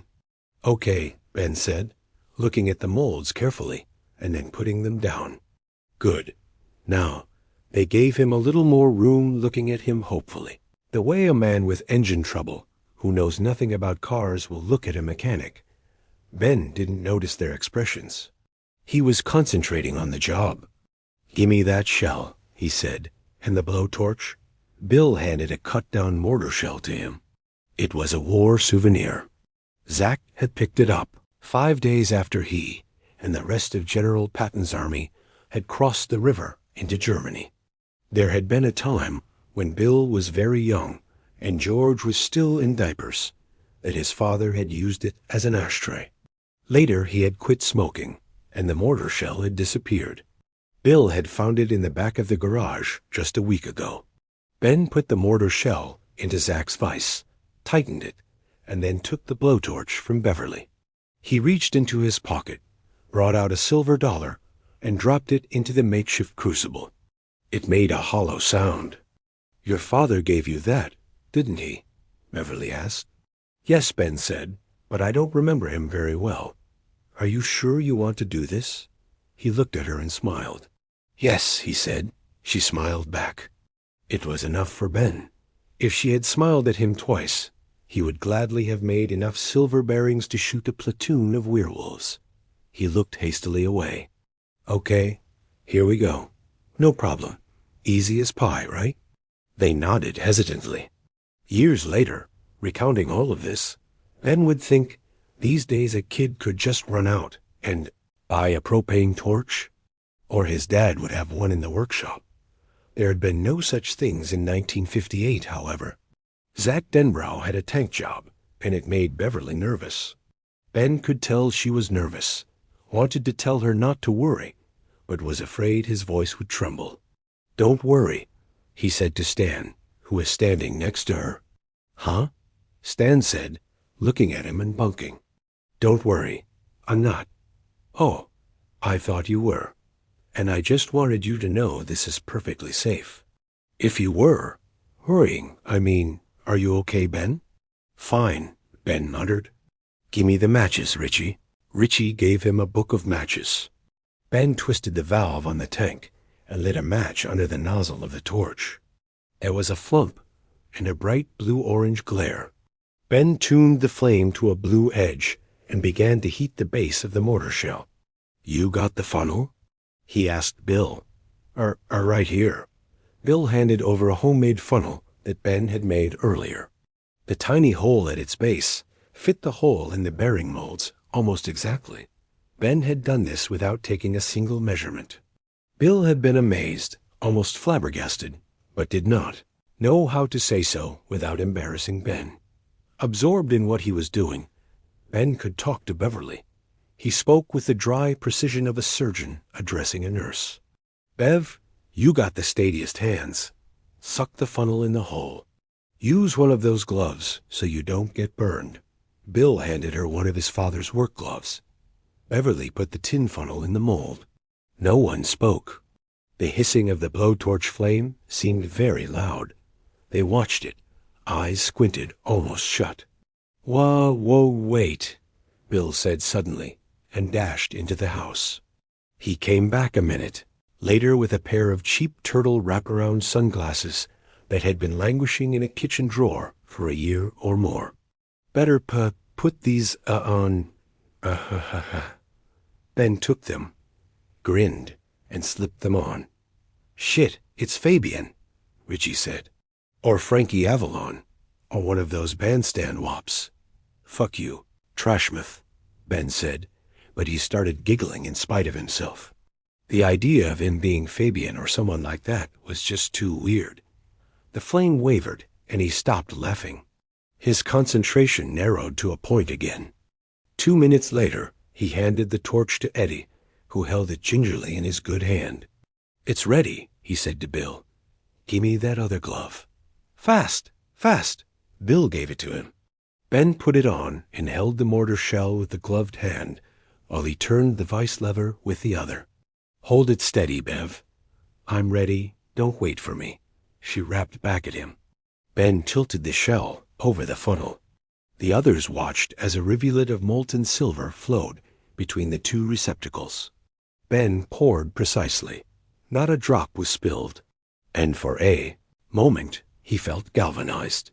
He seemed to see everything magnified through a strong white glow. For that one moment, he did not feel like plain fat old Ben Hanscom, who wore sweatshirts to disguise his gut and his tits. He felt like Thor, working thunder and lightning at the smithy of the gods. Then the feeling was gone. "Okay," he said. "I'm going to have to reheat the silver. Someone shove a nail or something up the spout of the funnel before the goop hardens in there." Stan did it. Ben clamped the mortar shell in the vise again and took the torch from Eddie. "Okay," he said, "number 2, and went back to work. 10 minutes later, it was done. "Now what?" Mike asked. "Now we play Monopoly for an hour," Ben said, "while they harden in the molds. Then I clip 'em open with a chisel along the cut lines, and we're done." Richie looked uneasily at the cracked face of his Timex, which had taken a great many lickings and kept on ticking. "When will your folks be back, Bill?" Not until Tuten or 10th a hurdy," Bill said. "It's a double feature at the, Aladdin?" Stan said. "Yeah, and they'll stop in for a slice of PP pizza after." "They almost always do, so we have plenty of time," Ben said. Bill nodded. "Then let's go in," Bev said. "I want to call home." I promised I would. "And don't any of you talk?" "He thinks I'm at Community House, and that I'm getting a ride home from there. What if he wants to come down and pick you up early?" Mike asked. "Then," Beverly said, "I'm going to be in a lot of trouble." Ben thought, "I'd protect you, Beverly." In his mind's eye, an instant daydream unfolded, one with an ending so sweet he shivered. Bev's father started to give her a hard time, to bawl her out and all that. Even in his daydream, he did not imagine how bad all that could get with all Marsh. Ben threw himself in front of her and told Marsh to lay off. "If you want trouble, fat boy, you just keep protecting my daughter." Hanscom, usually a quiet, bookish type, can be a ravening tiger when you get him mad. He speaks to Al Marsh with great sincerity. "If you want to get to her, you'll have to come through me first." Marsh starts forward, and then the steely glint in Hanscom's eyes stops him. "You'll be sorry," he mumbles, but it's clear all the fight has gone out of him. He's just a paper tiger after all. "Somehow I doubt that," Hanscom says with a tight Gary Cooper smile, and Beverly's father slinks away. "What's happened to you, Ben?" Bev cries, but her eyes are shining and full of stars. "You looked ready to kill him." "Kill him?" Hanscom says, the Gary Cooper smile still lingering on his lips. "No way, baby. He may be a creep, but he's still your father. I might have roughed him up a little, but that's only because when someone talks wrong to you, I get a little hot under the collar, you know." She throws her arms around him and kisses him on the lips. "On the lips? I love you, Ben," she sobs. He can feel her small breasts pressing firmly against his chest. He shivered a little, throwing this bright, terribly clear picture off with an effort. Richie stood in the doorway, asking him if he was coming, and Ben realized he was all alone in the workroom. "Yeah," he said, starting a little. "Sure I am. You're going senile, Haystack?" Richie said as Ben went through the door, but he clapped Ben on the shoulder. Ben grinned and hooked an elbow briefly around Richie's neck. There was no problem with Beverly's dad. He had come home late from work. Bev's mother told her over the phone, fallen asleep in front of the TV, and waked up just long enough to get himself into bed. "You got a ride home, Bevy?" "Yes. Bill Denbrow's dad is going to take a whole bunch of us home." Mrs. Marsh sounded suddenly alarmed. "You're not on a date, are you, Bevy?" "No, of course not," Bev said, looking through the arched doorway between the darkened hall where she was and the dining room, where the others were sitting down around the Monopoly board. "But I sure wish I was. Boys, ugh. But they have a sign-up sheet down here, and every night a different dad or mom takes kids home." That much, at least, was true. The rest was a lie so outrageous that she could feel herself blushing hotly in the dark. "All right," her mom said. "I just wanted to be sure, because if your dad caught you going on dates at your age, he'd be mad." Almost as an afterthought, she added, "I would be, too." "Yeah, I know," Bev said, still looking into the dining room. She did know. Yet here she was not with one boy but 6 of them, in a house where the parents were gone. She saw Ben looking at her anxiously, and she sketched a smiling little salute at him. He blushed, but gave her the little salute right back. "Are any of your girlfriends there?" "What girlfriends, Mama?" Patty O'Hara is here. And Ellie Geiger, I think. She's playing shuffleboard downstairs." The facility with which the lies came from her lips made her ashamed. She wished she were talking to her father. She would have been more scared, but less ashamed. She supposed she really wasn't a very good girl. "I love you, Mama," she said. "Same goes back to you, Bev?" Her mother paused briefly and added, "Be careful. The paper says there may be another one. A boy named Patrick Hockstetter. He's missing. Did you know him, Bevy?" She closed her eyes briefly. "No, Mom." "Well, goodbye then?" "Bye." She joined the others at the table, and for an hour they played Monopoly. Stan was the big winner. "Jews are very good at making money," Stan said, putting a hotel on Atlantic Avenue and 2 more green houses on Ventnor Avenue. "Everybody knows that." "Jesus, make me Jewish," Ben said promptly, and everyone laughed. Ben was almost broke.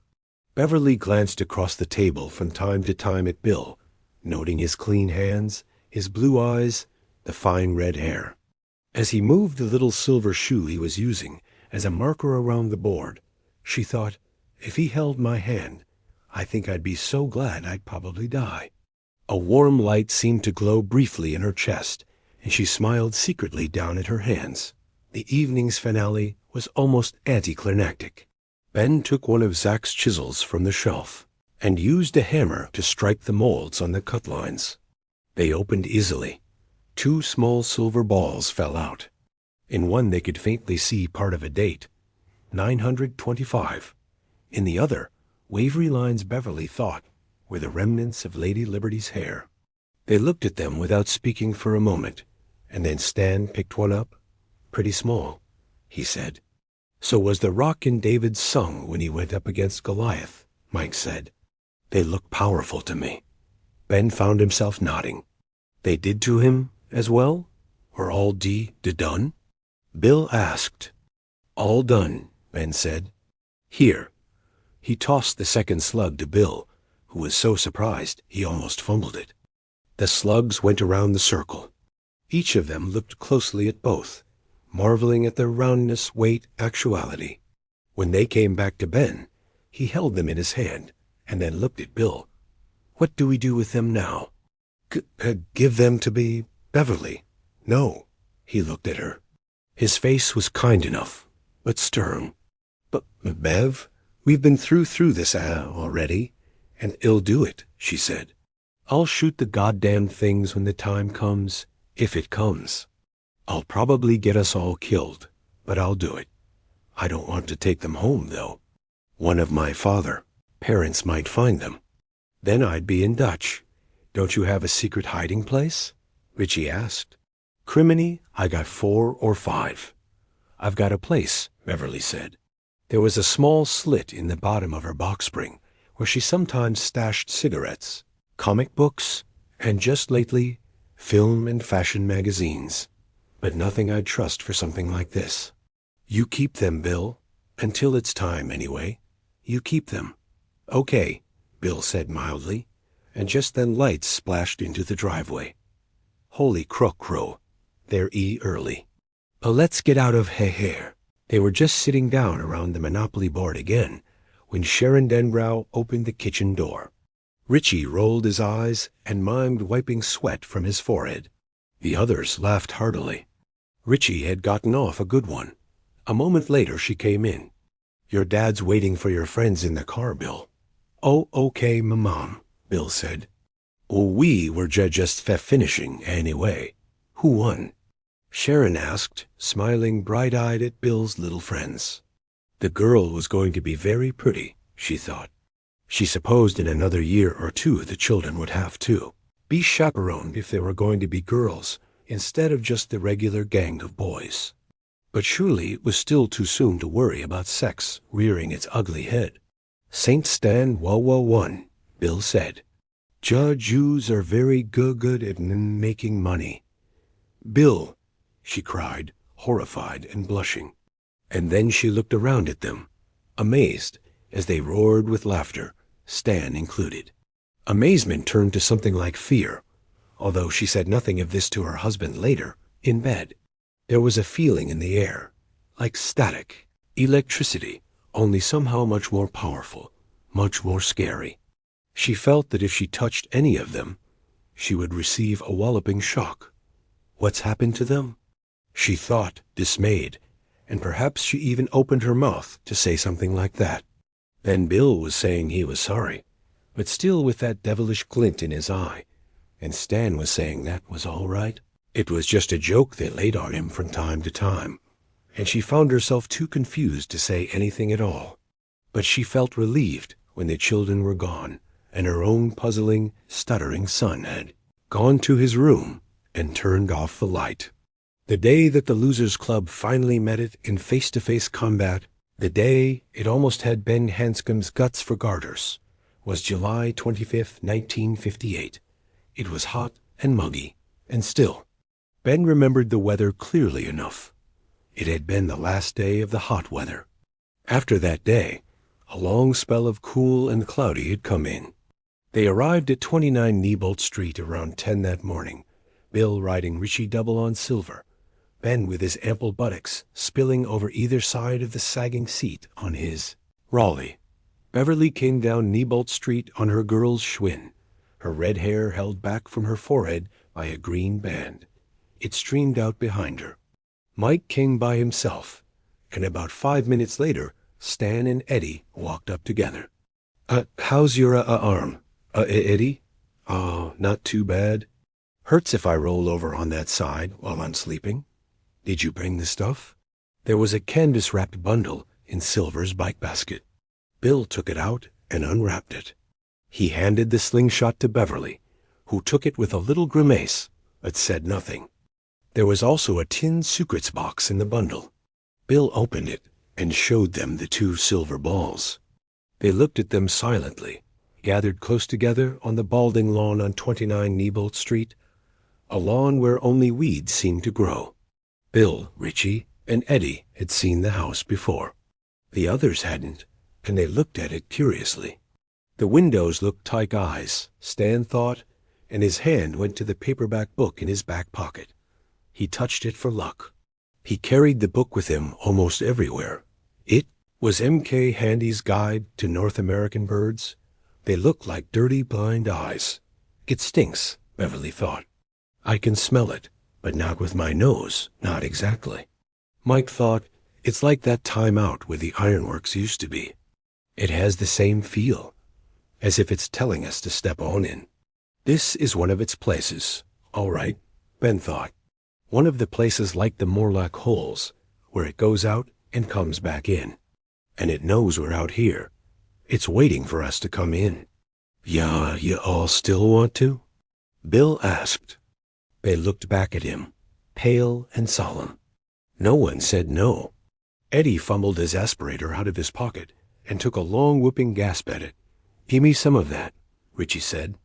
Eddie looked at him, surprised, waiting for the punchline. Richie held out his hand.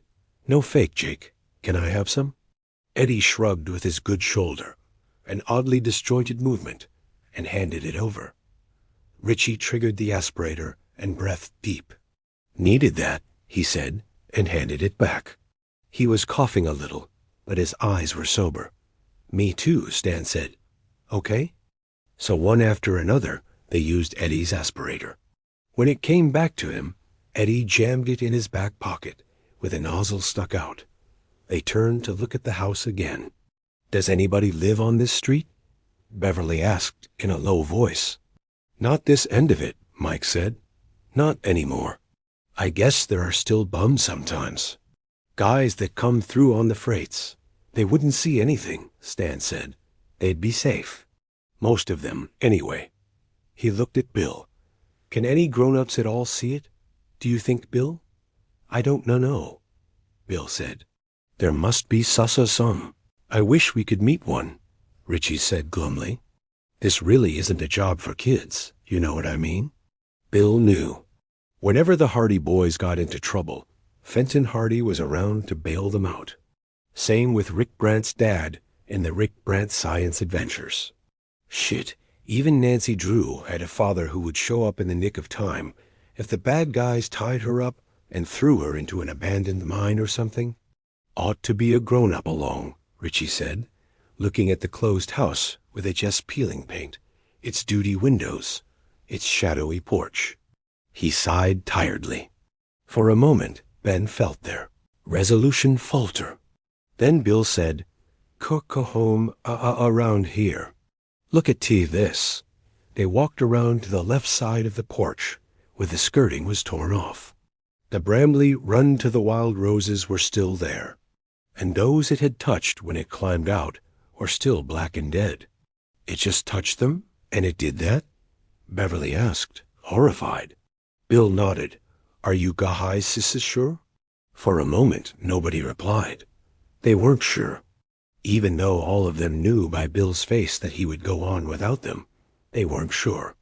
There was also a species of shame on Bill's face. As he had told them before, George hadn't been their brother.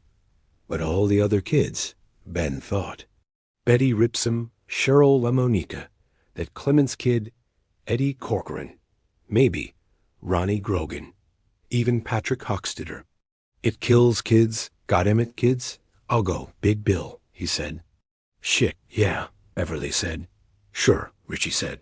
You think we're gonna let you have all the fun, Mushmouth? Bill looked at them, his throat working, and then he nodded. He handed the tin box to Beverly. Are you sure, Bill? Sure. She nodded, at once horrified by the responsibility and bewitched by his trust. She opened the box, took out the slugs, and slipped one into the right front pocket of her jeans. The other she socketed in the Bullseye's rubber cup, and it was by the cup that she carried the slingshot. She could feel the ball tightly enclosed in her fist, cold at first, and then warming. Let's go, she said, her voice not quite steady. Let's go before I chicken out. Bill nodded, then looked sharply at Eddie. Can you do this, Eddie? Eddie nodded. Sure I can. I was alone last time. This time I'm with my friends, right? He looked at them and grinned a little. His expression was shy, fragile, and quite beautiful. Richie clapped him on the back. That's right, Senor. Any hun tries to steal your separator, we kill him. But we kill him slow. That's terrible, Richie, Bev said, giggling. On the P porch, Bill said. 11 of you behind me. Then into the sussler.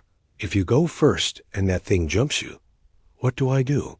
Beverly asked. Shoot through you? If why you have to, Bill said. But I suggest. Why'd you try going around first? Richie laughed wildly at this. We'll go through the whole place, if we have to. He shrugged. Maybe we won't find Bia anything. Do you believe that? Mike asked. No, Bill said briefly. It's here. Ben believed he was right. The house at 29 Neibolt Street seemed to be encased in a poisonous envelope. It could not be seen, but it could be felt. He licked his lips. You ready? Bill asked them. They all looked back at him. Ready, Bill, Richie said. Come on, then, Bill said. Stay close behind me, Beverly. He dropped to his knees, crawled through the blighted rose bushes and under the porch. They went this way, Bill, Beverly, Ben, Eddie, Richie, Stan, Mike. The leaves under the porch crackled and puffed up a sour old smell. Ben wrinkled his nose. Had he ever smelled fallen leaves like these? He thought not. And then an unpleasant idea struck him.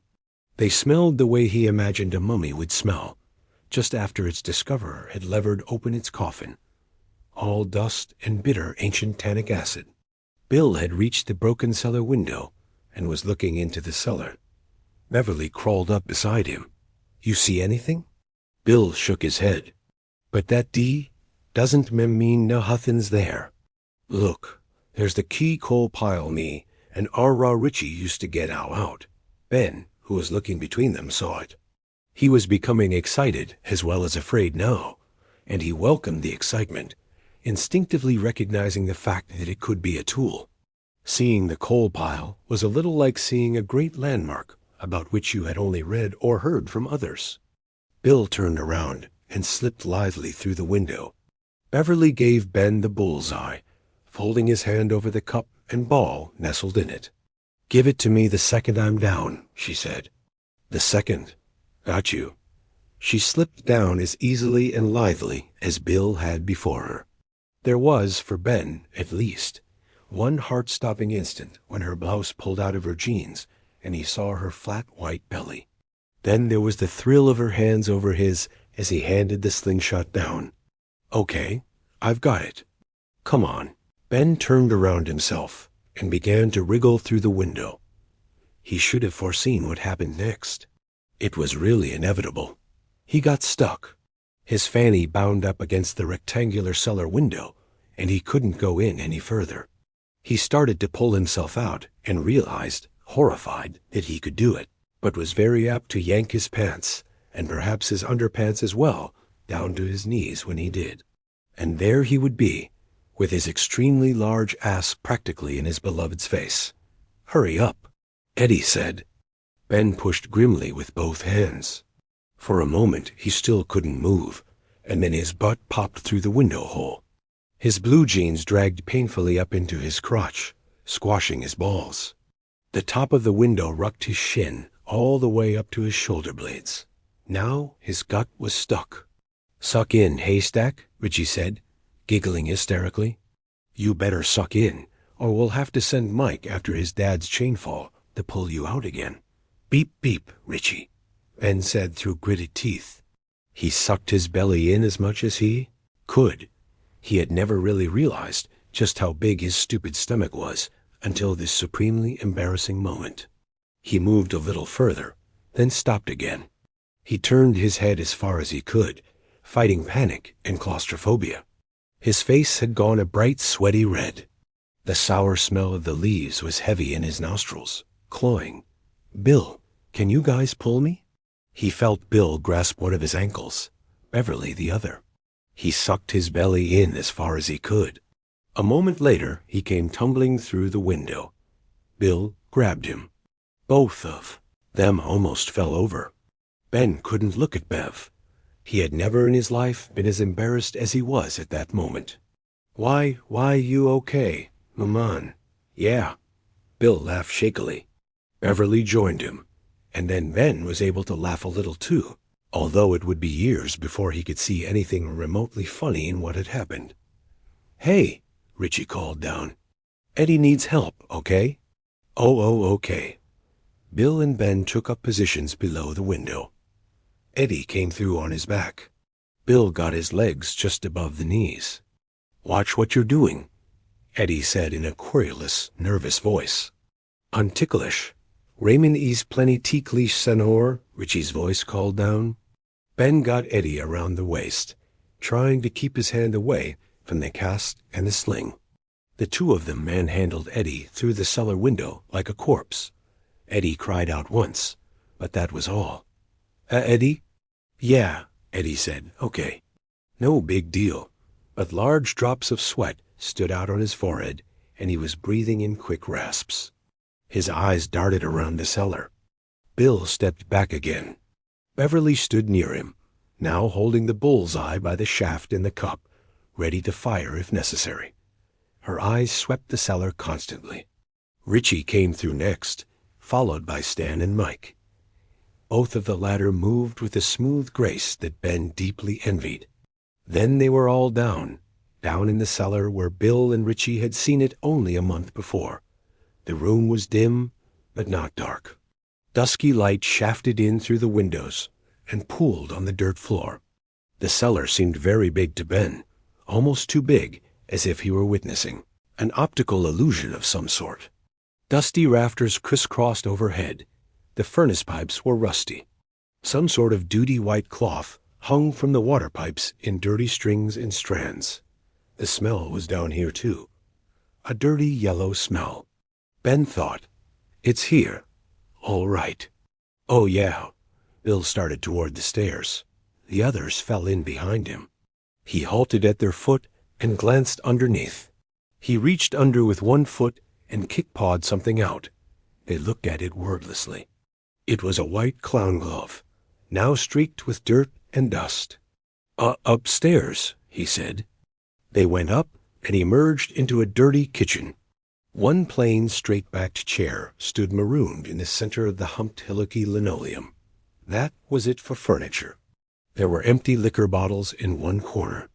Ben could see others in the pantry.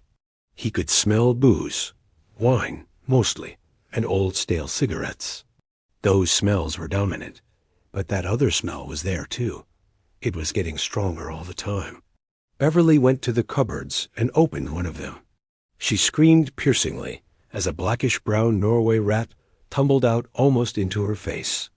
It struck the counter with a plop and glared around at them with its black eyes. Still screaming, Beverly raised the bullseye and pulled the sling back. Nitrogen monoxide. Bill roared.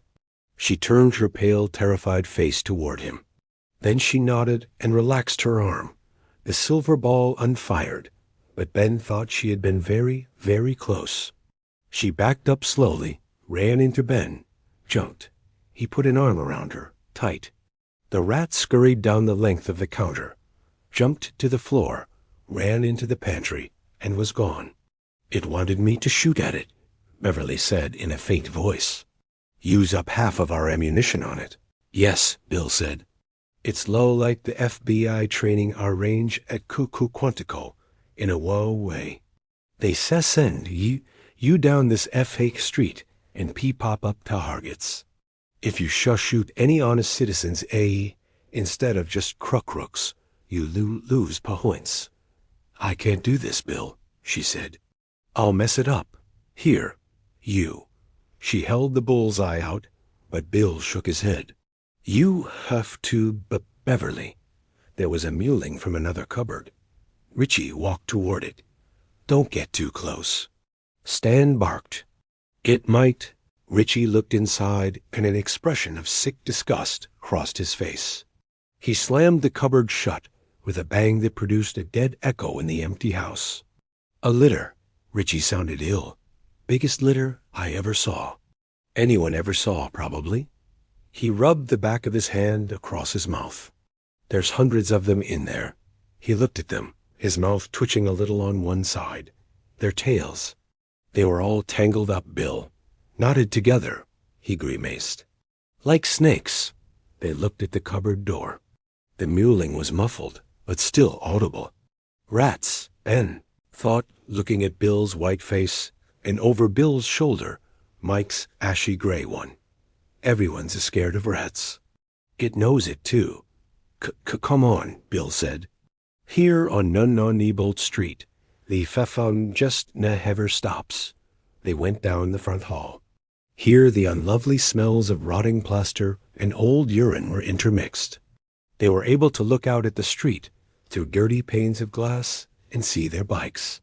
Bev's and Ben's were heeled over on their kickstands. Bill's leaned against a stunted maple tree. To Ben, the bikes looked 1,000 miles away, like things seen through the wrong end of a telescope. The deserted street with its casual patchings of asphalt, the faded humid sky, the steady ding-ding-ding of a locomotive running on a siding. These things seemed like dreams to him, hallucinations. What was real was this squalid hallway with its stinks and shadows. There was a shatter of broken brown glass in one corner, green gold bottles. In the other corner, wet and swelled, was a digest-sized girly book. The woman on the cover was bent over a chair, her skirt up in the back to show the tops of her fishnet hose, and her black panties. The picture did not look particularly sexy to Ben, nor did it embarrass him that Beverly had also glanced at it. Moisture had yellowed the woman's skin, and moisture had humped the cover in ripples that became wrinkles on her face. Her salacious wink had become the leer of a dead whore. Years later, as Ben recounted this, Bev suddenly cried out, startling all of them. They were not so much listening to the story as reliving it. It was her, Bev yelled. Mrs. Kirsch, it was her. As Ben looked, the young old crone on the girly book cover winked at him. She wiggled, her fanny in an obscene come-on. Cold all over, yet sweating, Ben looked away. Bill pushed open a door on the left, and they followed him into a vault-like room that might once have been a parlor. A crumpled pair of green pants was hung over the light fixture, which depended from the ceiling. Like the cellar, this room seemed much too big to Ben, almost as long as a freight car. Much too long for a house as small as this one had appeared from the outside. Oh, but that was outside. A new voice spoke inside his mind. It was a jocular, squealing voice, and Ben realized with sudden numbing certainty that he was hearing Pennywise itself. Pennywise was speaking to him on some crazy mental radio. Outside, things always look smaller than they really are, don't they, Ben? Go away, he whispered. Richie turned to look at him, his face still strained and pale. You say something? Ben shook his head. The voice was gone. That was an important thing, a good thing. Yet outside, he had understood. This house was a special place, a kind of station, one of the places in Derry, one of the many, perhaps, from which it was able to find its way into the overworld. This stinking, rotted house where everything was somehow wrong. It wasn't just that it seemed too big. The angles were wrong, the perspective crazy.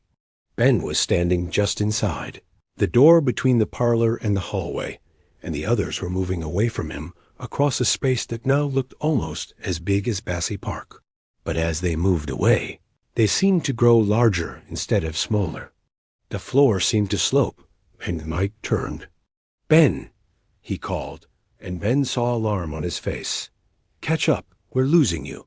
He could barely hear the last word. It trailed away as if the others were being swept off on a fast train. Suddenly terrified, he began to run.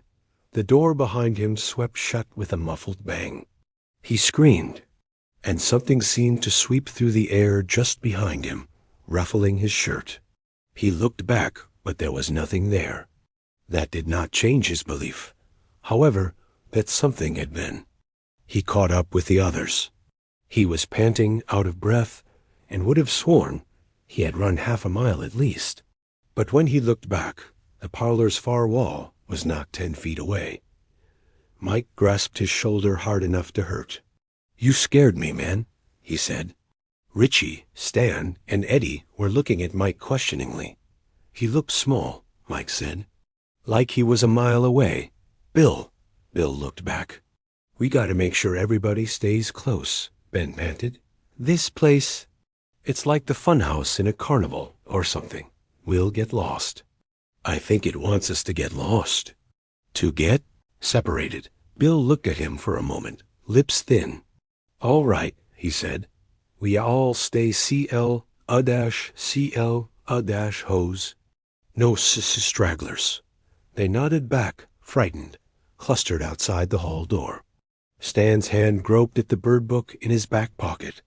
Eddie was holding his aspirator in one hand, crunching it, loosening up, then crunching it again, like a 98-pound weakling trying to build up his muscles with a tennis ball. Bill opened the door, and here was another, narrower hall. The wallpaper, which showed runners of roses and elves wearing green caps, was falling away from the spongy plaster in draggling leaves. Yellow water stains spread in senile rings on the ceiling overhead. A scummy wash of light fell through a dirty window at the end of the hall. Abruptly, the corridor seemed to elongate. The ceiling rose and then began to diminish above them, like some weird rocket. The doors grew with the ceiling, pulled up like taffy. The faces of the elves grew long and became alien, their eyes bleeding black holes. Stan shrieked and clapped his hands to his eyes. It's not real. Bill screamed. It is. Stan screamed back, his small closed fists plugging his eyes. It's real, you know it is, God. I'm going crazy. This is crazy. This is crazy. Do you watch? Bill bellowed at Stan, at all of them, and Ben, his head reeling, watched as Bill bent down, coiled, and suddenly flung himself upward. His closed left fist struck nothing at all, but there was a heavy CRR rack. Sound. Plaster dust puffed from a place where there was no longer any ceiling. And then there was. The hallway was just a hallway again, narrow, low-ceilinged, dirty. But the walls no longer stretched up into forever. There was only Bill, looking at them and nursing his bleeding hand, which was floury with plaster dust. Overhead was the clear mark his fist had made in the soft plaster of the ceiling. "Not real," he said to Stan, to all of them. "Just a false face. Like a ha Halloween. Ma hask.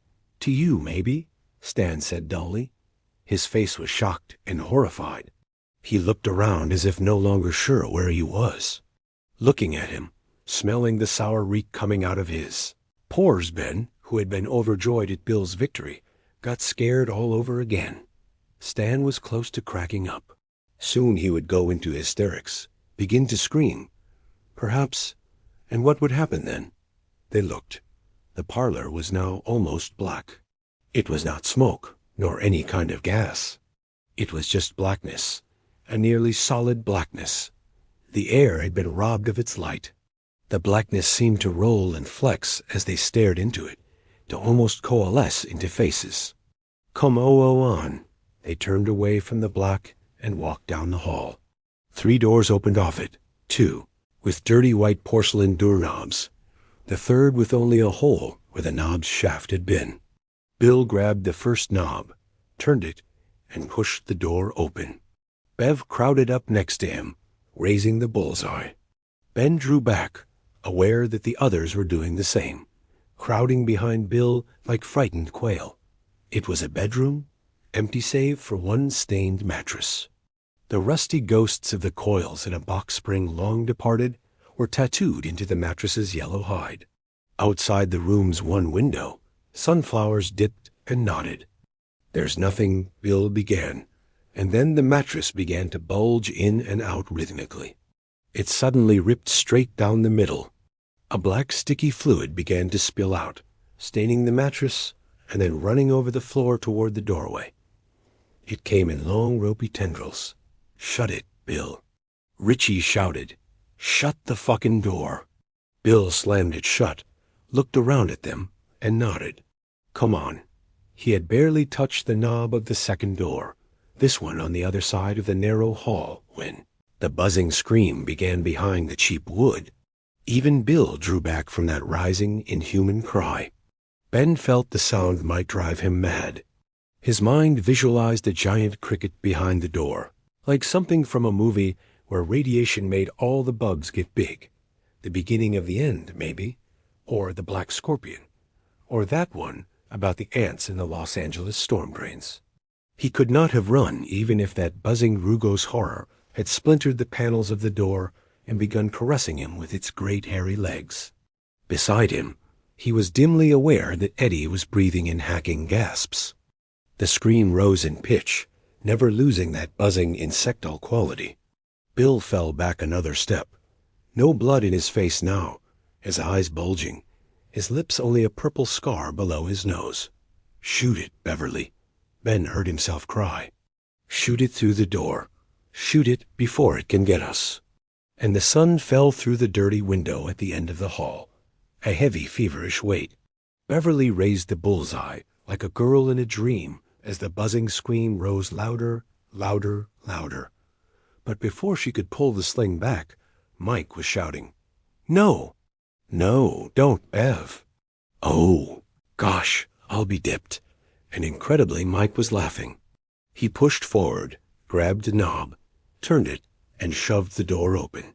It came free of the swollen jam with a brief grinding noise. "It's a moose blower. Just a moose blower, that's all, something to scare the crows." The room was an empty box. Lying on the floor was a sterno can with both ends cut off. In the middle, strung tight and knotted outside holes punched in the can's sides, was a waxed length of string. Although there was no breeze in the room, the one window was shut and hung indifferently bored it over, letting light pass only in chinks and rays. There could be no doubt that the buzzing was coming from the can. Mike walked to it and fetched it a solid kick. The buzzing stopped as the can tumbled into a far corner. "Just a moose blower," he said to the others, as if apologizing. "We put CM on the scarecrows. It's nothing, only a cheap trick. But I ain't a crow." He looked at Bill, not laughing anymore, but smiling still. "I'm still scared of it. I guess we all are. But it's scared of us, too. Tell you the truth, I think it's scared pretty bad." Bill nodded. I do, too," he said. They went down to the door at the end of the hall, and as Ben watched Bill hook his finger into the hole where the doorknob's shaft had been, he understood that this was where it was going to end. There would be no trick behind this door. The smell was worse now, and that thundery feeling of two opposing powers swirling around them was much stronger. He glanced at Eddie, one arm in a sling, his good hand clutching his aspirator. He looked at Bev on his other side, white-faced, holding the slingshot up like a wishbone. He thought, "If we have to run, I'll try to protect you, Beverly. I swear I'll try." She might have heard his thought, because she turned toward him and offered him a strange smile. Ben smiled back. Bill pulled the door open. Its hinges uttered a dull scream, and then were silent. It was a bathroom, but something was wrong with it. Someone broke something in here, was all that Ben could make out at first. Not a booze bottle. What? White chips and shards, glimmering wickedly, lay strewn everywhere. Then he understood. It was the crowning insanity. He laughed. Richie joined him.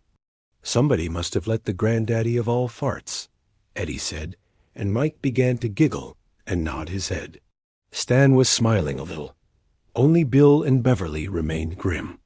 The white pieces littered across the floor were shards of porcelain. The toilet bowl had exploded. The tank stood drunkenly at an angle in a puddle of water, saved from falling over by the fact that the toilet had been placed in one corner of the room, and the tank had landed kitty corner.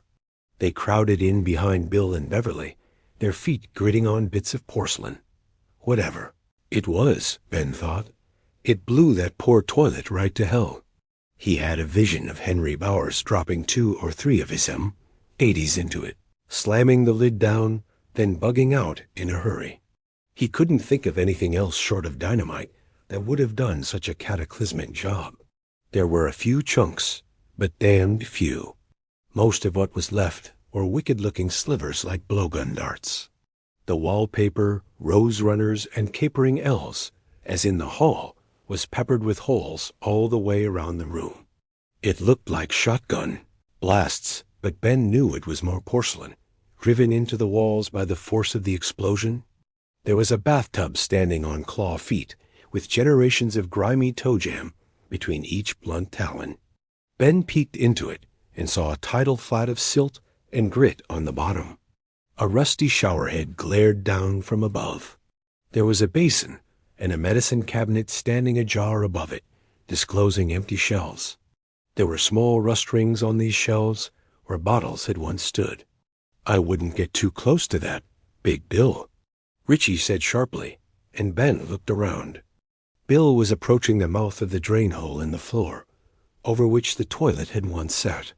He leaned toward it, and then turned back to the others. "I can he the pub pumping machinery, just like in the Bubba Hearns." Bev drew closer to Bill. Ben followed her, and yes, he could hear it, that steady thrumming noise.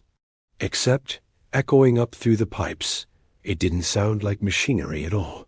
It sounded like something alive. "This is WW, where it Cuckahame. Far from," Bill said.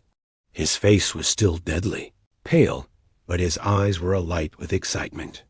"This is where it came from that D-Day. And that's where it always comes from. The drains." Richie was nodding. "We were in the cellar, but that isn't where it was. It came down the stairs." Because this is where it could get out. And it did this? Beverly asked. It was in a hurry. I think, Bill said gravely. Ben looked into the pipe. It was about 3 feet in diameter and dark as a mine shaft. The inner ceramic surface of the pipe was crusted with stuff he didn't want to know about. That thrumming sound floated up hypnotically. And suddenly he saw something. He did not see it with his physical eyes, not at first, but with one buried deep in his mind. It was rushing toward them, moving at express train speed, filling the throat of this dark pipe from side to side. It was in its own form now, whatever that might be. It would take some shape from their minds when it got here. It was coming up from its own foul runs and black catacombs under the earth, its eyes glowing a feral yellowish green. Coming. It was coming. And then, at first like sparks, he saw its eyes down in that darkness. They took shape, flaring and malignant. Over the thrumming sound of the machinery, Ben could now hear a new noise. Hoo-oo-oo. A fetid smell belched from the ragged mouth of the drainpipe, and he fell back, coughing and gagging. "It's coming," he screamed. "Bill, I saw it, it's coming." Beverly raised the bullseye. "Good," she said. Something exploded out of the drainpipe. Ben, trying to recall that first confrontation later, could only remember a silvery orange shifting shape. It was not ghostly. It was solid, and he sensed some other shape, some real and ultimate shape, behind it.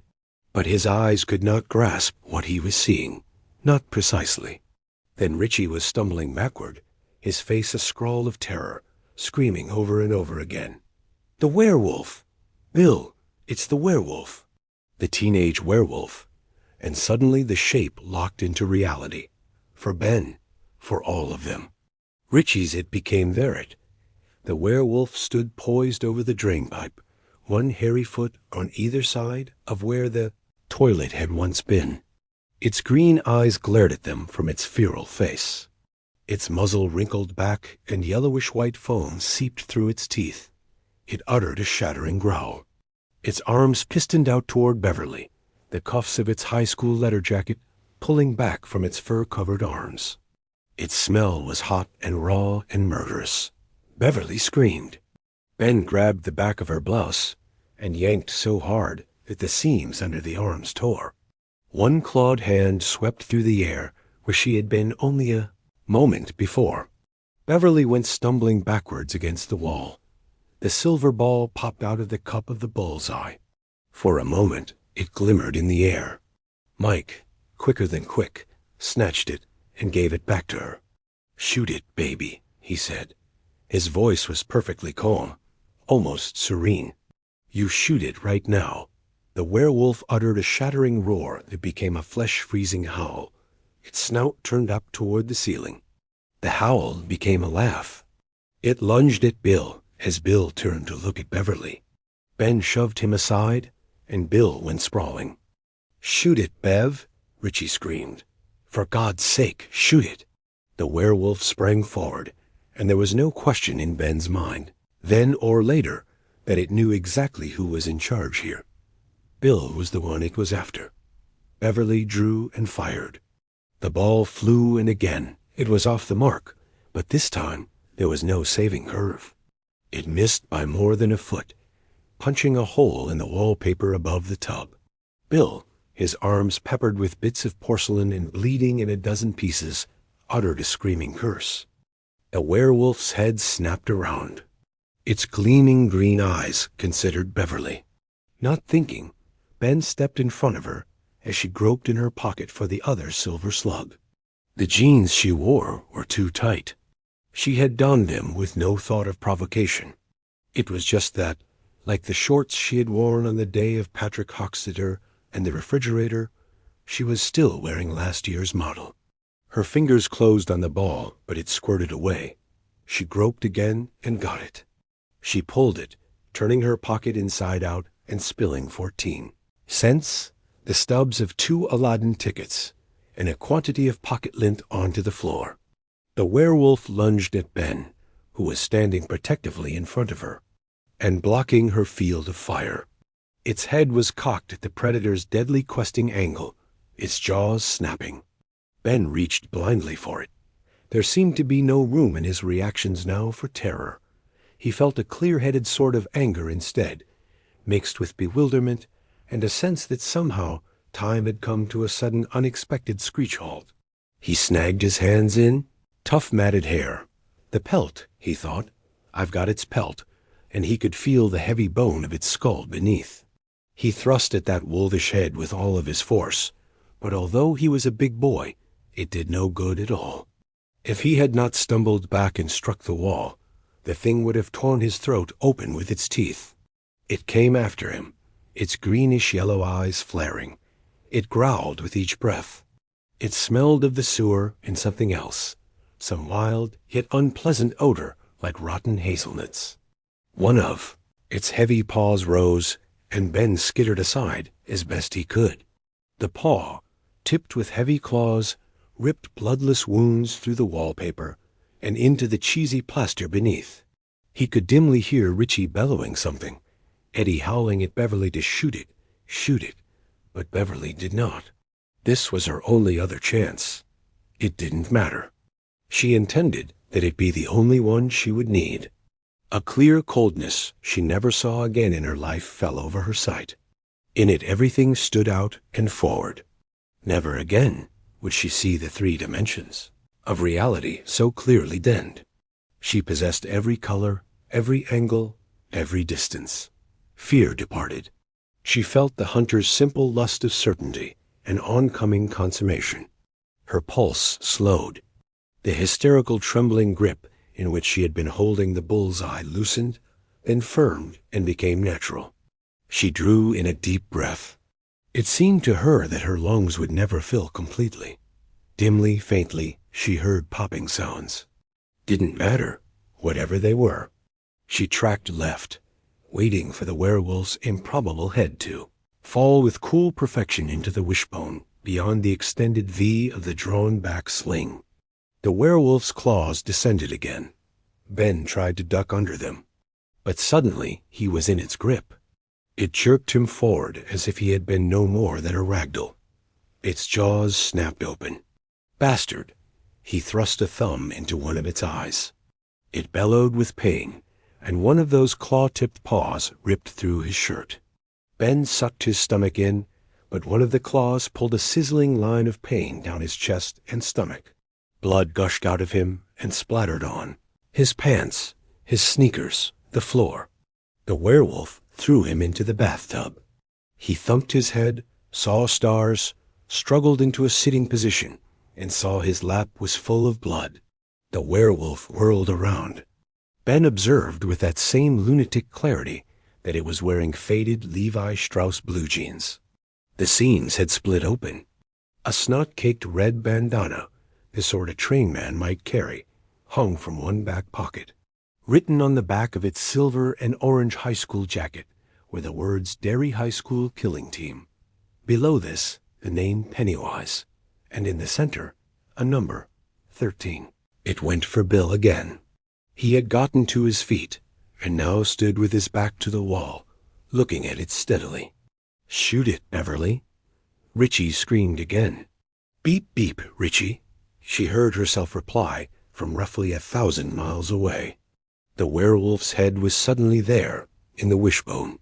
She covered one of its green eyes with the cup and released. There was no shake in either of her hands.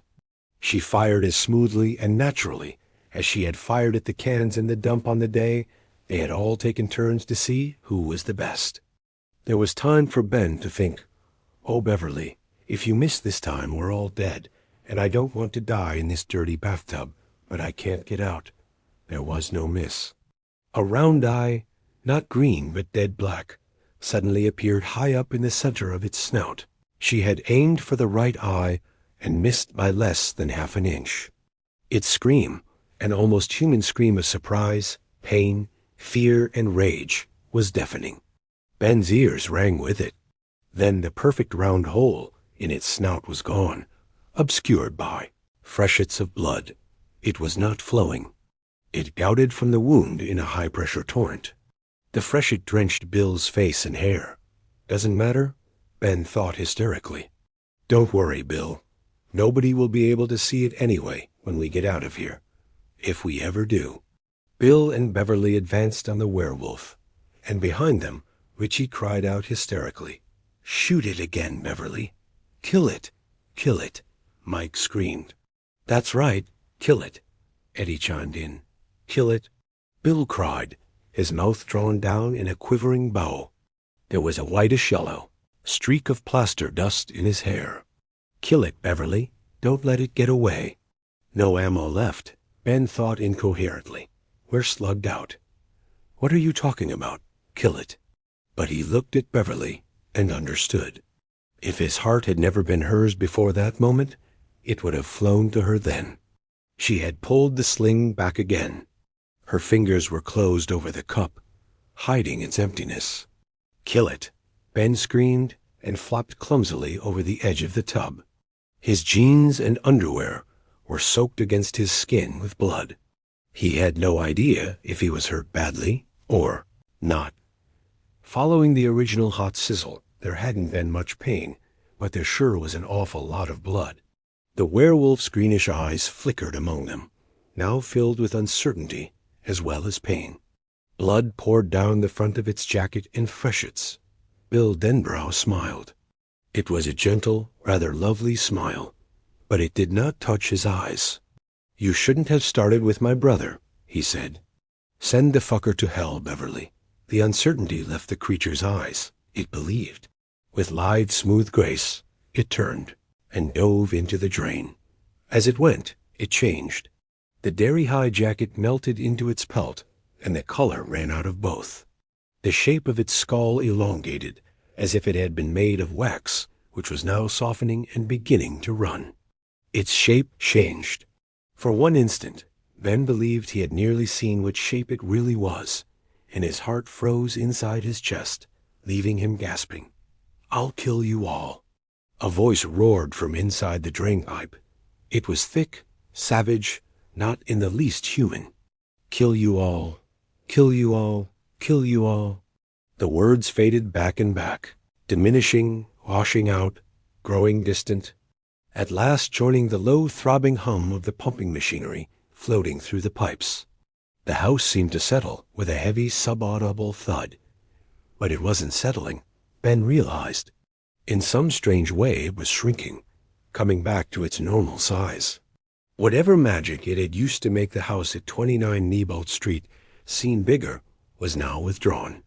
The house snapped back like an elastic.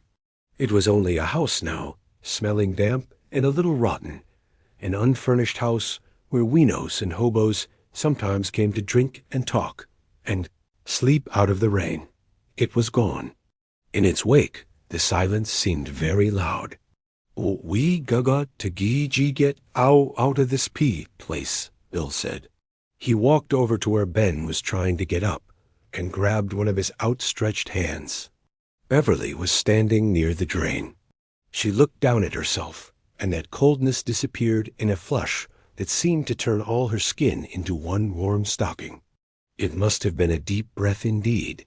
The dim popping sounds had been the buttons on her blouse. They were gone, every single one of them. The blouse hung open, and her small breasts were clearly revealed. She snatched the blouse closed. "Row Richie," Bill said. "Help me with B.B. Ben. He's Richie joined him, then Stan and Mike. The four of them got Ben to his feet. Eddie had gone to Beverly and put his good arm awkwardly around her shoulders. "You did great," he said, and Beverly burst into tears. Ben took 2 big staggering steps to the wall and leaned against it before he could fall over again. His head felt light. Color kept washing in and out of the world. He felt decidedly pukey. Then Bill's arm was around him, strong and comforting. "How be bade, is it?" Haystack. Ben forced himself to look down at his stomach. He found performing 2 simple actions, bending his neck and spreading apart the slit in his shirt, took more courage than he had needed to enter the house in the first place. He expected to see half his insides hanging down in front of him like grotesque udders. Instead, he saw that the flow of blood had slowed to a sluggish trickle. The werewolf had slashed him long and deep, but apparently not mortally. Richie joined them. He looked at the cut which ran a twisting course down Ben's chest and petered out on the upper bulge of his stomach, then soberly into Ben's face. "It just about had your guts for suspenders. Haystack, you know it?" "No fake, Jake," Ben said. He and Richie stared at each other for a long, considering moment, and then they broke into hysterical giggles at the same instant, spraying each other with spittle. Richie took Ben into his arms and pounded his back. "We beat it, Haystack." "We beat it." "We didn't beat it," Bill said grimly. "We got lucky. Let's get out before it decides to come back." "Where?" Mike asked. "The Barrens," Bill said. Beverly made her way over to them, still holding her blouse closed. Her cheeks were bright red. "The clubhouse?" Bill nodded. "Can I have someone's shirt?" Beverly asked, blushing more furiously than ever. Bill glanced down at her, and the blood came into his own face, all in a rush. He turned his eyes away hastily, but in that instant, Ben felt a rush of knowledge and dismal momentary jealousy. In that instant, that one bare second, Bill had become aware of her in a way that only Ben had himself been before. The others had also looked, and then looked away. Richie coughed against the back of his hand. Stan turned red, and Mike Hanlon dropped back a step or two, as if actually frightened by the sideswell of that one small white breast, visible below her hand. Beverly threw her head up, shaking her tangled hair back behind her. She was still blushing, but her face was lovely. "I can't help it that I'm a girl," she said, "or that I'm starting to get big on top. Now can't I? Please have someone's shirt?" Sure," Bill said. He pulled his white T-shirt over his head, baring his narrow chest, the visible rack of his ribs, his sunburned, freckled shoulders. "Here. Thank you, Bill," she said, and for one hot, smoking moment their eyes locked directly. Bill did not look away this time. His gaze was firm, adult. Welcome," he said. "Good luck, Big Bill," Ben thought, and he turned away from that gaze. It was hurting him in a deeper place than any vampire or werewolf would ever be able to reach. But all the same, there was such a thing as propriety. The word he didn't know. On the concept he was very clear. Looking at them, when they were looking at each other that way, would be as wrong as looking at her breasts when she let go of the front of her blouse to pull Bill's T-shirt over her head. If that's the way it is. But you'll never love her the way I do. Never. Bill's T-shirt came down almost to her knees. If not for the jeans poking out from beneath its hem, she would have looked as if she was wearing a slip. "Oh, let's go," Bill repeated. "I don't know about you gay guys, but I've had enough for one day." Turned out they all had. The passage of an hour found them in the clubhouse, both the window and the trapdoor open. It was cool inside, and the Barrens were blessedly silent that day. They sat without talking much, each lost in his or her own thoughts. Richie and Bev passed a Marlboro back and forth. Eddie took a brief snort from his aspirator. Mike sneezed several times and apologized. He said he was catching a cold. "That's the only thing you could catch, Senor," Richie said, companionably enough, and that was all. Ben kept expecting the mad interlude in the house on Neibolt Street to take on the hues of a dream. It'll recede and fall apart, he thought, the way that bad dreams do. You wake up gasping and sweating all over, but 15 minutes later, you can't remember what the dream was even about. But that didn't happen. Everything that had happened, from the time he had forced his way in through the cellar window to the moment Bill had used the chair in the kitchen to break a window so they could get out, remained bright and clearly fixed in his memory. It had not been a dream.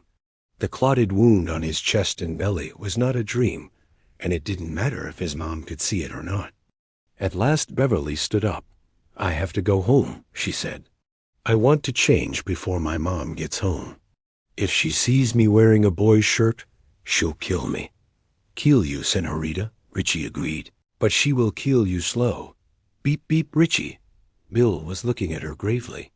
"I'll return your shirt, Bill." He nodded and waved a hand to show that this wasn't important. "Will you get in trouble? Coming home without it?" No. They hardly know Tice when I'm around anyway." She nodded, bit her full underlip, a girl of 11 who was tall for her age and simply beautiful. "What happens next, Bill?" "I don't know. It's not over, is it?" Bill shook his head. Ben said, "It'll want us more than ever now." "More silver slugs?" she asked him. He found he could barely stand to meet her glance. "I love you, Beverly. Just let me have that. You can have Bill or the world or whatever you need. Just let me have that. Let me go on loving you, and I guess it'll be enough." "I don't know," Ben said. "We could, but—" He trailed off vaguely, shrugged. He could not say what he felt, was somehow not able to bring it out, that this was like being in a monster movie, but it wasn't. The mummy had looked different in some ways that confirmed its essential reality. The same was true of the werewolf. He could testify to that because he had seen it in a paralyzing close-up, no film, not even one in 3D, allowed. He had had his hands in the wiry underbrush of its tangled pelt. He had seen a small, baleful orange fire spot, like a pom-pom, in one of its green eyes. These things were, well, they were dreams made real. And once dreams became real, they escaped the power of the dreamer and became their own deadly things, capable of independent action. The silver slugs had worked, because the 7 of them had been unified in their belief that they would, but they hadn't killed it, and next time it would approach them in a new shape, one over which silver wielded no power. Power, Ben thought, looking at Beverly. It was okay now. Her eyes had met Bill's again, and they were looking at each other as if lost. It was only for a moment, but to Ben it seemed very long. It always comes back to power. I love Beverly Marsh, and she has power over me. She loves Bill Denbrough, and so he has power over her. But I think he is coming to love her. Maybe it was her face, how it looked when she said she couldn't help being a girl. Maybe it was seeing one breast for just a second. Maybe just the way she looks sometimes when the light is right, or her eyes. Doesn't matter. But if he's starting to love her, she's starting to have power over him. Superman has power, except when there's kryptonite around. Batman has power, even though he can't fly or see through walls. My mom has power over me, and her boss down in the mill has power over her. Everyone has some, except maybe for Link kids and babies.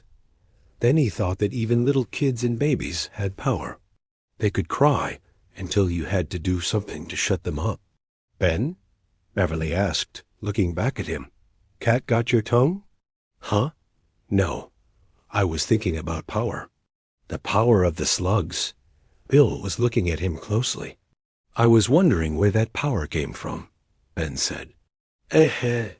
Bill began, and then shut his mouth. A thoughtful, vague expression drifted over his face. "I really have to go," Beverly said. "I'll see you all, huh?" "Sure. Come on down tomorrow," Stan said. "We're going to break Eddie's other arm." They all laughed. Eddie pretended to throw his aspirator at Stan. "Bye, then," Beverly said, and boosted herself up and out. Ben looked at Bill and saw that he hadn't joined in the laughter. That thoughtful expression was still on his face, and Ben knew you would have to call his name 2 or 3 times before he would answer. He knew what Bill was thinking about. He would be thinking about it himself in the days ahead. Not all the time, no. There would be clothes to hang out and take. In for his mother, games of tag and guns in the Barrens. And during a rainy spell, the first 4 days of August, The 7 of them would go on a mad Parcheesi jag at Richie Tozier's house, making blockades, sending each other back with great abandon, deliberating exactly how to split the roll of the dice while rain dripped and ran outside. His mother would announce to him that she believed Pat Nixon was the prettiest woman in America, and be horror-struck when Ben opted for Marilyn Monroe, except for the color of her hair. He thought that Bev looked like Marilyn Monroe. There would be time to eat as many Twinkies and Ring-Dings and Devil Dogs as he could get his hands on, and time to sit on the back porch reading Lucky Star and the Moons of Mercury. There would be time for all of those things while the wound on his chest and belly healed to a scab and began to itch, because life went on, and at 11, although bright and apt, he held no real sense of perspective. He could live with what had happened in the house on Neibolt Street. The world was, after all, full of wonders. But there would be odd moments of time when he pulled the questions out again and examined them. The power of the silver, the power of the slugs. Where does power like that come from? Where does any power come from?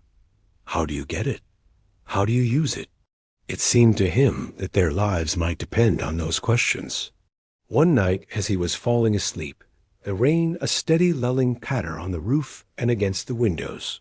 It occurred to him that there was another question, perhaps the only question. It had some real shape. He had nearly seen it. To see the shape was to see the secret. Was that also true of power? Perhaps it was. For wasn't it true that power, like it, was a shape-changer? It was a baby crying in the middle of the night. It was an atomic bomb. It was a silver slug. It was the way Beverly looked at Bill, and the way Bill looked back. What, exactly what, was power, anyway? Nothing much happened for the next 2 weeks. Derry, the 4th Interlude, April 6, 1985.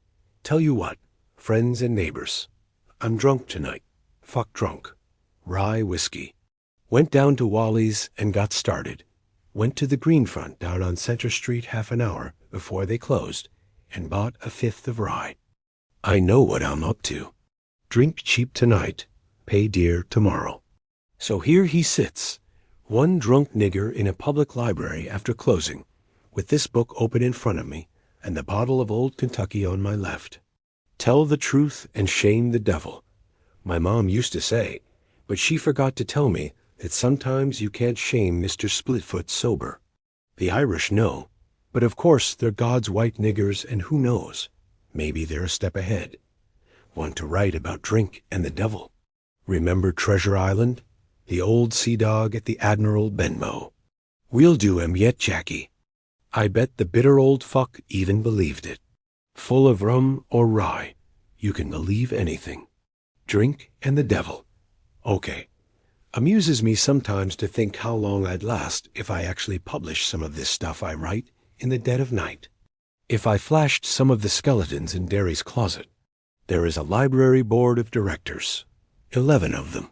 One is a 70-year-old writer who suffered a stroke 2 years ago, and who now often needs help to find his place on each meeting's printed agenda, and who has sometimes been observed picking large dry boogers out of his hairy nostrils and placing them carefully in his ear, as if for safekeeping.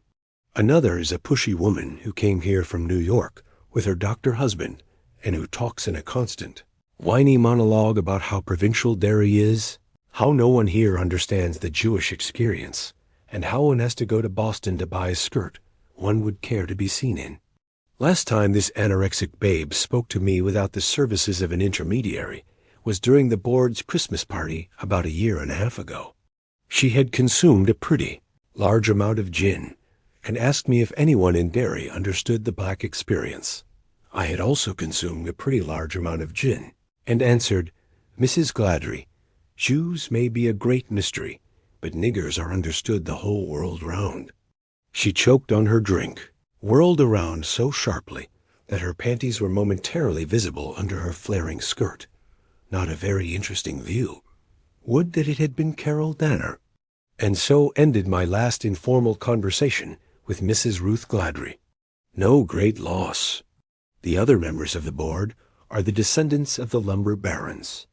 Their support of the library is an act of inherited expiation. They raped the woods and now care for these books the way a libertine might decide, in his middle age, to provide for the gaily gotten bastards of his youth. It was their grandfathers and great-grandfathers who actually spread the legs of the forests north of Derry and Bangor and raped those green-gowned virgins with their axes and peavies. They cut and slashed and stripped timber and never looked back.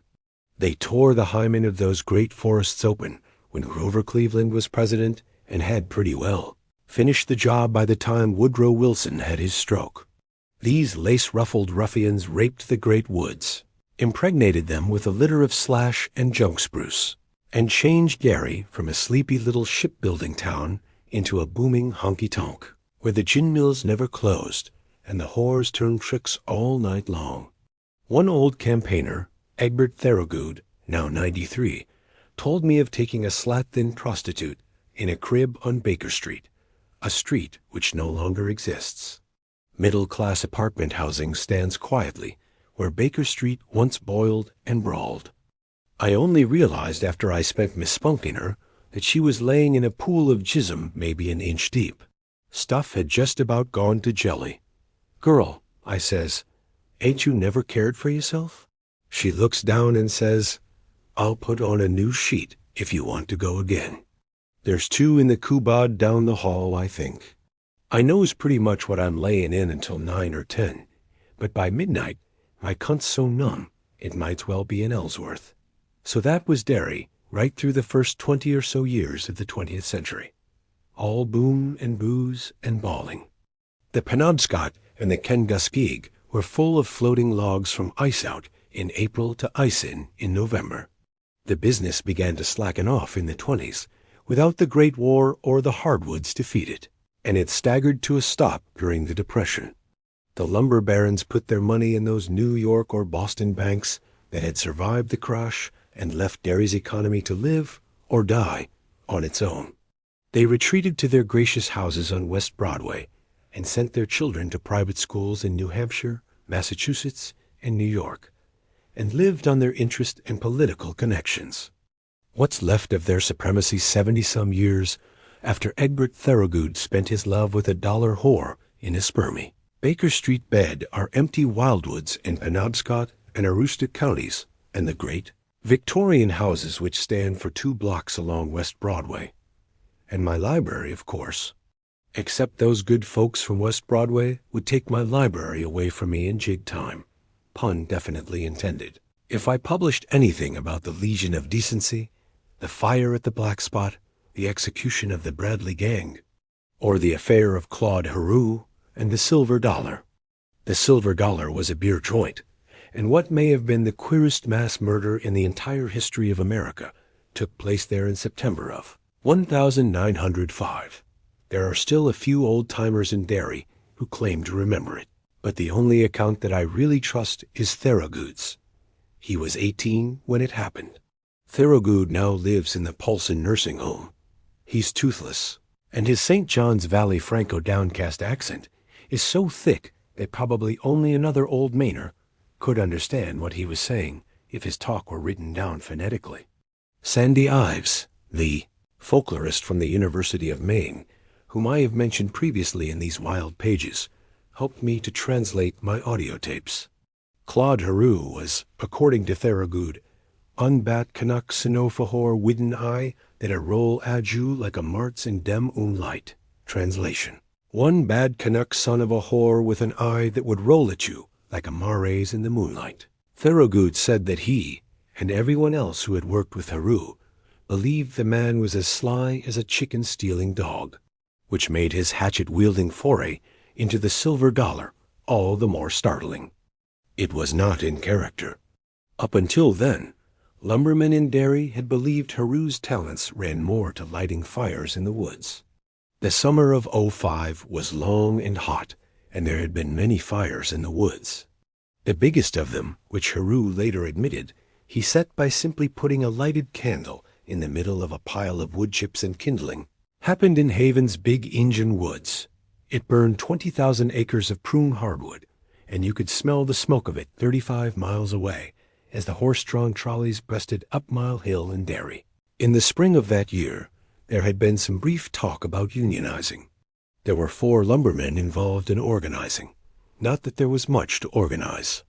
Maine workingmen were anti-union then and are, for the large part, anti-union now, and one of the 4 was Claude Heroux, who probably saw his union activities mostly as a chance to talk big and spend a lot of time drinking down on Baker and Exchange Streets.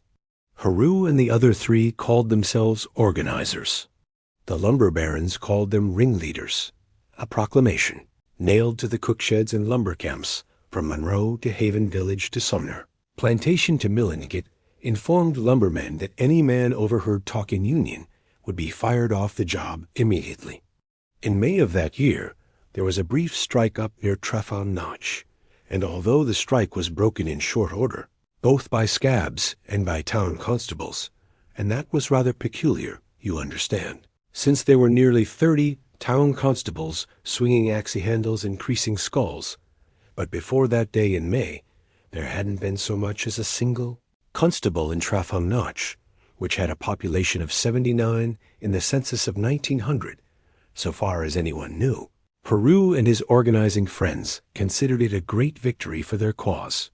Accordingly, they came down to Derry to get drunk and to do some more organizing, or ringleading, depending on whose side you favored. Whichever, it must have been dry work. They hit most of the bars in Hell's Half-Acre, finishing up in the Sleepy Silver Dollar, arms around each other's shoulders, pissing down your leg drunk, alternating Union songs, with pathetic tunes like My Mother's Eyes Are Looking Down from Heaven, although I myself think any mother looking down from there, and seeing her son in such a state, might well have been excused for turning away. According to Egbert Thorogood, the only reason anyone could figure for Heroux being in the movement at all was Davy Hartwell. Hartwell was the chief organizer or ringleader, and Heroux was in love with him. Nor was he the only one. Most of the men in the movement loved Hartwell deeply and passionately, with that proud love men save for those of their own sex who possess a magnetism that seems to approach divinity. Davy Ardwell wad a main who walk like he own heffa de whirl and had him a dela on de resp, Thorogood said. Translation: Davy Hartwell was a man who walked like he owned half of the world and had him a deadlock on the rest. He wad a great main in his way, no use say he woint. He had him fose, he had him some big dignity in his walk and his talk. Ain't you sayin' he wad a good main. Just tryin' Delia, he wad a great un. Heroux followed Hartwell into the organizing business the way he would have followed him if he had decided to go for a shipbuilder up in Brewer or down in Bath, or building the 7 trestles over in Vermont, or trying to bring back the Pony Express out west, for that matter. Heroux was sly, and he was mean, and I suppose that in a novel they would preclude any good qualities at all. But sometimes, when a man has spent a life being distrusted and distrustful, being a loner or a loser, both by choice and by reason of society's opinions of him, he can find a friend or a lover, and simply live for that person, the way a dog lives for its master. That's the way it appeared to have been between Heroux and Hartwell. Anyway, there were 4 of them who spent that night in the Brentwood Arms Hotel, which was then called the Floating Dog by the lumbermen. The reason why is lost in obscurity. Not even Egbert Thorogood remembers. 4 checked in, none checked out. One of them, Andy de Lesseps, was never seen again. For all history tells, he might have spent the rest of his life living in pleasant ease in Portsmouth. But somehow I doubt it. 2 of the other ringleaders, Amsel Bickford and Davy Hartwell himself, were found floating face down in the Kenduskeag. Bickford was missing his head. Someone had taken it off with the swipe of a woodsman's 2-hander. Both of Hartwell's legs were gone, and those who found him swore that they had never seen such an expression of pain and horror on a human face. Something had distended his mouth, stuffing out his cheeks, and when his discoverers turned him over and spread his lips, 7 of his toes fell out onto the mud. Some thought he might have lost the other 3 during his years working in the woods. Others held the opinion that he might have swallowed them before he died. Pinned to the back of each man's shirt was a paper with the word Union on it. Claude Heroux was never brought to trial for what happened in the Silver Dollar on the night of September 9th, 1905, so there's no way of knowing exactly how he escaped the fate of the others that night in May. We could make assumptions. He had been on his own alone. Time had learned how to jump fast, had perhaps developed the knack some cur-dogs have of getting out just before real trouble develops. But why didn't he take Hartwell with him? Or was he perhaps taken into the woods with the rest of the agitators?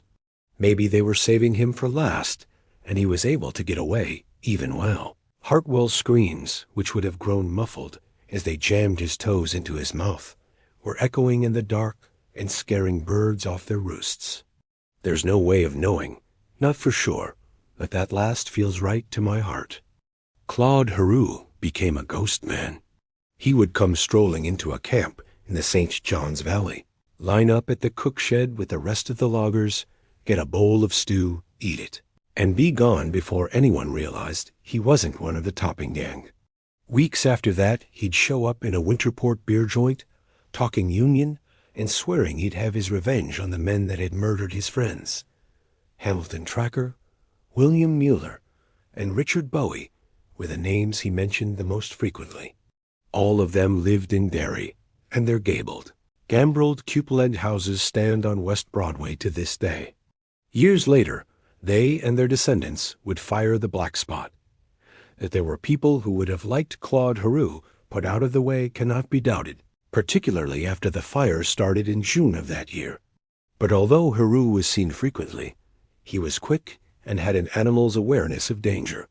So far as I have been able to find out, no official warrant was ever sworn out against him, and the police never took a hand.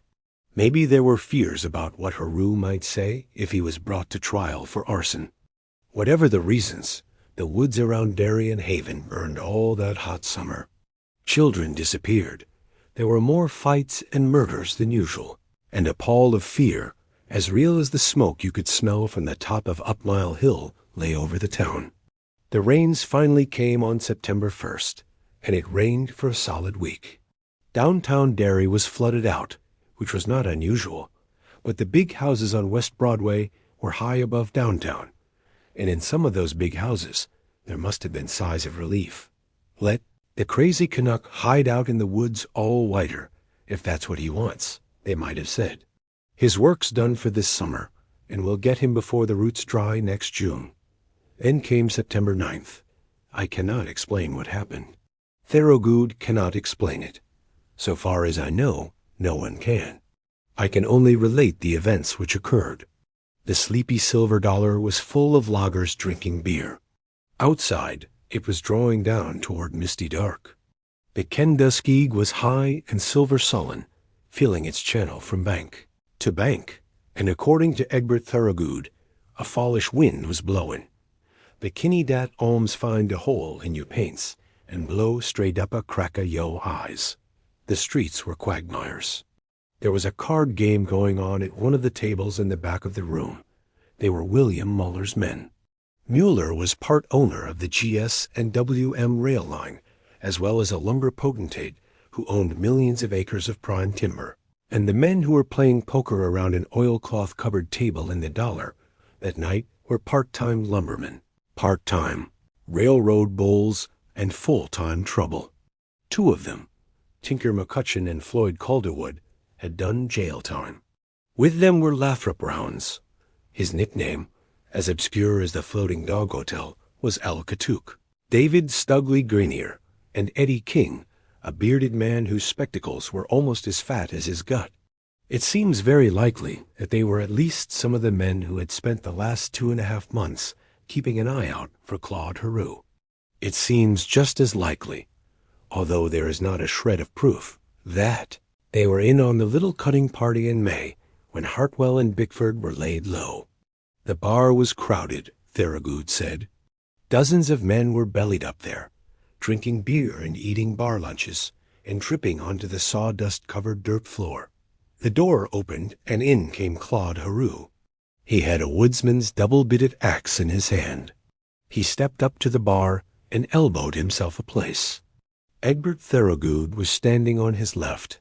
He said that Heroux smelled like a polecat stew. The barman brought Heroux a schooner of beer, 2 hard-cooked eggs in a bowl, and a shaker of salt. Heroux paid him with a $2 bill and put his change, $1.85, into one of the flap pockets of his lumberman's jacket. He salted his eggs and ate them. He salted his beer, drank it off, and uttered a belch. "More room out than there is in, Claude," Thorogood said, just as if half the enforcers in northern Maine hadn't been on the prod for Heroux all that summer. "You know that's the truth," Heroux said, except, being a Canuck, what he probably said came out sounding more like, truth. He ordered himself another schooner, drank up, and belched again. Talk at the bar went on. There was no silence like the ones in the Western movies when the good guy or the bad guy pushes his way through the batwings and makes his ominous way to the bar. Several people called to him. Claude nodded and waved, but he didn't smile. Thorogood said he looked like a man who was half in a dream. At the table in back, the poker game went on. El Katouk was dealing. No one bothered to tell any of the players that Claude Heroux was in the bar. Although, since their table was no more than 20 feet away, and since Claude's name was hollered more than once by people who knew him, it is hard to know how they could have gone on playing, unaware of his potentially murderous presence. But that is what occurred. After he finished his second schooner of beer, Heroux excused himself to Thorogood, picked up his 2-hander, and went back to the table where Muller's men were playing 5-card stud. Then he started cutting. Floyd Calderwood had just poured himself a glass of rye whiskey and was setting the bottle back down when Heroux arrived and chopped Calderwood's hand off at the wrist. Calderwood looked at his hand and screamed. It was still holding the bottle, but all of a sudden wasn't attached to anything but wet gristle and trailing veins. For a moment, the severed hand clutched the bottle even tighter, and then it fell off and lay on the table like a dead spider. Blood spouted from his wrist. At the bar, somebody called for more beer, and someone else asked the bartender, whose name was Jonesy, if he was still dyeing his hair. "Never dyed it," Jonesy said in an ill-tempered way. He was vain of his hair. Met a whore down at Ma Courtney's, who said what grows around your pecker is just as white as snow, the fellow said. "She was a liar," Jonesy replied. "Drop your pants and let's us see," said a lumberman named Falkland, with whom Egbert Thorogood had been matching for drinks before Heroux came in. This provoked general laughter. Behind them, Floyd Calderwood was shrieking. A few of the men leaning against the bar took a casual look around in time to see Claude Heroux bury his woodsman's axe in Tinker McCutcheon's head. Tinker was a big man, with a black beard going gray. He got halfway up, blood pouring down his face in freshets, then sat down again. Heroux pulled the axe out of his head. Tinker started to get up again, and Heroux slung the axe sideways, burying it in his back. It made a sound, Thorogood said, like a load of laundry being dropped on a rug. Tinker flopped over the table, his cards spraying out of his hand. The others' players were hollering and bellowing. Calderwood, still shrieking, was trying to pick up his right hand with his left as his life's blood ran out of his stump of a wrist in a steady stream. Studley Greenier had what Thorogood called a clutch pistol, meaning a gun in a shoulder holster, and he was grabbing for it with no success whatsoever. Eddie King tried to get up and fell right out of his chair on his back. Before he could get up, Heroux was standing astride him, the axe slung up over his head. King screamed and held up both hands in a warding-off gesture. "Please, Claude, I just got married last month." King screamed. The axe came down, its head almost disappearing in King's ample gut. Blood sprayed all the way up to the dollars-beamed roof. Eddie began to crawfish on the floor. Claude pulled the axe out of him the way a good woodsman will pull his axe out of a softwood tree, kind of rocking it back and forth to loosen the clinging grip of the sappy wood. When it was free, he slung it up over his head. He brought it down again, and Eddie King stopped screaming. Claude Heroux wasn't done with him, however. He began to chop King up like kindling wood.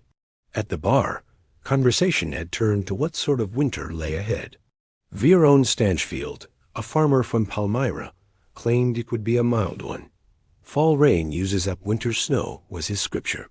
Alfie Nogler, who had a farm out on the Nogler Road in Derry, it is gone now. Where Alfie Nogler once grew his peas and beans and beets, the interstate extension now runs its 8.8-mile 6-lane course, begged to disagree. Alfie claimed the coming winter was going to be a geezer. He had seen as many as 8 rings on some of the mohair caterpillars, he said, an unheard of number. Another man held out for ice, another for mud. The buzzard of Owen was duly recalled. Jonesy sent schooners of beer and bowls of hard-cooked eggs skidding down the bar. Behind them, the screaming went on, and the blood flowed in rivers. At this point in my questioning of Egbert Thorogood, I turned off my cassette recorder and asked him, "How did it happen? Are you saying you didn't know it was going on, or that you knew, but you let it go on, or just what?" Thorogood's chin sank down to the top button of his food-spotted vest. His eyebrows drew together. He said nothing for a long, long time. Outside it was winter, and I could hear, very faintly, the yells and laughter of the children sliding down the big hill in McCarran Park. The silence in Thorogood's room, small, cramped, and medicinal-smelling, spun out so long that I was about to repeat my question when he replied, "We knew, but it didn't seem to matter." It was like politics in a way. A you like that, like town business. Best let people who understand politics take care of that, and people who understand town business take care of that. Such things be best done if working men don't mix in. Are you really talking about fate and just afraid to come out and say so? I asked suddenly. The question was simply jerked out of me, and I certainly did not expect Thorogood, who was old and slow and unlettered, to answer it. But he did, with no surprise at all. "A you," he said. "Mayhap I am." While the men at the bar went on talking about the weather, Claude Heroux went on cutting. Stugly Greenier had finally managed to clear his clutch pistol. The axe was descending for another chop at Eddie King, who was by then in pieces. The bullet Greenier fired struck the head of the axe and ricocheted off with a spark and a whine. El Katook got to his feet and started backing away. He was still holding the deck he had been dealing from. Cards were fluttering off the bottom and onto the floor. Claude came after him. El Katook held out his hands. Stugly Greenier got off another round, which didn't come within 10 feet of Heroux. "Stop, Claude," El Katook said. Thorogood said it appeared like Katook was trying to smile. "I wasn't with them. I didn't mix in at all." Heroux only growled. "I was in Millinocket," El Katook said, his voice starting to rise toward a scream. "I was in Millinocket. I swear it on my mother's name. Ask anybody if you don't believe me." Claude raised the dripping axe, and El Katook sprayed the rest of the cards into his face. The axe came down, whistling. El Katook ducked. The axe head buried itself in the planking that formed the silver dollar's back wall. El Katook tried to run. Claude hauled the axe out of the wall and poked it between his ankles. El Katook went sprawling. Stugly Greenier shot at Heroux again, this time having a bit more luck. He had been aiming at the crazed lumberman's head. The bullet struck home in the fleshy part of Heroux's thigh. Meantime, El Katook was crawling busily toward the door with his hair hanging in his face. Heroux swung the axe again, snarling and gibbering, and a moment later Katook's severed head was rolling across the sawdust-strewn floor. The tongue popped bizarrely out between the teeth.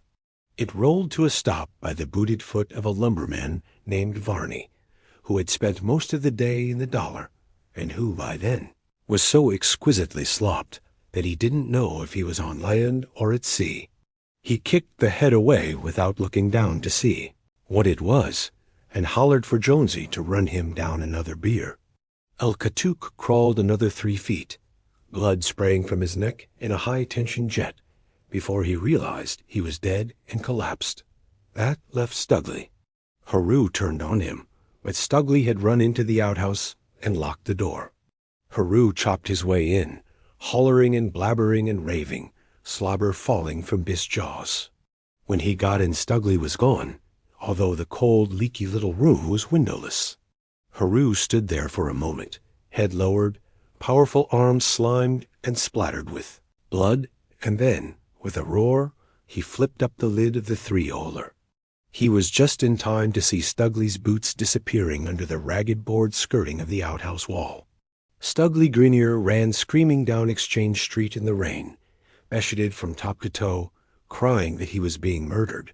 He survived the cutting party in the Silver Dollar. He was the only one who did, but after 3 months of listening to jokes about his method of escape, he quitted the Derry area forever.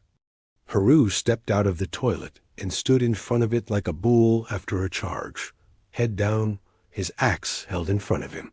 He was puffing and blowing and covered with gore from head to foot. "Shut the door, Claude. That shitpot stinks to high heaven," Thorogood said. Claude dropped his axe on the floor and did as he had been asked. He walked over to the card-strewn table where his victims had been sitting, kicking one of Eddie King's severed legs out of his way. Then he simply sat down and put his head in his arms. The drinking and conversation at the bar went on. 5 minutes later, more men began to pile in, 3 or 4 sheriff's deputies among them. The one in charge was Lal Malkin's father, and when he saw the mess he had a heart attack and had to be taken away to Dr. Schratt's office. Claude Haru was led away. He was docile when they took him, more asleep than awake. That night the bars all up and down Exchange and Baker Streets boomed and hollered with news of the slaughter.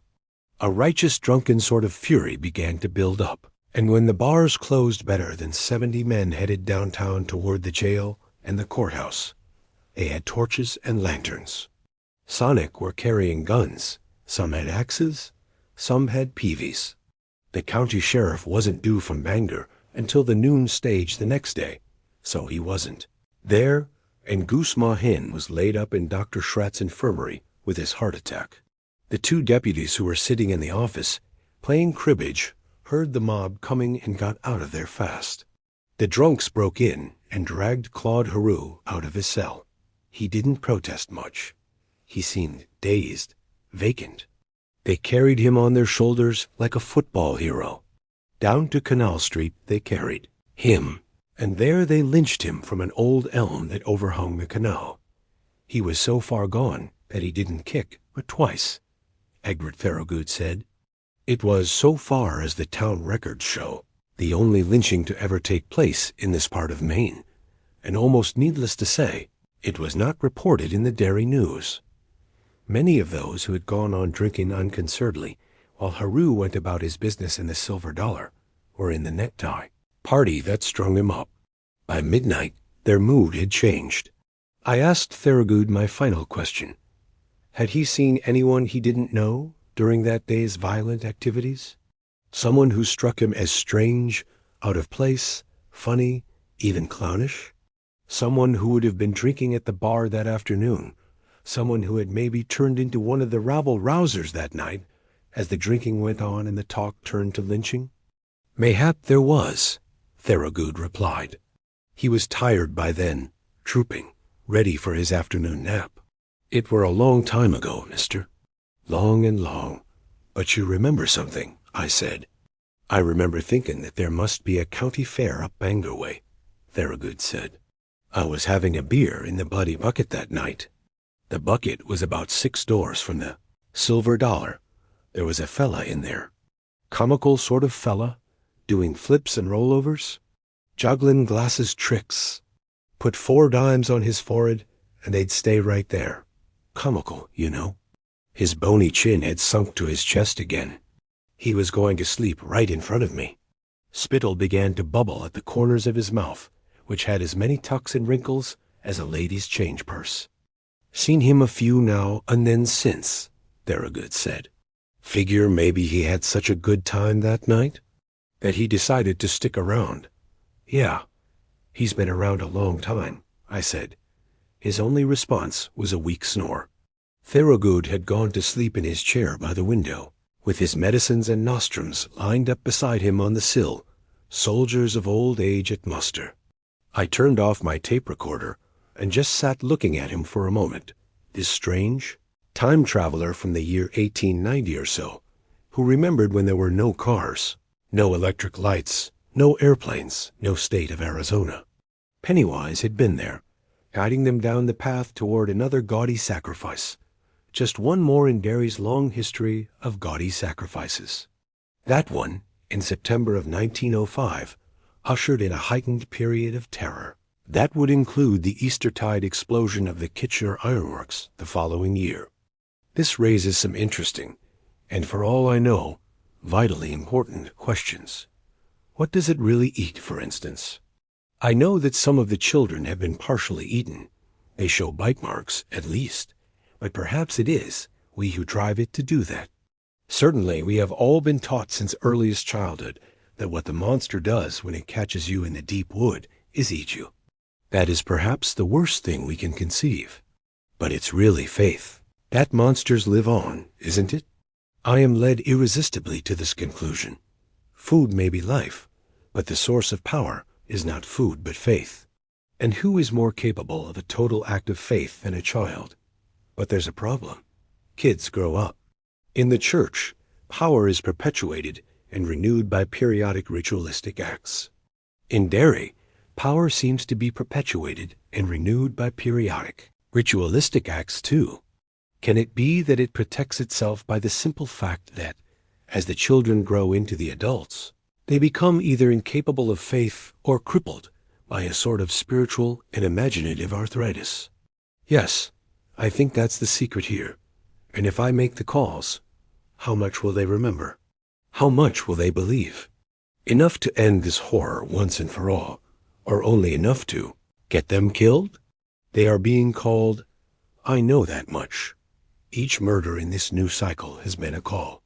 We almost killed it twice, and in the end, we drove it deep in its warren of tunnels and stinking rooms under the city. But I think it knows another secret. Although it may be immortal, or almost so, we are not. It had only to wait until the act of faith, which made us potential monster killers, as well as sources of power, had become impossible. 27 years. Perhaps a period of sleep for it, as short and refreshing as an afternoon nap would be for us. And when it awakes, it is the same, but a third of our lives has gone by. Our perspectives have narrowed. Our faith in the magic that makes magic possible has worn off like the shine on a new pair of shoes after a hard day's walking. Why call us back? Why not just let us die? Because we nearly killed it, because we frightened it, I think, because it wants revenge. And now that we no longer believe in Santa Claus, the Tooth Fairy, Hansel and Gretel, or the troll under the bridge, it is ready for us. Come on back, it says. Come on back. Let's finish our business in Derry. Bring your jacks and your marbles and your yo-yos. We'll play. Come on back, and we'll see if you remember the simplest thing of all, how it is to be children, secure in belief and thus afraid of the dark. On that one, at least I score 1,000%. I am frightened. So goddamn frightened.